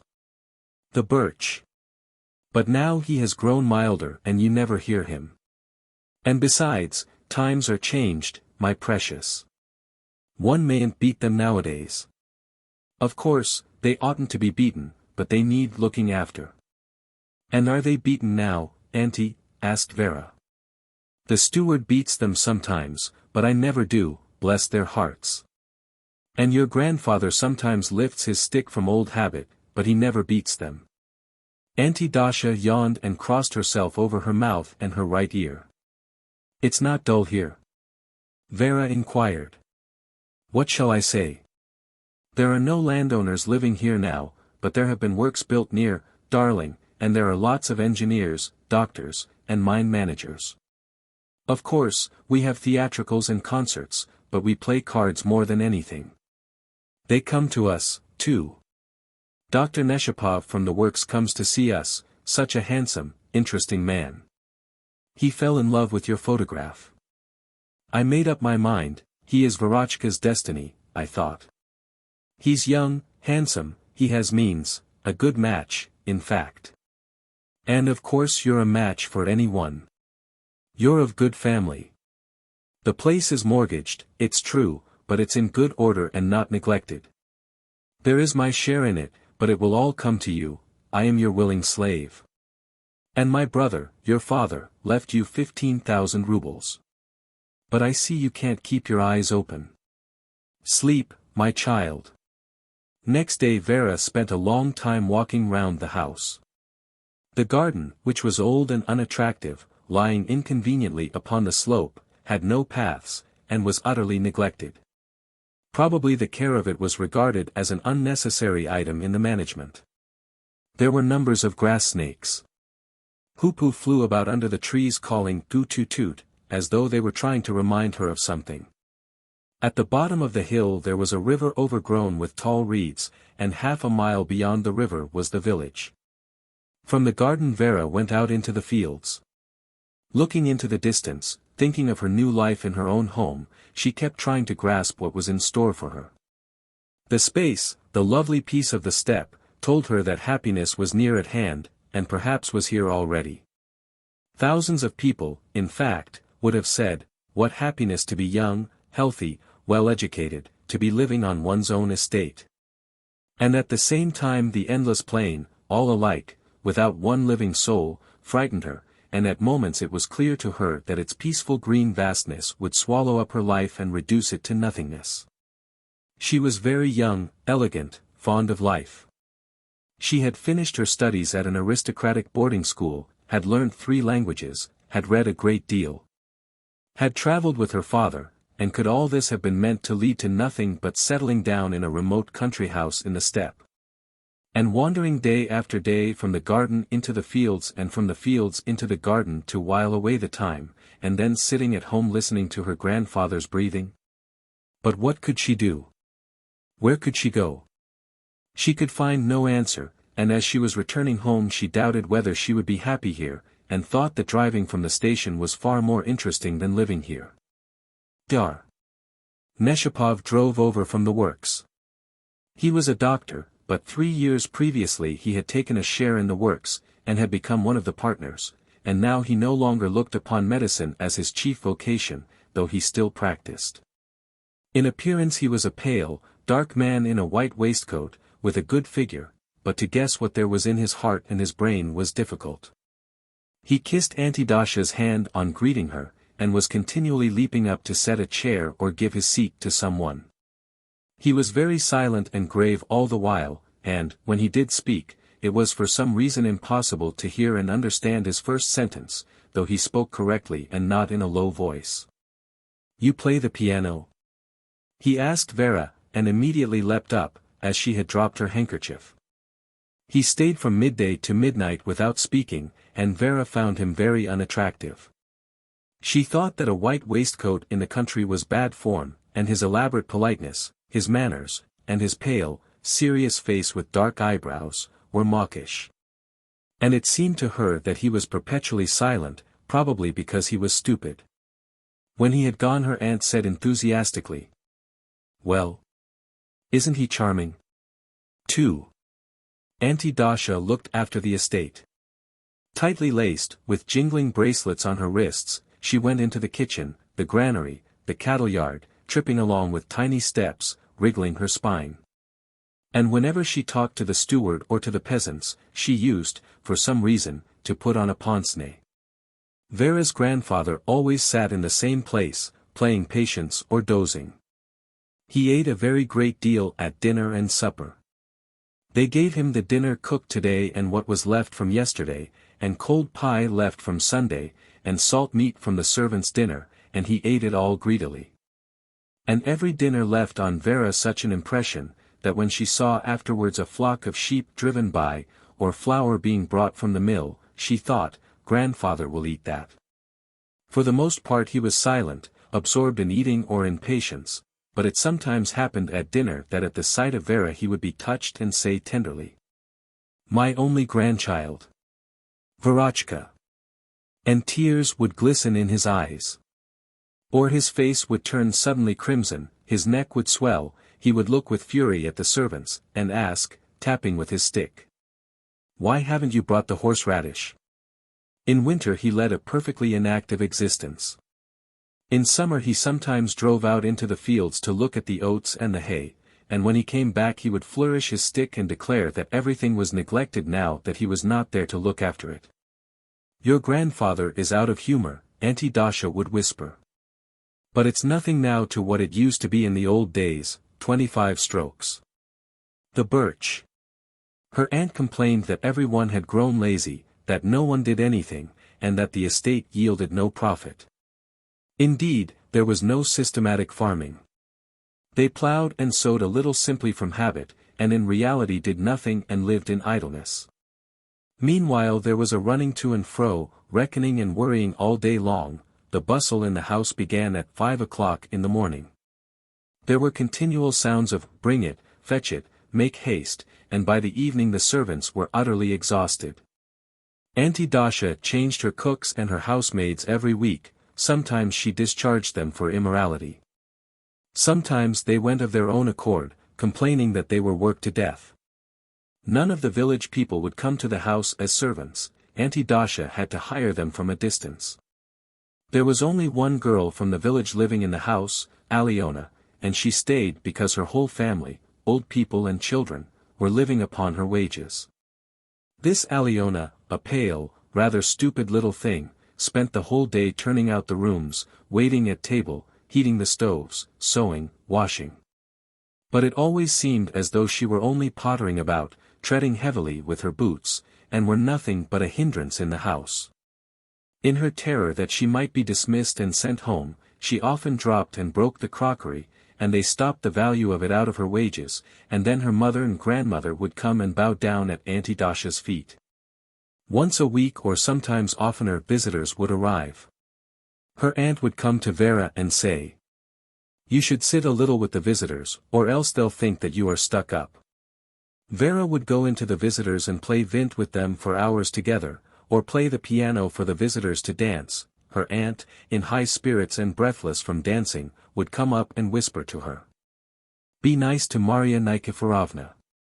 On the 6th of December, St. Nikolai's Day, a large party of about 30 arrived all at once. They played vint until late at night, and many of them stayed the night.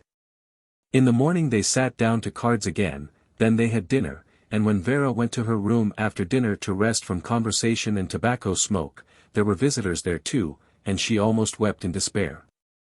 And when they began to get ready to go in the evening, she was so pleased they were going at last, that she said, "Do stay a little longer." She felt exhausted by the visitors and constrained by their presence. Yet every day, as soon as it began to grow dark, something drew her out of the house, and she went out to pay visits either at the works or at some neighbors, and then there were cards, dancing, forfeits, suppers. The young people in the works or in the mines sometimes sang Little Russian songs, and sang them very well. It made one sad to hear them sing.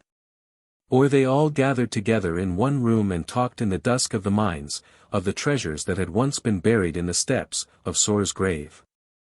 Later on, as they talked, a shout of "Help!" sometimes reached them.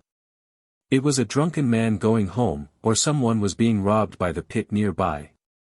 Or the wind howled in the chimneys, the shutters banged, then, soon afterwards, they would hear the uneasy church bell, as the snowstorm began.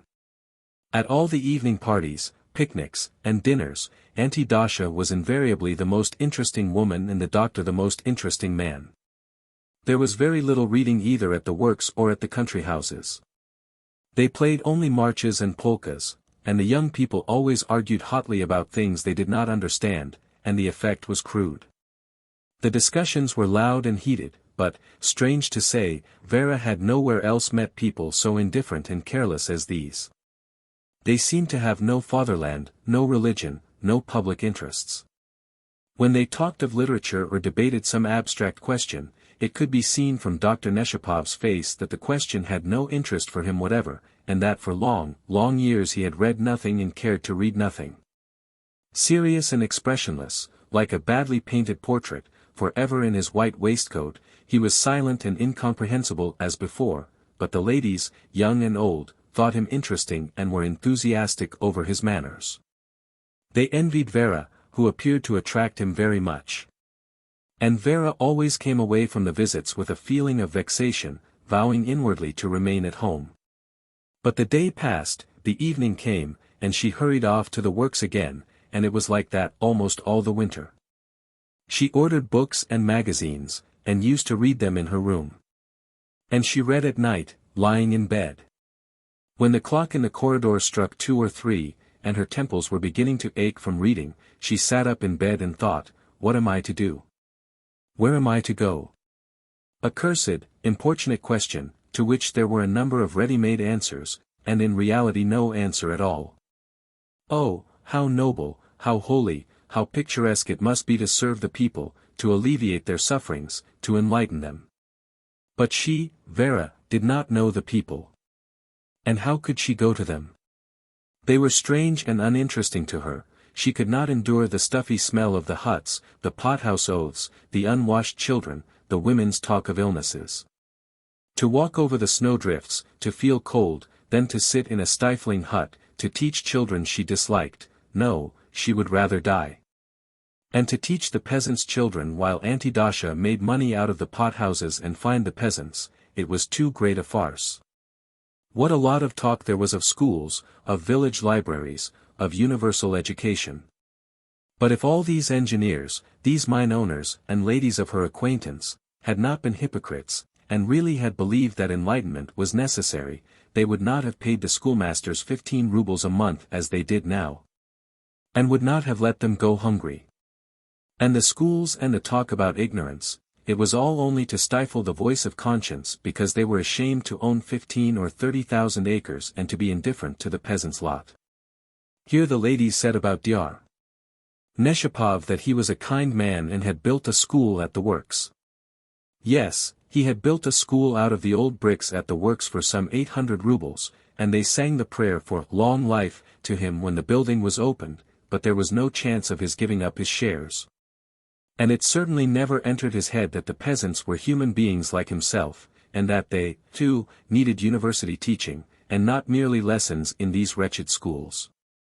And Vera felt full of anger against herself and every one else. She took up a book again and tried to read it, but soon afterward sat down and thought again. To become a doctor.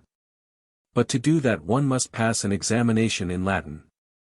Besides, she had an invincible repugnance to corpses and disease. It would be nice to become a mechanic, a judge, a commander of a steamer, a scientist. To do something into which she could put all her powers, physical and spiritual, and to be tired out and sleep soundly at night.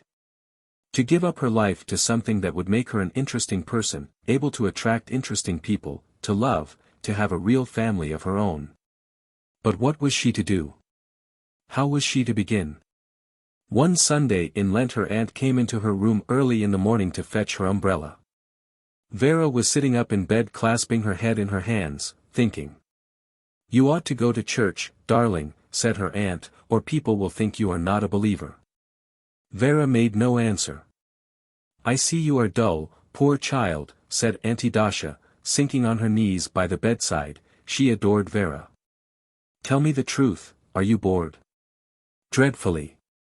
My beauty, my queen, I am your willing slave, I wish you nothing but good and happiness.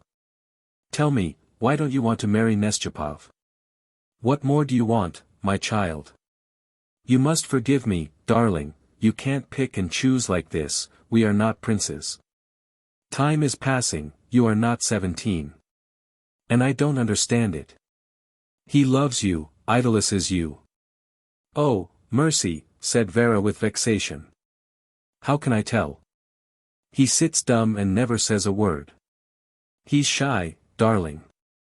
He's afraid you'll refuse him. And when her aunt had gone away, Vera remained standing in the middle of her room uncertain whether to dress or to go back to bed. The bed was hateful. If one looked out of the window there were the bare trees, the grey snow, the hateful jackdaws, the pigs that her grandfather would eat. Yes, after all, perhaps I'd better get married, she thought. 3. For 2 days Auntie Dasha went about with a tear-stained and heavily powdered face, and at dinner she kept sighing and looking towards the icon. And it was impossible to make out what was the matter with her. But at last she made up her mind, went into Vera, and said in a casual way. "The fact is, child, we have to pay interest on the bank loan, and the tenant hasn't paid his rent. Will you let me pay it out of the 15,000 your papa left you?" All day afterwards Auntie Dasha spent in making cherry jam in the garden. Alyona, with her cheeks flushed with the heat, ran to and from the garden to the house and back again to the cellar. When Auntie Dasha was making jam with a very serious face as though she were performing a religious rite, and her short sleeves displayed her strong, little, despotic hands and arms, and when the servants ran about incessantly, bustling about the jam which they would never taste, there was always a feeling of martyrdom in the air. The garden smelt of hot cherries. The sun had set, the charcoal stove had been carried away, but the pleasant, sweetish smell still lingered in the air. Vera sat on a bench in the garden and watched a new laborer, a young soldier, not of the neighborhood, who was, by her express orders, making new paths. He was cutting the turf with a spade and heaping it up on a barrow. "Where were you serving?" Vera asked him. "At Berdyansk." "And where are you going now?" "Home." "No," answered the laborer. "I have no home." "But where were you born and brought up?" "In the province of Oryol. Till I went into the army I lived with my mother, in my stepfather's house. My mother was the head of the house, and people looked up to her, and while she lived I was cared for. But while I was in the army I got a letter telling me my mother was dead. And now I don't seem to care to go home. It's not my own father, so it's not like my own home." "Then your father is dead?" "I don't know. I am illegitimate." At that moment Auntie Dasha appeared at the window and said, "Il ne faut pas parler aux gens. Go into the kitchen, my good man. You can tell your story there," she said to the soldier. And then came as yesterday an everyday supper, reading, a sleepless night, and endless thinking about the same thing. At 3 o'clock the sun rose, Alyona was already busy in the corridor, and Vera was not asleep yet and was trying to read. She heard the creak of the barrow, it was the new laborer at work in the garden. Vera sat at the open window with a book, dozed, and watched the soldier making the paths for her, and that interested her. The paths were as even and level as a leather strap, and it was pleasant to imagine what they would be like when they were strewn with yellow sand. She could see her aunt come out of the house soon after 5 o'clock, in a pink wrapper and curl papers. She stood on the steps for 3 minutes without speaking, and then said to the soldier, "Take your passport and go in peace. I can't have any one illegitimate in my house." An oppressive, angry feeling sank like a stone on Vera's heart. She was indignant with her aunt, she hated her, she was so sick of her aunt that her heart was full of misery and loathing. But what was she to do? To stop her mouth?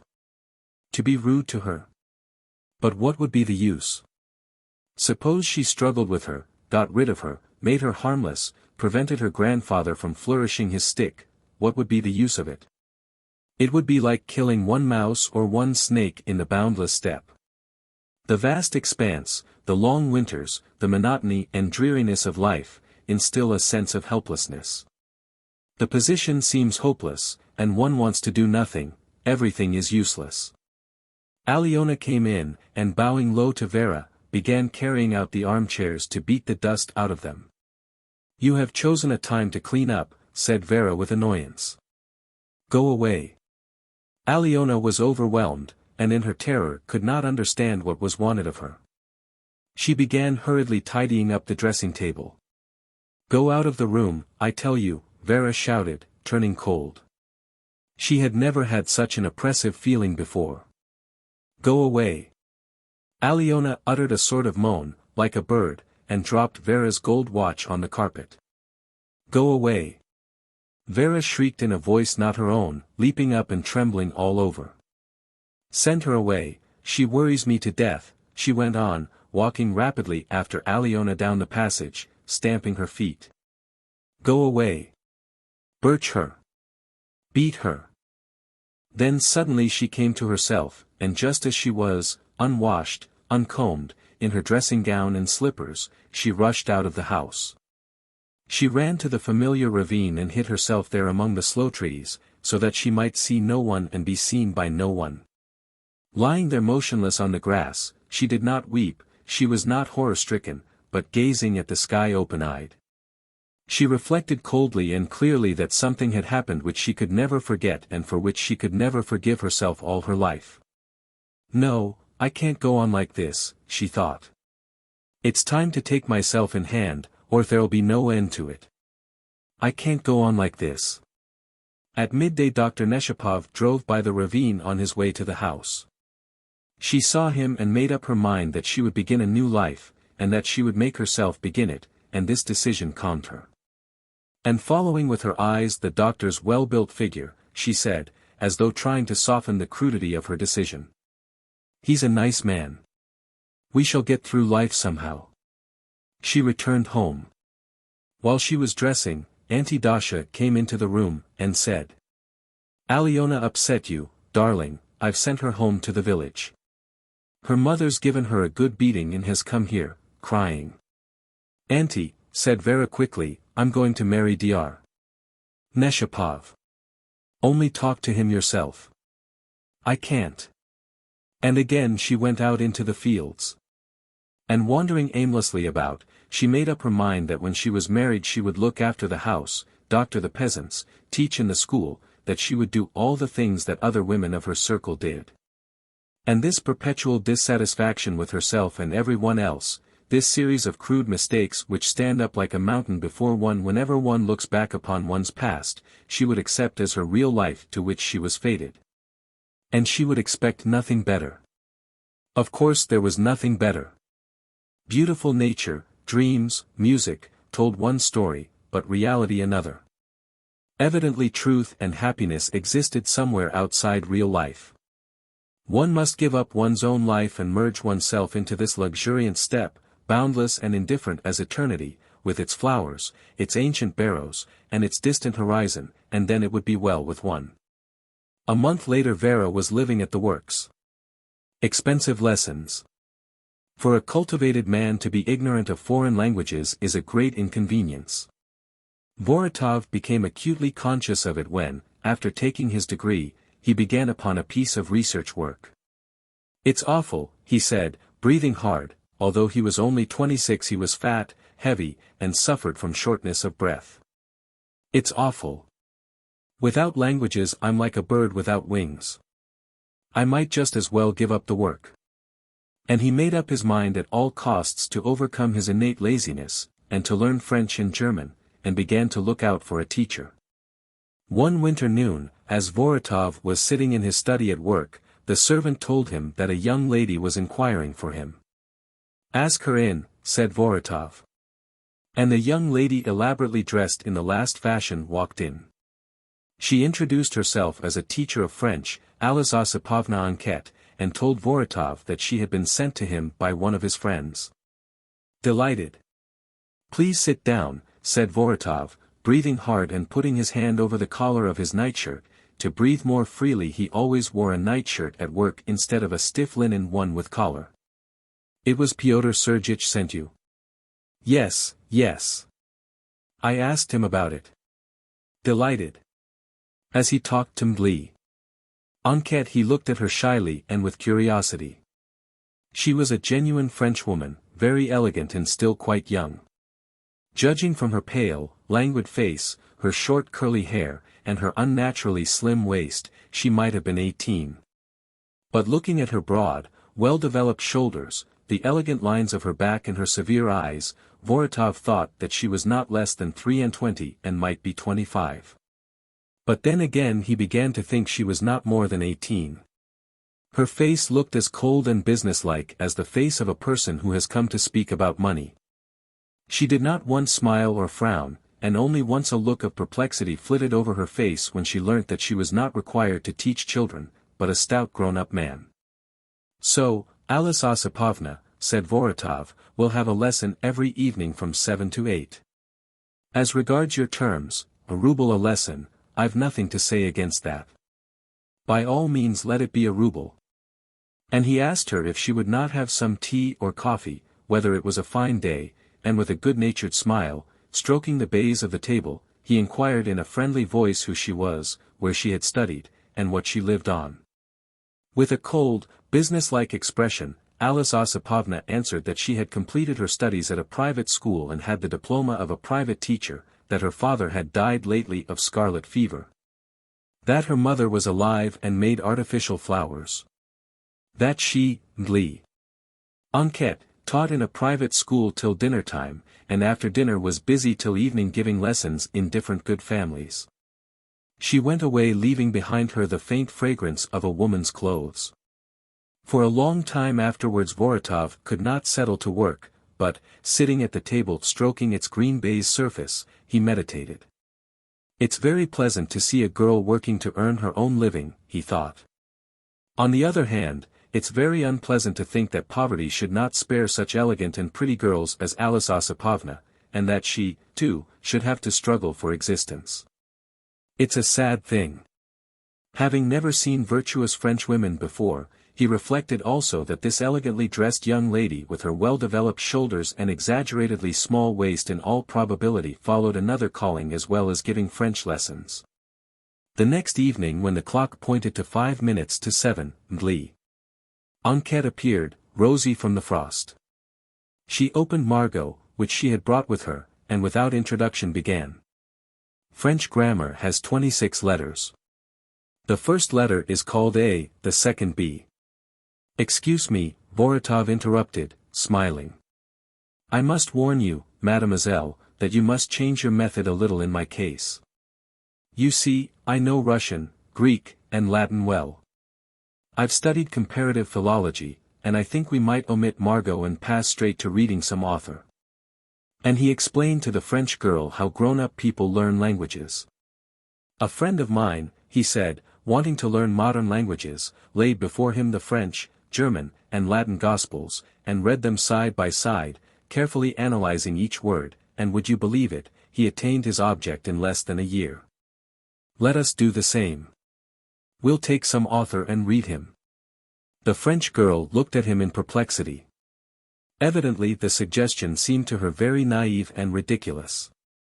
If this strange proposal had been made to her by a child, she would certainly have been angry and have scolded it, but as he was a grown-up man and very stout and she could not scold him. She only shrugged her shoulders hardly perceptibly and said, As you please. Voronov rummaged in his bookcase and picked out a dog's-eared French book. Will this do? It's all the same, she said.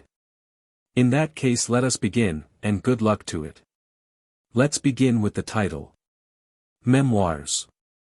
Reminiscences, XVIII. Enquête translated. With a good-natured smile, breathing hard, he spent a quarter of an hour over the word memoirs, and as much over the word de, and this wearied the young lady. She answered his questions languidly, grew confused, and evidently did not understand her pupil well, and did not attempt to understand him. Voronov asked her questions, and at the same time kept looking at her fair hair and thinking. Her hair isn't naturally curly, she curls it. It's a strange thing. She works from morning to night, and yet she has time to curl her hair. At 8 o'clock precisely she got up, and saying coldly and dryly, Au revoir, monsieur, walked out of the study, leaving behind her the same tender, delicate, disturbing fragrance. For a long time again her pupil did nothing. He sat at the table meditating. During the days that followed he became convinced that his teacher was a charming, conscientious, and precise young lady, but that she was very badly educated, and incapable of teaching grown-up people, and he made up his mind not to waste his time. To get rid of her, and to engage another teacher.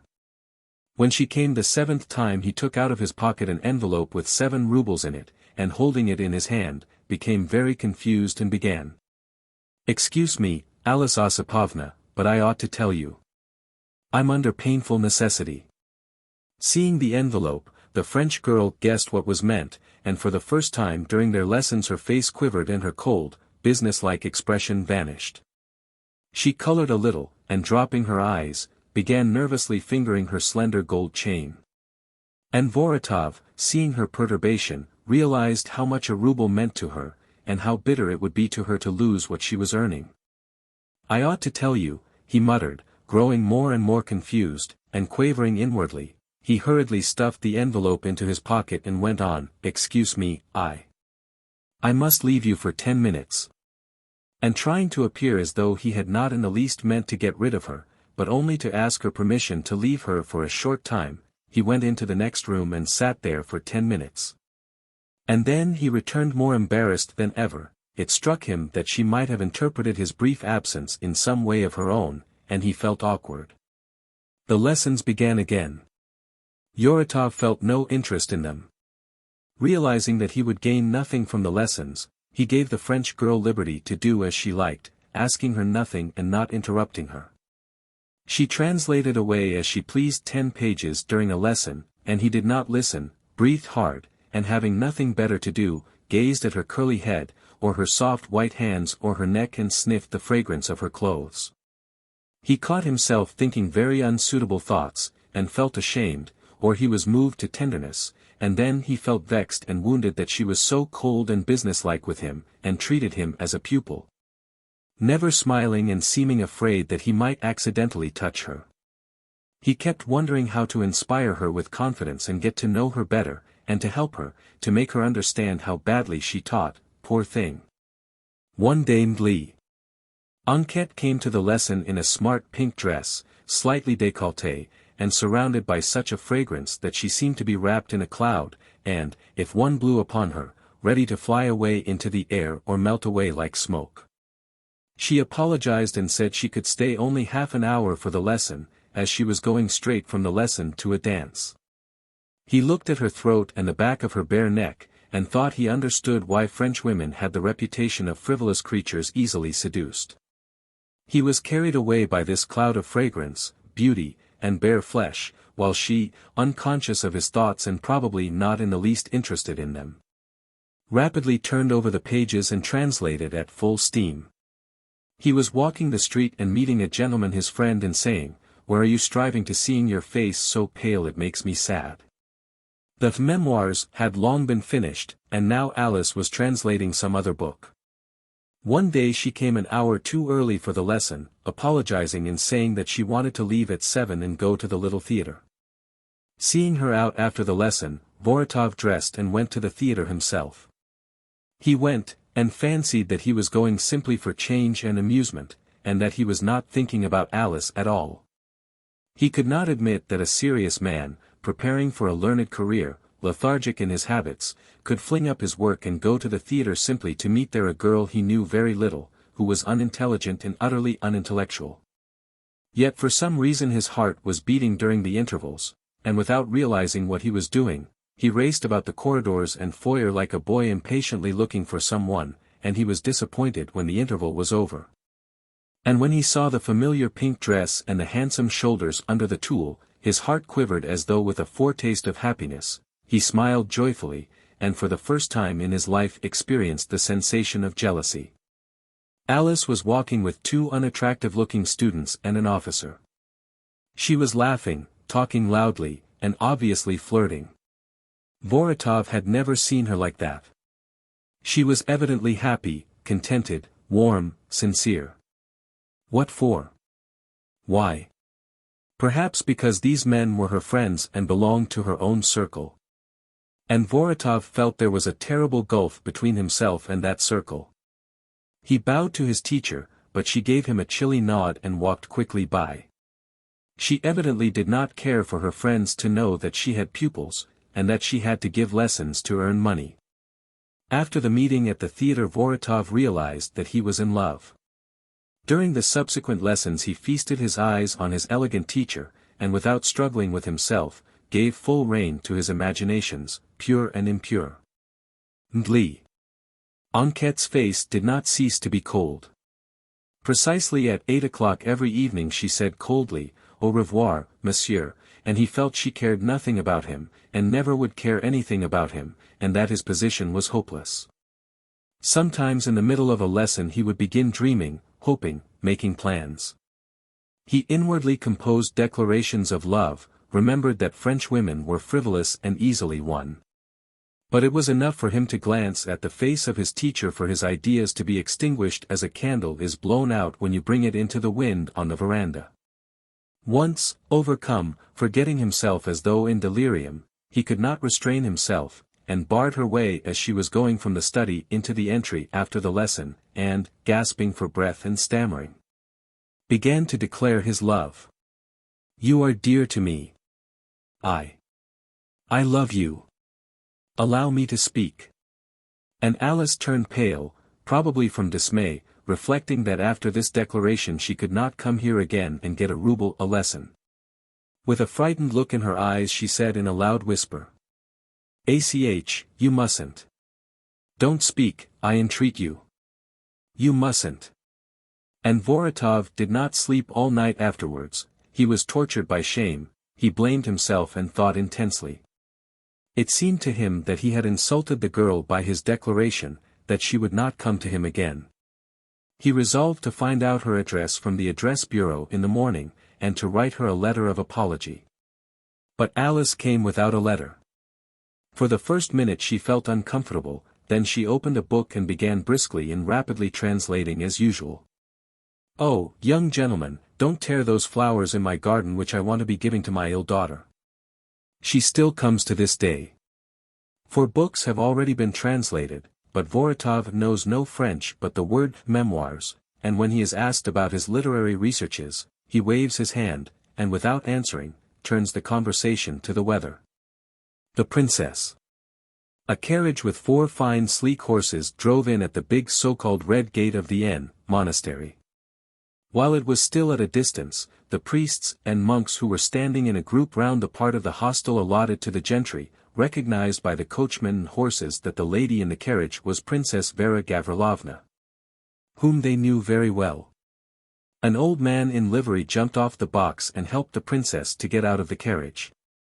She raised her dark veil and moved in a leisurely way up to the priests to receive their blessing. Then she nodded pleasantly to the rest of the monks and went into the hostel. "Well, have you missed your princess?" she said to the monk who brought in her things. "It's a whole month since I've been to see you. But here I am, behold your princess. And where is the Father Superior? My goodness, I am burning with impatience. Wonderful, wonderful old man. You must be proud of having such a superior." When the Father Superior came in, the princess uttered a shriek of delight, crossed her arms over her bosom, and went up to receive his blessing. "No, no, let me kiss your hand," she said, snatching it and eagerly kissing it 3 times. "How glad I am to see you at last, Holy Father. I'm sure you've forgotten your princess, but my thoughts have been in your dear monastery every moment. How delightful it is here. This living for God far from the busy, giddy world has a special charm of its own, Holy Father, which I feel with my whole soul although I cannot express it." The princess's cheeks glowed and tears came into her eyes. She talked incessantly, fervently, while the Father Superior, a grave, plain, shy old man of 70, remained mute or uttered abruptly, like a soldier on duty, phrases such as, "Certainly, Your Excellency." "Quite so. I understand. Has Your Excellency come for a long stay?" he inquired. "I shall stay the night here, and tomorrow I'm going on to Klavdia Nikolaevna's. It's a long time since I've seen her, and the day after tomorrow I'll come back to you and stay 3 or 4 days. I want to rest my soul here among you, Holy Father." The princess liked being at the monastery at N. For the last 2 years it had been a favorite resort of hers. She used to go there almost every month in the summer and stay 2 or 3 days, even sometimes a week. The shy novices, the stillness, the low ceilings, the smell of cypress, the modest fare, the cheap curtains on the windows, all this touched her, softened her, and disposed her to contemplation and good thoughts. It was enough for her to be half an hour in the hostel for her to feel that she, too, was timid and modest, and that she, too, smelt of cypress wood. The past retreated into the background, lost its significance, and the princess began to imagine that in spite of her 29 years she was very much like the old Father Superior, and that, like him, she was created not for wealth, not for earthly grandeur and love, but for a peaceful life secluded from the world, a life in twilight like the hostel. It happens that a ray of light gleams in the dark cell of the anchorite absorbed in prayer, or a bird alights on the window and sings its song. The stern anchorite will smile in spite of himself, and a gentle, sinless joy will pierce through the load of grief over his sins, like water flowing from under a stone.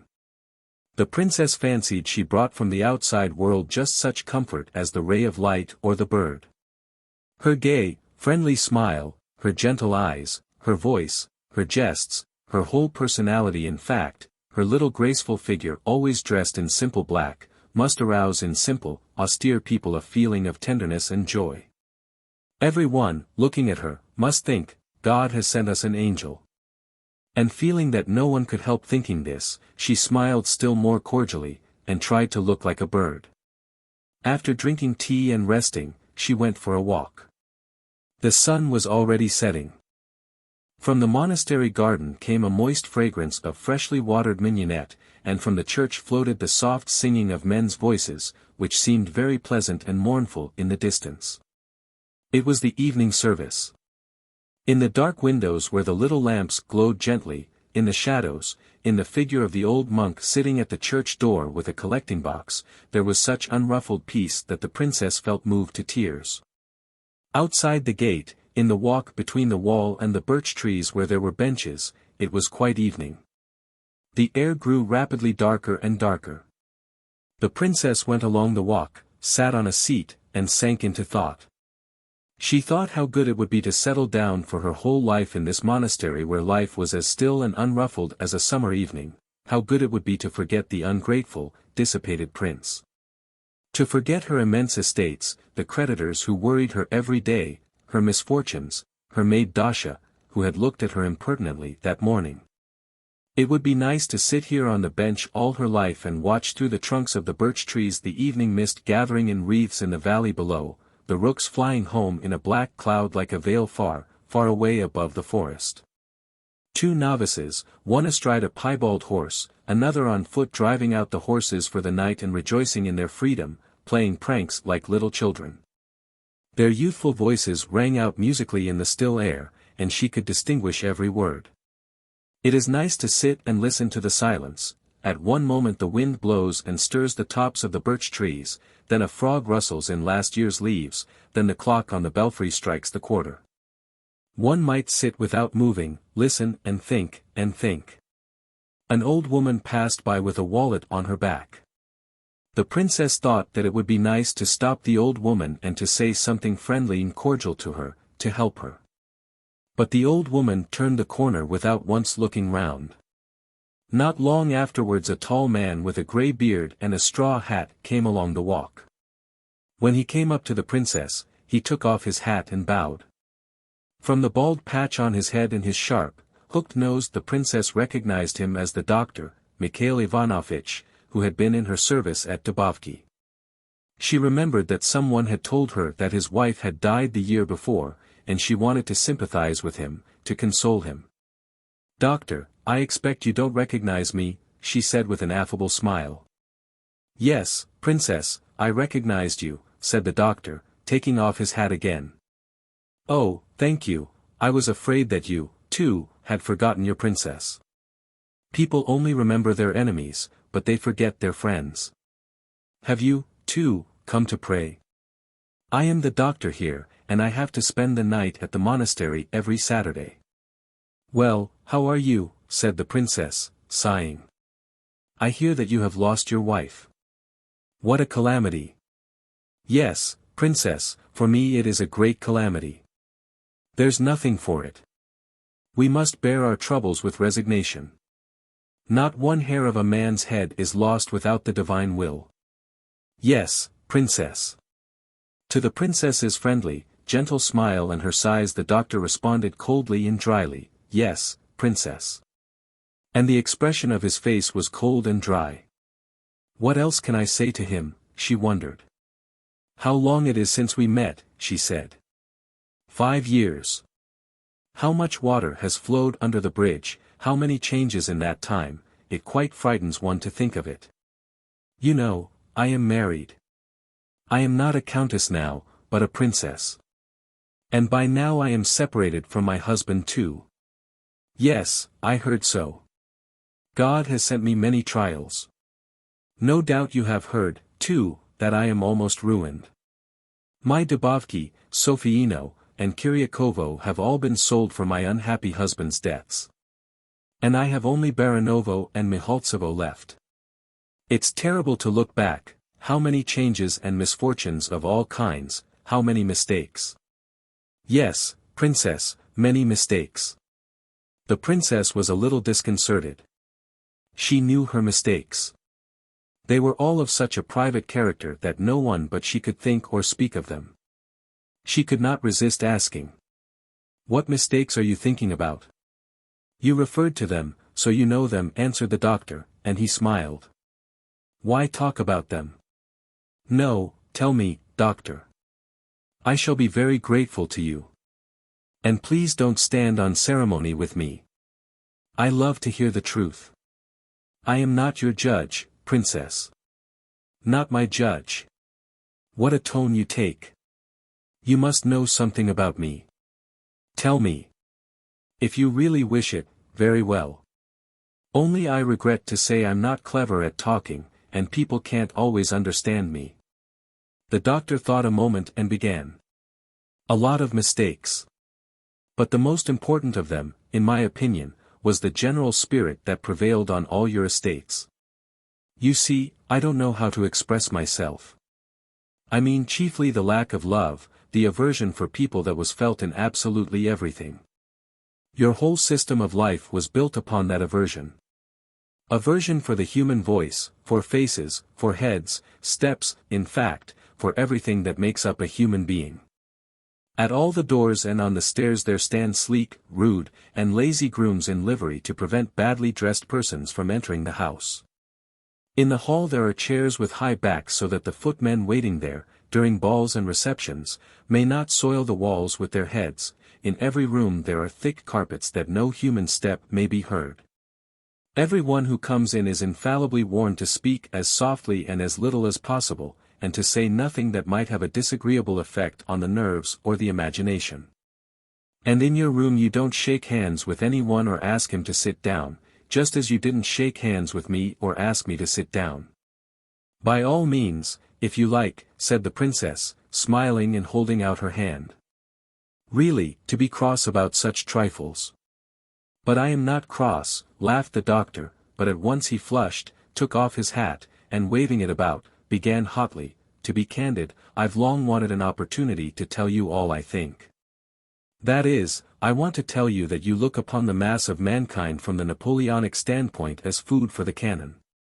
But Napoleon had at least some idea, you have nothing except aversion. I have an aversion for people. Smiled the princess, shrugging her shoulders in astonishment. I have. Yes, you. You want facts. By all means. In Mihaltsevo 3 former cooks of yours, who have gone blind in your kitchens from the heat of the stove, are living upon charity. All the health and strength and good looks that is found on your hundreds of thousands of acres is taken by you and your parasites for your grooms, your footmen, and your coachmen. All these two-legged cattle are trained to be flunkies, overeat themselves, grow coarse, lose the image and likeness, in fact. Young doctors, agricultural experts, teachers, intellectual workers generally, think of it. Are torn away from their honest work and forced for a crust of bread to take part in all sorts of mummeries which make every decent man feel ashamed. Some young men cannot be in your service for 3 years without becoming hypocrites, toadies, sneaks. Is that a good thing? Your Polish superintendents, those abject spies, all those Kazimirs and Katins, go hunting about on your hundreds of thousands of acres from morning to night, and to please you try to get 3 skins off 1 ox. Excuse me, I speak disconnectedly, but that doesn't matter. You don't look upon the simple people as human beings. And even the princes, counts, and bishops who used to come and see you, you looked upon simply as decorative figures, not as living beings. But the worst of all, the thing that most revolts me, is having a fortune of over 1 million and doing nothing for other people, nothing. The princess sat amazed, aghast, offended, not knowing what to say or how to behave. She had never before been spoken to in such a tone. The doctor's unpleasant, angry voice and his clumsy, faltering phrases made a harsh clattering noise in her ears and her head. Then she began to feel as though the gesticulating doctor was hitting her on the head with his hat. "It's not true," she articulated softly, in an imploring voice. "I've done a great deal of good for other people, you know it yourself." "Nonsense!" cried the doctor. "Can you possibly go on thinking of your philanthropic work as something genuine and useful, and not a mere mummery? It was a farce from beginning to end. It was playing at loving your neighbor, the most open farce which even children and stupid peasant women saw through. Take for instance your, what was it called? House for homeless old women without relations, of which you made me something like a head doctor, and of which you were the patroness. Mercy on us! What a charming institution it was! A house was built with parquet floors and a weathercock on the roof. A dozen old women were collected from the villages and made to sleep under blankets and sheets of Dutch linen, and given toffee to eat." The doctor gave a malignant chuckle into his hat, and went on speaking rapidly and stammering. "It was a farce. The attendants kept the sheets and the blankets under lock and key, for fear the old women should soil them. Let the old devil's pepper pot sleep on the floor. The old women did not dare to sit down on the beds, to put on their jackets, to walk over the polished floors. Everything was kept for show and hidden away from the old women as though they were thieves, and the old women were clothed and fed on the sly by other people's charity, and prayed to God night and day to be released from their prison and from the canting exhortations of the sleek rascals to whose care you committed them. And what did the managers do? It was simply charming. About twice a week there would be 35,000 messages to say that the princess, that is, you, were coming to the home next day. That meant that next day I had to abandon my patients, dress up and be on parade. Very good, I arrive. The old women, in everything clean and new, are already drawn up in a row, waiting. Near them struts the old garrison rat, the superintendent with his mawkish, sneaking smile. The old women yawn and exchange glances, but are afraid to complain. We wait. The junior steward gallops up. Half an hour later the senior steward. Then the superintendent of the accounts office, then another, and then another of them. They keep arriving endlessly. They all have mysterious, solemn faces. We wait and wait, shift from one leg to another, look at the clock, all this in monumental silence because we all hate each other like poison. 1 hour passes, then a second, and then at last the carriage is seen in the distance, and. The doctor went off into a shrill laugh and brought out in a shrill voice. You get out of the carriage, and the old hags, at the word of command from the old garrison rat, begin chanting, "The glory of our Lord in Zion the tongue of man cannot express." A pretty scene, wasn't it? The doctor went off into a bass chuckle, and waved his hand as though to signify that he could not utter another word for laughing. He laughed heavily, harshly, with clenched teeth, as ill-natured people laugh. And from his voice, from his face, from his glittering, rather insolent eyes it could be seen that he had a profound contempt for the princess, for the home, and for the old women. There was nothing amusing or laughable in all that he described so clumsily and coarsely, but he laughed with satisfaction, even with delight. And the school, he went on, panting from laughter. Do you remember how you wanted to teach peasant children yourself? You must have taught them very well, for very soon the children all ran away, so that they had to be thrashed and bribed to come and be taught. And you remember how you wanted to feed with your own hands the infants whose mothers were working in the fields. You went about the village crying because the infants were not at your disposal, as the mothers would take them to the fields with them. Then the village foreman ordered the mothers by turns to leave their infants behind for your entertainment. A strange thing. They all ran away from your benevolence like mice from a cat. And why was it? It's very simple. Not because our people are ignorant and ungrateful, as you always explained it to yourself, but because in all your fads, if you'll excuse the word, there wasn't a ha'porth of love and kindness. There was nothing but the desire to amuse yourself with living puppets, nothing else. A person who does not feel the difference between a human being and a lapdog ought not to go in for philanthropy. I assure you, there's a great difference between human beings and lapdogs. The princess's heart was beating dreadfully, there was a thudding in her ears, and she still felt as though the doctor were beating her on the head with his hat. The doctor talked quickly, excitedly, and uncouthly, stammering and gesticulating unnecessarily. All she grasped was that she was spoken to by a coarse, ill-bred, spiteful, and ungrateful man. But what he wanted of her and what he was talking about, she could not understand.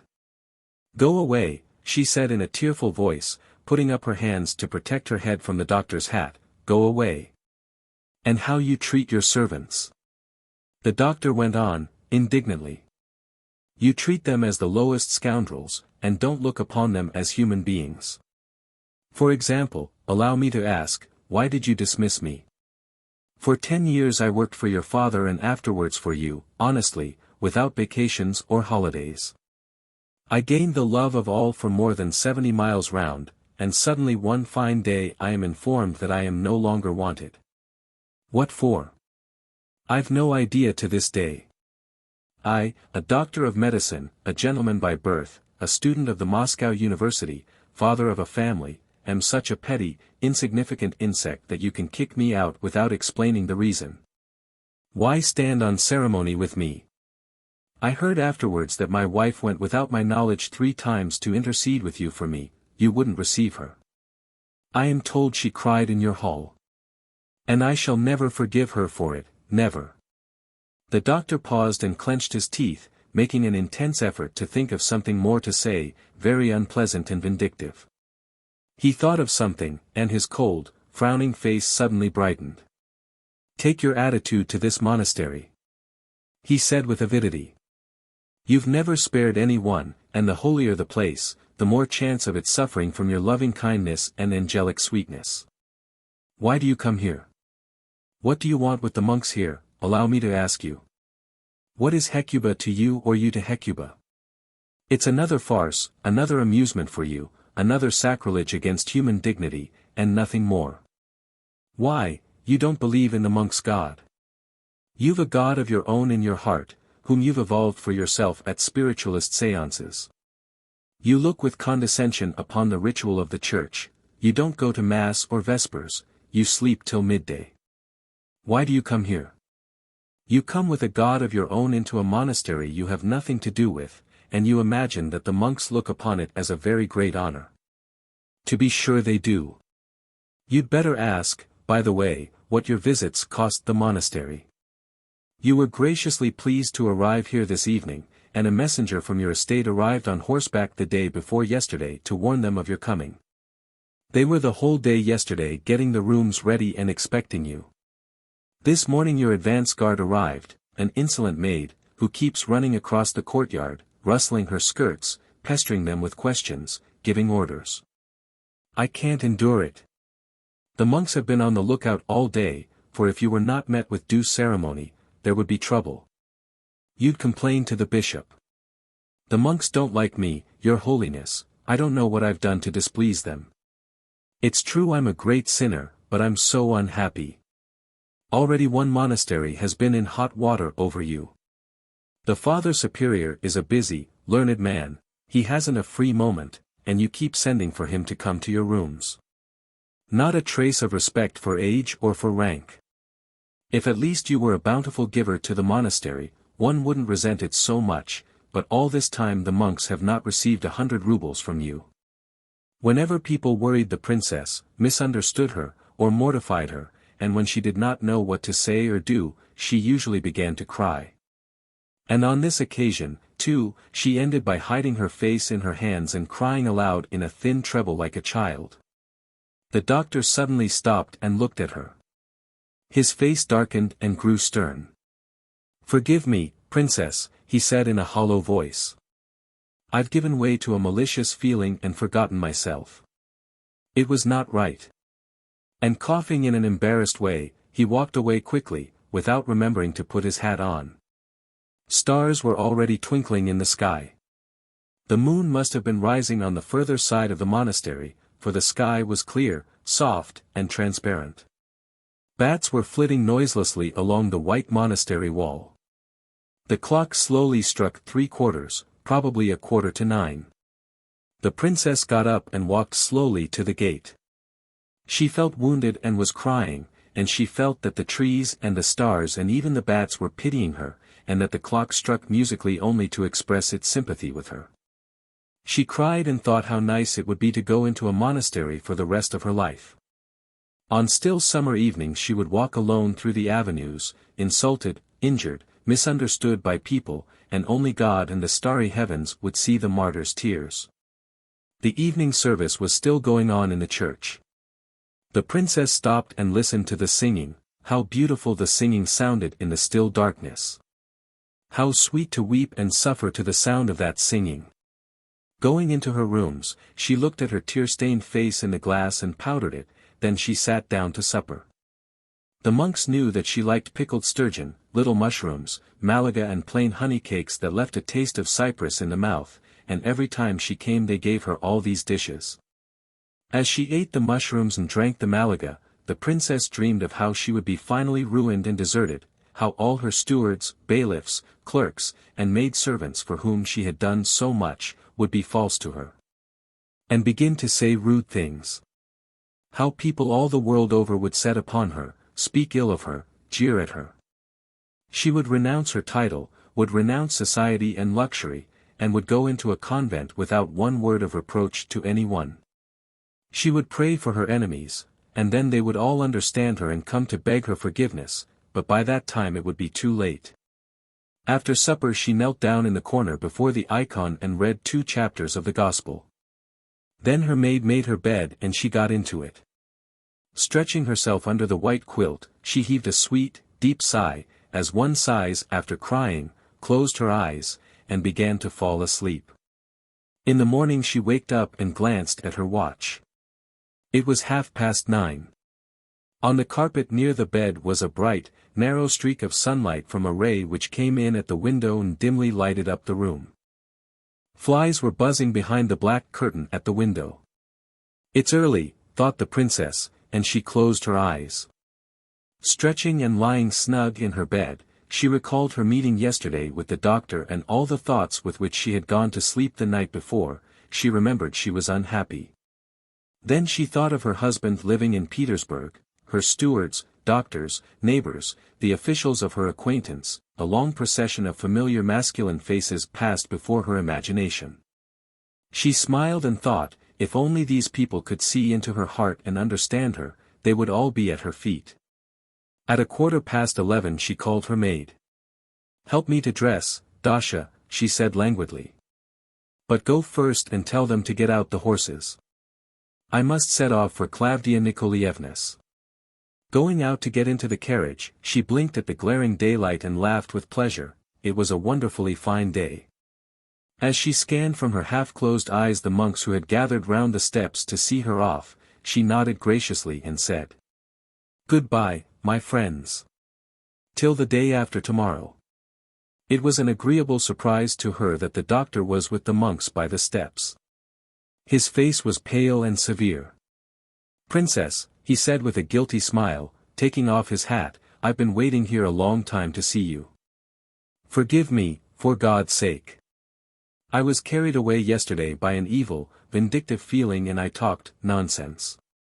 In short, I beg your pardon." The princess smiled graciously, and held out her hand for him to kiss. He kissed it, turning red. Trying to look like a bird, the princess fluttered into the carriage and nodded in all directions. There was a gay, warm, serene feeling in her heart, and she felt herself that her smile was particularly soft and friendly.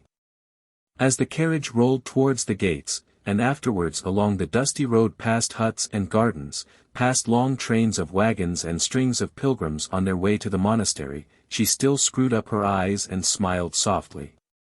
She was thinking there was no higher bliss than to bring warmth, light, and joy wherever one went, to forgive injuries, to smile graciously on one's enemies. The peasants she passed bowed to her, the carriage rustled softly, clouds of dust rose from under the wheels and floated over the golden rye, and it seemed to the princess that her body was swaying not on carriage cushions but on clouds. And that she herself was like a light, transparent little cloud. "How happy I am," she murmured, shutting her eyes. "How happy I am." The chemist's wife. The little town of B, consisting of 2 or 3 crooked streets, was sound asleep. There was a complete stillness in the motionless air. Nothing could be heard but far away, outside the town no doubt, the barking of a dog in a thin, hoarse tenor. It was close upon daybreak. Everything had long been asleep. The only person not asleep was the young wife of Chernomordic, a qualified dispenser who kept a chemist's shop at B. She had gone to bed and got up again 3 times, but could not sleep, she did not know why. She sat at the open window in her nightdress and looked into the street. She felt bored, depressed, vexed, so vexed that she felt quite inclined to cry, again she did not know why. There seemed to be a lump in her chest that kept rising into her throat. A few paces behind her Chernomordic lay curled up close to the wall, snoring sweetly. A greedy flea was stabbing the bridge of his nose, but he did not feel it, and was positively smiling, for he was dreaming that everyone in the town had a cough, and was buying from him the King of Denmark's cough drops. He could not have been wakened now by pinpricks or by cannon or by caresses. The chemist's shop was almost at the extreme end of the town, so that the chemist's wife could see far into the fields. She could see the eastern horizon growing pale by degrees, then turning crimson as though from a great fire. A big broad-faced moon peeped out unexpectedly from behind bushes in the distance. It was red, as a rule when the moon emerges from behind bushes it appears to be blushing. Suddenly in the stillness of the night there came the sounds of footsteps and a jingle of spurs.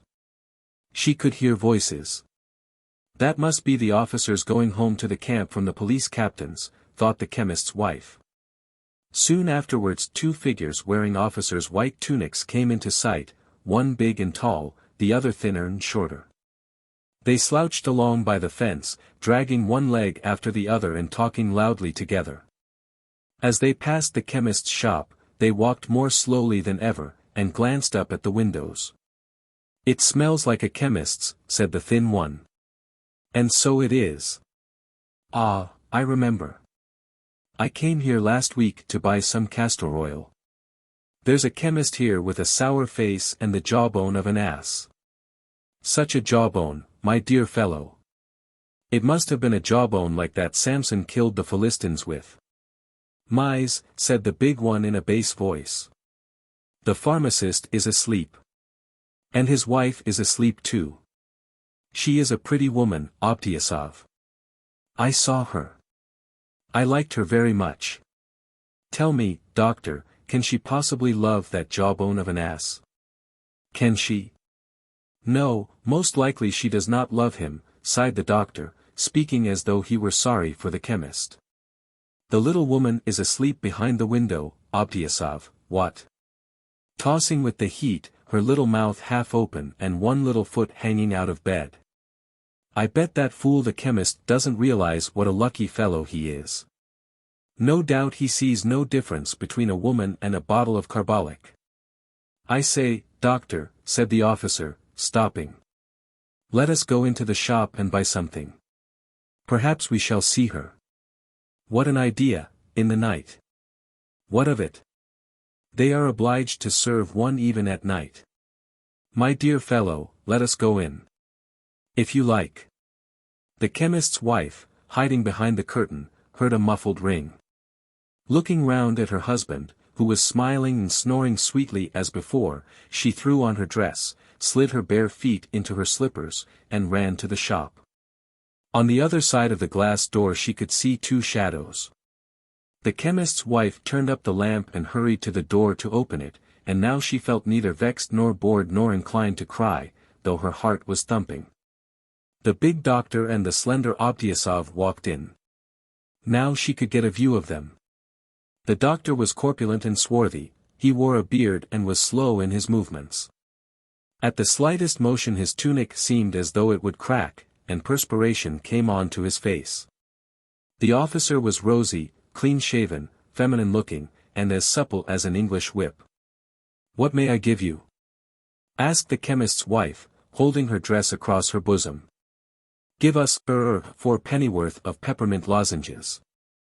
Without haste the chemist's wife took down a jar from a shelf and began weighing out lozenges. The customers stared fixedly at her back, the doctor screwed up his eyes like a well-fed cat, while the lieutenant was very grave. "It's the first time I've seen a lady serving in a chemist's shop," observed the doctor. "There's nothing out of the way in it," replied the chemist's wife, looking out of the corner of her eye at the rosy-cheeked officer. "My husband has no assistant, and I always help him." "To be sure. You have a charming little shop. What a number of different jars. And you are not afraid of moving about among the poisons?" "Yeah." The chemist's wife sealed up the parcel and handed it to the doctor. Obtyasov gave her the money. Half a minute of silence followed. The men exchanged glances, took a step towards the door, then looked at one another again. "Will you give me 2 pennyworth of soda?" said the doctor. Again the chemist's wife slowly and languidly raised her hand to the shelf. "Haven't you in the shop anything, such as," muttered Obtyasov, moving his fingers, "something, so to say, allegorical, revivifying, seltzer water, for instance? Have you any seltzer water?" "Yes," answered the chemist's wife. "Bravo! You're a fairy, not a woman. Give us 3 bottles." The chemist's wife hurriedly sealed up the soda and vanished through the door into the darkness. "A peach," said the doctor, with a wink. "You wouldn't find a pineapple like that in the island of Madeira." "Eh? What do you say? Do you hear the snoring, though? That's his worship the chemist enjoying sweet repose." A minute later the chemist's wife came back and set 5 bottles on the counter. She had just been in the cellar, and so was flushed and rather excited. "SHSH. Quietly," said Obtyasov when, after uncorking the bottles, she dropped the corkscrew. "Don't make such a noise, you'll wake your husband." "Well, what if I do wake him? He is sleeping so sweetly he must be dreaming of you." "To your health." "Besides," boomed the doctor, hiccuping after the seltzer water, "husbands are such a dull business that it would be very nice of them to be always asleep. How good a drop of red wine would be in this water." "What an idea!" laughed the chemist's wife. "That would be splendid. What a pity they don't sell spirits in chemists' shops. Though you ought to sell wine as a medicine. Have you any Vinum Gallicum rub rum?" "Yes." "Well, then, give us some. Bring it here, damn it. How much do you want?" "Quantum satis. Give us an ounce each in the water, and afterwards we'll see." "Obtyasov, what do you say? First with water and afterwards percy." The doctor and Obtyasov sat down to the counter, took off their caps, and began drinking the wine. The wine, one must admit, is wretched stuff. Vinum nastissimum. Though in the presence of it tastes like nectar. "You are enchanting, madam. In imagination I kiss your hand." "I would give a great deal to do so, not in imagination," said Obtyasov. "On my honor, I'd give my life." "That's enough," said Madame Chernomordic, flushing and assuming a serious expression. "What a flirt you are, though," the doctor laughed softly, looking slyly at her from under his brows. "Your eyes seem to be firing shot, piff-paff. I congratulate you, you've conquered. We are vanquished." The chemist's wife looked at their ruddy faces, listened to their chatter, and soon she, too, grew quite lively. Oh, she felt so gay. She entered into the conversation, she laughed, flirted, and even, after repeated requests from the customers, drank 2 ounces of wine. "You officers ought to come in oftener from the camp," she said, "it's awful how dreary it is here. I'm simply dying of it." "I should think so," said the doctor indignantly. "Such a peach, a miracle of nature, thrown away in the wilds. How well Griboidov said, into the wilds, to Saratov. It's time for us to be off, though. Delighted to have made your acquaintance, very. How much do we owe you? The chemist's wife raised her eyes to the ceiling and her lips moved for some time. 12 rubles 48 kopecks, she said. Obtyasov took out of his pocket a fat pocketbook, and after fumbling for some time among the notes, paid. Your husband's sleeping sweetly, he must be dreaming, he muttered, pressing her hand at parting. I don't like to hear silly remarks. What silly remarks? On the contrary, it's not silly at all, even Shakespeare said, happy is he who in his youth is young. Let go of my hand. At last, after much talk and after kissing the lady's hand at parting, the customers went out of the shop irresolutely, as though they were wondering whether they had not forgotten something. She ran quickly into the bedroom and sat down in the same place. She saw the doctor and the officer, on coming out of the shop, walk lazily away a distance of 20 paces, then they stopped and began whispering together. What about?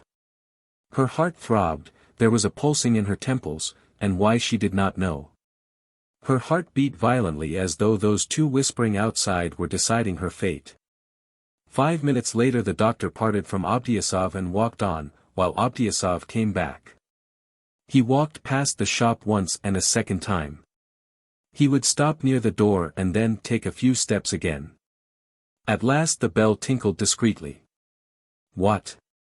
Who is there? The chemist's wife heard her husband's voice suddenly.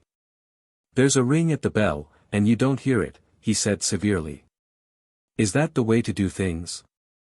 He got up, put on his dressing gown, and staggering, half asleep, flopped in his slippers to the shop. What is it? He asked Obtyasov. Give me 4 pennyworth of peppermint lozenges. Sniffing continually, yawning, dropping asleep as he moved, and knocking his knees against the counter, the chemist went to the shelf and reached down the jar. 2 minutes later the chemist's wife saw Obtyasov go out of the shop, and, after he had gone some steps, she saw him throw the packet of peppermints on the dusty road. The doctor came from behind a corner to meet him. They met and, gesticulating, vanished in the morning mist. How unhappy I am, said the chemist's wife, looking angrily at her husband, who was undressing quickly to get into bed again. Oh, how unhappy I am, she repeated, suddenly melting into bitter tears. And nobody knows, nobody knows. I forgot 4 pence on the counter, muttered the chemist, pulling the quilt over him. Put it away in the till, please. And at once he fell asleep again. The schoolmistress and other stories. The schoolmistress. At 8:30 they drove out of the town. The highroad was dry, a lovely April sun was shining warmly, but the snow was still lying in the ditches and in the woods. Winter, dark, long, and spiteful, was hardly over, spring had come all of a sudden. But neither the warmth nor the languid transparent woods, warmed by the breath of spring, nor the black flocks of birds flying over the huge puddles that were like lakes, nor the marvelous fathomless sky, into which it seemed one would have gone away so joyfully, presented anything new or interesting to Marya Vassilyevna who was sitting in the cart. For 13 years she had been schoolmistress, and there was no reckoning how many times during all those years she had been to the town for her salary.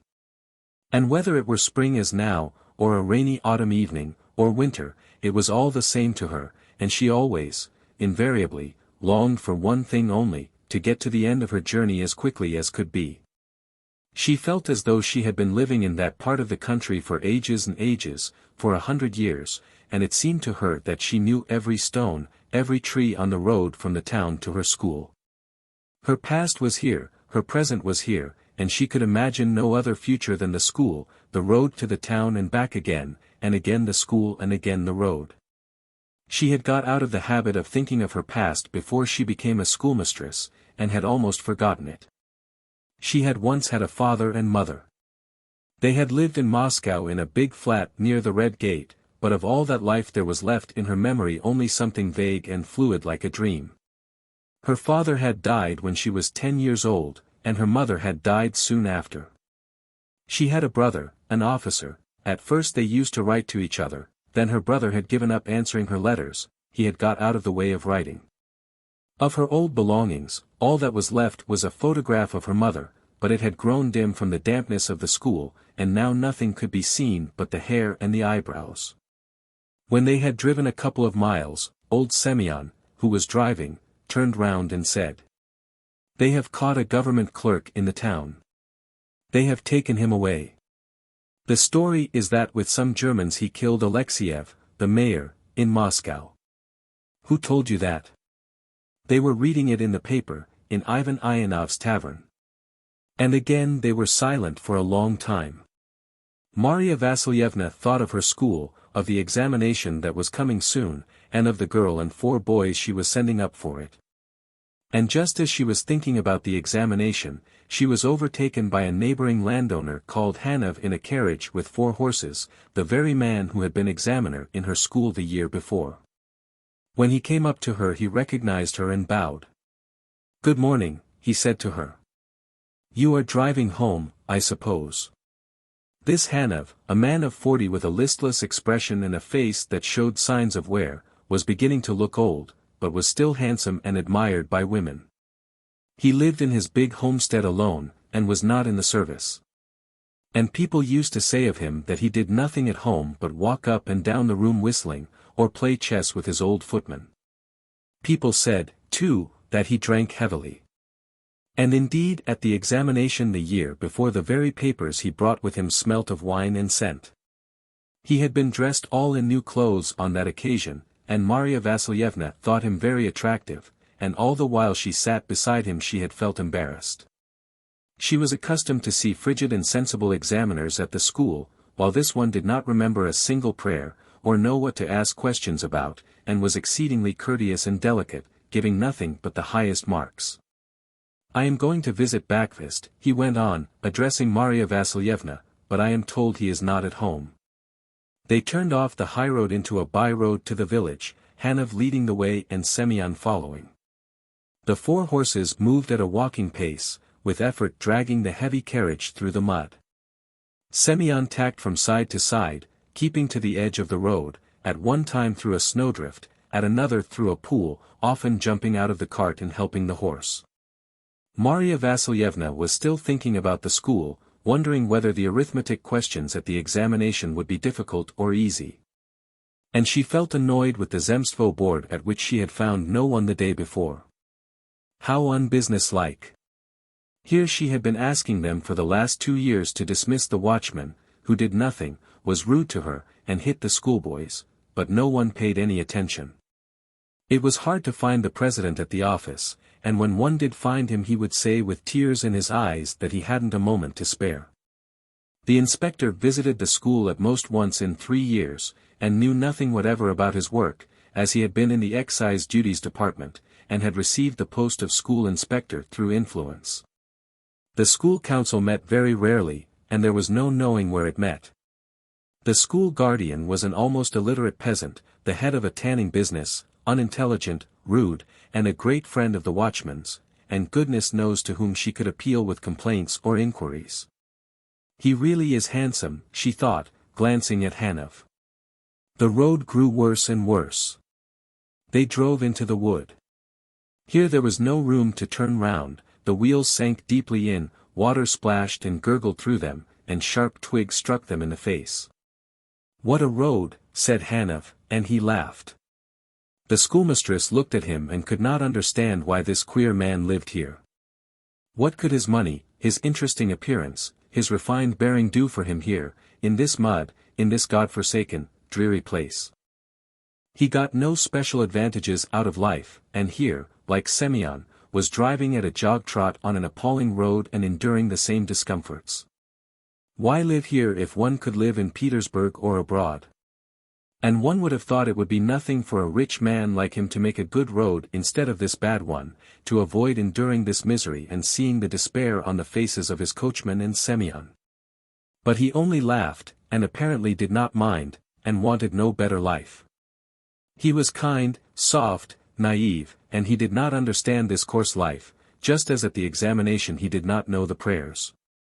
He subscribed nothing to the schools but globes, and genuinely regarded himself as a useful person and a prominent worker in the cause of popular education. And what use were his globes here? "Hold on, Vassilyevna," said Semyon. The cart lurched violently and was on the point of upsetting. Something heavy rolled on to Marya Vassilyevna's feet. It was her parcel of purchases. There was a steep ascent uphill through the clay. Here in the winding ditches rivulets were gurgling. The water seemed to have gnawed away the road, and how could one get along here? The horses breathed hard. Hanov got out of his carriage and walked at the side of the road in his long overcoat. He was hot. "What a road," he said, and laughed again. "It would soon smash up one's carriage." "Nobody obliges you to drive about in such weather," said Semyon surlily. "You should stay at home." "I am dull at home, grandfather. I don't like staying at home." Beside old Semyon he looked graceful and vigorous, but yet in his walk there was something just perceptible which betrayed in him a being already touched by decay, weak, and on the road to ruin. And all at once there was a whiff of spirits in the wood. Marya Vassilyevna was filled with dread and pity for this man going to his ruin for no visible cause or reason, and it came into her mind that if she had been his wife or sister she would have devoted her whole life to saving him from ruin. His wife. Life was so ordered that here he was living in his great house alone, and she was living in a godforsaken village alone, and yet for some reason the mere thought that he and she might be close to one another and equals seemed impossible and absurd. In reality, life was arranged and human relations were complicated so utterly beyond all understanding that when one thought about it one felt uncanny and one's heart sank. And it is beyond all understanding, she thought, why God gives beauty, this graciousness, and sad, sweet eyes to weak, unlucky, useless people, why they are so charming. "Here we must turn off to the right," said Hanov, getting into his carriage. "Goodbye. I wish you all things good." And again she thought of her pupils, of the examination, of the watchman, of the school council, and when the wind brought the sound of the retreating carriage these thoughts were mingled with others. She longed to think of beautiful eyes, of love, of the happiness which would never be. His wife. It was cold in the morning, there was no one to heat the stove, the watchman disappeared.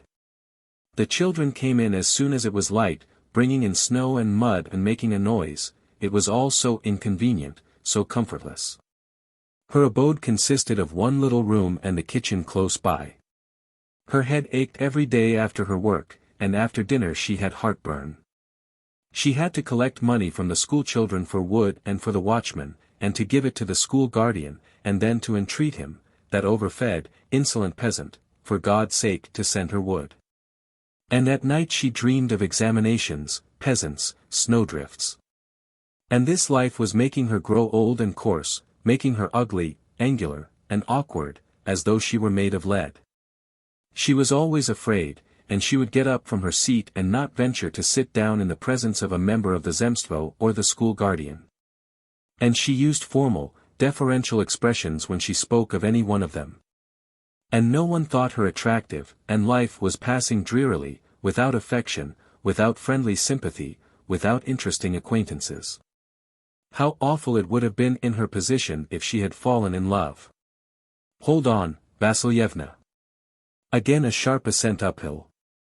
She had become a schoolmistress from necessity, without feeling any vocation for it, and she had never thought of a vocation, of serving the cause of enlightenment. And it always seemed to her that what was most important in her work was not the children, nor enlightenment, but the examinations. And what time had she for thinking of vocation, of serving the cause of enlightenment? Teachers, badly paid doctors, and their assistants, with their terribly hard work, have not even the comfort of thinking that they are serving an idea or the people, as their heads are always stuffed with thoughts of their daily bread. Of wood for the fire, of bad roads, of illnesses. It is a hard-working, an uninteresting life, and only silent, patient cart-horses like Mary Vassilyevna could put up with it for long. The lively, nervous, impressionable people who talked about vocation in serving the idea were soon weary of it and gave up the work. Semyon kept picking out the driest and shortest way, first by a meadow, then by the backs of the village huts. But in one place the peasants would not let them pass, in another it was the priest's land and they could not cross it, in another Ivan Ivanov had bought a plot from the landowner and had dug a ditch round it. They kept having to turn back. They reached Nizhny Gorodistch. Near the tavern on the dung-strewn earth, where the snow was still lying, there stood wagons that had brought great bottles of crude sulfuric acid. There were a great many people in the tavern, all drivers, and there was a smell of vodka, tobacco, and sheepskins. There was a loud noise of conversation and the banging of the swing door. Through the wall, without ceasing for a moment, came the sound of a concertina being played in the shop. Marya Vassilyevna sat down and drank some tea, while at the next table peasants were drinking vodka and beer, perspiring from the tea they had just swallowed and the stifling fumes of the tavern.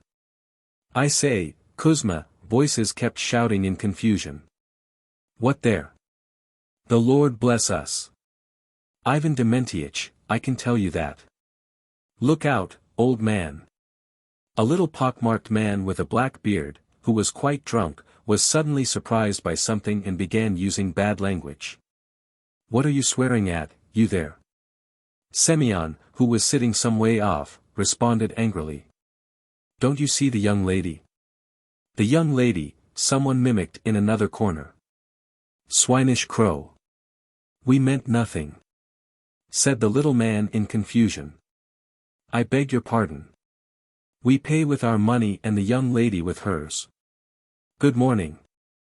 "Good morning," answered the schoolmistress. "And we thank you most feelingly." Marya Vassilyevna drank her tea with satisfaction, and she, too, began turning red like the peasants, and fell to thinking again about firewood, about the watchman. "Stay, old man," she heard from the next table, "it's the schoolmistress from VIII. We know her, she's a good young lady. She's all right." The swing door was continually banging, some coming in, others going out.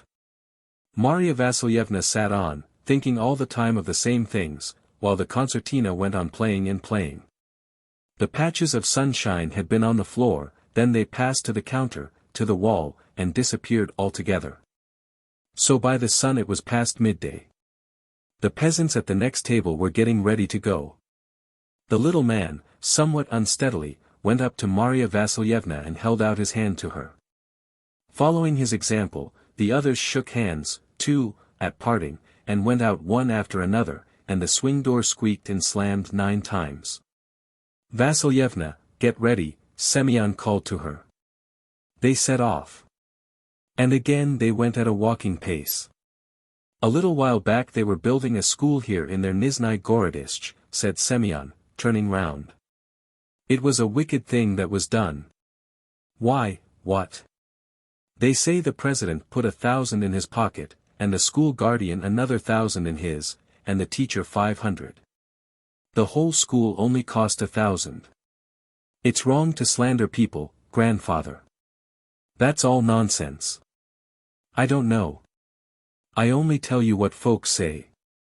But it was clear that Semyon did not believe the schoolmistress. The peasants did not believe her. They always thought she received too large a salary, 21 rubles a month, 5 would have been enough, and that of the money that she collected from the children for the firewood and the watchman the greater part she kept for herself. The guardian thought the same as the peasants, and he himself made a profit off the firewood and received payments from the peasants for being a guardian, without the knowledge of the authorities. The forest, thank God, was behind them, and now it would be flat, open ground all the way to VIII, and there was not far to go now. They had to cross the river and then the railway line, and then VIII was in sight. "Where are you driving?"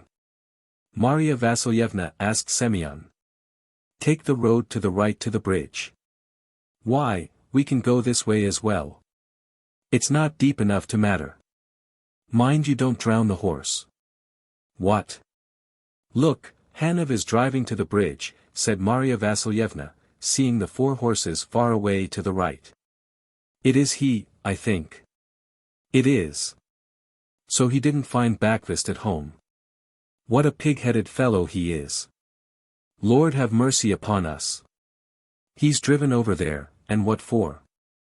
It's fully 2 miles nearer this way. They reached the river. In the summer it was a little stream easily crossed by wading. It usually dried up in August, but now, after the spring floods, it was a river 40 feet in breadth, rapid, muddy, and cold. On the bank and right up to the water there were fresh tracks of wheels, so it had been crossed here. "Go on!" shouted Semyon angrily and anxiously, tugging violently at the reins and jerking his elbows as a bird does its wings. "Go on!" The horse went on into the water up to his belly and stopped, but at once went on again with an effort, and Marya Vassilyevna was aware of a keen chilliness in her feet. "Go on," she, too, shouted, getting up. "Go on." They got out on the bank. "Nice mess it is, Lord have mercy upon us," muttered Semyon, setting straight the harness. "It's a perfect plague with this zemstvo." Her shoes and galoshes were full of water, the lower part of her dress and of her coat and one sleeve were wet and dripping, the sugar and flour had got wet, and that was worst of all. And Marya Vassilyevna could only clasp her hands in despair and say, "Oh, Semyon, Semyon! How tiresome you are really!" The barrier was down at the railway crossing. A train was coming out of the station. Marya Vassilyevna stood at the crossing waiting till it should pass, and shivering all over with cold. VIII was in sight now, and the school with the green roof, and the church with its crosses flashing in the evening sun, and the station windows flashed too, and a pink smoke rose from the engine. And it seemed to her that everything was trembling with cold.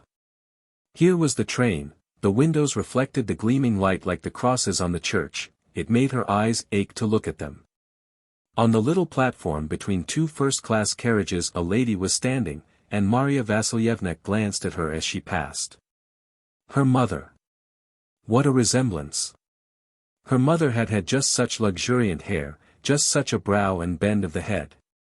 And with amazing distinctness, for the first time in those 13 years, there rose before her mind a vivid picture of her mother, her father, her brother, their flat in Moscow, the aquarium with little fish, everything to the tiniest detail. She heard the sound of the piano, her father's voice, she felt as she had been then, young, good-looking, well-dressed, in a bright warm room among her own people. A feeling of joy and happiness suddenly came over her, she pressed her hands to her temples in an ecstasy, and called softly, beseechingly, "Mother!" And she began crying, she did not know why. Just at that instant Hanov drove up with his team of 4 horses, and seeing him she imagined happiness such as she had never had, and smiled and nodded to him as an equal and a friend, and it seemed to her that her happiness, her triumph, was glowing in the sky and on all sides, in the windows and on the trees. Her father and mother had never died, she had never been a schoolmistress, it was a long, tedious, strange dream, and now she had awakened. "Vassilyevna, get in." And at once it all vanished. The barrier was slowly raised. Marya Vassilyevna, shivering and numb with cold, got into the cart. The carriage with the 4 horses crossed the railway line, Semyon followed it. The signalman took off his cap. "And here is VIII. Here we are." A nervous breakdown. A medical student called Mayer, and a pupil of the Moscow School of Painting, Sculpture, and Architecture called Rybnikov, went one evening to see their friend Vassilyev, a law student, and suggested that he should go with them to S. Street. For a long time Vassilyev would not consent to go, but in the end he put on his greatcoat and went with them. He knew nothing of fallen women except by hearsay and from books, and he had never in his life been in the houses in which they live. He knew that there are immoral women who, under the pressure of fatal circumstances, environment, bad education, poverty, and so on, are forced to sell their honor for money. They know nothing of pure love, have no children, have no civil rights. Their mothers and sisters weep over them as though they were dead, science treats of them as an evil, men address them with contemptuous familiarity. But in spite of all that, they do not lose the semblance and image of God. They all acknowledge their sin and hope for salvation. Of the means that lead to salvation they can avail themselves to the fullest extent. Society, it is true, will not forgive people their past, but in the sight of God St. Mary of Egypt is no lower than the other saints.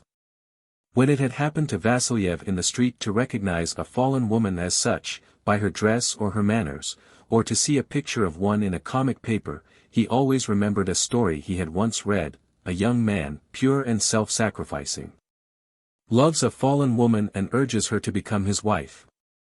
She, considering herself unworthy of such happiness, takes poison. Vasilyev lived in one of the side streets turning out of Tverskoy Boulevard. When he came out of the house with his two friends it was about 11 o'clock. The first snow had not long fallen, and all nature was under the spell of the fresh snow. There was the smell of snow in the air, the snow crunched softly under the feet. The earth, the roofs, the trees, the seats on the boulevard, everything was soft, white, young, and this made the houses look quite different from the day before.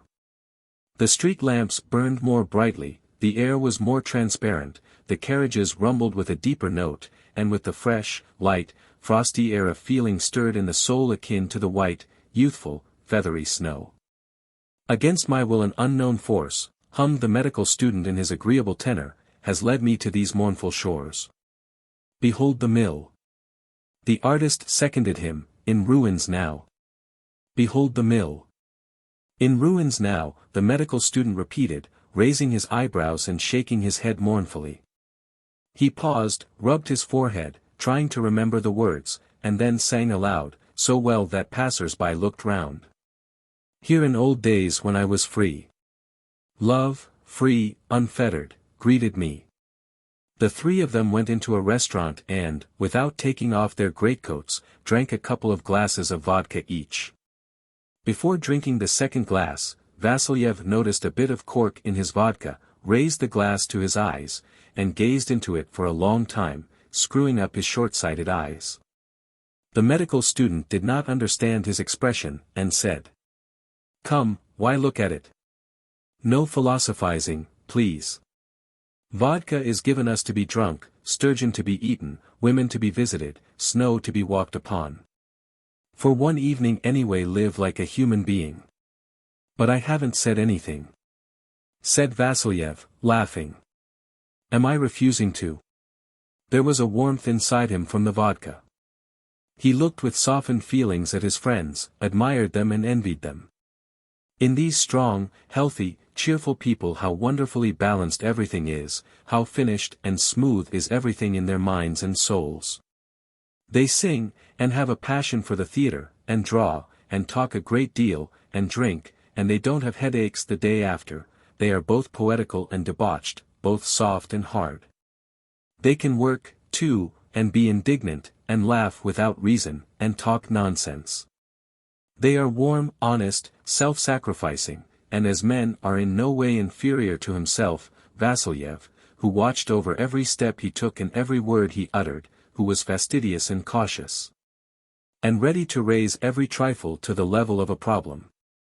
And he longed for one evening to live as his friends did, to open out, to let himself loose from his own control. If vodka had to be drunk, he would drink it, though his head would be splitting next morning. If he were taken to the women he would go.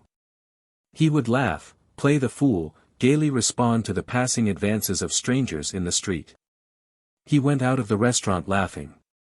He liked his friends, one in a crushed broad-brimmed hat, with an affectation of artistic untidiness, the other in a sealskin cap, a man not poor, though he affected to belong to the Bohemia of learning.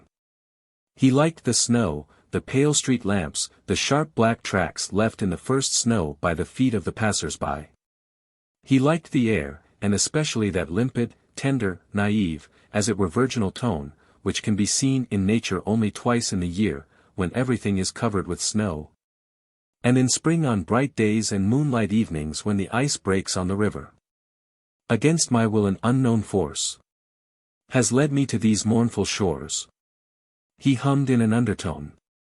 And the tune for some reason haunted him and his friends all the way, and all three of them hummed it mechanically, not in time with one another. Vasilyev's imagination was picturing how, in another 10 minutes, he and his friends would knock at a door, how by little dark passages and dark rooms they would steal into the women. How, taking advantage of the darkness, he would strike a match, would light up and see the face of a martyr and a guilty smile. The unknown, fair or dark, would certainly have her hair down and be wearing a white dressing jacket. She would be panic-stricken by the light, would be fearfully confused, and would say, "For God's sake, what are you doing? Put it out."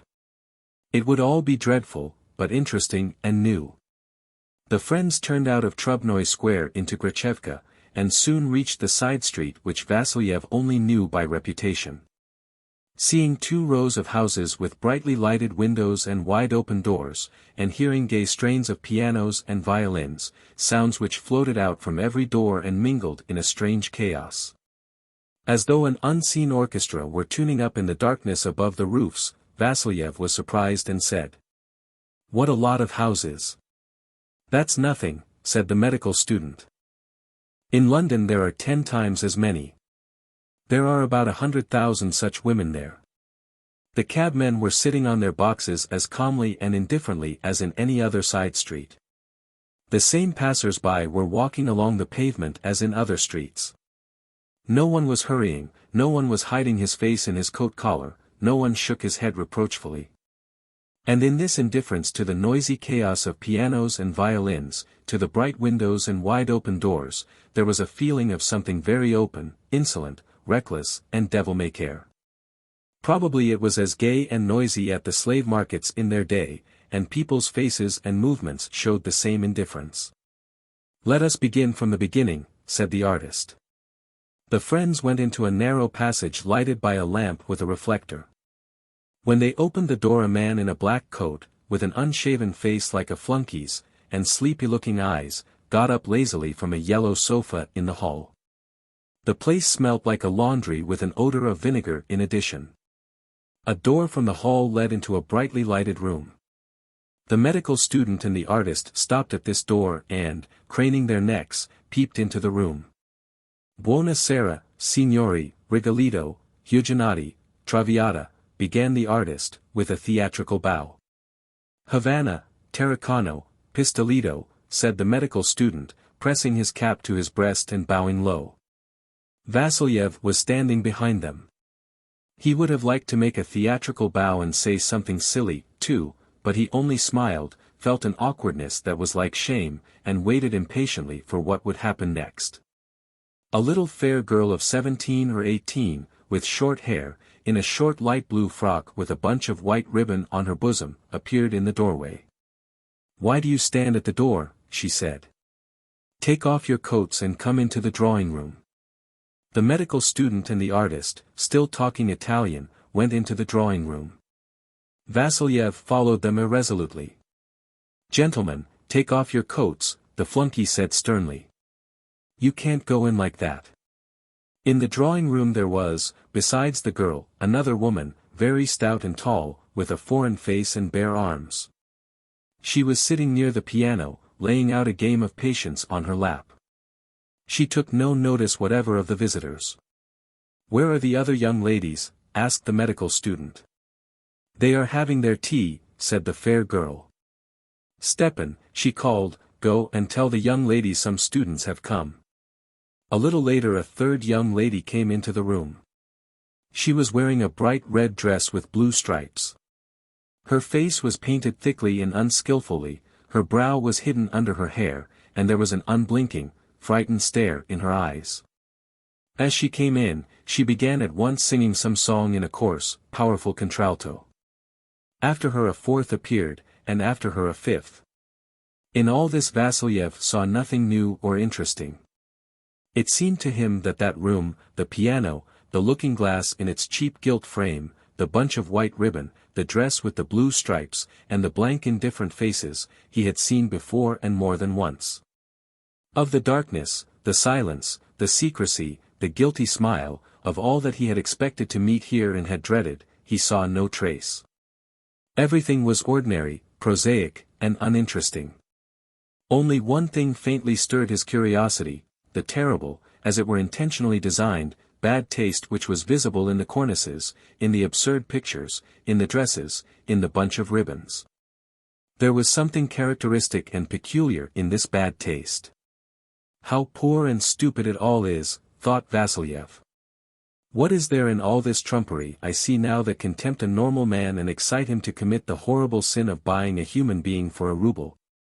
I understand any sin for the sake of splendor, beauty, grace, passion, taste. But what is there here? What is there here worth sinning for? But, one mustn't think. Beardy, treat me to some porter, said the fair girl, addressing him. Vasilyev was at once overcome with confusion. With pleasure, he said, bowing politely. Only excuse me, madam, I won't drink with you. I don't drink. 5 minutes later the friends went off into another house. Why did you ask for porter? Said the medical student angrily. What a millionaire. You have thrown away 6 rubles for no reason whatever, simply waste. If she wants it, why not let her have the pleasure, said Vasilyev, justifying himself. You did not give pleasure to her, but to the madam. They are told to ask the visitors to stand them treat because it is a profit to the keeper. Behold the mill. Hummed the artist, in ruins now. Going into the next house, the friends stopped in the hall and did not go into the drawing room. Here, as in the first house, a figure in a black coat, with a sleepy face like a flunkey's, got up from a sofa in the hall. Looking at this flunkey, at his face and his shabby black coat, Vasilyev thought, what must an ordinary simple Russian have gone through before fate flung him down as a flunkey here? Where had he been before and what had he done? What was awaiting him? Was he married? Where was his mother, and did she know that he was a servant here? And Vasilyev could not help particularly noticing the flunkey in each house. In one of the houses, he thought it was the 4th, there was a little spare, frail-looking flunkey with a watch chain on his waistcoat. He was reading a newspaper, and took no notice of them when they went in. Looking at his face Vasilyev, for some reason, thought that a man with such a face might steal, might murder, might bear false witness. But the face was really interesting, a big forehead, grey eyes, a little flattened nose, thin compressed lips, and a blankly stupid and at the same time insolent expression like that of a young harrier overtaking a hare. Vasilyev thought it would be nice to touch this man's hair, to see whether it was soft or coarse. It must be coarse like a dog's. 3. Having drunk 2 glasses of porter, the artist became suddenly tipsy and grew unnaturally lively. Let's go to another, he said peremptorily, waving his hands. I will take you to the best one. When he had brought his friends to the house which in his opinion was the best, he declared his firm intention of dancing a quadrille. The medical student grumbled something about their having to pay the musicians a ruble, but agreed to be his vis-a-vis. They began dancing. It was just as nasty in the best house as in the worst. Here there were just the same looking-glasses and pictures, the same styles of coiffure and dress. Looking round at the furnishing of the rooms and the costumes, Vasilyev realized that this was not lack of taste, but something that might be called the taste, and even the style, of Street, which could not be found elsewhere, something intentional in its ugliness, not accidental, but elaborated in the course of years. After he had been in 8 houses he was no longer surprised at the color of the dresses, at the long trains, the gaudy ribbons, the sailor dresses, and the thick purplish rouge on the cheeks. He saw that it all had to be like this, that if a single one of the women had been dressed like a human being, or if there had been one decent engraving on the wall, the general tone of the whole street would have suffered. How unskillfully they sell themselves, he thought. How can they fail to understand that vice is only alluring when it is beautiful and hidden, when it wears the mask of virtue? Modest black dresses, pale faces, mournful smiles, and darkness would be far more effective than this clumsy tawdriness. Stupid things. If they don't understand it of themselves, their visitors might surely have taught them. A young lady in a Polish dress edged with white fur came up to him and sat down beside him. "You nice dark man, why aren't you dancing?" she asked. "Why are you so dull?" Because it is dull. Treat me to some Lafitte. Then it won't be dull. Vasilyev made no answer.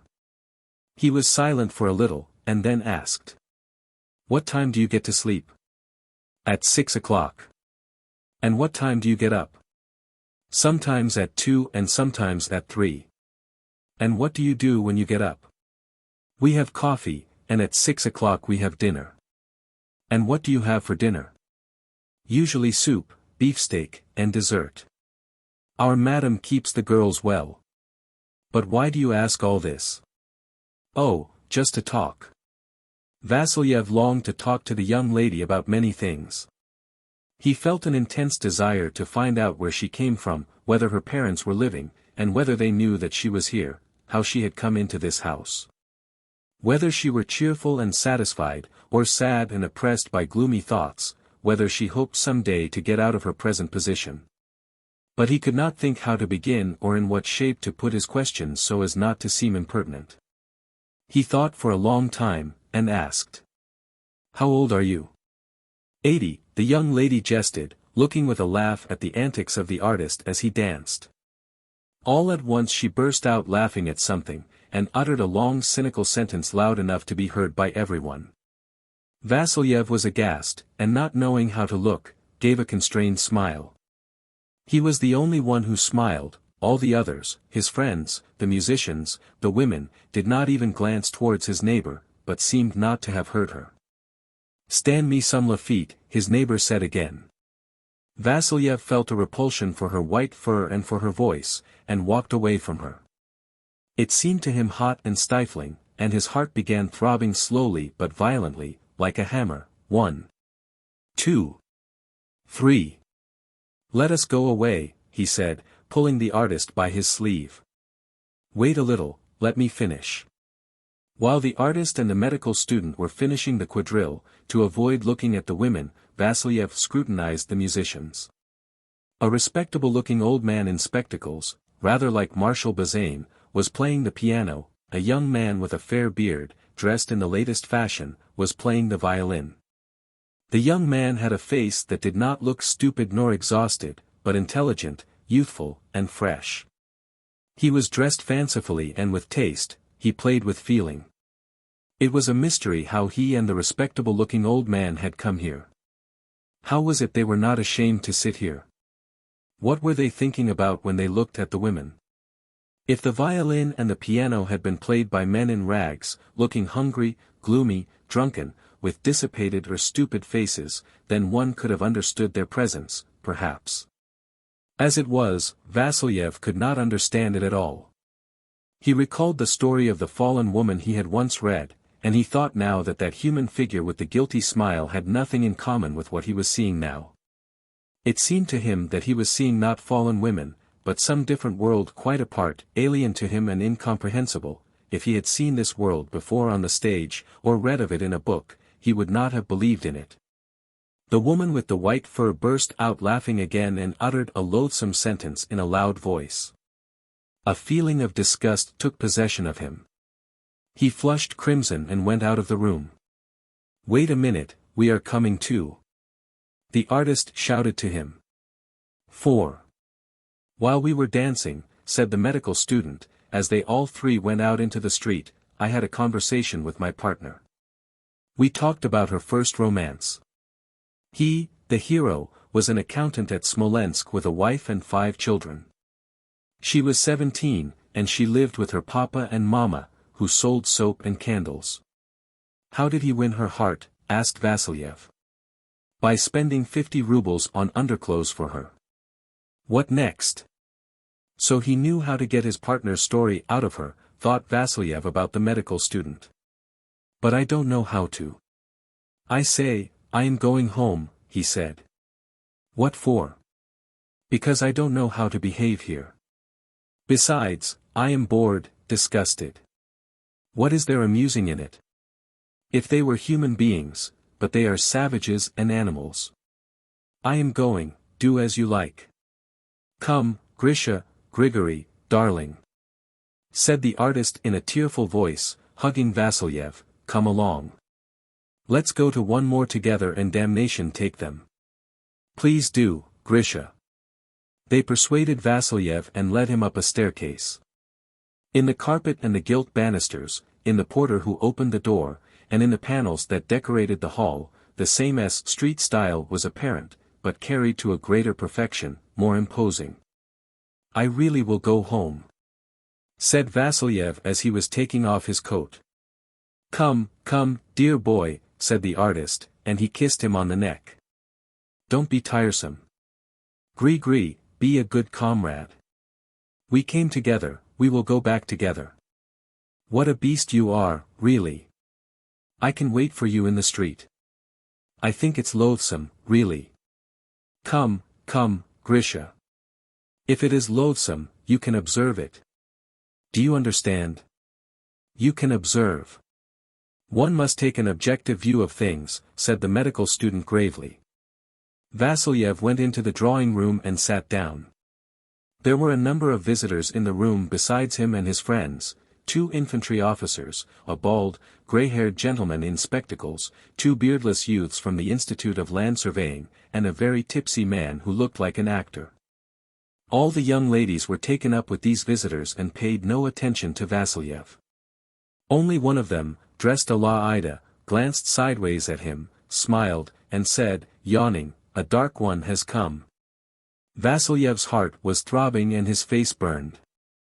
He felt ashamed before these visitors of his presence here, and he felt disgusted and miserable. He was tormented by the thought that he, a decent and loving man, such as he had hitherto considered himself, hated these women and felt nothing but repulsion towards them. He felt pity neither for the women nor the musicians nor the flunkies. It is because I am not trying to understand them, he thought. They are all more like animals than human beings, but of course they are human beings all the same, they have souls. One must understand them and then judge. Grisha, don't go, wait for us, the artist shouted to him and disappeared. The medical student disappeared soon after. Yes, one must make an effort to understand, one mustn't be like this. Vasilyev went on thinking. And he began gazing at each of the women with strained attention, looking for a guilty smile. But either he did not know how to read their faces, or not one of these women felt herself to be guilty. He read on every face nothing but a blank expression of everyday vulgar boredom and complacency.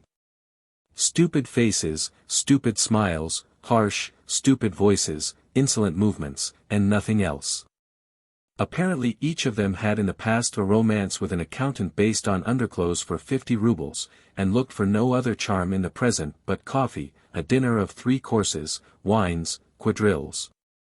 Sleeping till 2 in the afternoon. Finding no guilty smile, Vasilyev began to look whether there was not one intelligent face.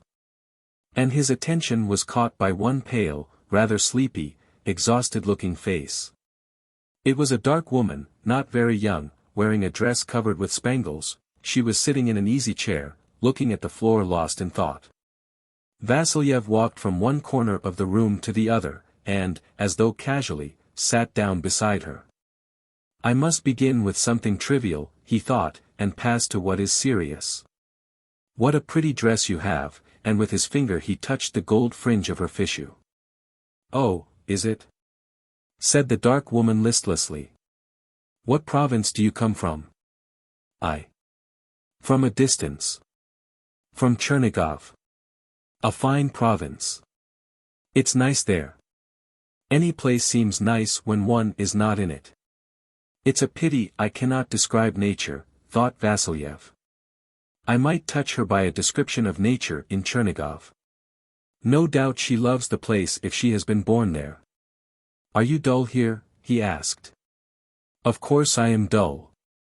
Why don't you go away from here if you are dull? Where should I go to? Go begging or what? Begging would be easier than living here. How do you know that? Have you begged? Yes, when I hadn't the money to study. Even if I hadn't, anyone could understand that. A beggar is anyway a free man, and you are a slave. The dark woman stretched, and watched with sleepy eyes the footman who was bringing a trayful of glasses and seltzer water. Stand me a glass of porter, she said, and yawned again. Porter, thought Vasilyev. And what if your brother or mother walked in at this moment? What would you say? And what would they say? There would be Porter then, I imagine. All at once there was the sound of weeping. From the adjoining room, from which the footman had brought the seltzer water, a fair man with a red face and angry eyes ran in quickly. He was followed by the tall, stout madam, who was shouting in a shrill voice. Nobody has given you leave to slap girls on the cheeks. We have visitors better than you, and they don't fight. Impostor. A hubbub arose. Vasilyev was frightened and turned pale. In the next room there was the sound of bitter, genuine weeping, as though of someone insulted. And he realized that there were real people living here who, like people everywhere else, felt insulted, suffered, wept, and cried for help. The feeling of oppressive hate and disgust gave way to an acute feeling of pity and anger against the aggressor. He rushed into the room where there was weeping. Across rows of bottles on a marble-top table he distinguished a suffering face, wet with tears, stretched out his hands towards that face, took a step towards the table, but at once drew back in horror. The weeping girl was drunk. As he made his way though the noisy crowd gathered about the fair man, his heart sank and he felt frightened like a child. And it seemed to him that in this alien, incomprehensible world people wanted to pursue him, to beat him, to pelt him with filthy words. He tore down his coat from the hat stand and ran headlong downstairs. Leaning against the fence, he stood near the house waiting for his friends to come out. The sounds of the pianos and violins, gay, reckless, insolent, and mournful, mingled in the air in a sort of chaos, and this tangle of sounds seemed again like an unseen orchestra tuning up on the roofs. If one looked upwards into the darkness, the black background was all spangled with white, moving spots, it was snow falling. As the snowflakes came into the light they floated round lazily in the air like down, and still more lazily fell to the ground. The snowflakes whirled thickly round Vasilyev and hung upon his beard, his eyelashes, his eyebrows. The cabmen, the horses, and the passers-by were white. And how can the snow fall in this street, thought Vasilyev. Damnation take these houses.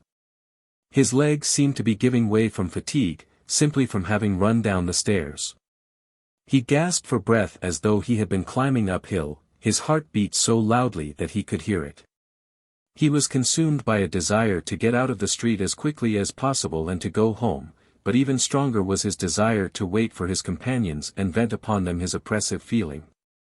There was much he did not understand in these houses, the souls of ruined women were a mystery to him as before, but it was clear to him that the thing was far worse than could have been believed. If that sinful woman who had poisoned herself was called fallen, it was difficult to find a fitting name for all these who were dancing now to this tangle of sound and uttering long, loathsome sentences. They were not on the road to ruin, but ruined. There is vice, he thought, but neither consciousness of sin nor hope of salvation. They are sold and bought, steeped in wine and abominations, while they, like sheep, are stupid, indifferent, and don't understand. My God! My God! It was clear to him, too, that everything that is called human dignity, personal rights, the divine image and semblance, were defiled to their very foundations, to the very marrow. As drunkards say, and that not only the street and the stupid women were responsible for it. A group of students, white with snow, passed him laughing and talking gaily. One, a tall thin fellow, stopped, glanced into Vasilyev's face, and said in a drunken voice. One of us. A bit on, old man. Ahaha. Never mind, have a good time. Don't be downhearted, old chap. He took Vasilyev by the shoulder and pressed his cold wet mustache against his cheek, then he slipped, staggered, and, waving both hands, cried. Hold on. Don't upset. And laughing, he ran to overtake his companions. Through the noise came the sound of the artist's voice. Don't you dare to hit the women. I won't let you, damnation take you. You scoundrels. The medical student appeared in the doorway. He looked from side to side, and seeing Vasilyev, said in an agitated voice. "You hear? I tell you it's really impossible to go anywhere with Jaeger. What a fellow he is. I don't understand him. He has got up a scene. Do you hear? Jaeger!" He shouted at the door. "Jaeger! I won't allow you to hit women," the artist's piercing voice sounded from above. Something heavy and lumbering rolled down the stairs. It was the artist falling headlong. Evidently he had been pushed downstairs. He picked himself up from the ground, shook his hat, and, with an angry and indignant face, brandished his fist towards the top of the stairs and shouted. "Scoundrels! Torturers! Bloodsuckers! I won't allow you to hit them. To hit a weak, drunken woman. Oh, you brutes! Jaeger! Come, Jaeger!" The medical student began imploring him. "I give you my word of honor I'll never come with you again. On my word of honor I won't." Little by little the artist was pacified and the friends went homewards. "Against my will an unknown force," hummed the medical student, "has led me to these mournful shores. Behold the mill," the artist chimed in a little later, "in ruins now. What a lot of snow, Holy Mother! Grisha, why did you go? You are a funk, a regular old woman." Vasilyev walked behind his companions, looked at their backs, and thought. One of two things: either we only fancy prostitution is an evil, and we exaggerate it. Or, if prostitution really is as great an evil as is generally assumed, these dear friends of mine are as much slave owners, violators, and murderers, as the inhabitants of Syria and Cairo, that are described in the Geneva. Now they are singing, laughing, talking sense, but haven't they just been exploiting hunger, ignorance, and stupidity? They have, I have been a witness of it. What is the use of their humanity, their medicine, their painting? The science, art, and lofty sentiments of these soul-destroyers remind me of the piece of bacon in the story. Two brigands murdered a beggar in a forest, they began sharing his clothes between them, and found in his wallet a piece of bacon. "Well found," said one of them, "let us have a bit." "What do you mean? How can you?" cried the other in horror. "Have you forgotten that today is Wednesday?" And they would not eat it. After murdering a man, they came out of the forest in the firm conviction that they were keeping the fast. In the same way these men, after buying women, go their way imagining that they are artists and men of science. "Listen," he said sharply and angrily. "Why do you come here? Is it possible you don't understand how horrible it is?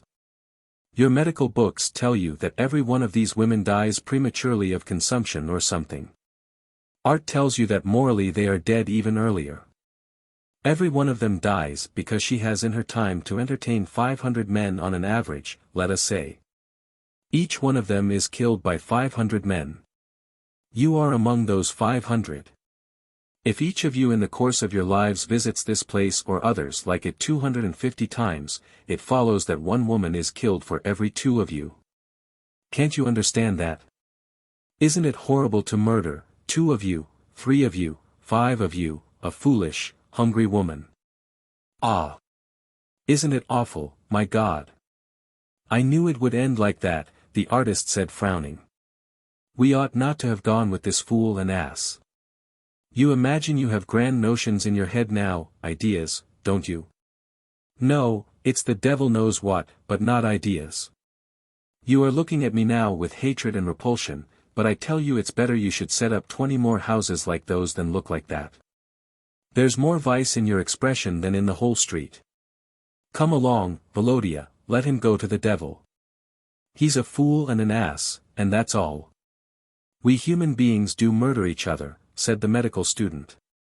It's immoral, of course, but philosophizing doesn't help it. Goodbye.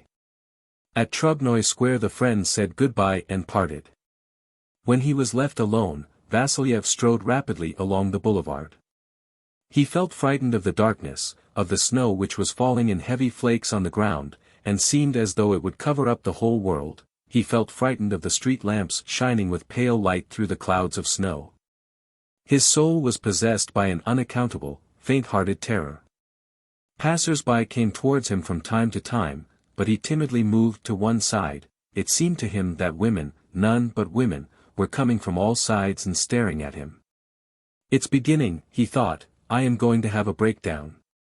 6. At home he lay on his bed and said, shuddering all over, they are alive. Alive. My God, those women are alive.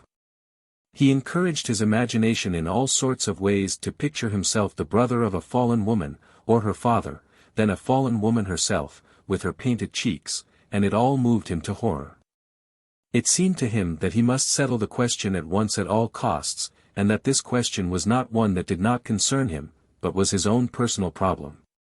He made an immense effort, repressed his despair, and, sitting on the bed, holding his head in his hands, began thinking how one could save all the women he had seen that day. The method for attacking problems of all kinds was, as he was an educated man, well known to him. And, however excited he was, he strictly adhered to that method. He recalled the history of the problem and its literature, and for a quarter of an hour he paced from one end of the room to the other trying to remember all the methods practiced at the present time for saving women. He had very many good friends and acquaintances who lived in lodgings in Petersburg. Among them were a good many honest and self-sacrificing men.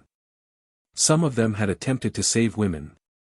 All these not very numerous attempts, thought Vasilyev, can be divided into 3 groups.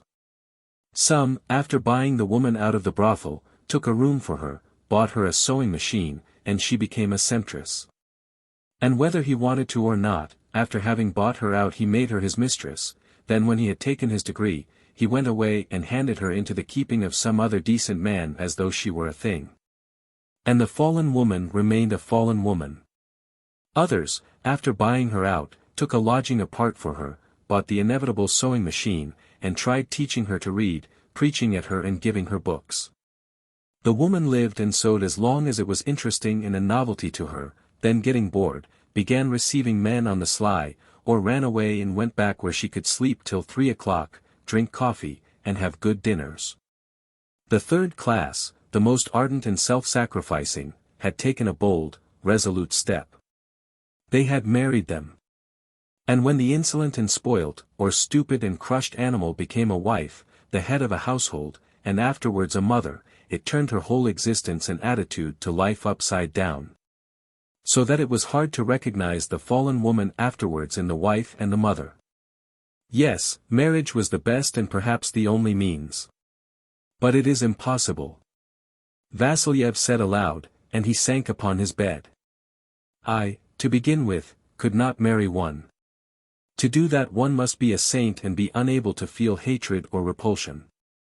But supposing that I, the medical student, and the artist mastered ourselves and did marry them, suppose they were all married. What would be the result? The result would be that while here in Moscow they were being married, some Smolensk accountant would be debauching another lot, and that lot would be streaming here to fill the vacant places, together with others from Saratov, Nizhny Novgorod, Warsaw. And what is one to do with the 100,000 in London?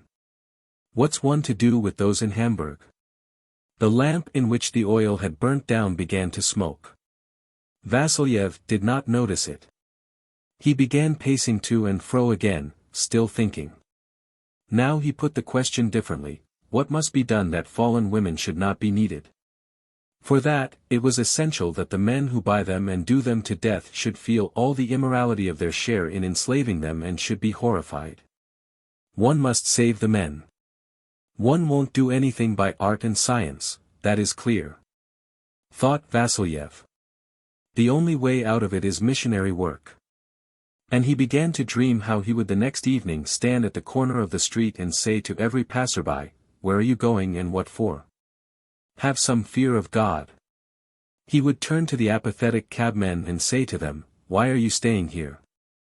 Why aren't you revolted? Why aren't you indignant? I suppose you believe in God and know that it is a sin, that people go to hell for it. Why don't you speak? It is true that they are strangers to you, but you know even they have fathers, brothers like yourselves. One of Vasilyev's friends had once said of him that he was a talented man. There are all sorts of talents, talent for writing, talent for the stage, talent for art, but he had a peculiar talent, a talent for humanity. He possessed an extraordinarily fine delicate scent for pain in general. As a good actor reflects in himself the movements and voice of others, so Vasilyev could reflect in his soul the sufferings of others. When he saw tears, he wept. Beside a sick man, he felt sick himself and moaned. If he saw an act of violence, he felt as though he himself were the victim of it. He was frightened as a child, and in his fright ran to help. The pain of others worked on his nerves, excited him, roused him to a state of frenzy, and so on. Whether this friend were right I don't know, but what Vasilyev experienced when he thought this question was settled was something like inspiration. He cried and laughed, spoke aloud the words that he should say next day, felt a fervent love for those who would listen to him and would stand beside him at the corner of the street to preach. He sat down to write letters, made vows to himself. All this was like inspiration also from the fact that it did not last long. Vasilyev was soon tired. The cases in London, in Hamburg, in Warsaw, weighed upon him by their mass as a mountain weighs upon the earth. He felt dispirited, bewildered, in the face of this mass. He remembered that he had not a gift for words, that he was cowardly and timid, that indifferent people would not be willing to listen and understand him, a law student in his third year, a timid and insignificant person. That genuine missionary work included not only teaching but deeds. When it was daylight and carriages were already beginning to rumble in the street, Vasilyev was lying motionless on the sofa, staring into space. He was no longer thinking of the women, nor of the men, nor of missionary work. His whole attention was turned upon the spiritual agony which was torturing him. It was a dull, vague, undefined anguish akin to misery, to an extreme form of terror and to despair. He could point to the place where the pain was, in his breast under his heart, but he could not compare it with anything. In the past he had had acute toothache, he had had pleurisy and neuralgia, but all that was insignificant compared with this spiritual anguish. In the presence of that pain life seemed loathsome. The dissertation, the excellent work he had written already, the people he loved, the salvation of fallen women, everything that only the day before he had cared about or been indifferent to. Now when he thought of them irritated him in the same way as the noise of the carriages, the scurrying footsteps of the waiters in the passage, the daylight. If at that moment someone had performed a great deed of mercy or had committed a revolting outrage, he would have felt the same repulsion for both actions. Of all the thoughts that strayed through his mind only two did not irritate him. One was that at every moment he had the power to kill himself, the other that this agony would not last more than 3 days. This last he knew by experience. After lying for a while he got up and, wringing his hands, walked about the room, not as usual from corner to corner, but round the room beside the walls. As he passed he glanced at himself in the looking-glass. His face looked pale and sunken, his temples looked hollow, his eyes were bigger, darker, more staring, as though they belonged to someone else, and they had an expression of insufferable mental agony. At midday the artist knocked at the door. "Grigory, are you at home?" he asked. Getting no answer, he stood for a minute, pondered, and answered himself in Little Russian, "Nay. The confounded fellow has gone to the university." And he went away. Vasilyev lay down on the bed and, thrusting his head under the pillow, began crying with agony, and the more freely his tears flowed the more terrible his mental anguish became. As it began to get dark, he thought of the agonizing night awaiting him, and was overcome by a horrible despair. He dressed quickly, ran out of his room, and, leaving his door wide open, for no object or reason, went out into the street. Without asking himself where he should go, he walked quickly along Sadovoy Street. Snow was falling as heavily as the day before, it was thawing. Thrusting his hands into his sleeves, shuddering and frightened at the noises, at the trambells, and at the passers-by, Vasilyev walked along Sadovoy Street as far as Shuharev Tower, then to the Red Gate. From there he turned off to Basmania Street. He went into a tavern and drank off a big glass of vodka, but that did not make him feel better. When he reached Razgulya he turned to the right, and strode along side streets in which he had never been before in his life. He reached the old bridge by which the Yauza runs gurgling, and from which one can see long rows of lights in the windows of the Red Barracks. To distract his spiritual anguish by some new sensation or some other pain, Vasilyev, not knowing what to do, crying and shuddering, undid his greatcoat and jacket and exposed his bare chest to the wet snow and the wind. But that did not lessen his suffering either. Then he bent down over the rail of the bridge and looked down into the black, yeasty Yauza, and he longed to plunge down head foremost. Not from loathing for life, not for the sake of suicide, but in order to bruise himself at least, and by one pain to ease the other. But the black water, the darkness, the deserted banks covered with snow were terrifying. He shivered and walked on.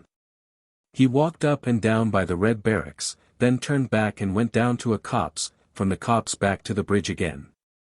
No, home, home, he thought. At home I believe it's better. And he went back. When he reached home he pulled off his wet coat and cap, began pacing round the room, and went on pacing round and round without stopping till morning. 7. When next morning the artist and the medical student went in to him, he was moving about the room with his shirt torn, biting his hands and moaning with pain. For God's sake!